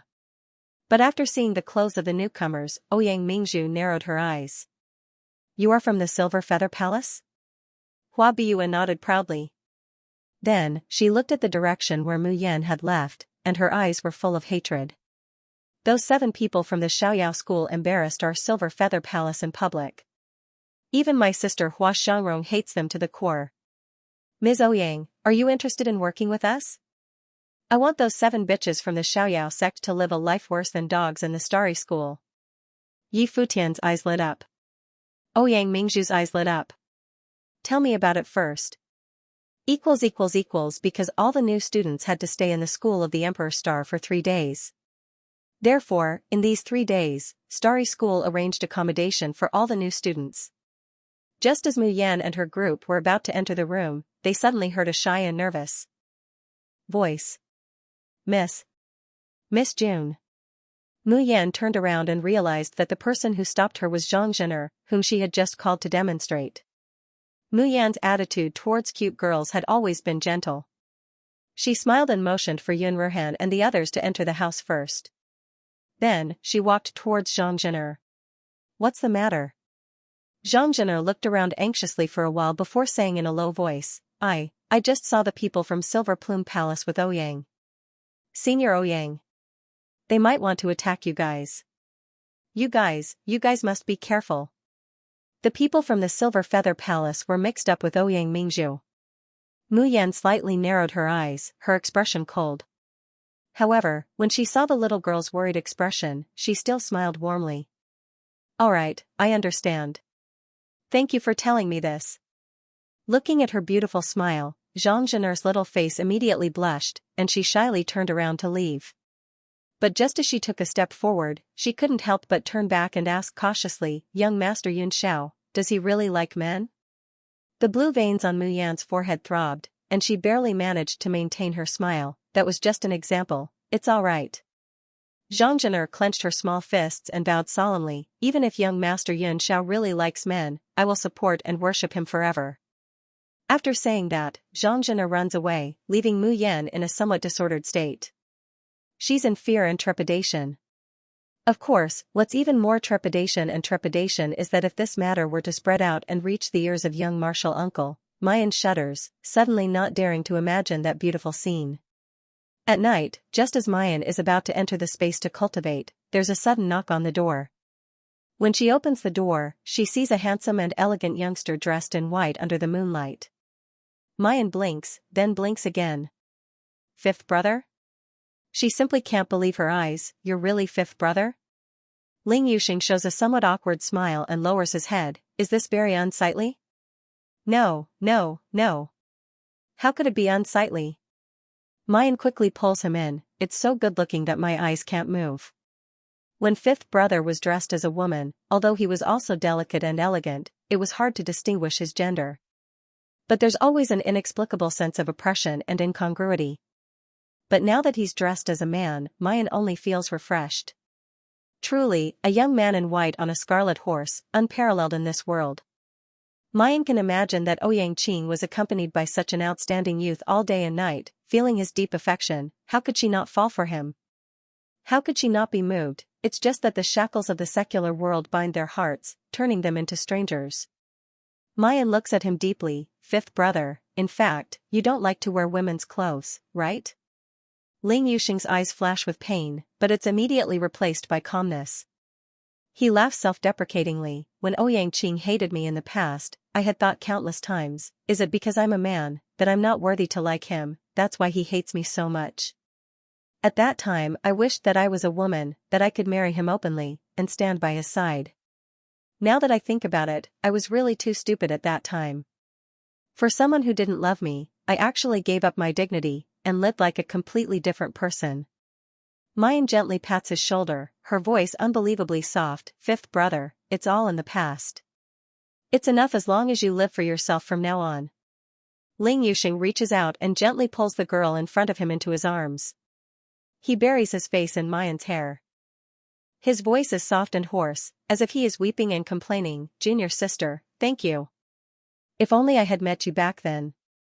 Back then, when Ling Yuxing was at his wits' end and in despair, when he was abandoned by the entire world, how good would it be if he could meet the girl in front of him and tell him that love is sinless? However, the heavens were still fair to him. Therefore, he joined the Xiaoyao school. Thus, he met his junior sister. No matter how the world looked at him in the future, no matter how they despised him, he would never give up on himself, despair, and misery again. Because he knew that behind him, there would always be a group of dearest family members who would support and protect him. The luckiest thing that has ever happened to me in this life is to have all of you fellow disciples. The youth's voice was filled with the bitterness of the first half of his life, but it was also filled with hope for the future. It was so soft and moving. Mu Yan slowly reaches out her hand, wanting to hug the youngster to give him a little comfort. The temperature in the room suddenly dropped. Even Ling Yuxing, who was immersed in his emotions, seemed to have sensed something. He abruptly loosened his grip as if he was being burned and took a step back. Ling Yuxing saw that Mu Yan's clothes were wet from his tears and felt a little embarrassed. Little junior sister, rest well, I'll go back first. Mayan nods.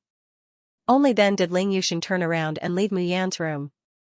Just as he pushed open the door to his room, his arm was suddenly clamped by a scorching hot palm. Then, with a sudden fling, he was heavily pressed against the closed door. Ling Yuxing grunted in pain. There were no candles in the room, so it took him a while to adapt to the darkness and see who it was. Her clear pupils suddenly contracted. "Oh Yangqing. Why are you here? Let me go." Oh Yangqing didn't look right at this moment. His entire body reeked of alcohol, and his eyes were bloodshot. He looked like a wild beast that had gone berserk because of his injuries. "Who was that woman just now? Is he someone you like now?" "That woman just now." Ling Yuxing stares blankly for a long time before he realizes that Ouyang Qing is talking about Mayan. He frowned and struggled with all his might. "What does it have to do with you who I like? What does that have to do with me?" Ouyang Qing looked as if he had heard the funniest joke in the world, but his laughter was so sorrowful that he wished he was dead. "Ling Yuxing, when you shamelessly chased after me all those years ago and said that you would love me for the rest of your life, why didn't you say that it had nothing to do with me?" Ling Yuxing's face turned deathly pale, and his frail body couldn't help but tremble. The spiritual energy in his body suddenly surged and he broke free from Ouyang Qing's restraint. He gritted his teeth and glared at Ouyang Qing. "Yes, I admit that I was despicable and shameless back then.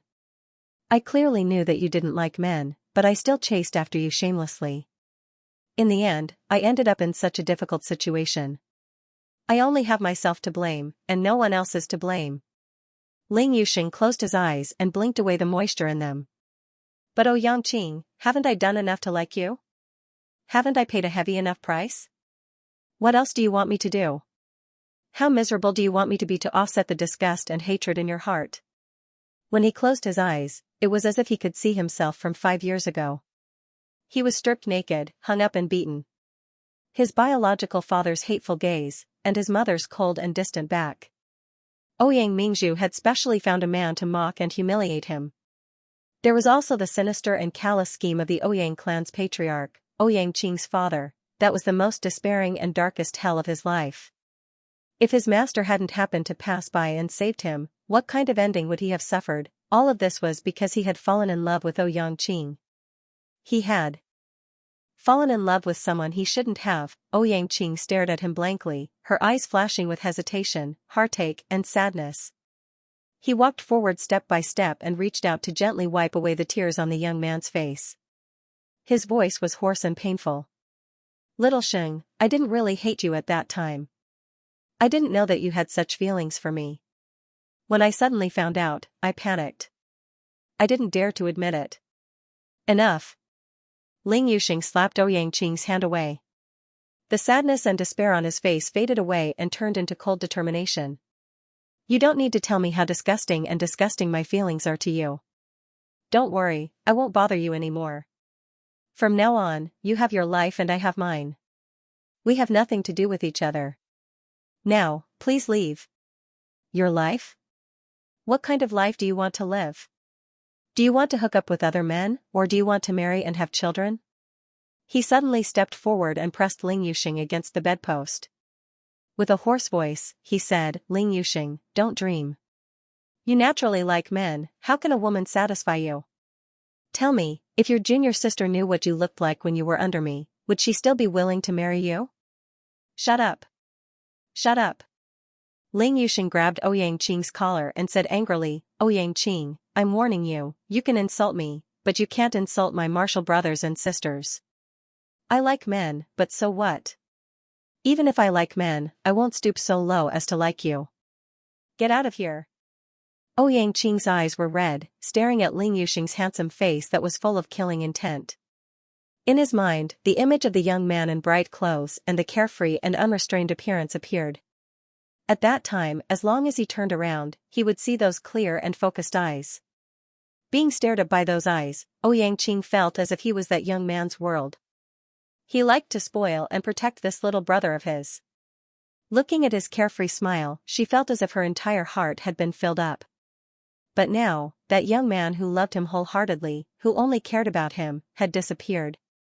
Ouyang Qing's voice was hoarse, as if it would break at any time. "Little Sheng, do you want to kill me for someone else?" Looking at the man's red eyes, Ling Yuxing felt as if his heart was being pulled by something. But soon, he restrained all his emotions. He coldly looked at Ouyang Qing. "I said, I only want to be strangers with young Master Ouyang. As long as young Master Ouyang doesn't provoke our Xiaoyao school, and don't humiliate my martial brothers and sisters, we will naturally have nothing to do with each other. Nothing to do with each other? Xianxia sneered. I think you once again found a man you want to seduce, so you are in a hurry to cut ties with me. Xianxia, why are you so lowly? Can't you live without a man? Slap.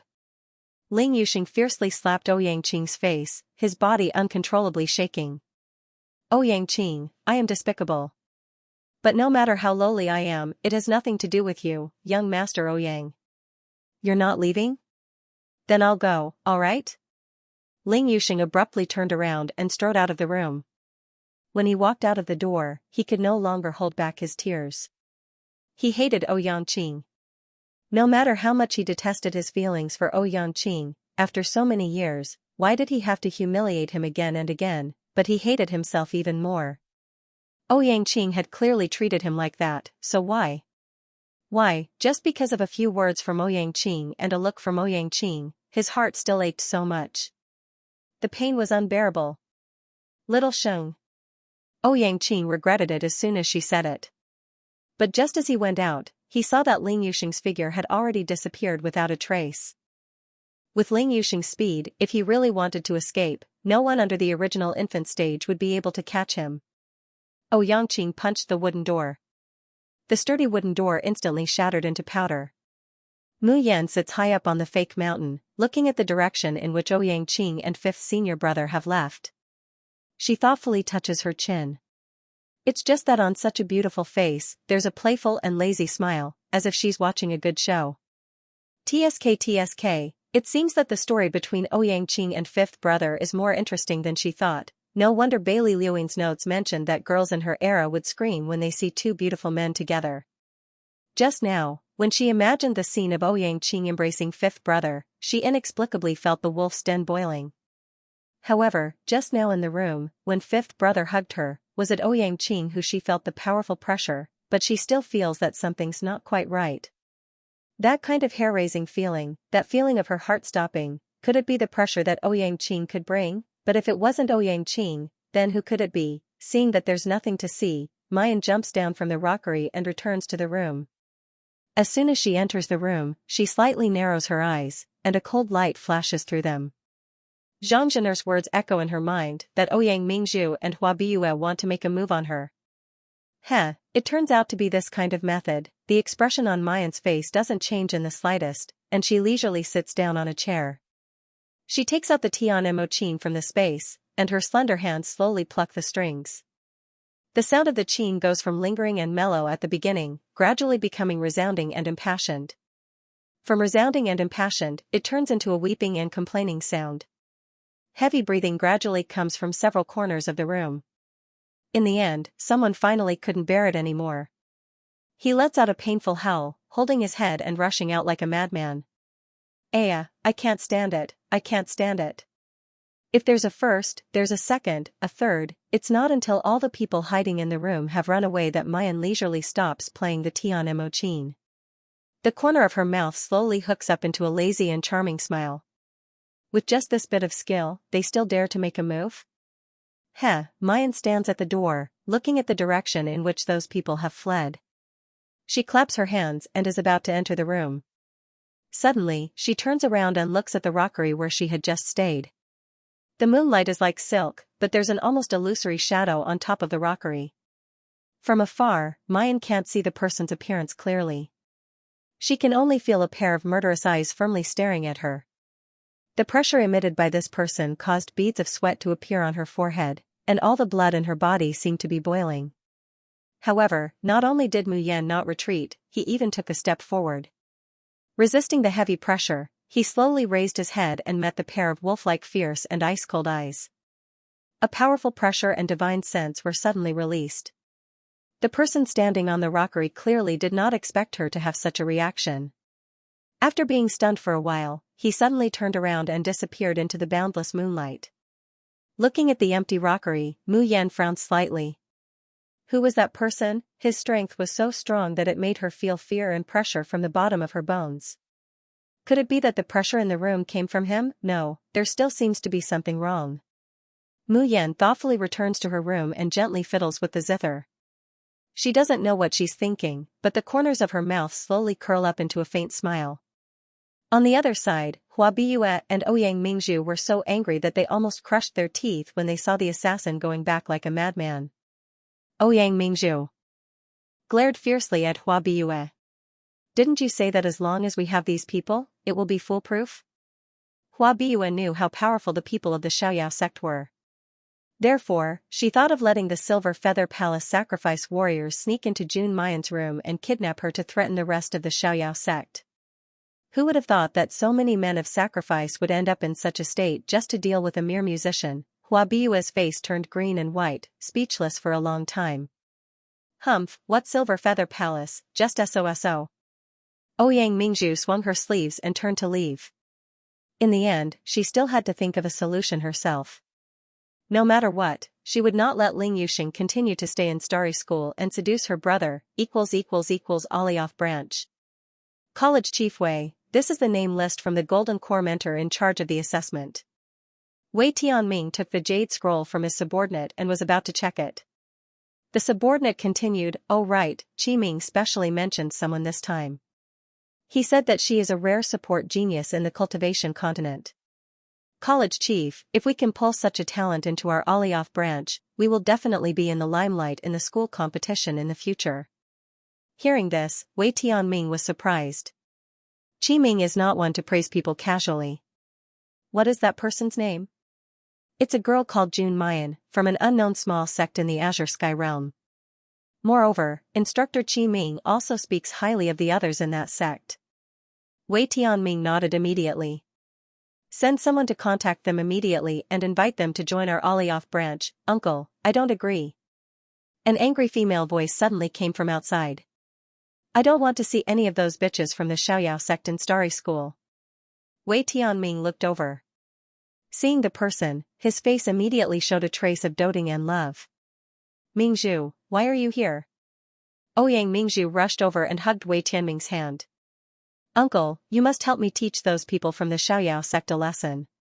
Mingzhu was bullied so badly by them. When Wei Tianming heard this, he couldn't help but frown. Mingzhu, don't throw a tantrum. Someone who can be praised by Qi Ming must have outstanding potential. If he's snatched away by another branch, in the future academy competition, Ouyang Mingzhu gritted her teeth and suddenly whispered in Wei Tianming's ear, that sect has Ling Yuxing. Hearing these words, Wei Tianming's pupil suddenly contracted. What did you say? As soon as he finished speaking, he realized that he had lost his composure and hurriedly waved his hand for his subordinates to leave. Mingzhu, are you saying that Ling Yuxing is not mistaken? Ouyang Mingzhu gritted her teeth and said, that bitch, even if she turns into ashes, I'll still recognize her. Uncle, do you remember what we did to him back then? If he really makes a comeback, he definitely won't let us off. Also, she looked humiliated. Also, Big Brother treated him the same way he did 5 years ago. That B***TCH pervert came back this time to snatch my brother from my hands. Wei Tianming abruptly stood up from his chair, impatiently pacing back and forth. No, we absolutely can't let Ouyang Qing be together with that little bitch Ling Yuxing. Everything that belongs to the Ouyang family belongs to you in the future. It belongs to our Wei family. Who does Ling Yuxing think he is? He's just a man, yet he dares to dream of competing with us for everything. Ouyang Mingzhu's face was filled with grievance, but brother only treats me as a sister. If he knew that I'm not related to him by blood, I'm afraid that brother would never care about me in the future. Ouyang Mingzhu's mother was not Ouyang Qing's biological mother, but Ouyang Qing's mother's cousin, Wei Kaizhu. Wei Kaizhu gave birth to Ouyang Mingzhu 8 months after marrying Ouyang Qing's father. No one knew that Ouyang Mingzhu was not Ouyang Qing's father's daughter, but the product of Wei Kaizhu and her brother Wei Tianming's adultery. But Ouyang Qing thought that Ouyang Mingzhu was his only sister, so even though they had different mothers, he treated her extremely well. This made Wei Tianming and Ouyang Mingzhu have delusions. If Ouyang Qing fell in love with Ouyang Mingzhu, then wouldn't everything in the Ouyang clan belong to them? Wei Tianming stared at Ouyang Mingzhu and said coldly, that's why I want you to make Ouyang Qing fall in love with you. Only by making him fall head over heels for you and telling him the truth will he marry you and give you everything you want. Otherwise, as the daughter of the Ouyang clan, you can only be used as a tool for marriage alliances and marry anyone. No, I don't want to marry anyone else, I only have brother in my heart. Thinking of that miserable future, Ouyang Mingzhu immediately cried as she hugged Wei Tianming's hand. Uncle, no, father, you must help me. I don't want anything in the Ouyang clan, I only want brother. I must become brother's wife. Only the heavens knew that after she knew that she and Ouyang Qing were not biological siblings, she fell madly in love with him. In this life, other than Ouyang Qing, she would never fall in love with any other man. Wei Tianming rubbed Ouyang Mingzhu's head and said gently, "Silly girl, you're daddy's precious daughter, how could daddy not help you? But you must work hard, if you still can't make Ouyang Qing fall in love with you, then in for a penny, in for a pound, in for a pound. You and Ouyang Qing will cook rice and get pregnant with his son. At that time, it doesn't matter if he's willing or not, he must marry you." Ouyang Mingzhu's eyes widened in fear. "No, how can I do that? If I do that, brother will hate me to death." Back then, Ling Yuxing shamelessly climbed onto Ouyang Qing's bed, making him worried. "Don't tell me you're worse than a man?" Ouyang Mingzhu's expression kept changing. She didn't say that she was the one who had schemed against Ling Yuxing. She didn't expect that Ling Yuxing and her brother would. At that time, her intestines had turned green, and she wished she could skin Ling Yuxing alive. But Big Brother had indeed been worried about that bitch Ling Yuxing ever since then. If only she could be with her brother. If only she could be pregnant with her brother's child. Ouyang Mingzhu's eyes lit up. But it was quickly replaced by anger and jealousy. But now that Ling Yuxing has appeared, Big Brother only has that bitch in his eyes, and he doesn't even spare me another glance. There's also Ling Yuxing and those people, especially that slut called Jun Mayan. She humiliated me in front of everyone, and even had a glib tongue, making the surrounding people think that it's normal for a man to like another man. If this goes on, I'm afraid Big Brother will really be seduced away by that slut, Ling Yuxing. 1. Open QQ reading, discover, receive benefits, popular character selection, search for Xiaobao/Wei Zishi, choose Aziz book, and support both of them at the same time. 2. There are 3 quests, 3-dimensional sense, love value, and vitality. Complete the corresponding quests and you will receive the corresponding influence, which will add points to Xiaobao and Wei Zishi. 3. Whether Xiaobao/Wei Zishi can debut depends on you too. Move your little hands and work hard together. Uncle, you mean we can expel them from Starry School? Wei Tianming shook his head. They performed well in the freshman assessment. If we expel them, I'm afraid that Qi Ming will be the first to find trouble with me. Ouyang Mingzhu said angrily. If we can't expel them, won't we still let that bitch seduce my brother? Although the 6 branches of the Xiaoyao sect each had a protective shield and were far away from each other, people could enter and leave at will. Wei Tianming glanced at her, a meaningful smile on his face. Mingzhu, have you forgotten? Starry School still has a deserted, secluded branch that no one dares to mention as if it's a taboo. On the 3rd day, with Wei Tianming as the representative, Starry School announced the recruitment of each branch. This year, Tianshu branch only accepted one person, Hua Xiangrong of Yingyu Palace. But everyone's gaze did not even stop on Hua Xiangrong's name. Instead, they looked straight to the end. Yaoguang branch, Ling Yuxing. I remember that Yaoguang branch was deserted many years ago. There are no teachers or students. How can someone be assigned to Yaoguang branch? Yeah, I heard that Yaoguang branch's crystal supply has been cut off, and there is no protective shield. Going to Yaoguang branch is no different from being abandoned. Yun Ruhan frowned and suddenly stepped forward. Why is Xiaowu assigned to Yaoguang branch? People from other clans who are of similar strength will be assigned to the same branch. Xiaowu's strength is no weaker than ours, so why can't he be with us? Yun Ruhan's group of 5 were assigned to Tianqiu branch, Tianxian branch. Mu Yan was assigned to Alioth branch, which specialized in support. This was a good result, but only Ling Yuxing. Wei Tianming glanced at Yun Ruhan and said carelessly, when choosing students, other than strength, the branches also look at their character and morality. A person with a bad character will ruin the school's reputation. Naturally, no branch is willing to accept them. As long as the Starry School accepts people, there is no precedent of expelling them. Since no branch is willing to accept them, we can only send them to the Alcade branch, Yi Futian said. Yunruhan's face darkened, and she gritted her teeth. What do you mean by having a lack of morals?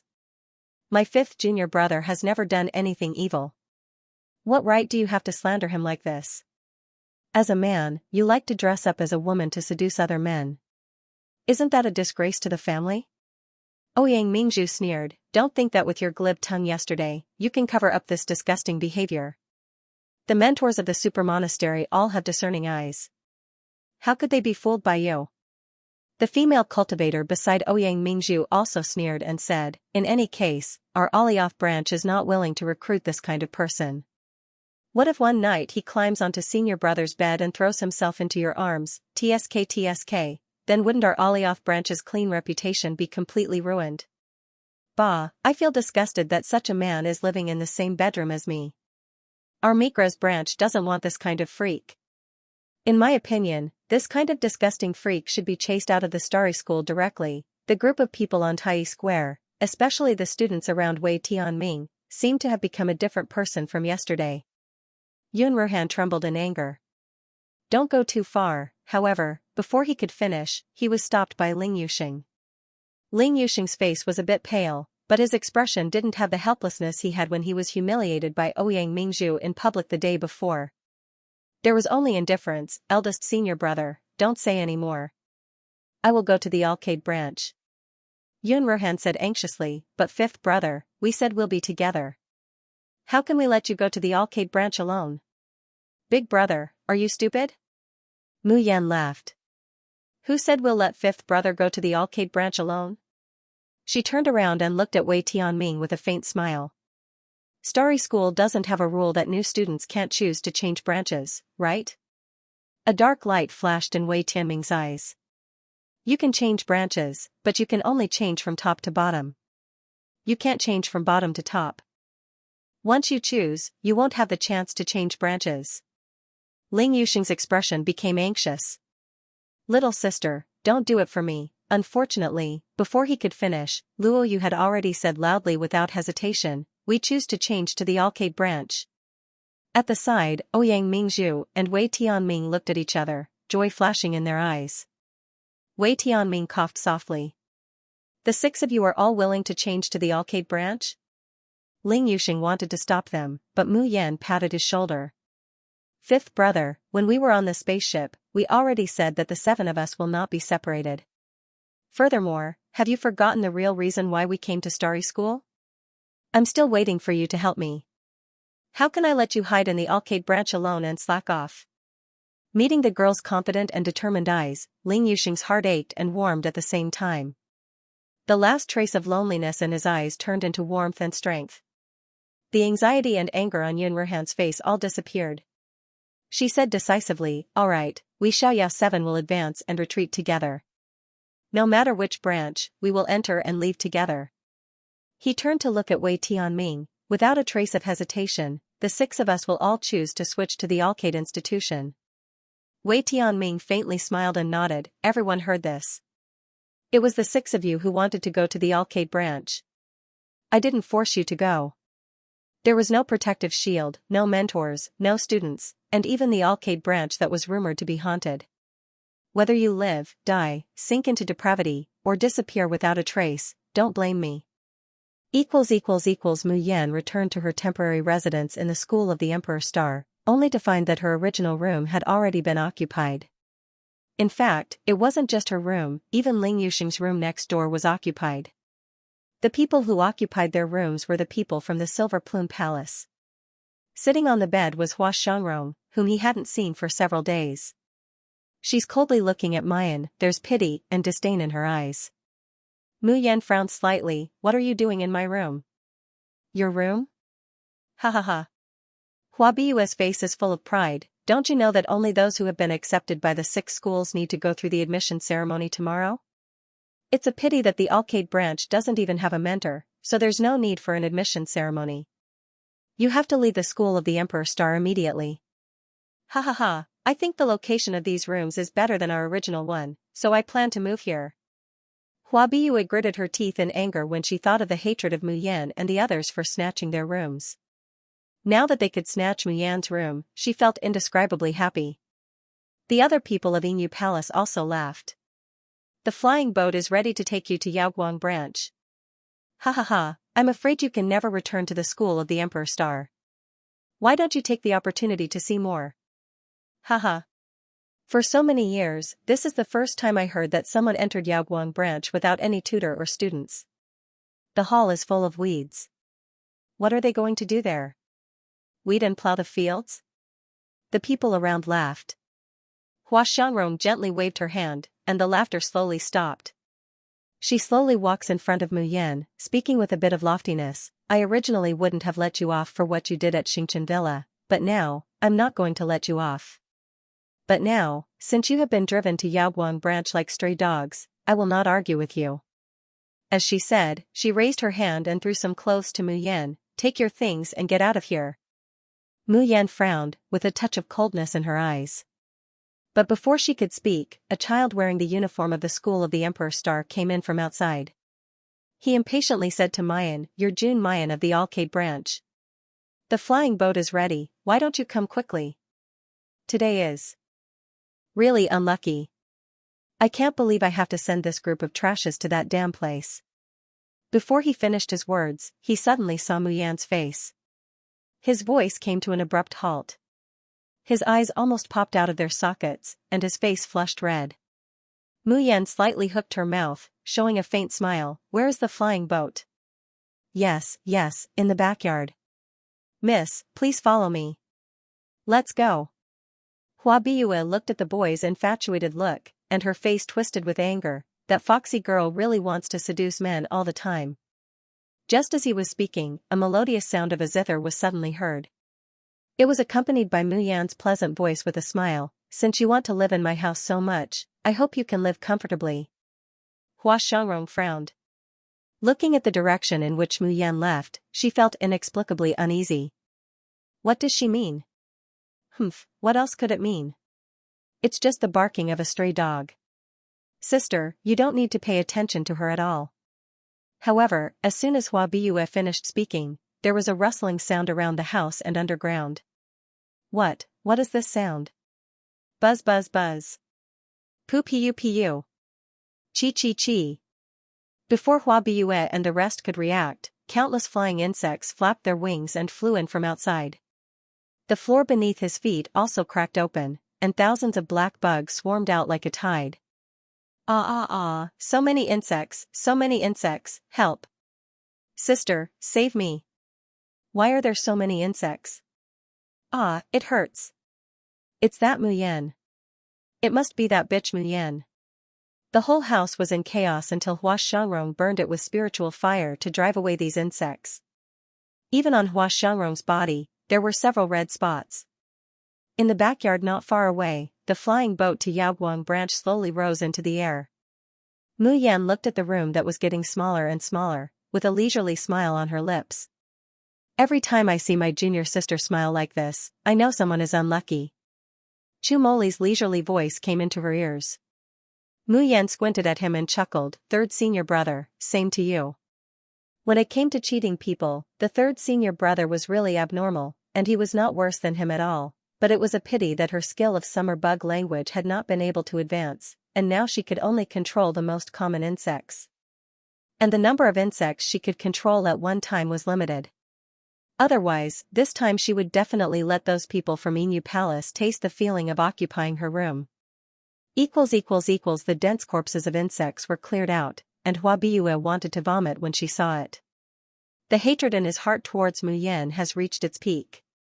Hua Xiangrong sneered faintly and said, "I wanted to let them go, but I didn't expect that they were so ungrateful. In this case, don't blame me for not being polite. In Yaoguang branch without any defense and supplies, I want to see how they can live safely." "Sister, you are finally willing to deal with those B***cheese." Hua Biyue shouted with joy. "As long as you are willing to give the order to mobilize the gyroscopic division of Inu Palace, those 7 B***cheese of Xiaoyao School will definitely die." Hua Xiangrong was a little hesitant. The gyroscopic division was the real men of sacrifice and elites of Inu Palace. It was not easy for her to mobilize them. "By the way, sister, when you returned to Inu Palace these days, why did father look for you? If you came back earlier, they would not be so arrogant. Hearing Hua Biyue's question, Hua Xiangrong seemed to think of something, and her cheeks flushed. In her eyes, which had always been cold and arrogant, there was a bit of shyness and tenderness. It was the first time that Hua Biyue saw her proud sister show such a little girl's temperament, and she could not help but be surprised. Sister, did you see the distinguished guest that father mentioned? Hua Xiangrong neither answered nor denied, but the tenderness in her eyes was a bit more diluted. Sister, who is that distinguished guest? Could he be from the Purple Cloud realm? The Ziyun realm? Hua Xiangrong sneered. Even the royal family of the Ziyun realm is only qualified to carry his shoes. Recalling the shock and palpitation she felt when she first saw that man, Hua Xiangrong slightly clenched her fists. It was as if his father's words rang in his ears again, that person's status is so high that you can't imagine it. Furthermore, father heard that he has never had a woman by his side. If such a person likes someone, it will definitely be wholehearted. Xiangrong, you have always been my father's most outstanding daughter. An ordinary man would not be able to enter your eyes. Only this person. If you can make him fall in love with you, from now on, our Hua family, and the Silver Plume Palace, will soar to the skies with a single leap, and we will be revered endlessly. In the past, she would have scoffed at her father's words. No man in the world could make her, Hua Xiangrong, lower her proud head to admire them. But since she met that person, Hua Xiangrong could no longer maintain that coldness and arrogance. It was as if there should be such a man in the world, perfect and superior. Sister, Hua Biyue's voice suddenly brought Hua Xiangrong back to reality. She coughed slightly and was about to speak, but the door was suddenly pushed open. A figure came in like a ghost. Seeing Hua Xiangrong sitting on the bed, the person showed a surprised look. Miss Hua, why are you here? This is my sister's room. What's so strange about her being here? Hua Xiangrong, on the other hand, stood up in a rare show of hospitality, walked up to the man, and slowly saluted him, then said softly, if I remember correctly, you are Wolf 9 of Master Star Wolf. Why are you here? It's Master Star Wolf. What can I do for you? Hua Biyue and other people of Inu Palace were surprised to see Hua Xiangrong was so respectful to the person. In Inu Palace, even when she met the palace master, Hua Xiangrong did things her own way and did not show much respect. Who is this black-robed man? Wolf 9 did not answer Hua Xiangrong's words, but asked again, is this your room? Hua Xiangrong only had the thought of this as Jun Mayan's room in her mind, and then she nodded. Hearing this, Wolf 9 immediately took out a silk handkerchief from his arms and handed it to Hua Xiangrong. This time, his voice was respectful, and even flattering. This is what Master told you. He said that you will know when you see it. Hearing the word Master, Hua Xiangrong's eyes suddenly widened, and she was surprised and happy. This is really Master, really he gave it to me? Wolf 9 nodded and bowed deeply. Without saying anything further, his figure drifted away like a wisp of smoke and vanished without a trace. This is Yaoguang branch. You can go and buy yourself. The flying boat stopped in front of a huge stone gate covered with green vines. But it did not stop for a moment, and then flew away without a trace. The little boy, who was so attentive to Mayan just now, was full of fear and dread, and even did not dare to enter the gate of Yaoguang branch. What's going on? Why do these people look like they have seen a ghost? They slowly walked into the towering stone gate. The top of the stone gate had been completely covered by vines and dust, but they could still vaguely see the two words Yaoguang. At this moment, the sun was slowly setting in the west, and the world was slowly shrouded in darkness. The Radiant Brilliance branch was shockingly large, but it was also shockingly empty. Yururu suddenly, there seemed to be a strange and resentful voice in the night. It sounded like the sobbing of a woman, but also like the humming of a zither. What is that? Luo Yu grabbed Mayan's hand nervously, her voice trembling. I heard them say that Yaoguang branch is not clean, so it has been empty for so many years. Is it really haunted here? Chumoli couldn't help but chuckle softly. If there are ghosts in this world, I would really like to see them. Let's see how different they are from the demons and monsters I wrote. In the dark night, the young man's gentle face had a pair of astonishingly bright eyes. It was as if he was looking forward to seeing the most interesting thing in the world. The corner of Mu Yan's mouth twitched. Once again, her third senior brother was a pervert. What? Is there really a ghost here? Ling Yuma excitedly took out her long blade with a face full of excitement. I've wanted to try chopping a ghost for a long time. Ling Yuxing looked at Luo Yu's pale face and said guiltily, Xiaoqi, I'm sorry, it's all my fault. What's the use of apologizing? Luo Yu clutched Mayan's arm tightly as she trembled. Fifth senior brother, you have to apologize. You go and help me tidy up a room, then light candles inside. I won't argue with you. Oh, right, and that black dog's blood, sprinkle it outside the door. Quick, go. The veins on Ling Yuxing's forehead bulged as he said in disgust, get lost. Who would touch something as disgusting as black dog's blood? If you want to go by yourself. Luo Yu stared at Ling Yuxing in disbelief. Fifth brother, you've changed. How can you be like this? Didn't you just say that you're sorry for dragging us down? Did I say that?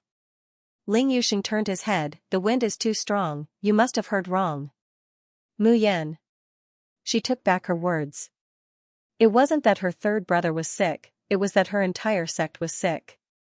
Because it was too late, Mu Yan and her group could only find a relatively clean hall to tidy up and settle down. She saw Luo Yu curled up and trembling against Jun Ruhan, the cute dimples on her face gone. This Xiaoqi wasn't afraid of strange puppets at all, but she was afraid of ghosts to this extent. Mu Yan couldn't help but smile. Instead of resting, she entered Tianguang ruins. Sister Yi, you're here. Beikue Xiangwan saw her and immediately greeted her with surprise. Laozi's #1 shop was basically managed by Beikue Xiangwan. The little girl was very dedicated. Of course, as the only shopkeeper and employee of Laozi's #1 shop, Mu Yan generously gave Beikue Xiangwan a large stack of talismans as a bonus, in addition to the monthly crystal salary. Beikue Xiangwan gave these talismans to her brother, and her brother's cultivation improved by leaps and bounds, his future bright. Therefore, the little girl was truly grateful to Mu Yan. Mu Yan pinched Beikue Xiangwan's round face and smiled gently. How's business these days? Every day, the supply can't meet the demand. North Sunflower Xiangwan said with pride and admiration. Sister Yi, look, our shop is now a 3-star shop. Mu Yan looked at the shop information, and then looked at the item warehouse. Sure enough, the spar were already piled up like a mountain, and she couldn't help but reveal a smile. Little Kuei, do you know how I should operate if I want to purchase large items from Tianguang ruins? North Sunflower Xiangwan was stunned. Sister Yi, are you going to buy something that the Jade Key can't hold in Tianguang ruins?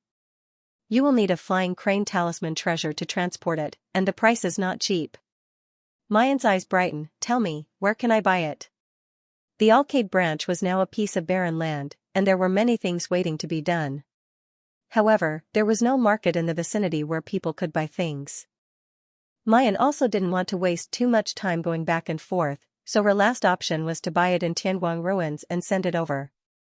Although the price was twice as expensive as buying it in the market, it was still worth it. Half an hour later, Mu Yan has spent more than half of the crystal stones she earned from the #1 shop under the heavens. Her heart ached a little, but she returned to the shop with satisfaction.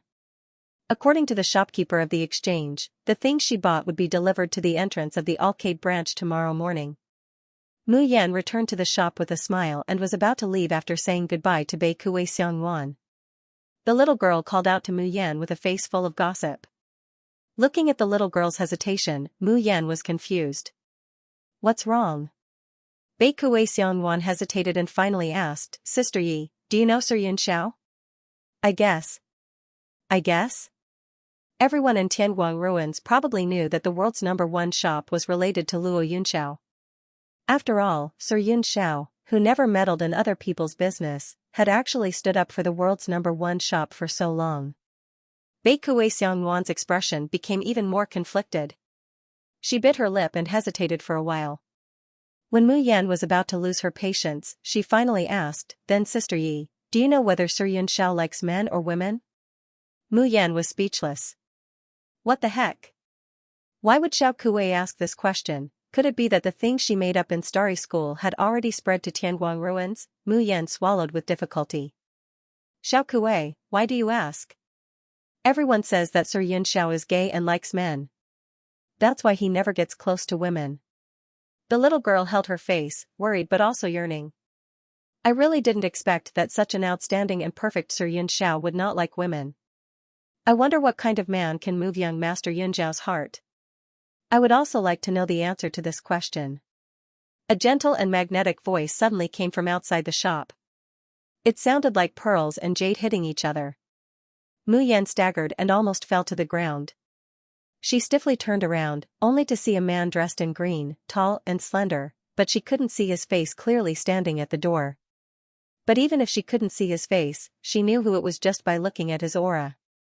Mu Yan's expression was even uglier than crying. Little Uncle Master, you, why are you here? Luo Yunxiao slowly walked in front of her, a pair of deep and dark eyes seemed bottomless. However, the corners of his mouth slowly curved into a gentle and affectionate smile. Even though the heavenly light ruins blurred his features, this smile overshadowed the myriad colors of spring and the blooming of flowers. Bei Kuei Xiangwan held her face, completely stunned. However, Mayan only feels a chill running down her spine. She can't even maintain the fake smile on her face. Luo Yunxiao looks at her and says word by word, Jun Mayan, I like men? A little martial uncle, what are you saying? I don't understand. Yes, that's right, we just moved to a new branch. There are many things that we haven't dealt with yet. Then, little martial uncle, I'll leave first. Saying that, without waiting for Luo Yunxiao's reaction, Mayan swiftly clenches the jade key and chooses to leave. Looking at the disappearing figure of the girl, Luo Yunxiao smiled instead of getting angry. How dare you run? Do you think you can escape? Ha ha ha ha. Master likes men. Beautiful men together with beautiful men, it doesn't seem too bad. Why didn't I think of this series of stories? Little Yan Yan was the most creative. When I get back, I'll go to the bookstore and tell them what name it should be. My man is young Master Yunxiao, ha ha ha ha. Luo Yunxiao lifted her leg and kicked Qi Wen, who was laughing wildly and excitedly, away. Her figure also slowly disappeared. Ha ha ha, Master is going to settle accounts with those little brats. Great. This uncle can finally see Mei Yan again, and enjoy her warm and fragrant embrace. Ha ha ha ha. Mu Yan was woken up by Qi Huang on time the next day. When she went to the entrance of the Yaoguang branch to receive the things she bought from Tianguang ruins, she still had some lingering fears. Thinking of the gentle and loving smile of the young martial uncle, she couldn't help but shiver again.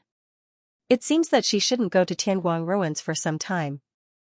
Otherwise, if she was caught by the young martial uncle, she would be dead. In the space, Qi Huang sneered, just a pretty boy, look at how scared you are, cowardly and cowardly. Mu Yan despised, if you're not cowardly and cowardly, then come out and resist the anger of the young martial uncle for me. Do you think that this sage will be afraid of that pretty boy? Qi Huang stomped his feet in anger, this sage's strength has not yet recovered. When this sage recovers to his peak, that pretty boy is nothing, yes, Lord Qi Huang, you're the most awesome. Mu Yan comforted him with a few perfunctory words. Qi Huang was even angrier. However, before he could speak again, a huge red-crowned crane flew over from the sky. From a distance, it looked like a red-crowned crane, but when it got closer, it was a huge paper crane. The paper crane slowly descended, and when it was about to reach Mu Yan, it dropped a huge Qianquan bag with a bang. In the Xiozhen continent, a storage magic weapon, especially one with a relatively large space, was very precious. Basically, even if one had crystal stones, they might not be able to buy it.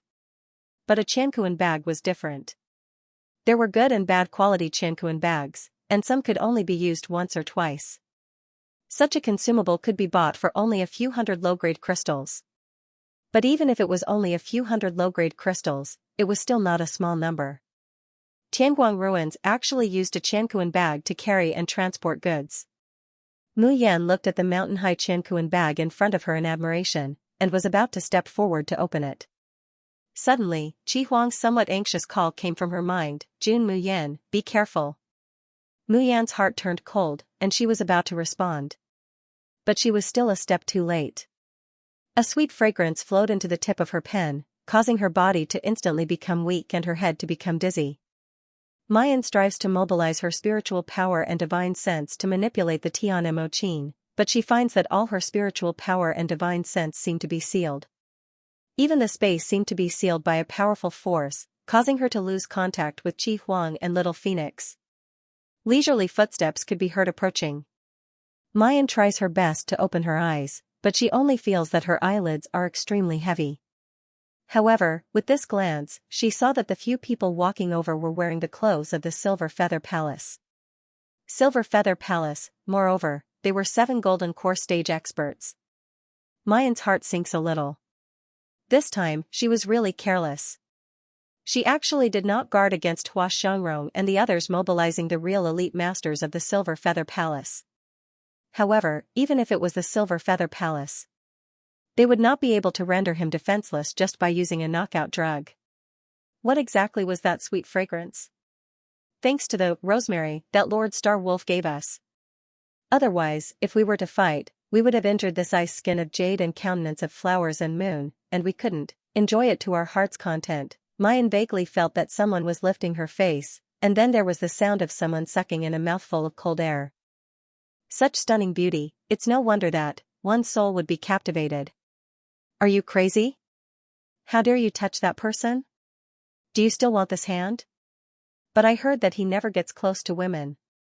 Even when the eldest young miss tried to get close to him, she was humiliated and angered.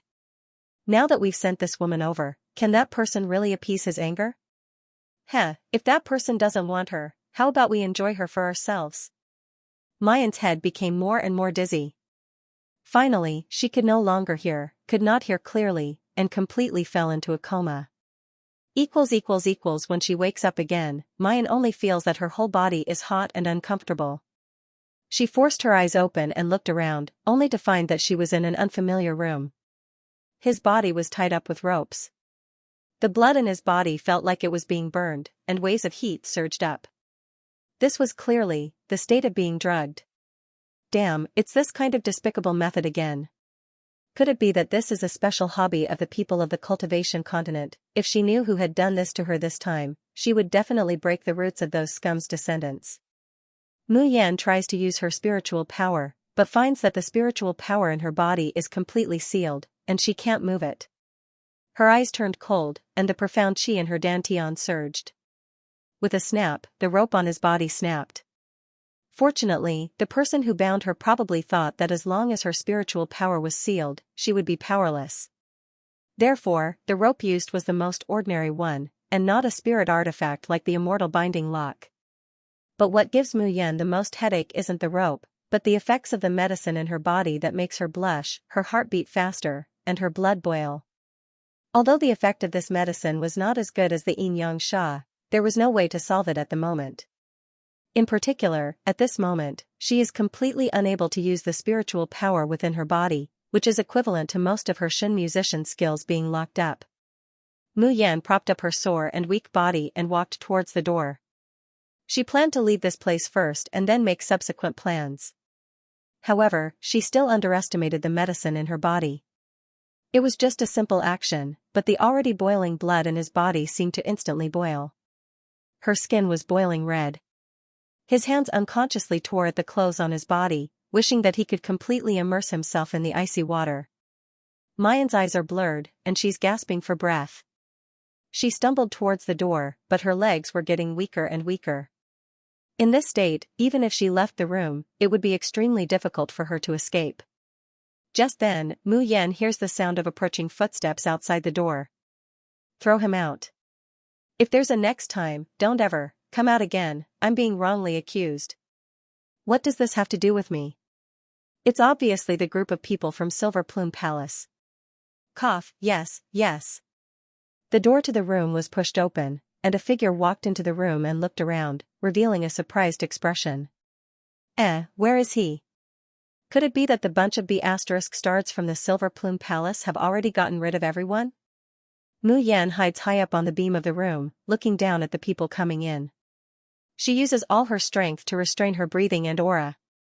However, her eyes had already been burned into a blur, and she couldn't clearly see the appearance of the person who came in. Those voices were also incomparably distant from her. Waiting for the man to leave, Mu Yan is about to jump down from the beam. Suddenly, the door was pushed open again. A familiar yet distant aura assaulted his senses. "Come out!" There's a loud shout, accompanied by a strong gust of wind, as it attacks the beam. Mayan promptly leaps up, single-handedly grabbing the hanging gauze curtain from the roof, and attacks the incoming person. The internal force within. Her body revolves wildly. She doesn't want to subdue the enemy with this blow. She only hopes to borrow the rebound force to break open the window, and seek a slim chance of survival. However, when Mayan's foot kicks out, she doesn't receive the expected attack. Instead, her ankle is suddenly buckled. The clothes on Mayan's body have long been changed, thin and sexy. The shoes and socks on her feet have long been removed, leaving only the white and slender feet, as if carved from nephrite. At this time, that delicate and warm ankle is grasped in the palm of a wide hand. The thin and rough cocoon cuts across the delicate porcelain-like skin, bringing with it a burst of numbness. Mayan can't hide the effects of the drug in her body, and right now, it's like she's being roasted on a fire. She can't help but let out a low moan. Then, she hears the man's heavy breathing and a somewhat vague low cry. The hand that was originally ice-cold holding her ankle becomes hot little by little.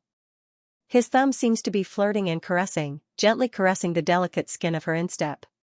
Sure enough, he's a pervert. Mayan's heart is filled with shame and indignation. The strength of her hand ripping the gauze suddenly increases, and she leaps up again. Her other foot kicks the man. At the same time, her hand grasps a candlestick in the corner. The long object in her hand is like a sword in the palm. The results of Luo Yunxiao's several months of teaching her swordsmanship are instantly revealed. The tip of the candlestick in her hand is swaying like a sword shadow, and blooming like a lotus. There's clearly no spiritual power attached to it, but if an ordinary person were to face this biting cold murderous intent, they would certainly be dazzled and satisfied. However, just as the candlestick in Mayan's hand thrusts over her wrist is accurately buckled. Then, there's a tearing sound. The cloth curtain is torn and pulled down, covering the two people who are entangled together. Mayan struggles to pull away the tangled gauze curtain. But her two wrists are suddenly buckled on the floor, and her body is heavily pressed to the ground. "Let go, ah." A fiery kiss seized her lips, stealing her breath. The familiar aura, familiar pampering, and familiar trust and yearning were like surging tidewater that instantly drowned all her thoughts, and even the scorching medicinal effect was covered up. Mu Yan suddenly widens her eyes. His burning red eyes slowly regained their focus and clarity. She saw his handsome face right in front of her. She had the bearing of a dragon and the bearing of a phoenix. Those icy blue eyes, those sharp and chiseled facial features, that quiet and cold aura. Everything was so familiar to her and she missed him so much. His longing was so deep that once it came out, it would surge violently, and he could no longer suppress it. The man released her lips and stared at her with bloodshot eyes. His voice is unbelievably hoarse. "Yan Yan, this time, has your answer changed?" In response to him, Mu Yan suddenly flips over and presses the man under her body. The girl's breath is scorching, her cheeks are flushed, and her blurry peach blossom eyes seem to be rippling with rippling ripples. Just being looked at by those eyes, Demingju's breathing suddenly becomes heavier, and all the blood in his body rushes to a certain place. Demingju's eyes turn cold, a thick murderous intent flashes across his face. He also wants to know who would be so audacious as to dare lay their hands on his Yan Yan. But the next moment, the girl's soft fingers tug at his lapel, caressing his chest like she's flirting. She gently hooks up his chin. But all of his killing intent instantly disappears without a trace, leaving only an unbearable yearning that's about to erupt. "But who told you to be my man?" Mayan smiles devilishly, pulling off his belt. "I can't break your offspring, so I can only treat you as an antidote and wipe it clean." Demingju couldn't bear it anymore. He abruptly turns over and presses the girl under his body, gently sucking on her translucent earlobe. A husky voice with an overflowing yearning echoes in Mayan's ear. To be able to be Yin Yan's antidote, this husband would gladly endure it as sweet as syrup. Outside the door, Han Yi frowns, looking inside from time to time, his eyes filled with deep worry. But in the beginning, he could still hear the sounds of fighting coming from inside. But later on, all the sounds disappear without a trace. It's very clear that Xianxia has soundproofed the entire room. What's going on inside? What makes Han Yi even more uneasy is that, in the beginning, he seems to have heard an ambiguous voice that makes people blush and their hearts beat faster. According to Xianxia's character, he should have thrown the woman out long ago. But now that several hours have passed and the sky is gradually brightening, there's still no movement in the room. Han Yi Darren. Just then, a middle-aged man dressed in Inu Palace's attire comes forward, his face full of respect. Seeing that Han Ye's gaze is looking into the room from time to time, the middle-aged man says excitedly, "Last night, my Inu Palace sent a stunning woman. I wonder if Di Jun is satisfied." Han Ye's face shows disgust. "Don't do these boring things again.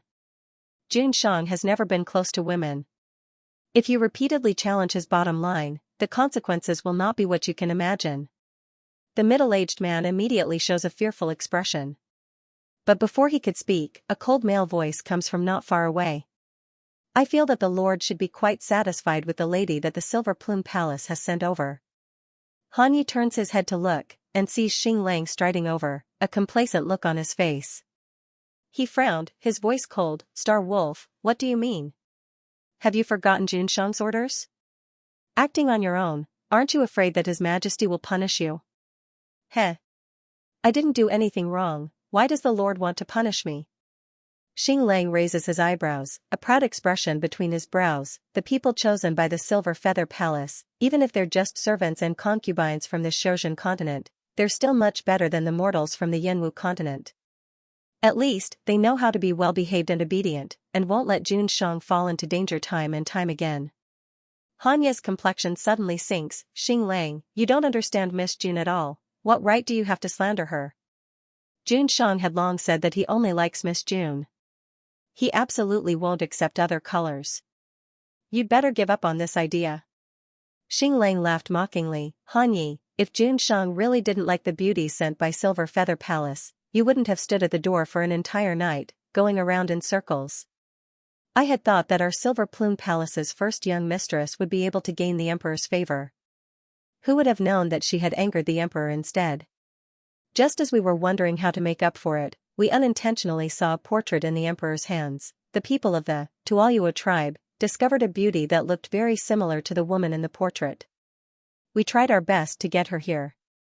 This is all thanks to the rosemary fragrance that Lord Star Wolf gave me. If not, if I wasted more effort and let that girl know what kind of person she has climbed up to, I'm afraid that she would continue to pester me and try to climb up the dragon and the phoenix." Han Ye's complexion becomes increasingly unsightly. He recalled that when he entered the house just now, he seemed to have smelled the faint scent of rosemary. At that time, he thought it was an illusion, but he didn't expect it to be. In that case, the woman was really in the room. And Xianxia also. But how could this be? If Xianxia favors another woman, what will happen to Miss Jun? With Miss Jun's unyielding temperament, if she knew that Xianxia had another woman, how could she still be willing to marry Xianxia? At that time, little Linger would be so sad and furious when she found out. When Xing Lang heard this, he patted the middle-aged man's shoulder and laughed heartily. For a woman like that, to be favored by the Lord is already her greatest honor. She doesn't need to know anything else, lest she thinks too much. Elder Ji, you've done well. Xianxia and I will remember your contributions. Ji Jiping was overjoyed when he heard this. In the Silver Plume Palace, he and Hua Xiangrong's father, Hua Zhangbai, were both elders and vice palace masters. The Silver Feather Palace lord was old, but his cultivation had reached its limit and was unable to break through. His lifespan might not be long. Next, the person who could ascend to the position of palace lord would probably be between him and Hua Zhangbai. This time, when the emperor came to the Cultivation continent, the two of them tried their best to curry favor with him, hoping to stabilize their position as palace lord by pleasing the emperor. Hua Zhangbai, that shameless fellow, in order to curry favor with the monarch, he actually sent his daughter to seduce the monarch. Fortunately, the emperor didn't like Hua Xiangrong at all. That was why he was given this opportunity. Ji Jiping couldn't help but be overjoyed at the thought of the beauty he had presented to the emperor. The position of Silver Feather Palace master would most likely belong to him. Han Yi ruthlessly punches the wall, gnashing his teeth in hatred. At this moment, the door to the room opened. Di Mingju's tall figure slowly walks out. On his usually cold and arrogant face, there was a rare trace of contentment and tenderness. Just looking at Jun Shang's expression, Han Ye's heart sinks a little. Di Mingju frowns as he sees the few people standing at the door. Star Wolf and Ji Yiping hurriedly kneel down. Greetings, Lord/Emperor. Han Ye's body stiffens for a long time before he slowly kneels down, but he doesn't say anything. Di Mingju doesn't ask them what they're doing at the door, but opens his mouth heavily. Where's Ying Mei? Star Wolf didn't say anything because he didn't know where Ying Mei was. Instead, he turns his gaze towards Han Yi. It's just that Han Ye's complexion becomes increasingly unsightly. I don't know, what business does Jun Shang have with Ying Mei? Di Mingju says faintly, tell her to come and guard. As soon as Han Yi thinks of Ying Mei's grief and anger after knowing that Jun Shang has fallen in love with someone else, he can't control his emotions. Di Mingju raises his eyebrows, his eyes slightly narrowing. However, without waiting for him to speak, a languid voice comes from inside the room. Han Yi, haven't seen you for a few months, have your guts grown fat? Little Ying, do you really not want to see me? As soon as this voice is heard, Han Yi looks up in disbelief. A woman with shoulder-length hair, dressed in a white dress, slowly walked out of the house. The sunlight shone on her delicate skin, making her look even more beautiful and otherworldly. Han Ye's eyes suddenly go wide, his mouth gaping open, and he loudly mumbles, June. June. Miss June. But he's unable to say a complete sentence. However, before he could regain his rationality, Di Mingju has already turned around in anger, wrapping his clothes around the woman's body. Without waiting for anyone to protest, he carried him horizontally and walked into the house. Di Mingju, what are you doing? Mu Yan is furious. With a cold expression, Di Mingju closes the door with a bang, cutting off Han Yi and Xing Lang's line of sight. Who allowed you to come out dressed like this?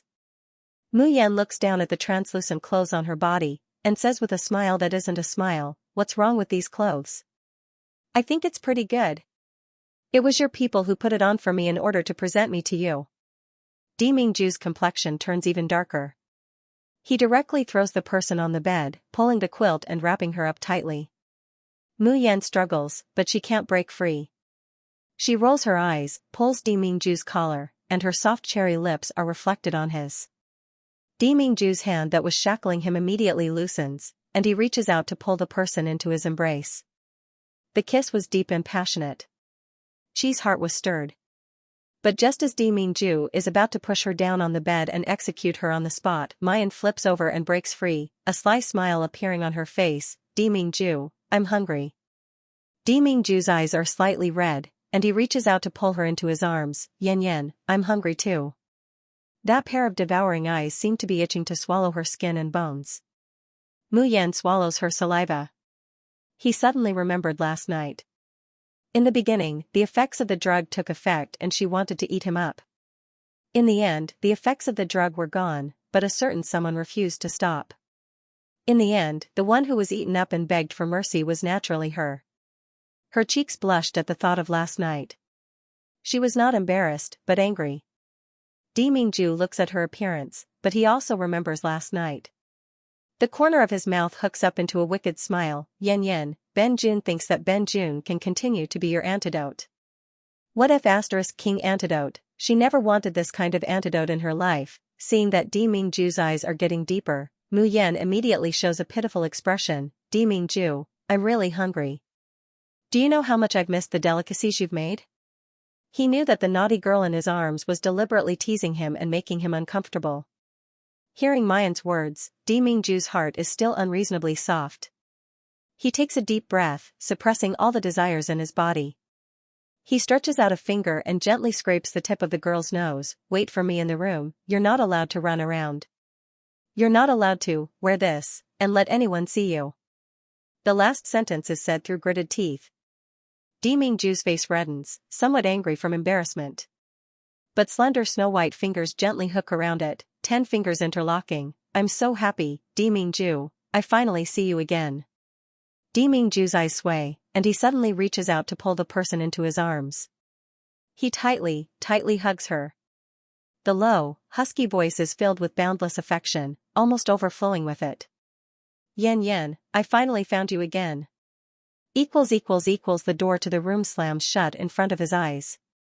Han Yi, who originally wanted to catch up to see what's going on, is directly hit on the nose, almost bursting into tears from the pain.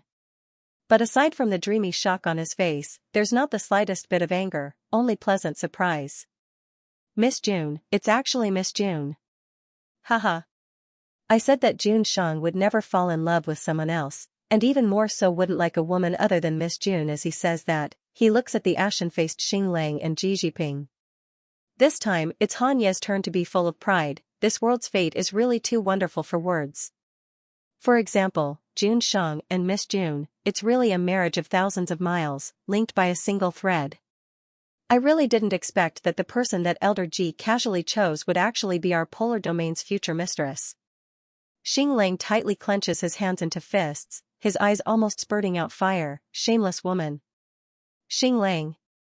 Han Yi suddenly looks at Xing Lang, his face gloomy. If you slander Miss June again, don't blame me for being impolite. Did I say something wrong? Xing Lang sneers. How could a pure woman get pregnant before marriage and give birth to a bastard? How could a pure woman shamelessly climb onto June Shang's bed? Before he could finish his words, Han Yi suddenly steps forward and starts fighting with Xing Lang. But before the two could fight to the end, the door to the room opens. Di Mingju slowly walks out from the room. Han Yi and Xing Lang immediately stop, one after another kneeling on the ground, paying respects to June Shang. Di Mingju indifferently says, "Where's the Silver Feather Palace kitchen?" There's silence all around. Until Di Mingju's face shows impatience, Ji Jiping stutters, replying to Di Jun, "The Silver Feather Palace kitchen is on the west side. If Di Jun needs anything, this one will immediately send someone to prepare it." Di Mingju doesn't pay attention, and turns to go to the kitchen. Xing Lang finally couldn't help but ask, "Juanshang, what are you going to do?" Han Yi smiles merrily. "June Shang is definitely going to cook for Miss June Ah." She licked her lips. June Shang's delicacies taste really good ah. Unfortunately, apart from Miss June, it was too difficult for anyone else to eat it. Starwolf's entire body suddenly trembled, the hatred in his eyes almost overflowing. It's one thing for June Shang to enter that filthy kitchen in Tianguang ruins for that woman.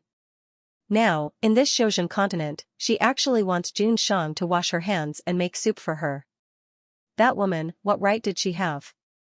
Xing Lang endured and endured, but in the end, he still opened his mouth. "June Shang, your status is the highest and most noble, how could you go into the kitchen for a woman?" Di Mingju turns around and waves his sleeve. The star wolf let out a muffled groan as he fell to the ground, blood seeping out from the corner of his mouth. Di Mingju looks down from high above, coldly looking at him. "Go to the army breaker office and receive 100 soul refining whips. If you offend him again, then get the hell out of the polar domain." Xing Lang's complexion was deathly pale as he trembled and knelt down. He said hoarsely, "This subordinate will not dare to do it again. Lord, please do not chase this subordinate away." But Di Mingju doesn't give him another glance. Ji Jiping shuddered as he was stared at by those cold blue eyes that were high above him, without a trace of emotion. He almost prostrated himself on the ground. "Did you drug Mayan? Tie her up and bring her here?" Hearing the ice-cold murderous intent in the voice, Ji Jiping's body trembles like a sieve, his voice carrying a sobbing tone. "Spare me, Di Jun. Spare me, Di Jun."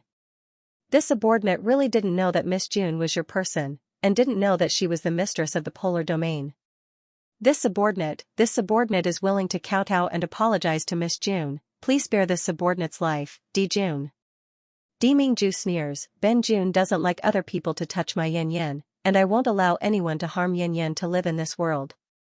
Ji Jiping stares blankly, then immediately reacts. "Di June can rest assured, everyone who touched Miss June, as well as those who drugged her, this subordinate will clean up." But this subordinate really did it unintentionally, and there was absolutely no other offense towards Miss June. "Please spare my dog life, Di June." Di Mingju coldly looks at him, not saying anything, and turns to leave. Ji Jiping fearfully looks at Han Yi. "Han Yi Darren, Di June, what does Di June mean?" Han Yi stands up and pats his face. "You want to save your dog life?" Ji Jiping repeatedly nods. Then find a way to make Miss June forgive you.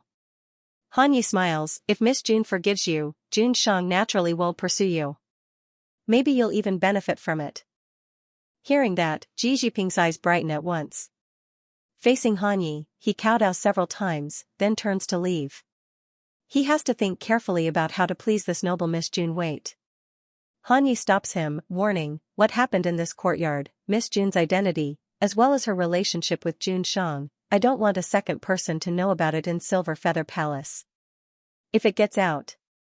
I understand. I understand. Ji Jiping repeatedly nods and bows, Han Yi Darren, rest assured. Even if you give me 100 guts, I wouldn't dare to carelessly spread it. Han Yi withdraws his gaze, then looks at the tightly closed door that June Shang has placed a restriction on.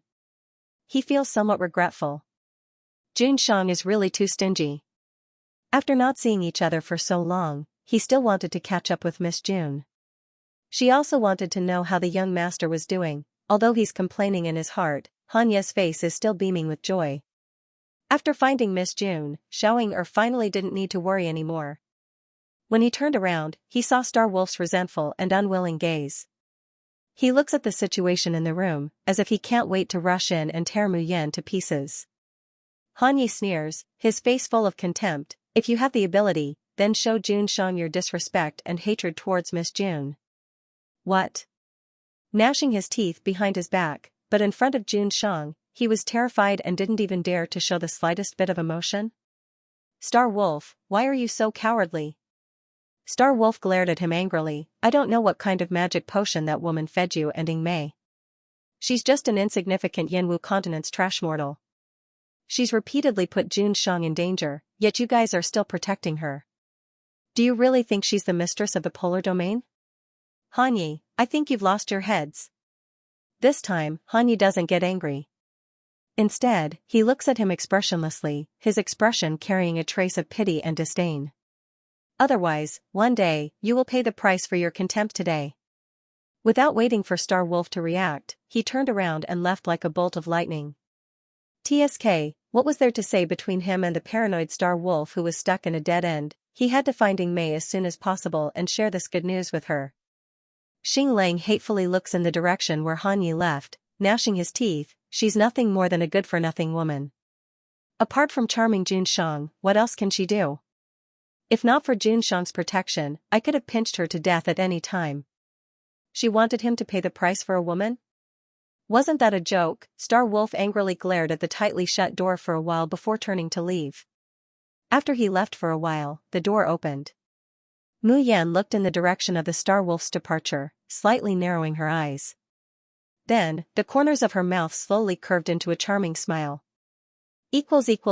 Mayan only feels that her 5 viscera and 6 bowels and her soul have been cleansed as the delicious food enters her mouth. Even the rims of her eyes were wet and hot, and tears were about to gush out uncontrollably. She was a little embarrassed and complained, this dish is too pungent. It's making me cry. Di Mingju pulls her into his arms, tightly hugging her, Yan, from now on, every day, I'll personally cook for you to wash your hands and make soup, okay?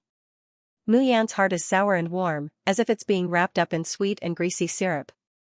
Being pampered by someone like this was like falling into a sweet abyss. She had sunk deeper and deeper, unable to extricate herself. But on the surface, she reveals a scrutinizing expression. She grabs Di Mingju's lapel and gently shakes it. June Shangdaran, how many people have you said these sweet words to? Di Mingju's face darkens, apart from you, who else has the qualifications to make Ben June speak sweet and honeyed words? How could there not be? Mu Yan has a smile that isn't a smile, for example, your fiancé who almost took my life. Di Mingju stares blankly, his expression suddenly congealing, take your life? Who dares to hurt you? Mayan's gaze is a little cold. Her line of sight seems to penetrate everything in front of her, returning to the distant past. She remembered the so-called fairy who had questioned her about seducing someone else's fiancé. She thought of Changyu, who had died to save her. He thought of the heavenly thunder and the hopeless situation where there was no chance of survival. There was also Xiaobao, who was nowhere to be found. After listening to Mayan's narration, Di Mingju's complexion is simply bone-chilling, Lung Qingwan. So she actually did all these things behind my back. It looked like the punishment he gave to that woman and the Tiani men was really too light. If he had known earlier that this woman would actually dare to lay her hands on Mayan, he wouldn't have cared about Tiani men's kindness towards the polar domain. He would have crushed them to death long ago. Di Mingju abruptly stands up, his body is filled with a cold and cruel killing intent, as if it came from the depths of hell. No, he had to go to the Xiaoxian continent now and strangle Ling Qingwan to death. He will never allow anyone to hurt his Yan Yan. However, just as Di Mingju is about to leave, he is pulled back by Mayan. Mayan presses him under her body, looking down at him from above. What, Jun Shangdaran is in such a hurry to go back to see his fiancée? I'm sure that whatever fairy must be a good match for Jun Shangdaran, a perfect match. Meeting the girl's cold and angry peach blossom eyes, the killing intent on Di Mingju's body slowly dissipates. Mayan snorts coldly. What, Lord Jun is very happy to see me jealous. Di Mingju nods seriously, his expression focused. I am very happy. Mu Yan blushes as she is stared at by that focused and affectionate gaze. She feels that this man's method of teasing her is a level higher. She calms herself down, then fiercely says, then you can take it as that, but I'll say the ugly words first. Di Mingju, you are now mine, no woman can covet you, and you are not allowed to attract any rotten peach blossoms for me. If I find out that you have done anything wrong to me in the future, I will castrate you.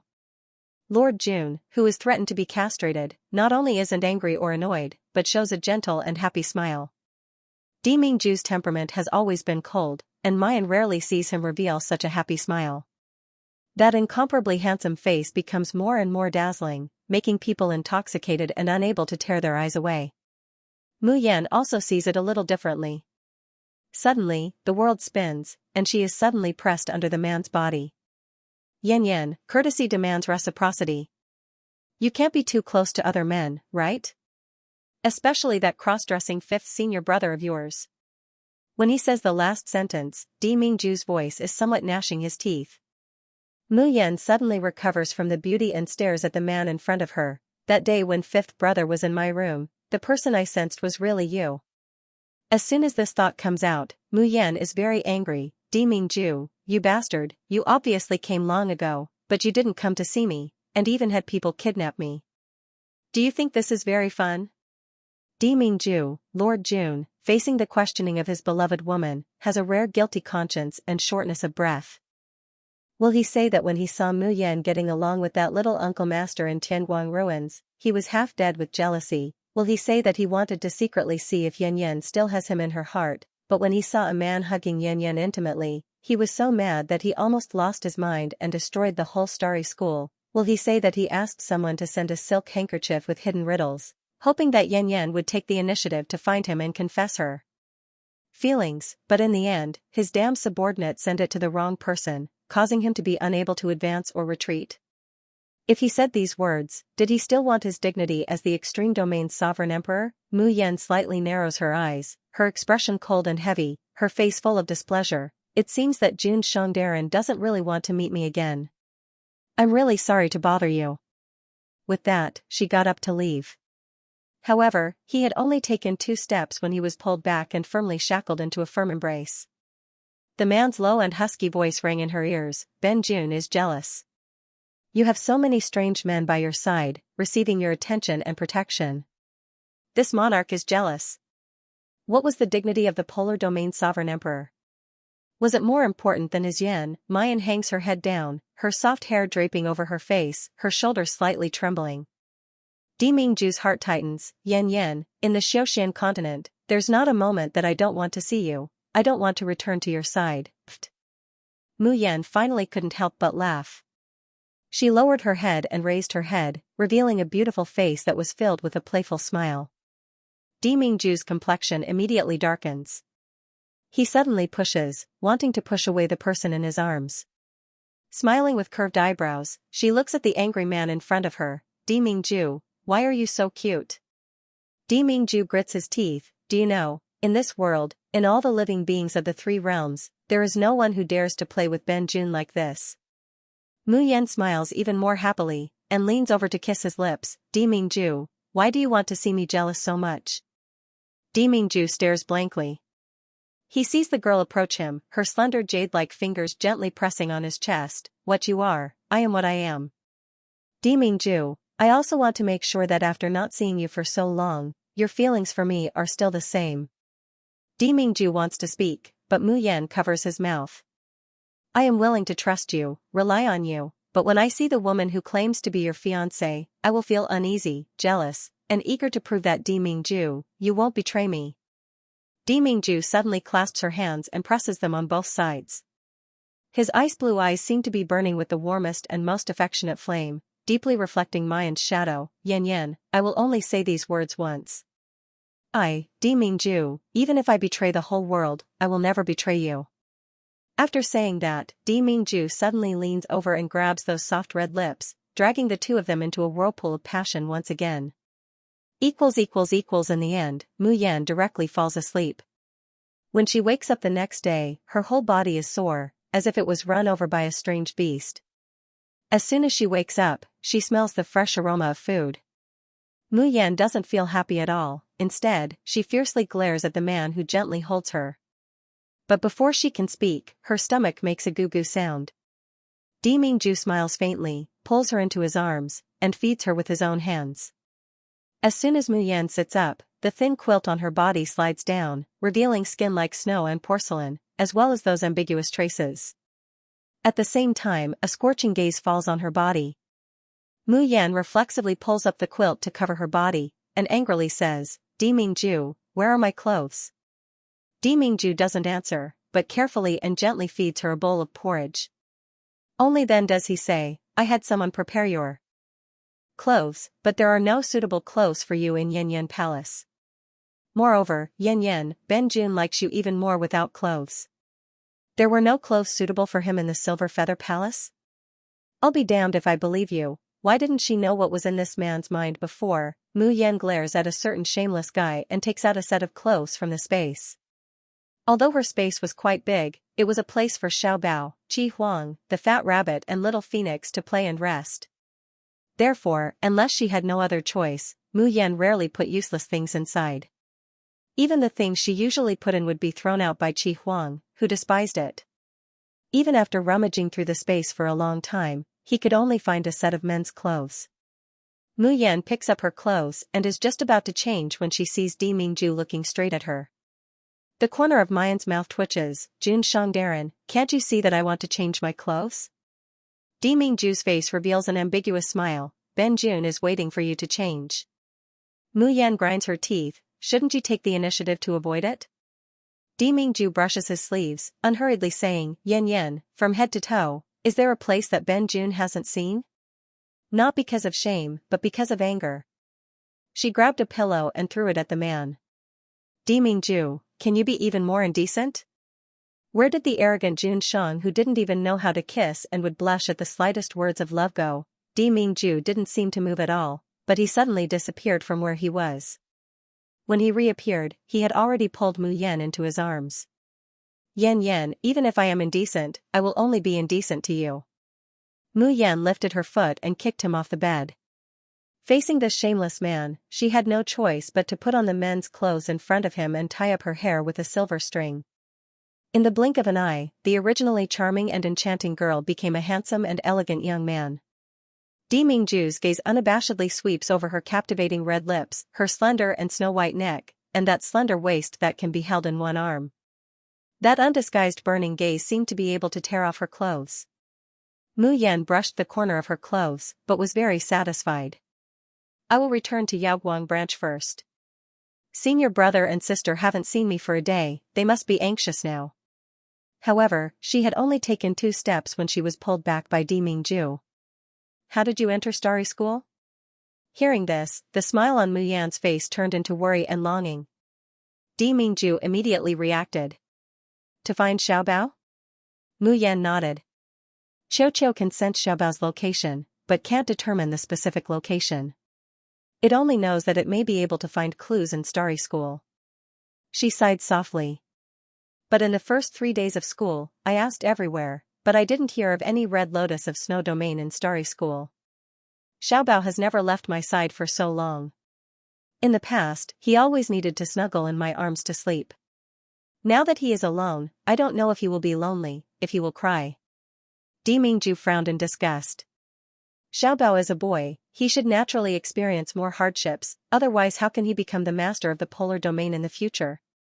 In my opinion, since Xiaobao is not in danger now, and his strength is steadily increasing, you don't need to rush to find him.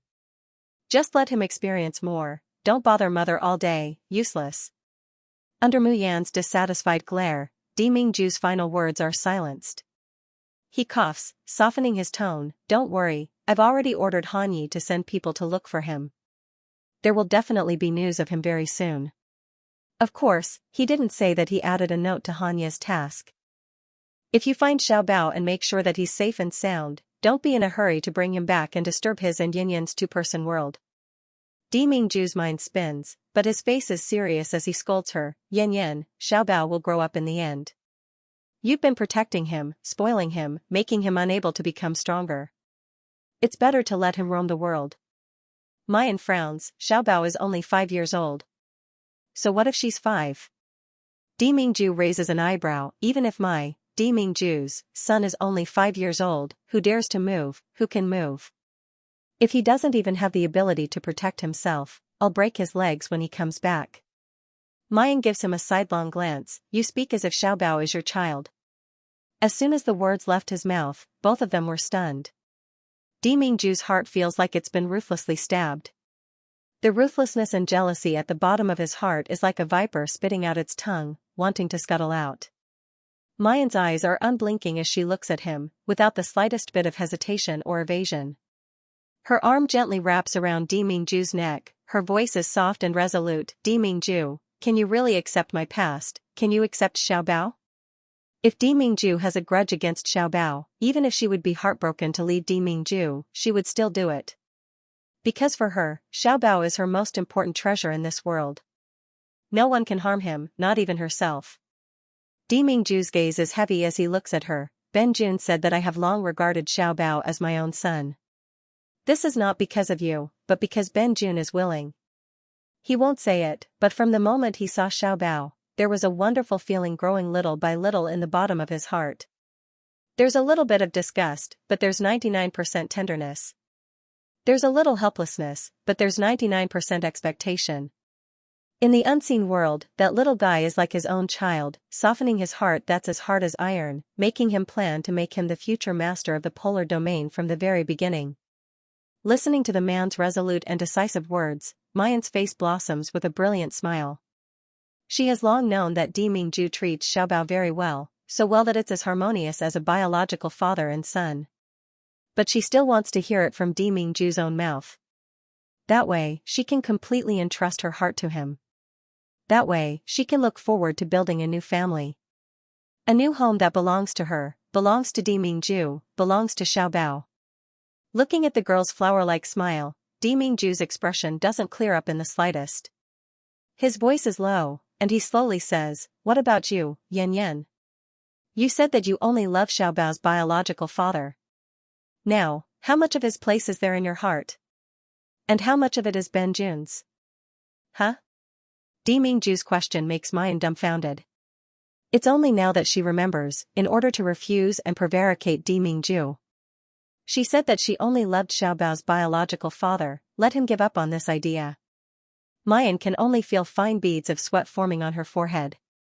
She stutters, Di Mingju, this matter, you, listen to my explanation, but in Di Mingju's eyes, her hemming and hawing appearance is proof that she still has feelings for Xiaobao's biological father. Not waiting for Mu Yan to speak, he abruptly clasps Mayan's waist and presses her into his embrace. Then, a large palm presses down on the back of Mayan's head, and he kisses her heavily. The man's clothes that he had just put on were gently untied and slid down.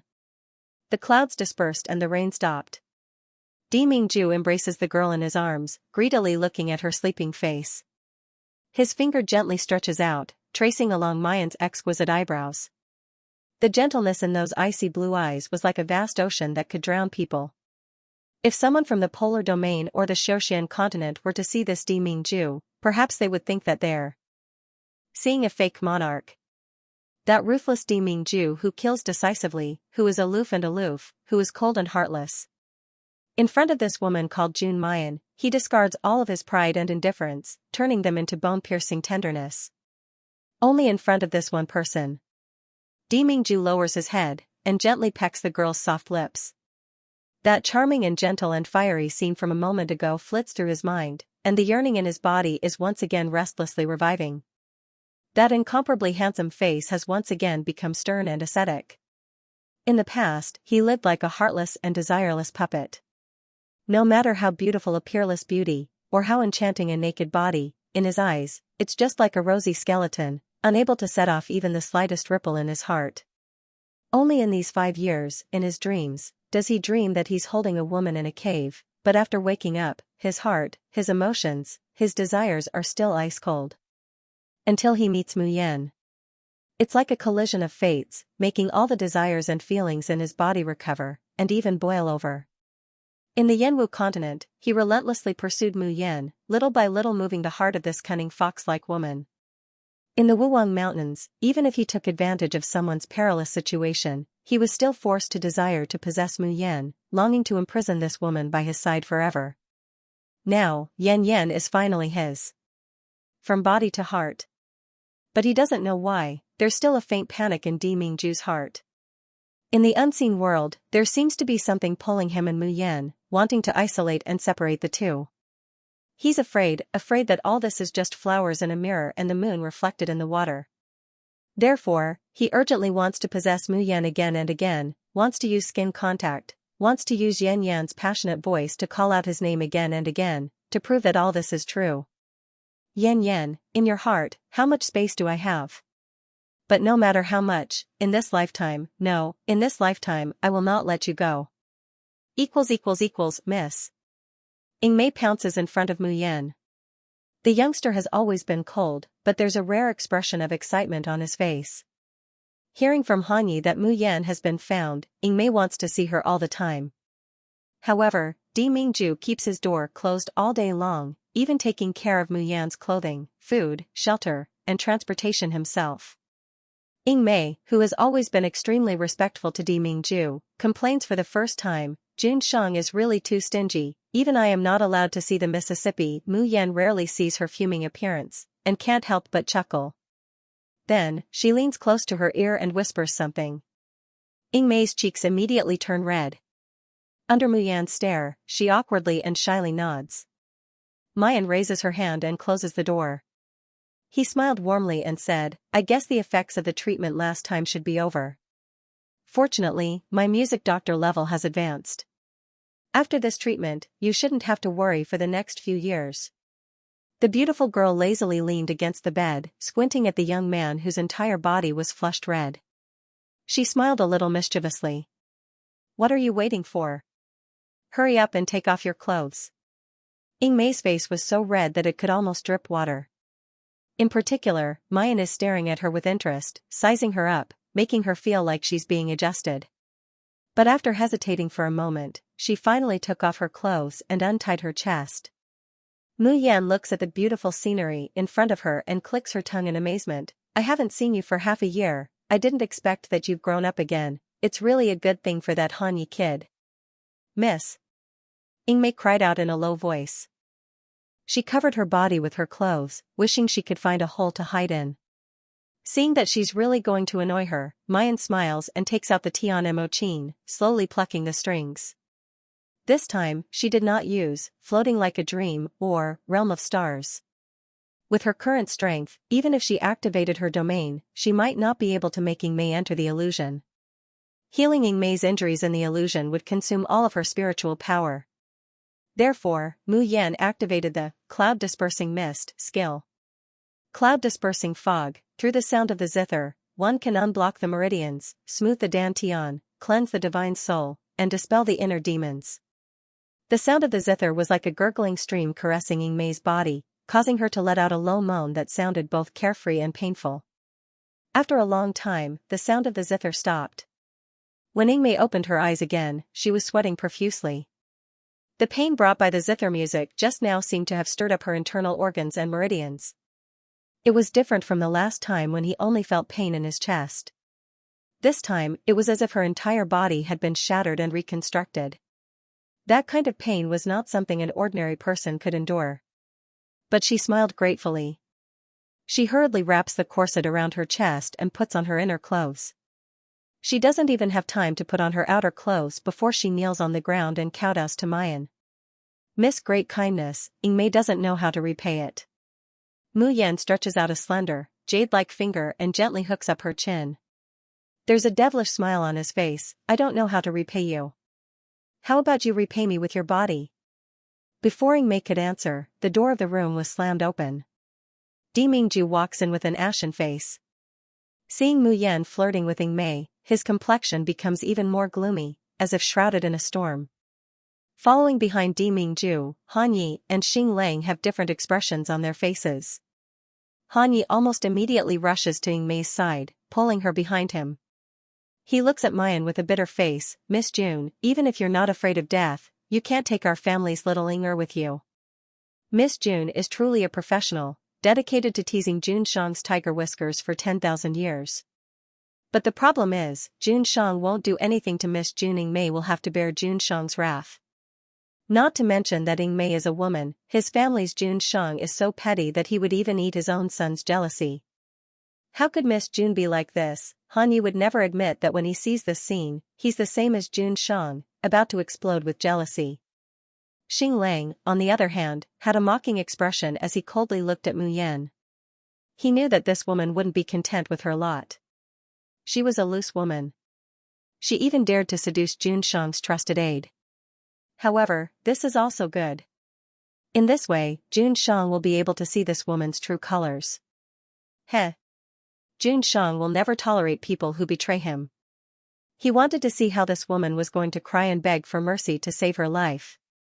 However, the next scene that appeared in front of him shocked Star Wolf so much that he abruptly widened his eyes. He sees that not only is Mayan not crying and begging for mercy, she's also fearful and fearful. Instead, he grabbed Yingmei's collar and pulled her into his arms. Then he looks at Han Yi with a smile that isn't a smile. What do you mean by your family's little Inger? Little Inger is clearly mine. Otherwise, you can ask Yingmei who she is willing to follow. Han Yi's indignant and imploring eyes, as well as Di Mingju's murderous gaze. Yingmei looked embarrassed, but said without hesitation, I swore to follow Miss for the rest of my life. Hearing this, Mayan's heart is in full bloom. She wants to lean over and kiss Yingmei's face. Di Mingju is finally at the end of his patience. He grabs the back of Mayan's neck and lifts her up, firmly locking her in his arms. Mayan looks at him with a smile that isn't a smile. Why is Jun Shangdaran so angry? Afraid that I'll seduce your subordinates? Then it would be better for Jun Shangdaran to let me go back to the academy. I'll go harm others. Di Mingju's grip on her waist suddenly tightens, and he fiercely glares at her. Don't even think about it.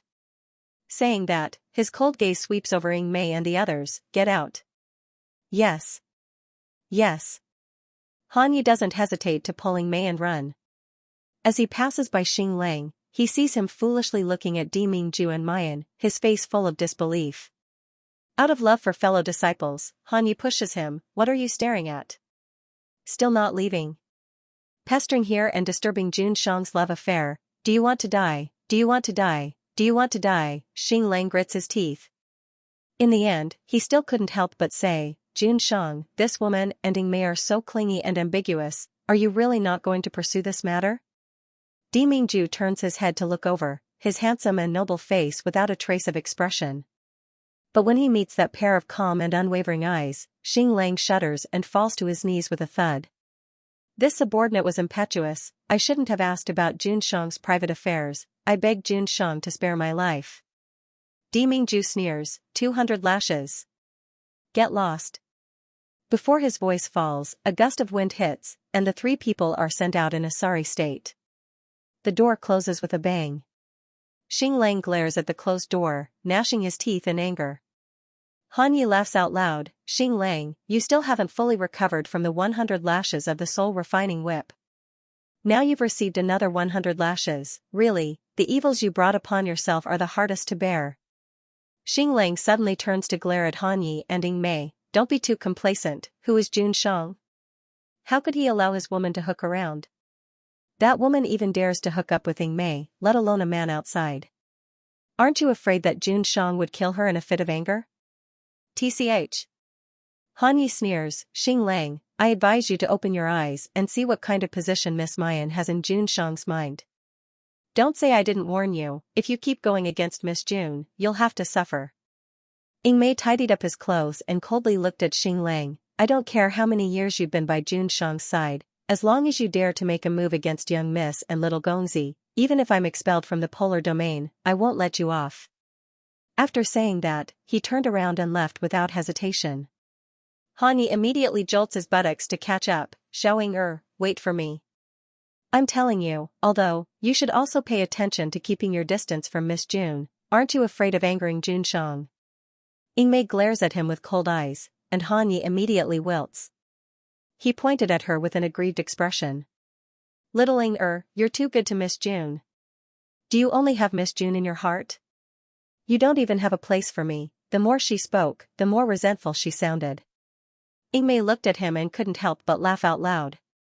She reached out and lightly pushed his head. Idiot! How can there only be a place? Saying that, she didn't wait for Han Yi to react, and her figure suddenly leapt up, disappearing without a trace. Han Yi stared blankly in place for a long time, before he suddenly reacted, shouting, you, what did you just say? Can you say it again? Shouting, wait for me, what are you going to do? Ying Mei hovers in the air, turning her head to look at him. Naturally, I'm going to look for the little master for Miss. I knew it. My place in your heart is not even a tenth of Miss June's. Xing Lang looks at the direction in which Ying Mei and Han Yi left, and then looks at the tightly shut door. He comforted himself again and again in his heart, that woman was so fickle and had betrayed Xianxia. Xianxia would never let her off so easily. That lowly woman from the Yanwu continent, she had already given birth to a bastard child with someone else.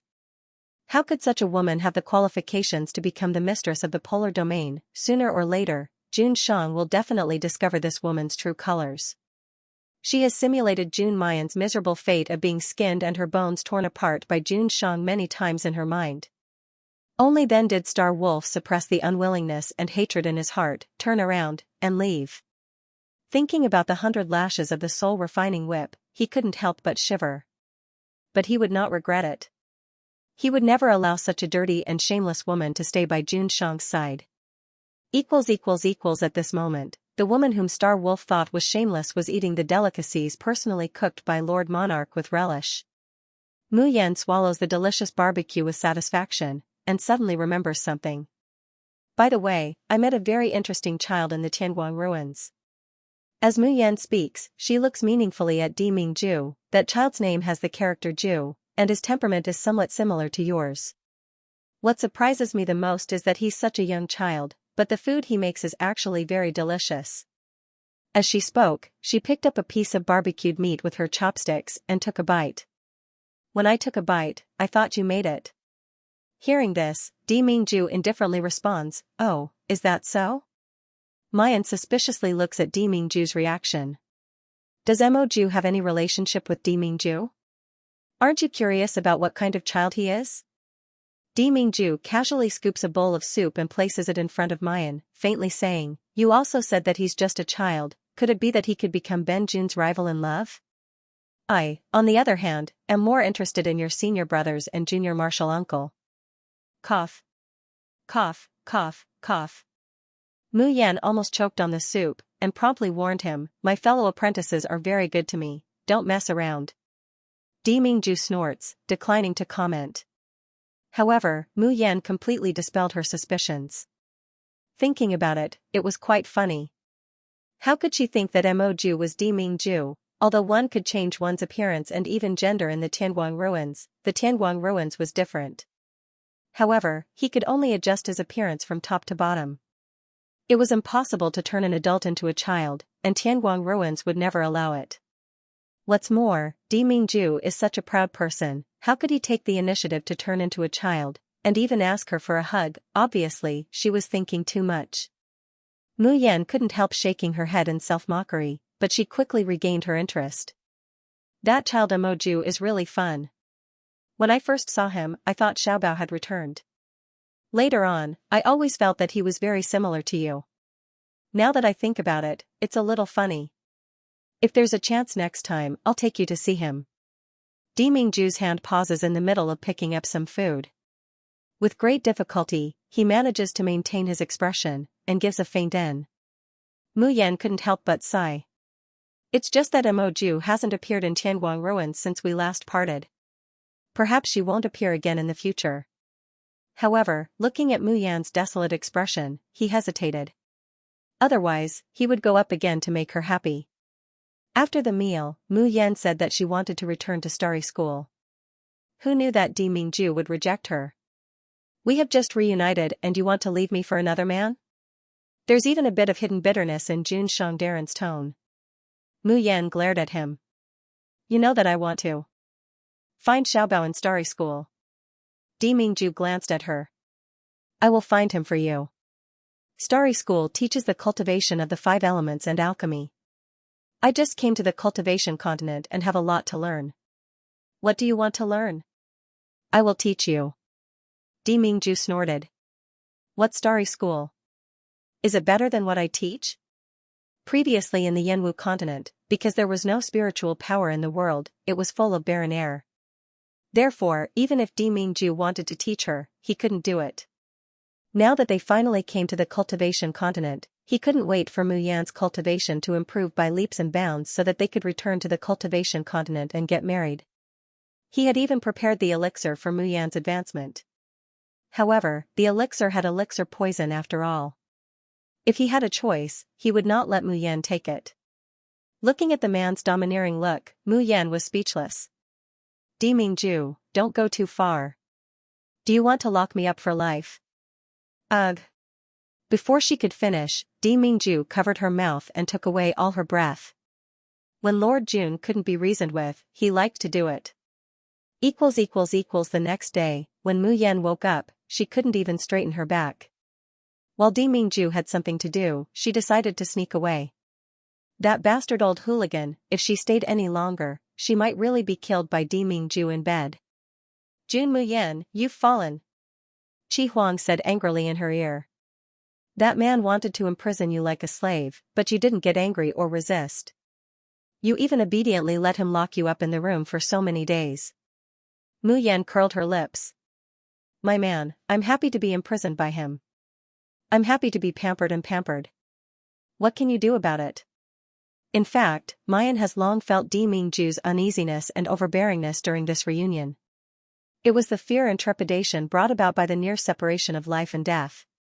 She wakes up in the middle of the night and leans against Dimingju's chest, listening to his steady and powerful heartbeat. Mu Yan is also in a trance for a moment. Are they really reunited? Could they really grow old together and never be apart? It's not only Dimingju who's uneasy, she, Mayan, is also uneasy. Therefore, even if what Jun Mayan most dislikes is imprisonment and control, she will still indulge her man just the same. Of course, Dimingju doesn't really want to imprison her.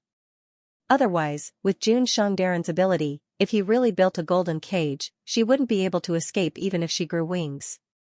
Qi Huang was exasperated. She angrily punched the grass twice and rolled around, ignoring her. Although he planned to sneak away, Mu Yan was not in a hurry to leave.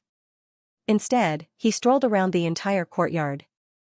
This should be the guest house of the Silver Feather Palace. There were people from the Silver Plume Palace guarding both inside and outside the courtyard. The strength of these people was extremely high, and each of them had a cultivation similar to the one who had kidnapped her that day. However, the people who had kidnapped her that day were nowhere to be seen. Each and every one of the people who stay in this big guest house is extremely respectful towards her, fearing that they would be implicated if she bumps. However, when Mu Yan wants to leave the big guest house, she is cautiously and fearfully stopped by them. What are you doing here? A man's cold voice suddenly comes from behind her. Mu Yan turns around and sees a handsome man with an incomparably gloomy and disgusted expression striding towards her. Xing Lang, one of the 4 imperial guards by Dimingju's side. This is the information that Mu Yan got from Hanya's mouth. And this Xing Lang clearly doesn't like her very much. However, Mu Yan doesn't think that she's a spar, so there's no need for everyone to like her. Therefore, she doesn't feel like bickering with him, so she turns around and leaves. Jun Mu Yan, stop. Xing Lang is infuriated by her indifferent attitude of disregarding him, and his voice suddenly becomes a bit heavier. Mu Yan turns around and raises her eyebrows. What's the matter? The disgust in Xing Lang's eyes deepens. You're nothing more than a taboo raised by Jun Shang, a tool for Jun Shang to vent his desires. Don't think that you can charm the Lord of Calamity just by relying on that face and that little bit of foxy skill. The future mistress of the polar domain can't possibly be your kind of trash. Stop your wishful thinking. There's not the slightest change in the expression on Mu Yan's face. She just casually raises her eyebrows and carelessly says, "Oh, is that so? Are you done? If you're done, then I'm leaving." Xing Lang is stunned. Mu Yan turns around to leave. Xing Lang jumps in front of her, his body emitting a strong murderous aura. Stop. Who said that you can wander around in this courtyard? Could it be that hooking up with the Yingmei isn't enough, you still want to hook up with another man in this courtyard? Still not going back to the house for me, obediently wait for Jun Shang to pamper you. Mu Yan slightly narrows her eyes, a cold light flitting through them. But very quickly, she looks Xing Lang up and down, and leisurely says, "How does it feel to be whipped 200 times? As soon as these words come out, Xing Lang immediately feels a burning pain on his back. 200 lashes of the soul-refining whip. Zhen isn't someone that ordinary people can bear. Although he's pretending that nothing is wrong, the truth is that he can't even stand. All of this was caused by the woman in front of him. The star wolf coldly stares at Mu Yan, his hands are already slowly gathering murderous spiritual power. If you don't return to the house, don't blame me for being impolite. Facing the piercingly cold killing intent that has condensed around her, not only does Mu Yan's face not have a trace of fear, she instead smiles faintly. She was extremely beautiful to begin with. At this moment, her lips curled up into a smile, her brows relaxed, and her peach blossom eyes shone brightly, extremely charming. It was as if 100 flowers had bloomed, stealing people's hearts and souls. Even the star wolf was stunned, and the killing intent on his body subconsciously retracted a little. He hears Mayan chuckling, "You want me to go back to my room? Sure, then please send me back, Lord Star Wolf." Star Wolf abruptly returned to his senses when he heard this. There's even more disgust in his eyes as he looks at Mayan. This woman, not only did she seducing Mei, she even wanted to seduce him. Sure enough, she was a fickle slut. How can this kind of woman stay by Jun Shang's side? However, he quickly thought of something and said with a sullen face, "All right, I'll send you back." He wanted to personally expose this woman's true colors so that she would have nowhere to hide from him. One after the other, the two of them enter the house. Mayan raises her hand, and the door closes with a bang. A lone man and woman, sharing a room with him, this woman really wants to seduce him. Xing Lang coldly snorts, and casually throws out a Chankuan bag. "I advise you, don't make any more useless efforts. The polar domain's sacred land absolutely cannot tolerate a lowly woman like you. If you're sensible, take these crystals, and obediently disappear from Jun Shang's sight. Otherwise, you won't be able to bear the consequences." Mayan touches her chin, looking like she's seriously considering it. "It's not impossible for me to disappear from Deming Ju's sight." "Scoundrel." Xing Lang flies into a rage, "You actually dare to directly address Jun Shang by his name." Mayan looks at the young man's flushed face and neck, and can't help but laugh. This guy is actually Deming Ju's brainless fan, right? Mayan smiles as she smoothly says, "It's not impossible for me to disappear from Jun Shang Darren's sight, but these crystals alone aren't enough." As she speaks, she slowly takes off her outer garment. Xing Lang has already guessed that this woman will seduce him. Seeing this scene at this time, he suddenly widens his eyes in fright, and his cheeks flush red. You have no sense of honor." He suddenly turns around, shouting in a flustered and exasperated manner, "I'm warning you, I will never betray Jun Shang in the slightest." Before Xing Lang could finish his words, he suddenly feels a swift and fierce murderous intent attacking him from behind. His reaction is also extremely fast. The spiritual power in his dantian suddenly revolves, forming a protective shield in a flash, blocking the attack. Xing Lang abruptly turns his head. He sees that the girl who was just about to undress a moment ago has an ancient zither in her hands. As the sound of the zither spirals and spirals, sound blades directly attack Xing Lang like a net of swords. Xing Lang didn't expect that Mayan would actually dare to make a move against him. A mere fasting stage cultivator actually dares to make a move against him, an immortal. It's simply a huge joke. Xing sneers, then with a wave of his hand, the sound blades scatter without a trace. Insignificant skill, you dare to show off in front of me. However, before Xing could finish his words, the sound of the zither between Mayan's fingers suddenly changes. Immediately after, with Mayan as the center, a powerful magnetic field spreads out in all directions, enveloping the entire room in an instant. Star Wolf's eyes suddenly widened, his face filled with disbelief and shock. Domain. How could it be a domain? Following the formation of the domain, Star Wolf felt his body becoming heavier and his thoughts becoming sluggish. Even the circulation of the spiritual energy in his body became sluggish. And the music was still drilling into his body bit by bit. Ah! Star Wolf bellowed, you think a mere Anidia stage's domain can control me? The zither-playing girl slowly raised her head. His smooth forehead was covered with fine beads of sweat. His face was slightly pale due to the exhaustion of his spiritual power. But the corners of her mouth hooked up into a charming smile. Xing, do you still remember my question just now? 200 whips, it must be hard, right? What? Just as Star Wolf asked in astonishment, he felt the wound on his back suddenly split open. The intense pain instantly caused his spiritual power to collapse, and he could no longer think clearly. Then, he felt a sharp pain in his head. The Star Wolf couldn't take it anymore. His body swayed and fell to the ground, completely losing consciousness. Behind Xing, a young man in red clothes appeared. Jun Mayan, don't forget, this Zun is a venerable tool spirit. Letting this Zun personally deal with this kind of small shrimp, wouldn't that lower the Zun's style? Mayan rolls her eyes, yes, honorable, you want me to use my domain to help you subdue a small shrimp tool spirit. Qi Huang is driven mad, you don't know what's good for you, isn't this Zun trying to help you? Wait a minute, Jun Mayan, what are you doing? Halfway through Qi Huang's anger, he finds that Mayan has crouched down and started to take off the Star Wolf's clothes. Until the Star Wolf is stripped naked, she continues to take off the clothes on her body. Qi Huang is simply in a mess. You, why are you so hungry that you can't be choosy? You won't even let off this kind of small shrimp. That, if you're really hungry, this Zun can also reluctantly make love with you. Mayan snappily glares at him, too lazy to talk nonsense with this silly sweet tool spirit. She only takes off the outer garment, then stops and picks up the Star Wolf's clothes to put on. Qi Huang stares blankly, you what you? Mayan says in disgust, if I don't change into men's clothes to cover myself, how could I leave the courtyard? Moreover, isn't this all your fault? You think this is ugly, that's not pretty, and you don't allow me to put anything into the Tian Emochin space, otherwise I would only have a change of clothes on me? The key point is that the only set of clothes she has to change into has been torn by that beast, Demingju.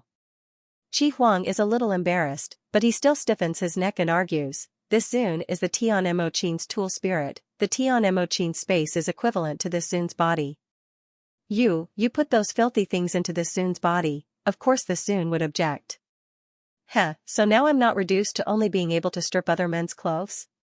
Mayan changes into the Star Wolf's clothes, and her mood is a little better. That's because the Star Wolf's clothes are actually a set of magic weapons. Not only does it have a defensive function, but it can also automatically expand and contract, adapting to the owner's body shape. It was to the extent that the inner clothes on the Star Wolf's back had long been soaked in blood, but there was not a single stain on the outer clothes. Mu Yan looked at the handsome young man in the mirror and brushed her clothes in satisfaction. Alright, we can return to the Starry School now.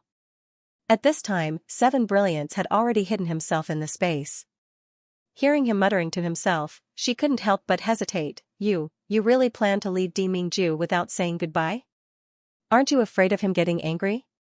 What Qi Huang wants to say is that the man's true face is far more frightening and powerful than what Mu Yan has seen. Only in front of Mu Yan would that man restrain all of his coldness and arrogance, only revealing a gentle and pampering side. However, Qi Huang is certain that if Mayan betrays Demingju, if the two of them stand on opposing sides, this man's ruthlessness was not something that anyone could endure. Oh, right, I almost forgot if you didn't mention it. Mu Yan seemed to suddenly remember something, quickly took out a pen and paper, and wrote on it. Mingju, because your subordinates feel that I'm not worthy of you, they want me to stay away from you and not have wishful thinking. I thought about it again and again, and felt that what he said was right, I'm indeed not worthy of you. Thus, I've decided to bear the pain and leave you. Take care, don't think about me, don't think about me. Jun Mayan. Thus, she took the talisman and wrote a paragraph on the yellow paper with red cinnabar. Then, she stuck it on Starwolf's forehead. Chi Huang looked at what she wrote and could not help but mourn for the man lying on the ground. Who could he offend? Why did he have to offend the vengeful Jun Mayan? He could imagine how furious Mingju would be when he found out that Jun Mayan was missing. As for the culprit, Star Wolf, who bore the brunt of it, what would happen to him? Mu Yan finished sticking the talisman and was about to leave. She looked at the naked Star Wolf on the ground and the clothes she had taken off. He rolled his eyes, then turned back, and helped Star Wolf put on his clothes with great effort. However, this time, she did not put on every piece of clothing. Instead, she put on a light veil for Star Wolf. Then, she moved him to the bed and made an enchanting pose. Mingju would definitely be very happy to see this scene when he opened the door. Hey, Jun Mayan, don't you have any shame? Chi Huang shouted unhappily. You're a woman. How can you stare at a man's body for so long? Don't you know shame? Mu Yan smiled and said meaningfully, if I don't look carefully, how can I paint when I go back? Paint? Yes. Mu Yan nodded matter-of-factly. Such a beautiful scene, such an enchanting woman. If I can't paint her, wouldn't it be a pity? But Mingju will be back soon. It's impossible to paint here, so I can only imprint this scene in my mind and paint when I go back. Mu Yan's smile became even brighter. When I reunite with Star Wolf in the future, I'll let him see my heroic appearance. I'm sure he'll thank me for painting him so beautifully. Chi Huang was speechless. Why did he suddenly pity Star Wolf? Starry School, School of the Emperor Star. In the main hall, the 6 school deans sat on 2 sides. Sitting in the middle of the main seat was a middle-aged man with a gentle face and no facial hair. He looked like a weak scholar, but in reality, he was the Starry School's vice dean, Sui Luan. Sui Luan glanced at the 6 people seated before him. With a flick of his wrist, a stack of gold cards appeared before him. He slowly said, in my hand, is the acknowledgement of the Academy's invitation. Hearing this, the 6 people below all revealed joyful and expectant expressions. Meng Baichuan, the dean of the Tianshu Branch Academy, said, I wonder if Senior Zhao, the hollow cry sword that I've taken a fancy to, has accepted the invitation? What about Master Lu Huizhua from the Heavenly Jade Branch? Is she willing to come to my Jade Branch to teach? Sui Luan smiled and glanced at the boy beside him. The boy immediately stepped forward and took the first golden card. Senior Zhaoingli, Empty Cry Sword, has rejected the invitation to teach at our academy. Hearing this, the dean of the Tianshu Institute immediately revealed a dejected expression, but he was not surprised. Who was Zhaoingli, the vacant sword? He was someone who could fight against the #1 sword cultivator in the world, young Master Yun Shao, for 50 moves without being defeated. Ever since the fight between Zhaoingli and Luo Yunxiao had spread, although he had lost without any suspense, he had become well known to the world. His net worth had increased more than 100-fold. It was natural for Senior Zhao to look down on a mere teacher of the Starry School. Next, the boy mentioned a few more names. Among the 6 schools, some were happy and some were hostile. The 6 sat in their seats, satisfied. Some drank tea while others stroked their beards, looking indescribably at ease.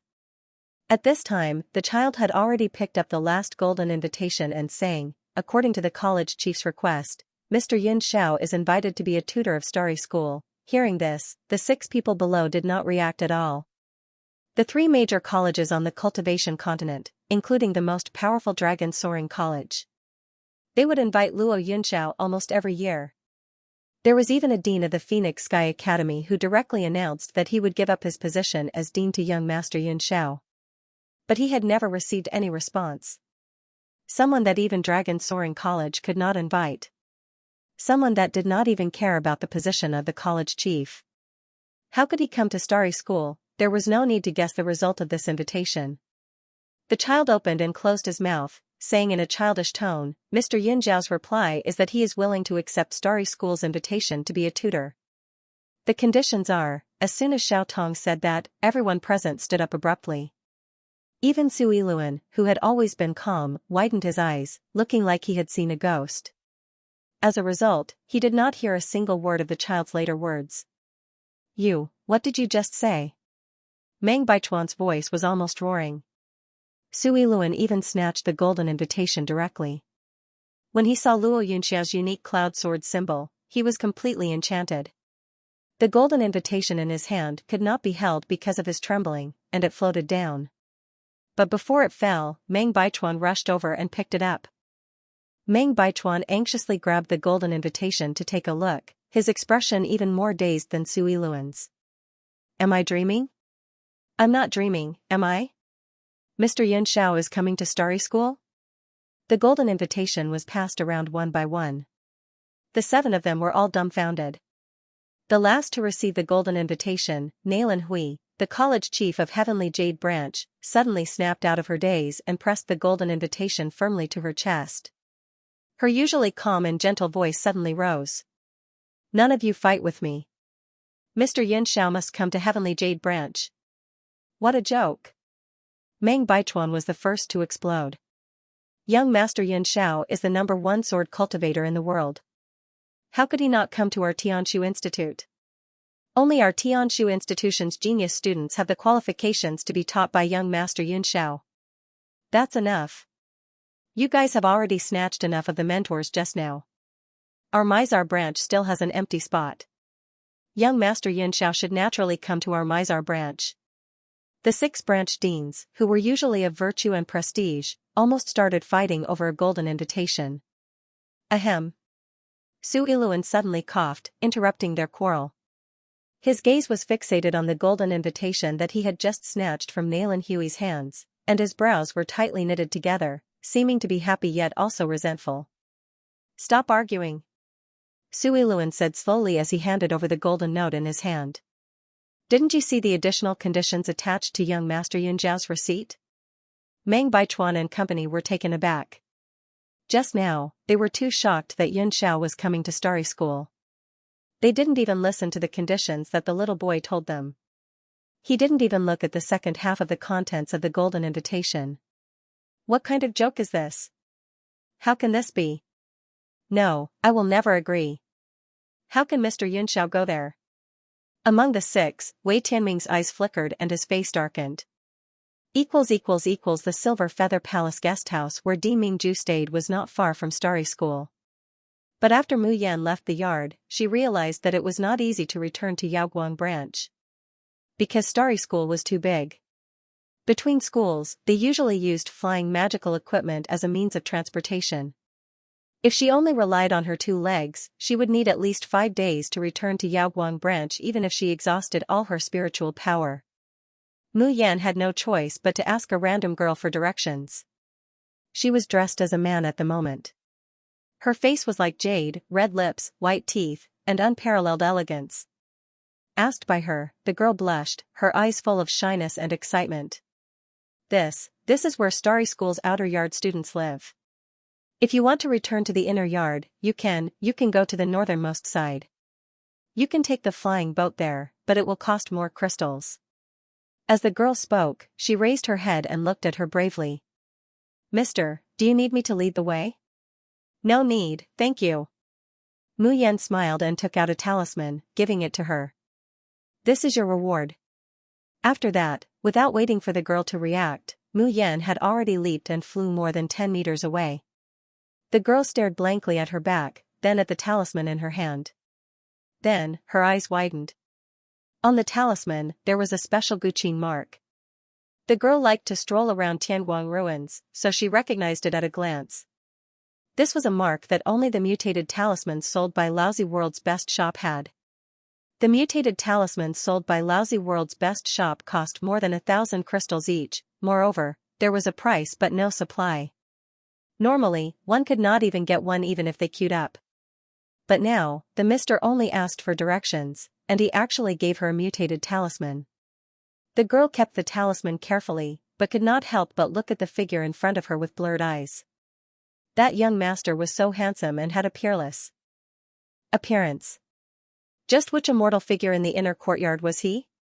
Why had she never heard of such a person in Starry School? Mu Yan hurried all the way to the north, and soon saw the place where she could take the flying boat according to the little girl. However, before she could get close, she realized that there was a group of people pushing and shoving each other in the square in front of her. Listen up, Lu Ruoxuan.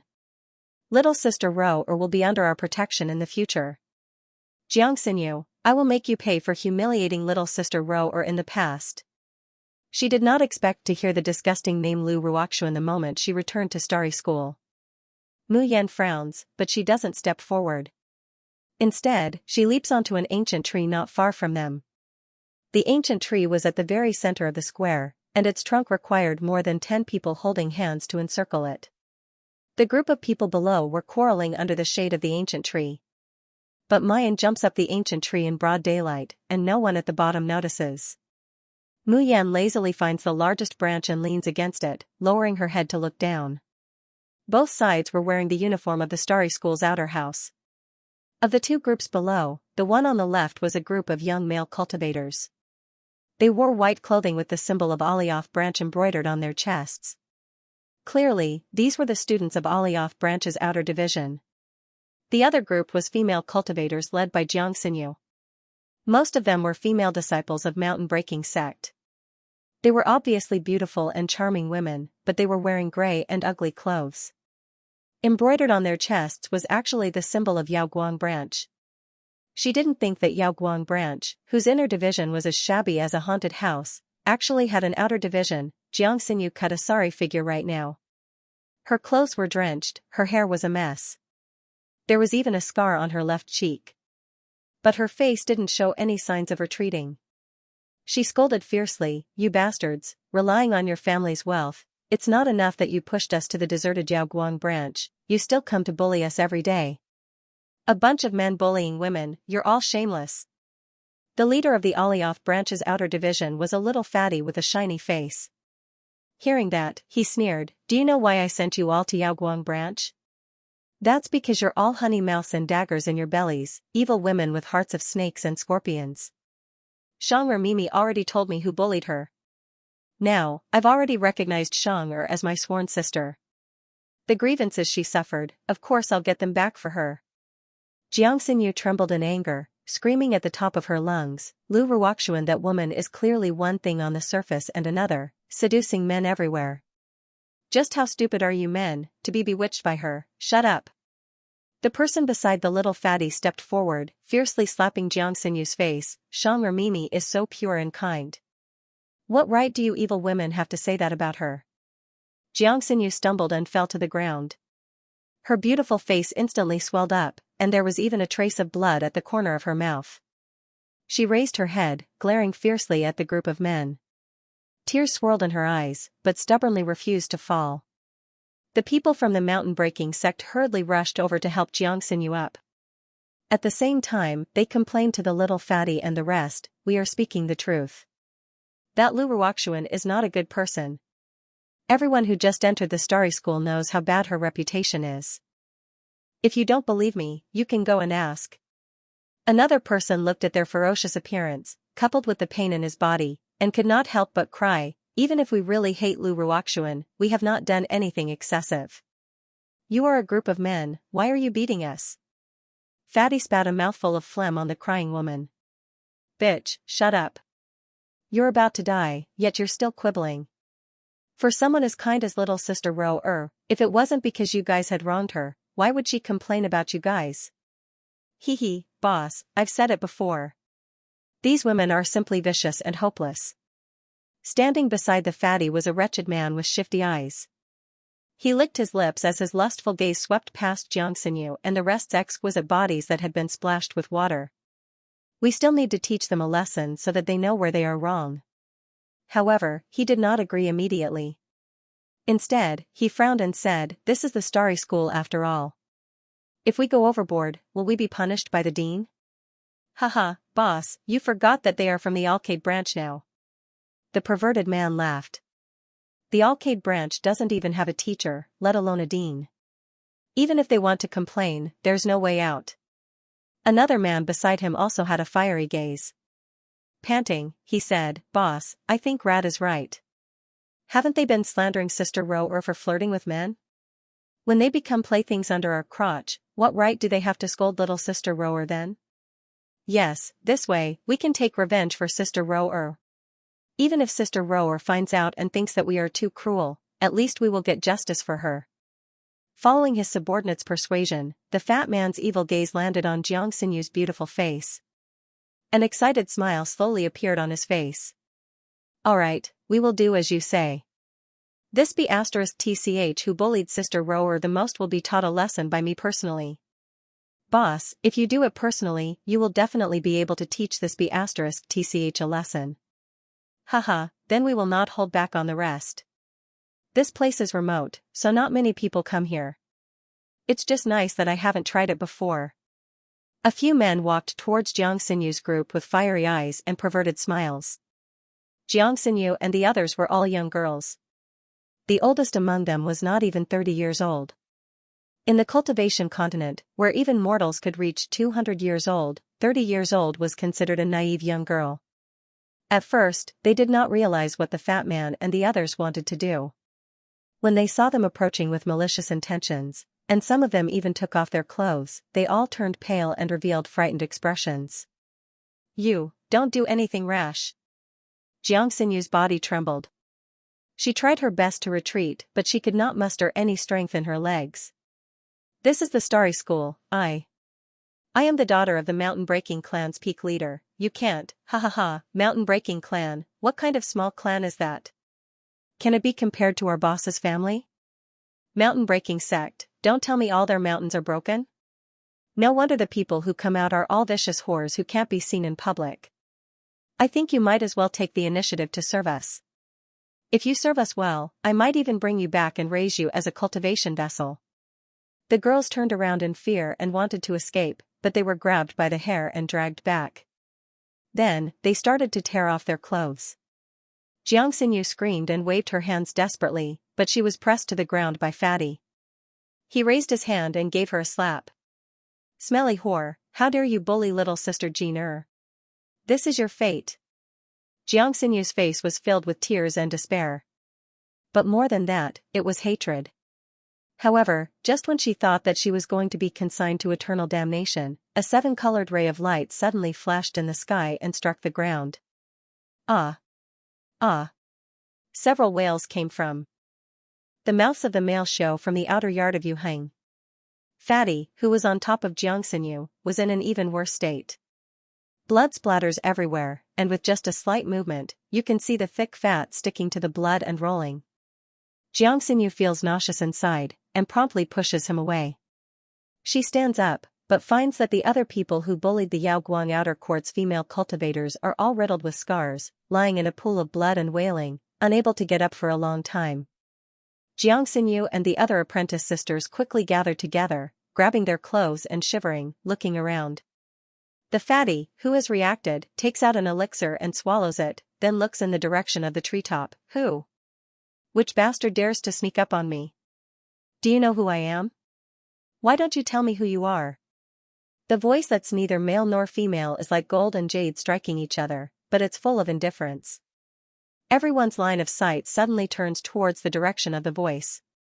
The sunlight in the sky sprinkles down through the mottled shadows of the trees, the light and shadow flickering, shrouding the treetop in shadows. But at this moment, they can finally vaguely see the figure at the top of the tree. It's a slender teenager. His face couldn't be seen clearly, but just the outline gave people a dreamy sense of beauty. Xianxia raises her head in a daze, and suddenly asks, "Gongzi, did you save us?" "Can't say saved." Mayan fiddles with a small bug on the tree trunk, and says unhurriedly, "I just can't bear to see some beasts that bully women." Hearing this, the fatty immediately flies into a rage. "Who are you calling a beast?" "Oh, I was wrong." Mayan chuckles, "You're not beasts, you're worse than beasts. You." The fatty climbs up from the ground, enduring the pain in his back. He pulls out the knife at his waist and roars, "Smelly brat, if you have the ability, come down for me, this father will dismember your body into 10,000 pieces. Mayan gently pushes away the small bug that has climbed to the top, letting it fall back to its original place. Then she leisurely sighs, fine, I'll go down then. The fatty widens his eyes, watching the slender figure jump down from the top of the tall tree. But, before he can clearly see who it is, the cold light, accompanied by the faintly discernible sound of the zither, fell like an inescapable net. When Fatty came back to his senses, he and his companion were already lying on the ground. Their clothes were torn to shreds, revealing their naked bodies. Xianxia and the others stared dumbfoundedly at the beautiful young man, who was walking back and forth while stepping on their white buttocks. Ah! Some of the shy people had already covered their faces, not daring to look again. Xianxia, on the other hand, was lost in thought as she stared at the youth's incomparably handsome face. Her eyes went from perplexed to dazed, then from dazed to infatuation. Mu Yan slowly steps onto Fatty's back and looks at his lackluster body in disgust. There was a big cross next to the idea of entering the painting. Then, he kicked the Fatty's head. The people from the Alcade outer yard will be under my protection in the future. If you dare to touch them again. Hearing the Fatty's threat, Xianxia and the others reveal a frightened expression. They can already imagine how the Fatty surnamed Xing will torture the people of Yaoguang branch after this youngster leaves. Ah, the Xing family of Giant Holy City. It's really quite famous. The Fatty is immensely proud of himself. It's good that you're scared. If you're scared, then immediately release this little lord, kneel down and kowtow to me to admit your mistake. Mayan slowly shakes her head and sighs, young Master Xing is so famous. If the people of Giant Holy City and the Xing family knew that young Master Xing was born with erectile dysfunction, how would they feel?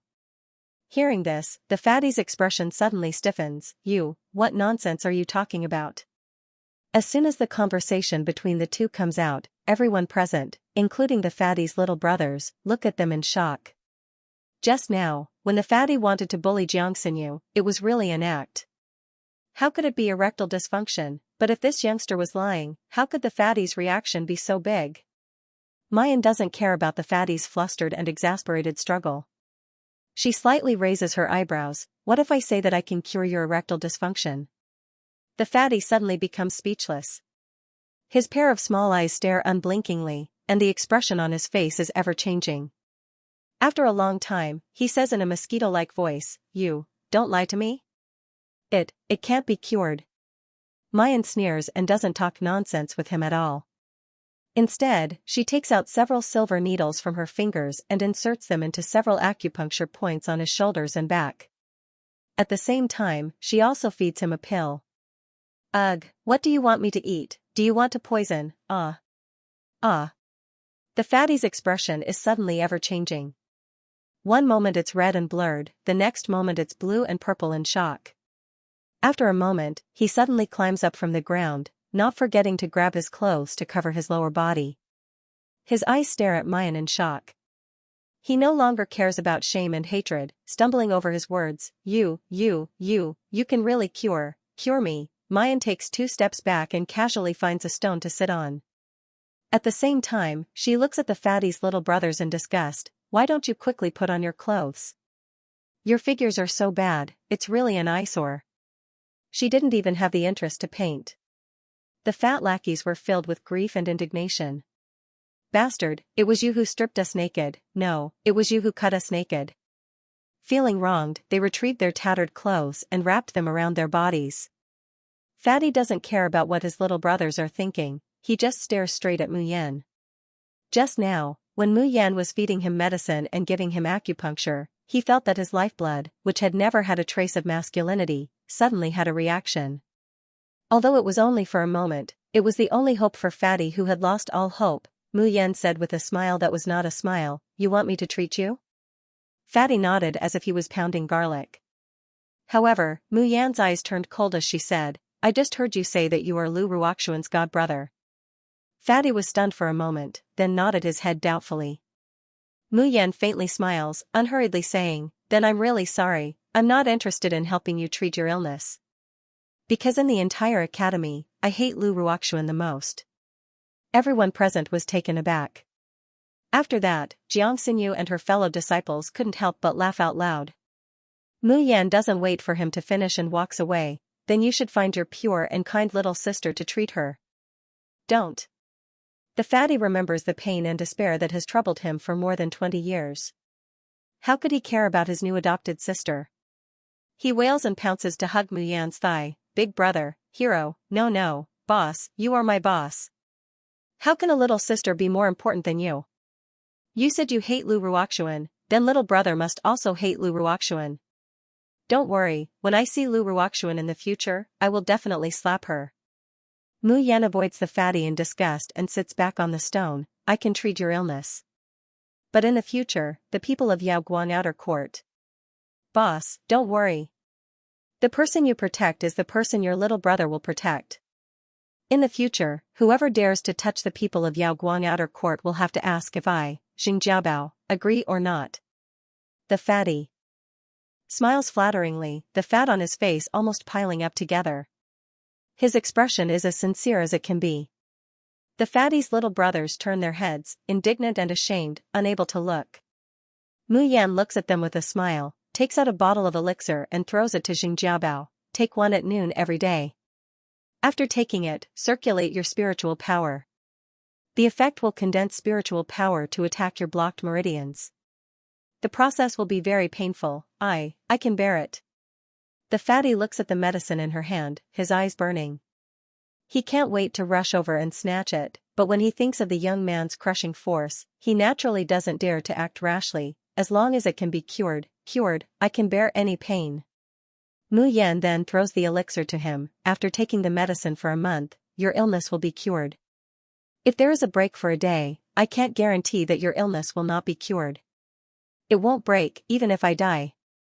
The fatty carefully puts the medicine away, his eyes full of hope. Mu Yan smiles treacherously. The fatty's illness is actually not serious. If she uses the sound of the zither to treat it, it will only take half an hour to immediately recover. But thinking of the disgusting behavior of the fatty and his men, Mu Yan intends to let him suffer for another month. There's one more thing. Don't say I didn't remind you. The smile on Mu Yan's mouth becomes brighter and more beautiful, but it makes fatty's back go cold. I can cure your illness, so naturally, I can also beat you back to your original form in an instant. If you dare to go against me behind my back, hee. Before she could finish her words, fatty's entire body trembled. He hurriedly pointed to the heavens and swore, Boss, don't worry.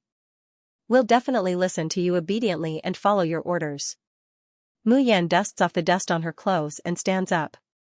Fatty stood up with a fawning look on his face, but because he pulled the wound on his back, he let out a blood-curdling scream. Fatty's underlings were all riddled with scars, suffering unspeakably. However, Mu Yan did not have the slightest bit of sympathy. These people's actions of wanting to humiliate women were truly too despicable. She did not punish them because there was a school supervisor in the Starry School. If they hurt someone for no reason, they would be punished and the rest of the Xiaoyao clan would be implicated. It was also because she knew that these wounds were caused by her 7 absolute swords, and she had also sprinkled the mutated golden silkworm's child goo on the wounds. If these people turn over a new leaf and no longer have any evil thoughts, their wounds will naturally heal after a month. On the contrary, this fatty Xingjiaobao looks like a flamboyant bully, but in fact, he's just a spoiled brat. The wound on his back is also very deep. Even after taking medicine, it's still lacerated and dripping with blood.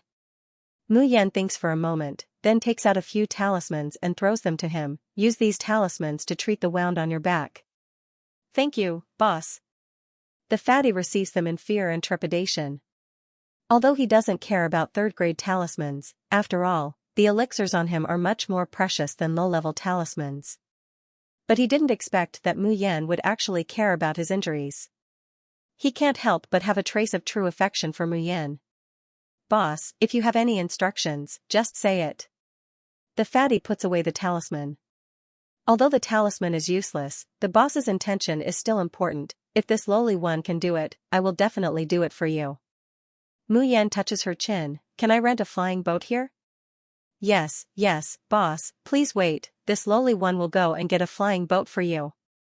The fatty excitedly leaves, and at the same time, he also drives away his group of little brothers. When he comes back, he's the only one left. Because of the injury on his back, his complexion is somewhat pale, and his forehead is still oozing with sweat. But in front of Mu Yan, he doesn't complain at all. Boss, the flying boat has already been prepared for you, and I've already paid for it. Boss, you can go wherever you want to go. Mu Yan smiles and turns to leave. The fatty wants to say something but hesitates, not daring to speak. In the end, it's Xianxia who stops Mu Yan. Gongzi, please wait. Mu Yan's heart thumps, and she turns around. She thinks, could it be that Xianxia recognized me? It shouldn't be. When she was disguised as a man, in order to smoothly escape from that courtyard, she specially made some changes to her face. She even deliberately lowered her voice a little. Although the outline looks similar, people who see her would never think of her as Mu Yan. When she turns around, she sees Xianxia blushing, looking at her with shyness and timidity.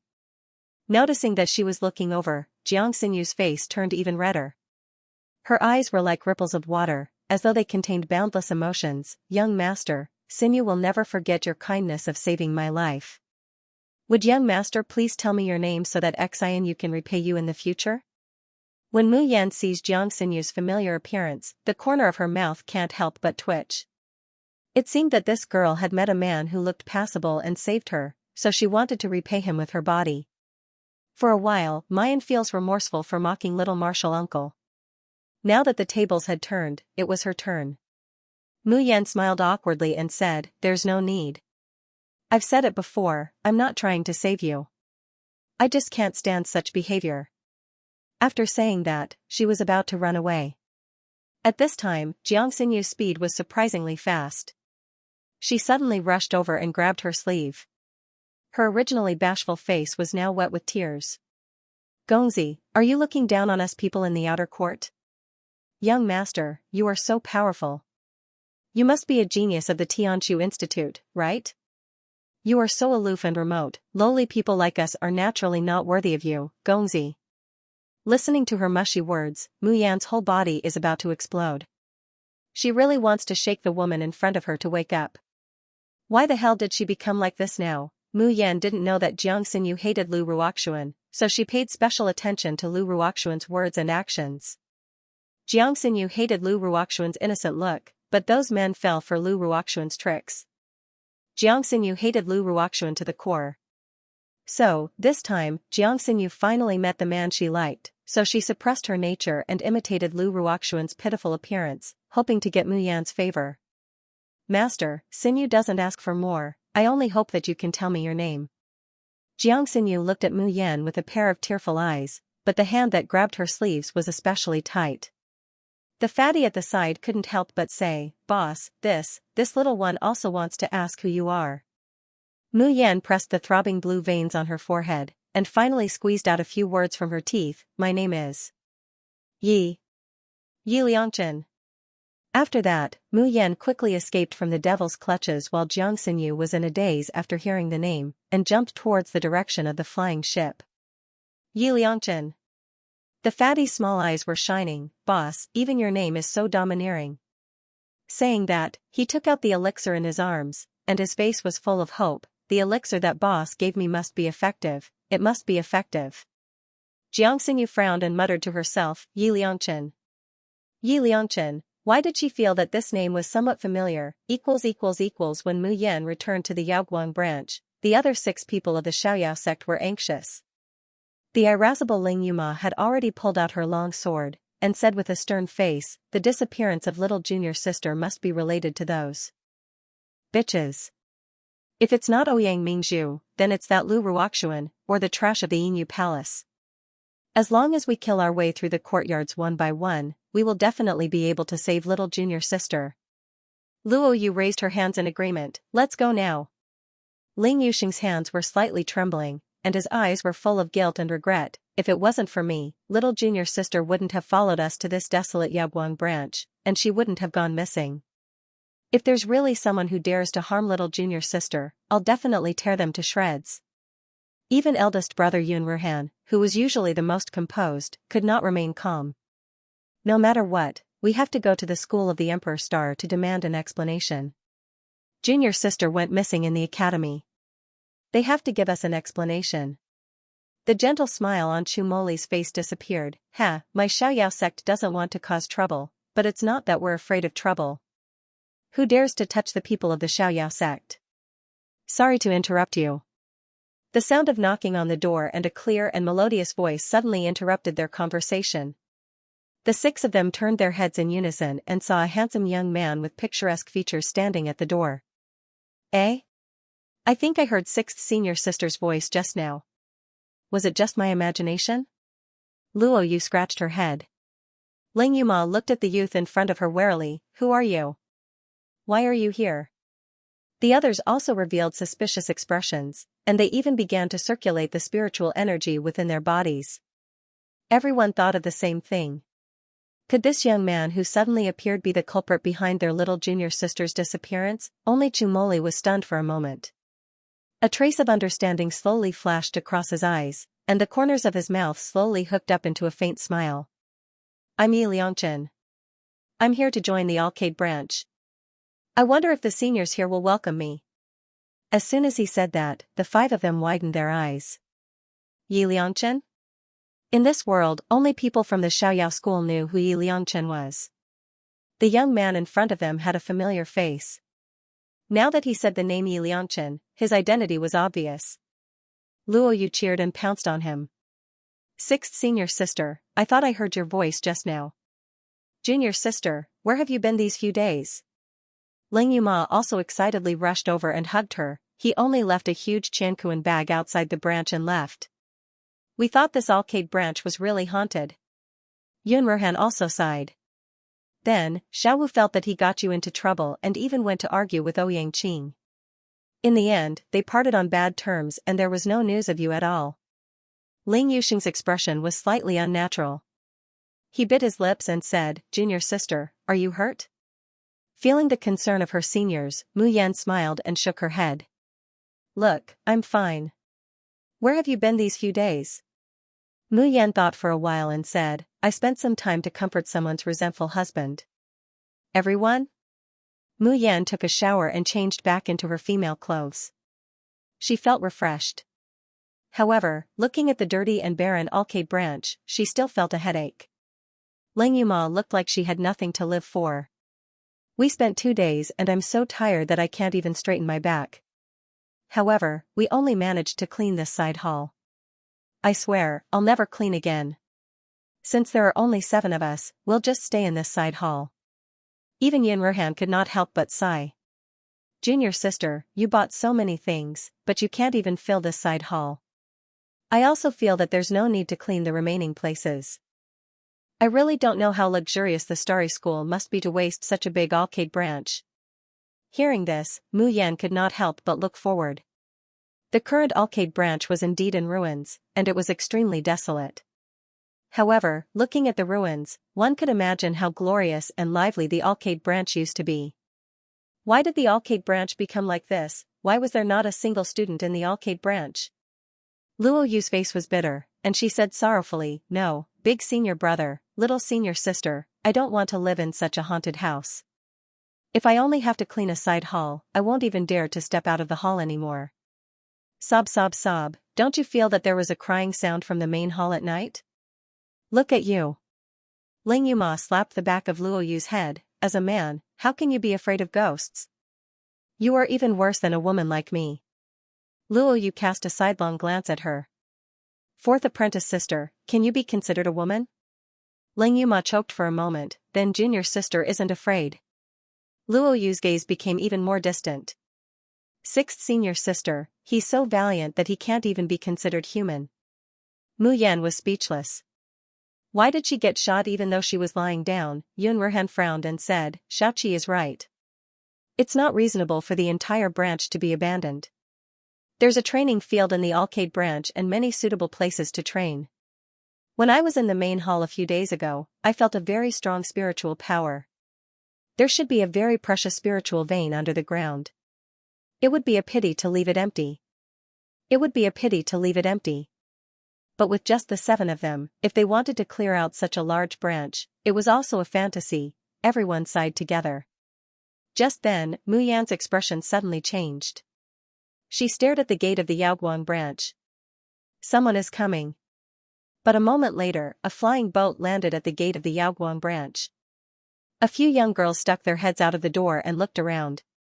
These people were wearing beige dresses, with the symbol of the Fecta inner branch on their chests. Yun Ruhan stepped forward and said, "What can I do for you?" The girls looked at each other, and finally pushed a person out.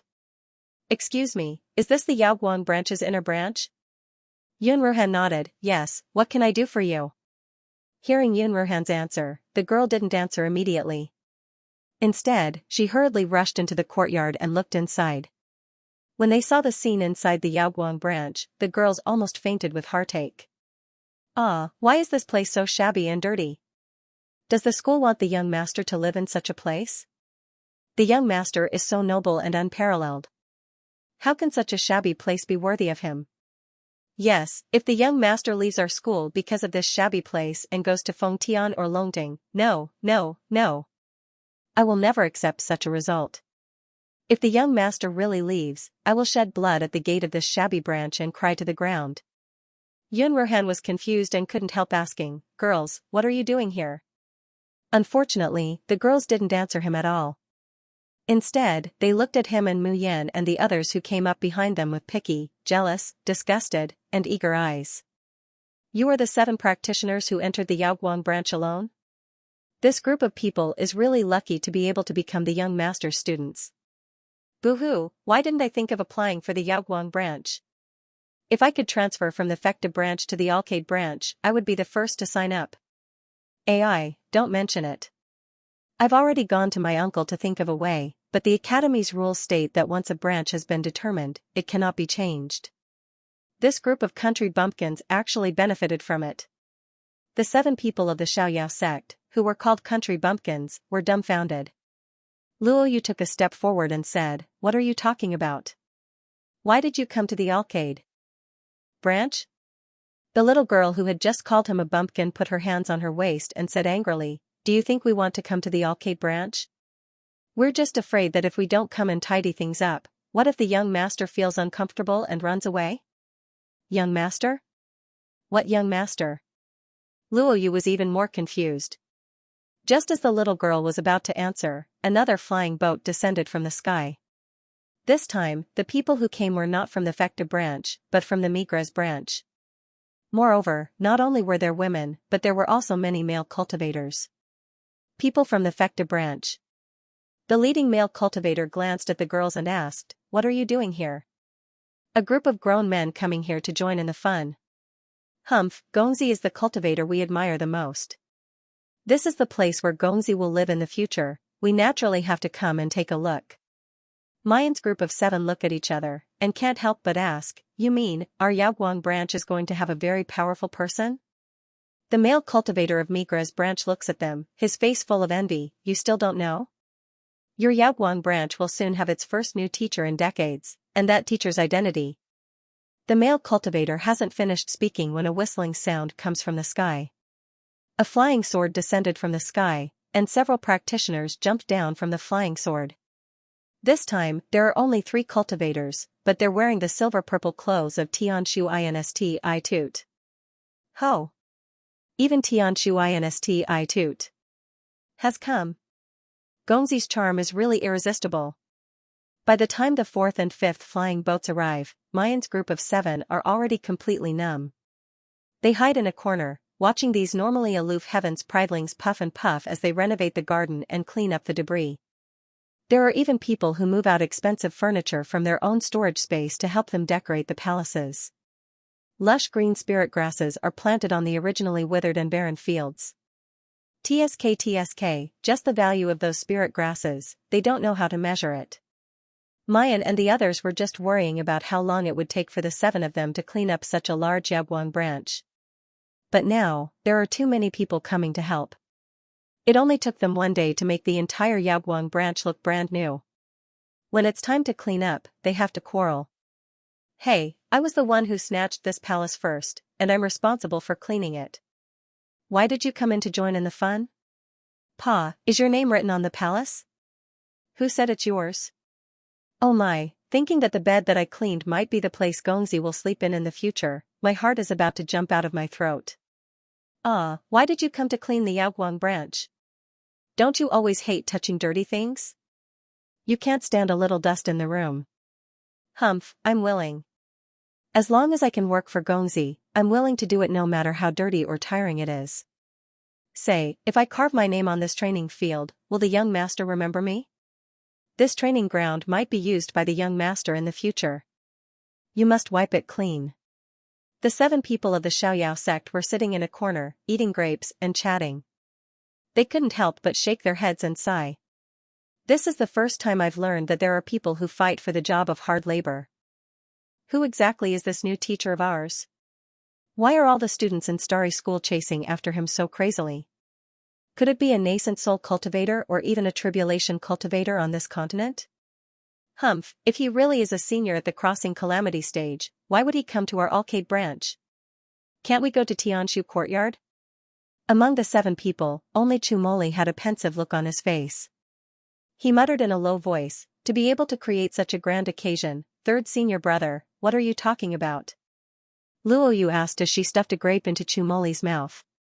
Hee, third senior brother is right. Therefore, when the new teacher arrives, we should focus on this point and have a better attitude. Even if he wants to slack off and cause trouble, he has to do it secretly.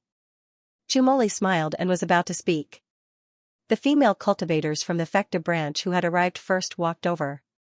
The leader was the young girl who asked the question at the beginning. She looked a little shy. When she arrived in front of Yun Ruhan, she handed over a Chankuan bag. Yun Ruhan took it, confused. When she opened it, she was shocked. Although this was the lowest grade Chankuan bag, it still had a lot of space. This cosmos sack was filled to the brim with crystals and medicinal pills. Why are you giving this to us? Yun Ruhan asked in surprise. Then she realized, you want us to give this to the new instructor? What a joke. Before the young girl could answer, the bad-tempered senior sister beside her said loudly, the young master doesn't care about these vulgar things. These things are for you. For us? The young girl blushed and looked at Yun Ruhan eagerly. There are many messenger paper cranes in this Chankuan bag. Can we trouble you to inform us if the young master comes? Ah? Yun Ruhan held the Chankuan bag in her hand. What ah? In the future, if there is any news of the young master in the Alcade branch, for example, if he is practicing swordsmanship or going out, you can inform us with the messenger paper cranes. In the future, there will be many benefits for you. Yun Ruhan waved her hands in fright. How can we do that? How can we reveal the whereabouts of the new instructor? But before he could finish speaking, Luo Yu and Ling Yuma rushed over and snatched the Chankuan bag from his hand. Luo Yu smiled cutely. Don't worry, don't worry.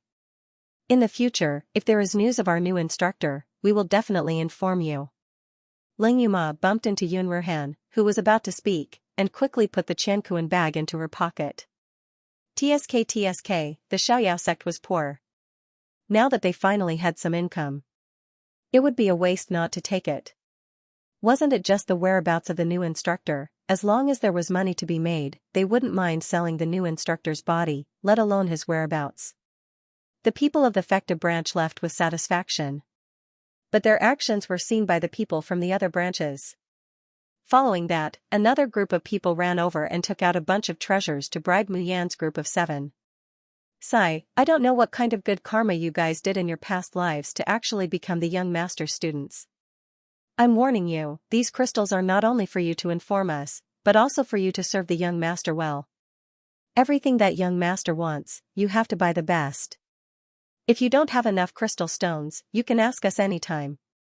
If the young master leaves because of your negligence, humph, just wait for your deaths. Only when the sun was about to set in the west and the various branches were about to close their defensive formations did these people reluctantly leave. We're rich. We're rich. Ling Yuma counted the Chankuan bag and was so happy that she couldn't close her mouth. Ha ha ha, I don't know who this teacher is, to be able to let us benefit so much. What's not good about it? Maybe our new mentor would be very happy to be worshipped like this. Don't you think so, sixth sister? Luo Yu. giggled as she grabbed a piece of crystal and tossed it in the air. Mayan was a little absent-minded. She heard Luo Yu's question, but she didn't hear clearly what she asked, so she casually replied, yes. But what if the new mentor gets angry? To be able to provoke so many girls, this new mentor is most likely a womanizer. He's not a good person in the first place. As Ling Yuma ridiculed, she couldn't help but rub Luo Yu's hair. Xiaoqi, you're still young. In the future, you mustn't learn from our new mentor. Luo Yu dodged Ling Yuma's hand, desperately protecting her hair.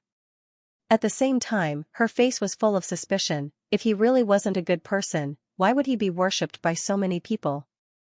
Sixth sister, what do you think? Just what kind of divine being is our new mentor? Is he really not a good person like fourth sister said? From the beginning, Mayan's mind had been turning a thought. So she had been absent-minded. Now that she heard Luo Yu ask her, she didn't listen carefully to what the question was, so she gave a perfunctory reply, Amen, he's not a good person. However, just as she finished speaking, a gentle and elegant male voice came from outside, carrying a trace of coldness. I'm not a good person? As soon as this voice rang in her ears, the dense fog that had been covering Mayan's heart seemed to have been torn apart by something, finally revealing her true face. Fuck. No wonder she felt that something was wrong from the beginning, no wonder she felt that the scene in front of her was familiar. In this Shoujian continent, between the heavens and the earth, who else could create such a magnificent scene and make thousands of people flock like mad? Was her brain soaked in water just now? She didn't think of it at all. Mayan suddenly jumped up as if she was on fire, and she blurted out, young martial uncle. That's right. Who else could create such a magnificent scene, besides that mesmerizing young martial uncle of theirs, in this world? Where else could there be a second Gongzi who could be so crazily sought after by young people? But when she turned around, there was still a glimmer of hope in her heart. In his heart, he thought that perhaps he was overthinking things.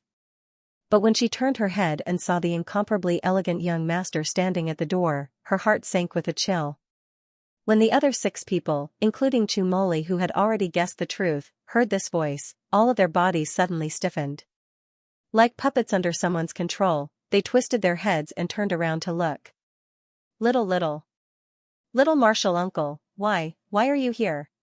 Ling Yuma was so frightened that the Qianquan bag in her hands fell onto her feet, but she did not even dare to cry out in pain. He looked at Luo Yunxiao with a stiff expression and laughed dryly. Luo Yu was so scared that she quivered and hid behind Mu Yan, shivering. Yun Ruhan forced herself to calm down and forced a smile that was uglier than a crying face. Junior aunt, we were talking about the new instructor. Ha ha ha, our Alcade school is so run down, and any instructor who would come here must be a nobody. Ken, surely it can't be junior aunt, right? Bang, Ling Yuma can't hold on any longer. Her knees go soft and she falls to the ground. Luo Yu grabs Mayan's clothes tightly, almost bursting into tears. My God, what did they just say? They actually said that young master isn't a good person. It's over. They're really going to die this time, boo-hoo, there's no medicine for regret in this world. They want to eat, they really want to eat, however, there's one person here who's more nervous than the 6 of them combined. Mayan only feels that her back is soaked in cold sweat. Especially when Luo Yunxiao turns her gaze to her after saying that, then slowly walks towards her step by step. Mayan really wants to break into a run at once. I'm not a good person? The 7 people present all shake their heads, desperately shaking their heads. The corner of Luo Yunxiao's mouth hooks up into a gentle smile, I like men? Seeing her smile, the 7 people of the Xiaoyao sect are really scared to tears. Ling Yuxing boldly says with a trembling voice, Young master, don't blame junior sister. She said that, just to help me. Luo Yunxiao chuckles, Jun Mayan, tell me now. Do I like men or women? Mayan's heart is streaming with tears. If she had known earlier, she wouldn't have escaped from Di Mingju's side. Even if she was locked up by Di Mingju for 10 days or half a month, it would still be better than being brutally caught by young master. The night is as cool as water, and the silver moon hangs high in the sky. Under the moonlight, the Yaoguang branch, which looks brand new in the daytime, has been added with a different kind of color. However, the 7 people of the Xiaoyao sect don't have the slightest desire to appreciate it. Because at this very moment, each and every one of them is in the abyss of torment. Even Chumoli, who can't walk, isn't spared. On the huge square, 7 sword arrays have appeared without anyone noticing. In each sword array, there's a person of the Xiaoyao sect who's experiencing the torture of being hacked into pieces. And in the center of the 7 sword arrays, a peerless youth is sitting leisurely. In his hand is a pot of sake, a jade cup, and on the table is a zither. Occasionally, his slender, fair, and well-proportioned fingers gently pluck the strings, making an indescribable sound. Chiwen is jumping around, looking at the miserable appearance of the 7 people, especially excited. Ha ha ha, I said you're done. Who gave you the guts to say that Master isn't a good person behind his back? How dare you spread the news that Master likes men? Really, even I, Master Chiwen, don't know this secret. How could you spread it? Only when she jumps in front of Mayan's sword array does Chiwen reveal a distressed expression, crying out. Aya, my beautiful Yen Yen, you're so pitiful. I really want to rush in and give you a kiss of love. Inside the sword array, Mayan's hand trembles, almost getting injured by the sword energy. Ao of the sword array. Ao. And Ao Tian, Mu of the Mu Ling Mu. Tian. Yen. Moreover, Mu Yen's swordsmanship has advanced by leaps and bounds under the guidance of junior martial uncle some time ago. Moreover, Mayan's swordsmanship has advanced by leaps and bounds under the tutelage of Little Master. As a result, other people's sword formations only had a dozen or so sword chis. Therefore, other people's sword arrays only have a dozen or 20 sword chis. Chiwen leapt back to Luo Yunxiao's side and said in a loud and arrogant voice, he, you little bastards, if you can't hold on any longer, just open your mouth and beg for mercy. But the rules are the same. Those who don't stick to it will be punished. The few people in the sword formation shuddered and swung their swords even faster. The bright moon gradually turned westward from the middle of the sky. Finally, Luo Yu was the first one who could not hold on any longer. She rolled and crawled out of the sword array. Youngest martial uncle, I was wrong. I'm willing to accept punishment. Luo Yu's cultivation was the lowest among the 7. In addition, he and Ling Yuma were the ones who spoke ill of them behind their backs. Therefore, their sword chi in the sword formation was second only to Mu Yan.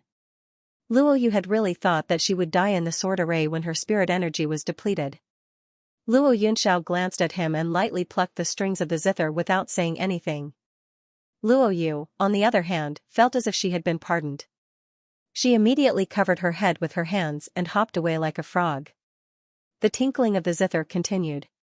With a loud bang, the second person to escape was Chumoli.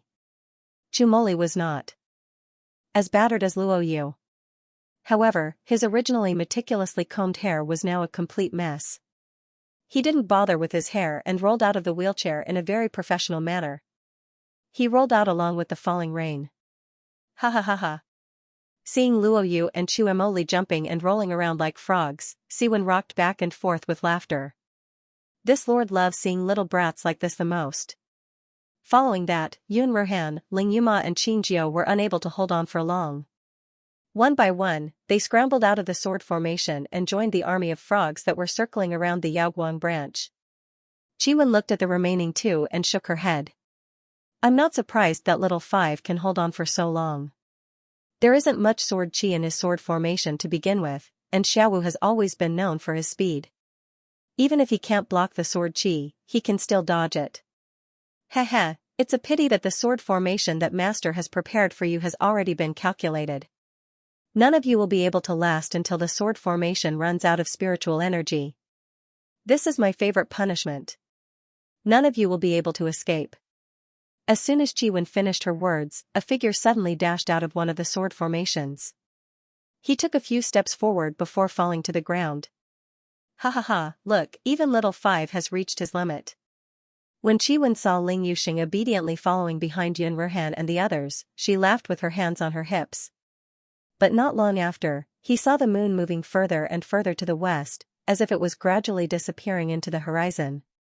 Chiwen found it harder and harder to laugh. Master, why isn't Mei Yan out yet? Her sword array has the most sword aura. Even a cultivator at the 5th level of Golden Core stage would not be able to withstand it, let alone Yan Yan who is only at the initial stage of fasting. Wen looked at Luo Yunxiao nervously. Master, why don't you close the sword array and let Mei Yanyan out? Otherwise, what if Mei Yanyan suffers an irreversible injury?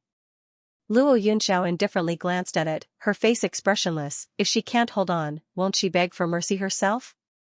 His expression and tone didn't change, but his fingers on the zither strings became a bit heavier. In an instant, it turns into an ear-piercing demonic sound. Luo Yu and the others, who are frog jumping on the side, stagger and almost fall to the ground. Wen flies to the front of Mayan's sword array and says loudly, Mei Yanyan, did you hear that? Why don't you beg for mercy and come out of the sword array? As long as you say some kind words, maybe Master won't punish you? In the sword array, a round of sword energy dissipates. Mayan leans on her sword, supporting her tottering body. Sweat, mixed with blood, drips down from her forehead, blurring her eyes. She vaguely hears Wen's shout. The corners of her mouth curl up, revealing a disdainful and evil smile. Beg for mercy? In this world, there is no one or anything that can make me, Jun Mayan, beg for mercy. The next round of sword energy rises again. The wind whistles, and the murderous intent fills the sky. Mayan's hand holding the long sword feels like it weighs 1,000 pounds. The spiritual power in her body is also drying up little by little. In fact, even if her spiritual power hasn't dried up, she only has the gentle and non-offensive water spiritual power. She can't contend with these sword energies head-on. The only thing she can do is to dodge and block. But there is a limit to a person's physical strength and spirit. Mu Yan only feels that with every step she takes, it's as if she's walking through a muddy swamp, difficult and heavy. Whoosh, the sword energy cuts through her clothes, the pain goes deep into her bones, and blood flows. Her snow-white clothes are stained with blood little by little. Luo Yunxiao suddenly presses her hand on the zither, stands up from her seat, and frowns. Wen anxiously says, Mei Yanyan, why doesn't she beg for mercy? If this goes on, she will be seriously injured. The other 6 people of the Xiaoyao school also temporarily stop frog jumping and look at Mayan worriedly. Junior sister, come out quickly, you're already strong enough, what if you really hurt yourself? Young martial uncle, can you save 6th sister? We all know we were wrong. Yes, we will complete junior sister's punishment for her.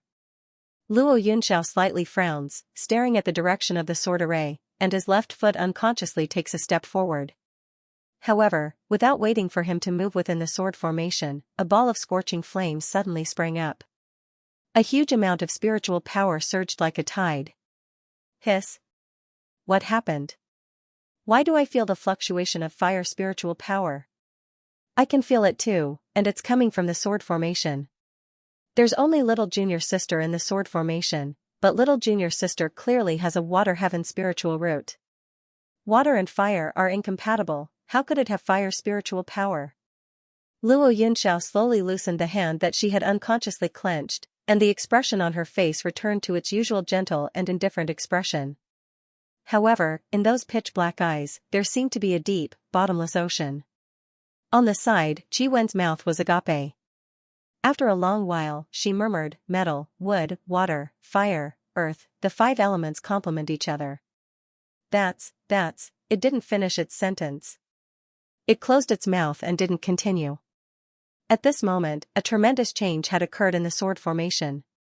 The 7 absolute sword in Mu Yan's hand suddenly emitted a dazzling light and instantly split into 2. One sword was blue, the other red.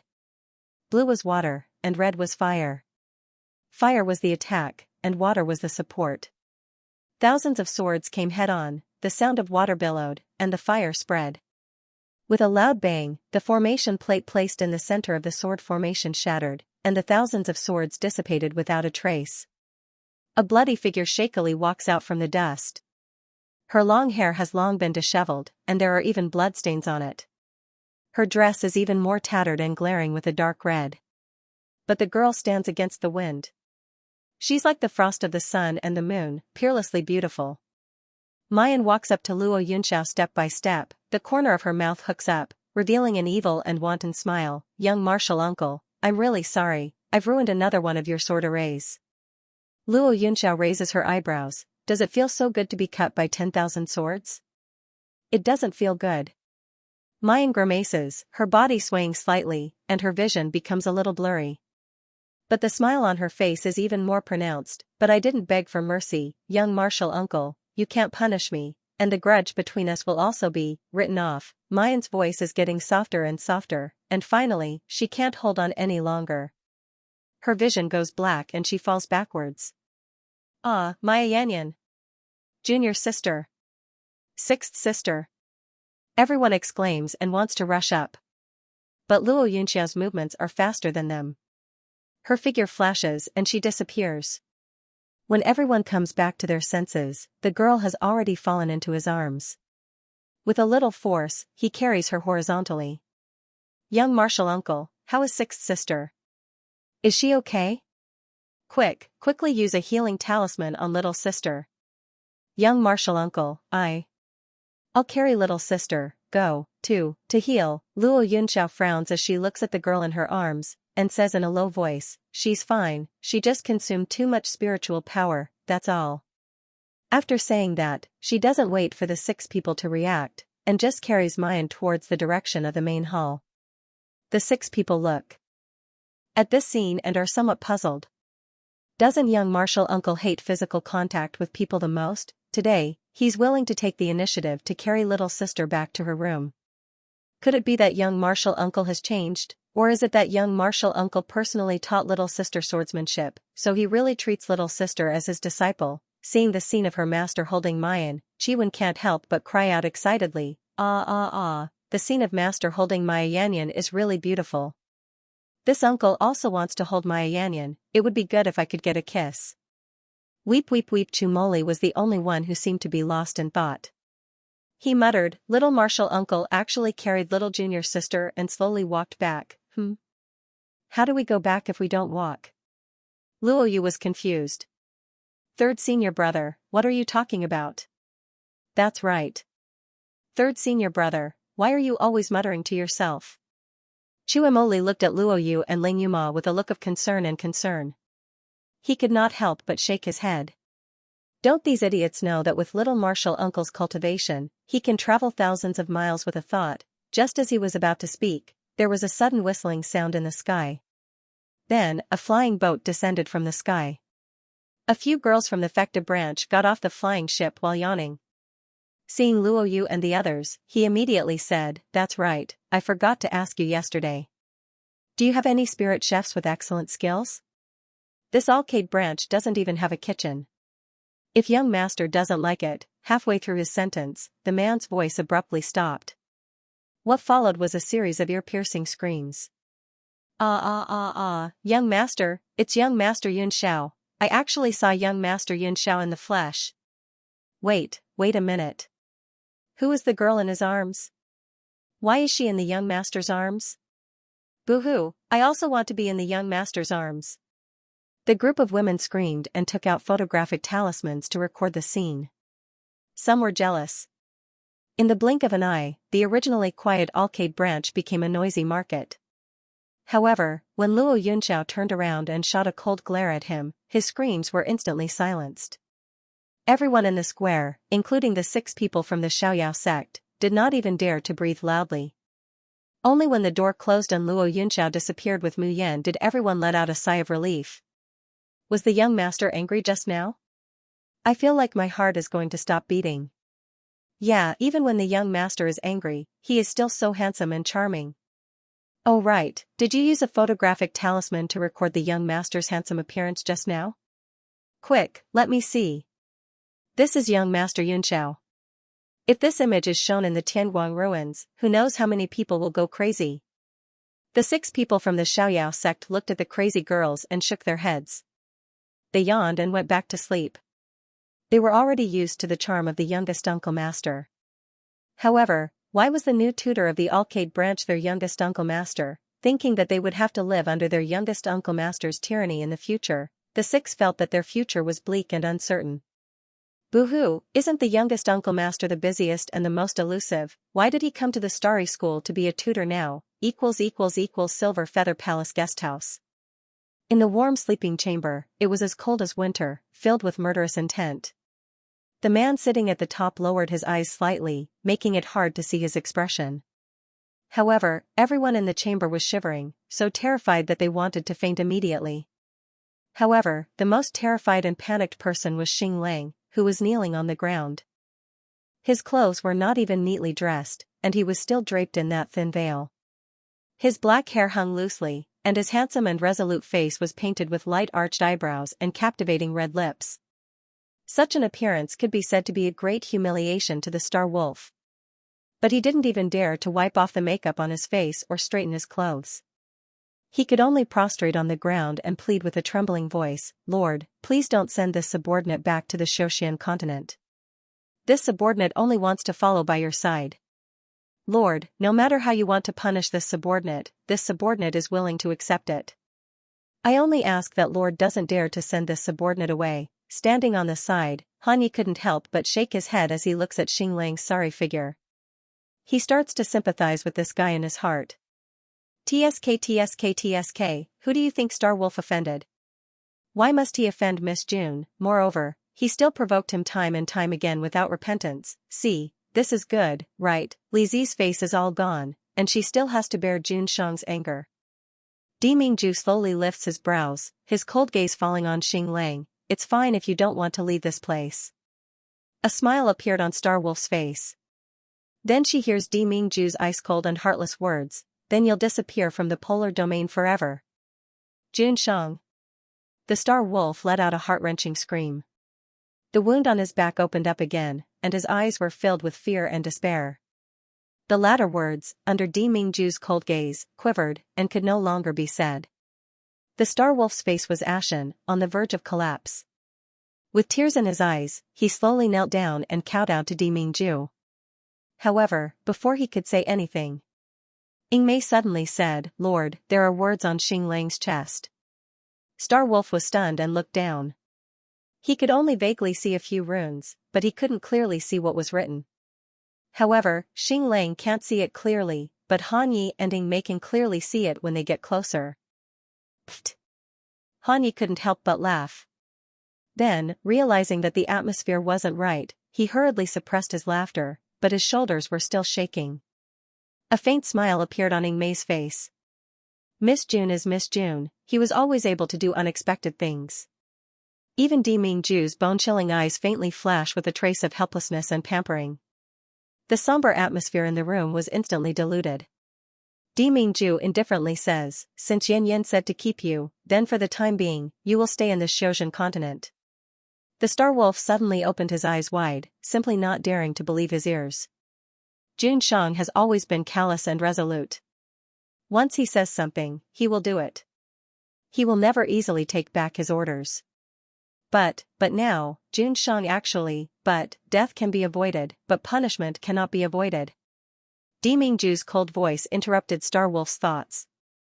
Xinglang hurriedly knelt on the ground and said loudly, "As long as Lord is willing to let Xinglang stay, Xinglang is willing to accept any punishment." Di Mingju stood up and slowly walked in front of Star Wolf, looking down at him from above. "Ben Jun will say it again. Jun Mayan is Ben Jun's wife, and also the future mistress of the polar domain. Whoever dares to be disrespectful to her is disrespectful to me." Star Wolf's body shuddered, his heart sinking bit by bit. He already knew that Jun Shang was captivated by that foxy woman. But she never thought that Jun Shang's infatuation with her would actually reach such an extent. She actually wants to give the position of Polar Domain's future mistress to a mortal from Yanwu continent? How could this be? The Star Wolf subconsciously raised his head and looked at the monarch he respected the most. However, in the next instant, he met a pair of cold and gloomy blue eyes. Xinglang. The man slowly spoke in a cold voice, "This is Ben Jun's last warning. To you. If you dare to disrespect Mayan again, from now on, there will no longer be a place for you in the polar domain." Star Wolf's body suddenly trembled, and his face instantly became as pale as paper. But in the end, he still slowly bowed down and said hoarsely, "This subordinate obeys." On the side, Han Yi sneers and shakes his head. Xinglang, this idiot, has already told him that to Jun Shang, Miss Jun's existence is like his lifeblood. If you hold her in your hands, you're afraid that she'll fall. If you hold her in your mouth, you're afraid that she'll melt. Whoever dares to offend her, that's simply courting death. However, this fellow thought that he was smart and provoked him time and time again. Now, he suffered a double loss. Han Yi, you will supervise the execution of his punishment. Yes, my lord. The star wolf shakily gets up from the ground, following Han Yi outside. Outside the door, he meets Han Yi's mocking gaze, and he can't help but grind his teeth. Han Yi, what are you laughing at? Are you proud of yourself now? Xing Lang, didn't I warn you not to underestimate Miss June? Otherwise, you would certainly pay a heavy price. This time, you've tasted the bitterness, haven't you? Xing Lang's face twists. That was just June Mayan's treacherous trickery, that's why I fell into her trap. Treacherous trickery? Han Yi rolls his eyes. Xing Lang, have you forgotten what your cultivation is, and what Miss June's behavior is? You're an immortal, yet you've been beaten into such a miserable state by Miss June, a fasting stage cultivator, and you still have the nerve to find excuses here. Xing Lang wants to quibble, but he looks at his current stupid appearance. Then he thinks about how he was subdued by June Mayan, and his face turns green and white. Han Yi can't help but laugh out loud when he sees his appearance. Xing Lang is silent for a moment, then he grits his teeth. That woman, what did she write on my chest? Why can't I see it now? That's right, when the rune appeared just now, Xing Lang couldn't clearly see what was written because of the angle and the panic in his heart. When he wants to take a good look, he finds that the lines on his chest have already disappeared. Damn it, how did that woman do it? Han Yi puts away his smile, purses his lips, and looks at him in all seriousness. I really want to know what Miss June wrote on your chest. Xing Lang nods. He really wants to know what kind of words could actually make June Shang change his mind. But he doesn't think that he owes June Mayan a favor. He just wants to know what tricks that woman is playing. Han Yi raises a finger and shakes it in front of Xing Lang. You want to know? Then beg me Han Yi, don't go too far. Xing Lang roars. Han Yi spreads out his hands indifferently. If you don't want to know, then forget it. Xing Lang's face twitches, but he finally swallows his anger and opens his mouth. Fine, I beg you to tell me. Han Yi hears Xing Lang's pleading, and the expression on his face becomes more vivid, like he's holding back his laughter, but also like he's carefree. He slowly approaches Xing Lang, sticking his head to his ear. What Miss June wrote is. Xing Lang pricks up his ears, his face tense. Han Yi smiles mischievously. What Miss June wrote is really interesting. Unfortunately, even if you beg me, I won't tell you. After saying that, he suddenly retreated a few meters away. The star wolf's face contorts malevolently, and he bellows at the top of his lungs. Han Yi. Han Yi picks his ears, completely ignoring his anger. What? You want to fight? Unfortunately, you're more dead than alive right now. You're no match for me. Furthermore, don't forget that I will be the one to carry out your punishment. Xing Lang tightly clenches his fists, his complexion ashen. Han Yi, don't push your luck. Do you really think that then let me warn you too. The smile on Han Yi's face suddenly turns solemn, his voice ice cold. Don't try to act one way on the surface and another way behind her back. Try in vain to move against Miss June again, otherwise, your end will be 100 times, 1,000 times more miserable than this time. At that time, don't blame me for not considering our years of friendship. Saying that, not waiting for the star wolf to react, Han Yi turns around and leaves. Han Yi stops and slowly turns around, the corners of his mouth hooking up into a shallow arc. No, nothing at all. It's only because she is June Mayan.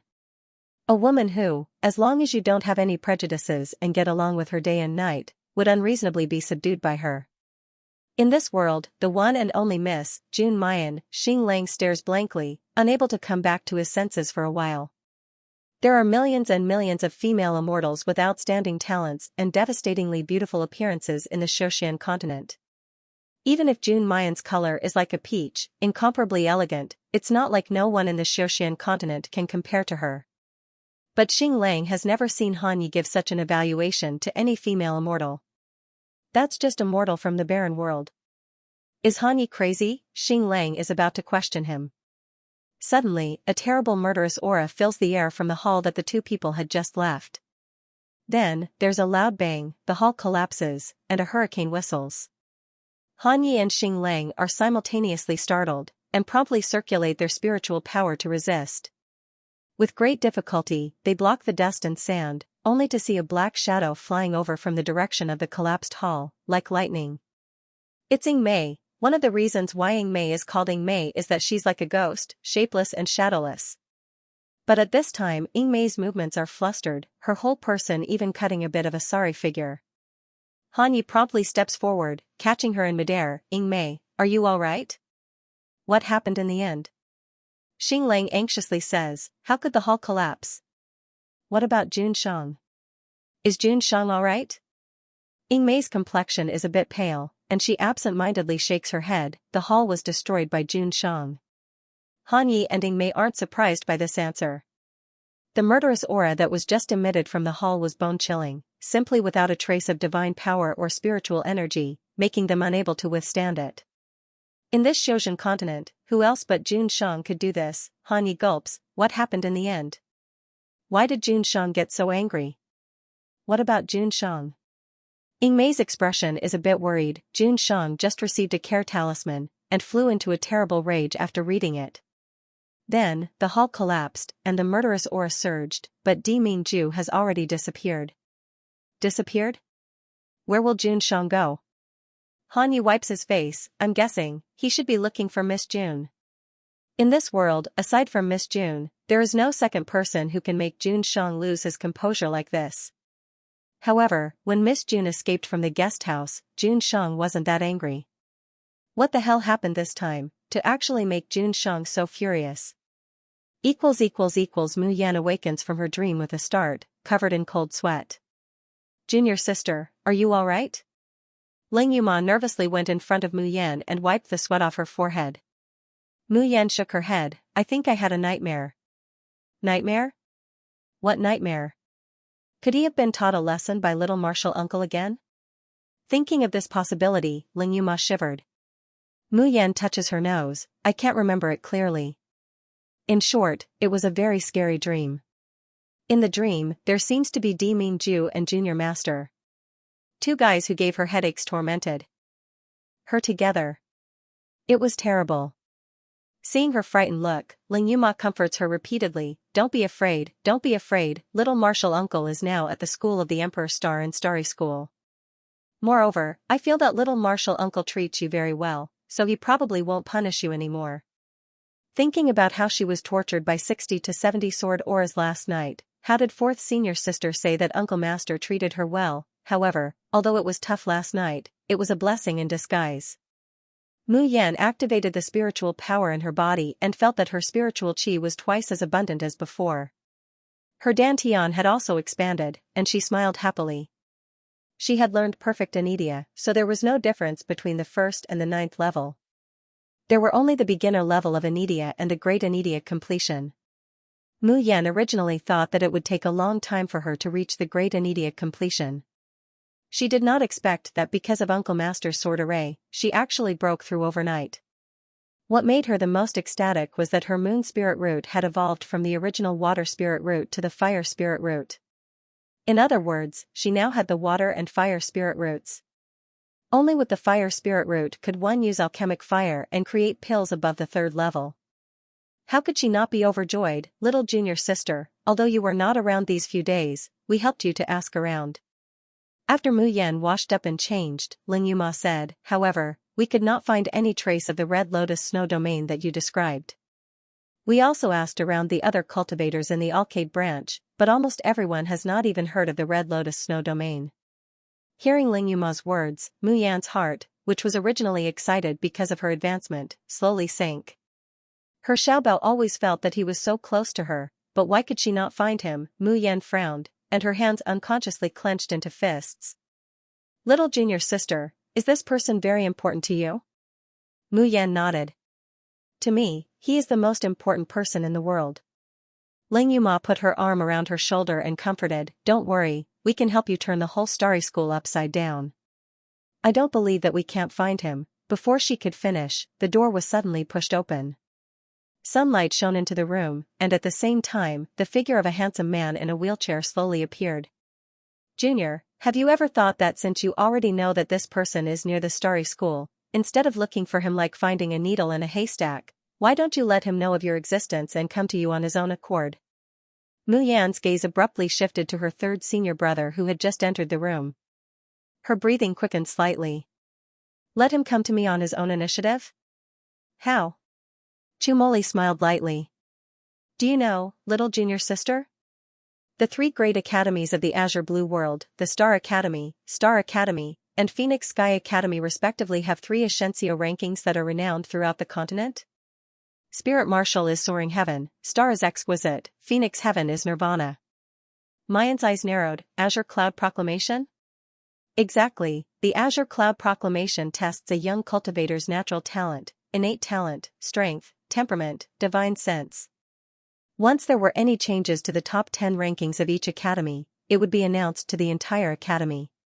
If you can get into the top 10 of the exquisite roll of the Starry School, everyone in the school will know about you. Mu Yan's breathing stagnates, her hand slightly clenching. Chumoli's words seemed to have planted a seed in her heart. Indeed, if she wanted to find Xiaobao, it would be like looking for a needle in a haystack. But what if she could let Xiaobao see her, if she could let her name appear in every corner of the Starry School, every corner of the Azure Blue World, and even every corner of the Cultivation continent? End of chapter 1234. Don't forget to subscribe, like, and share the video to support the channel.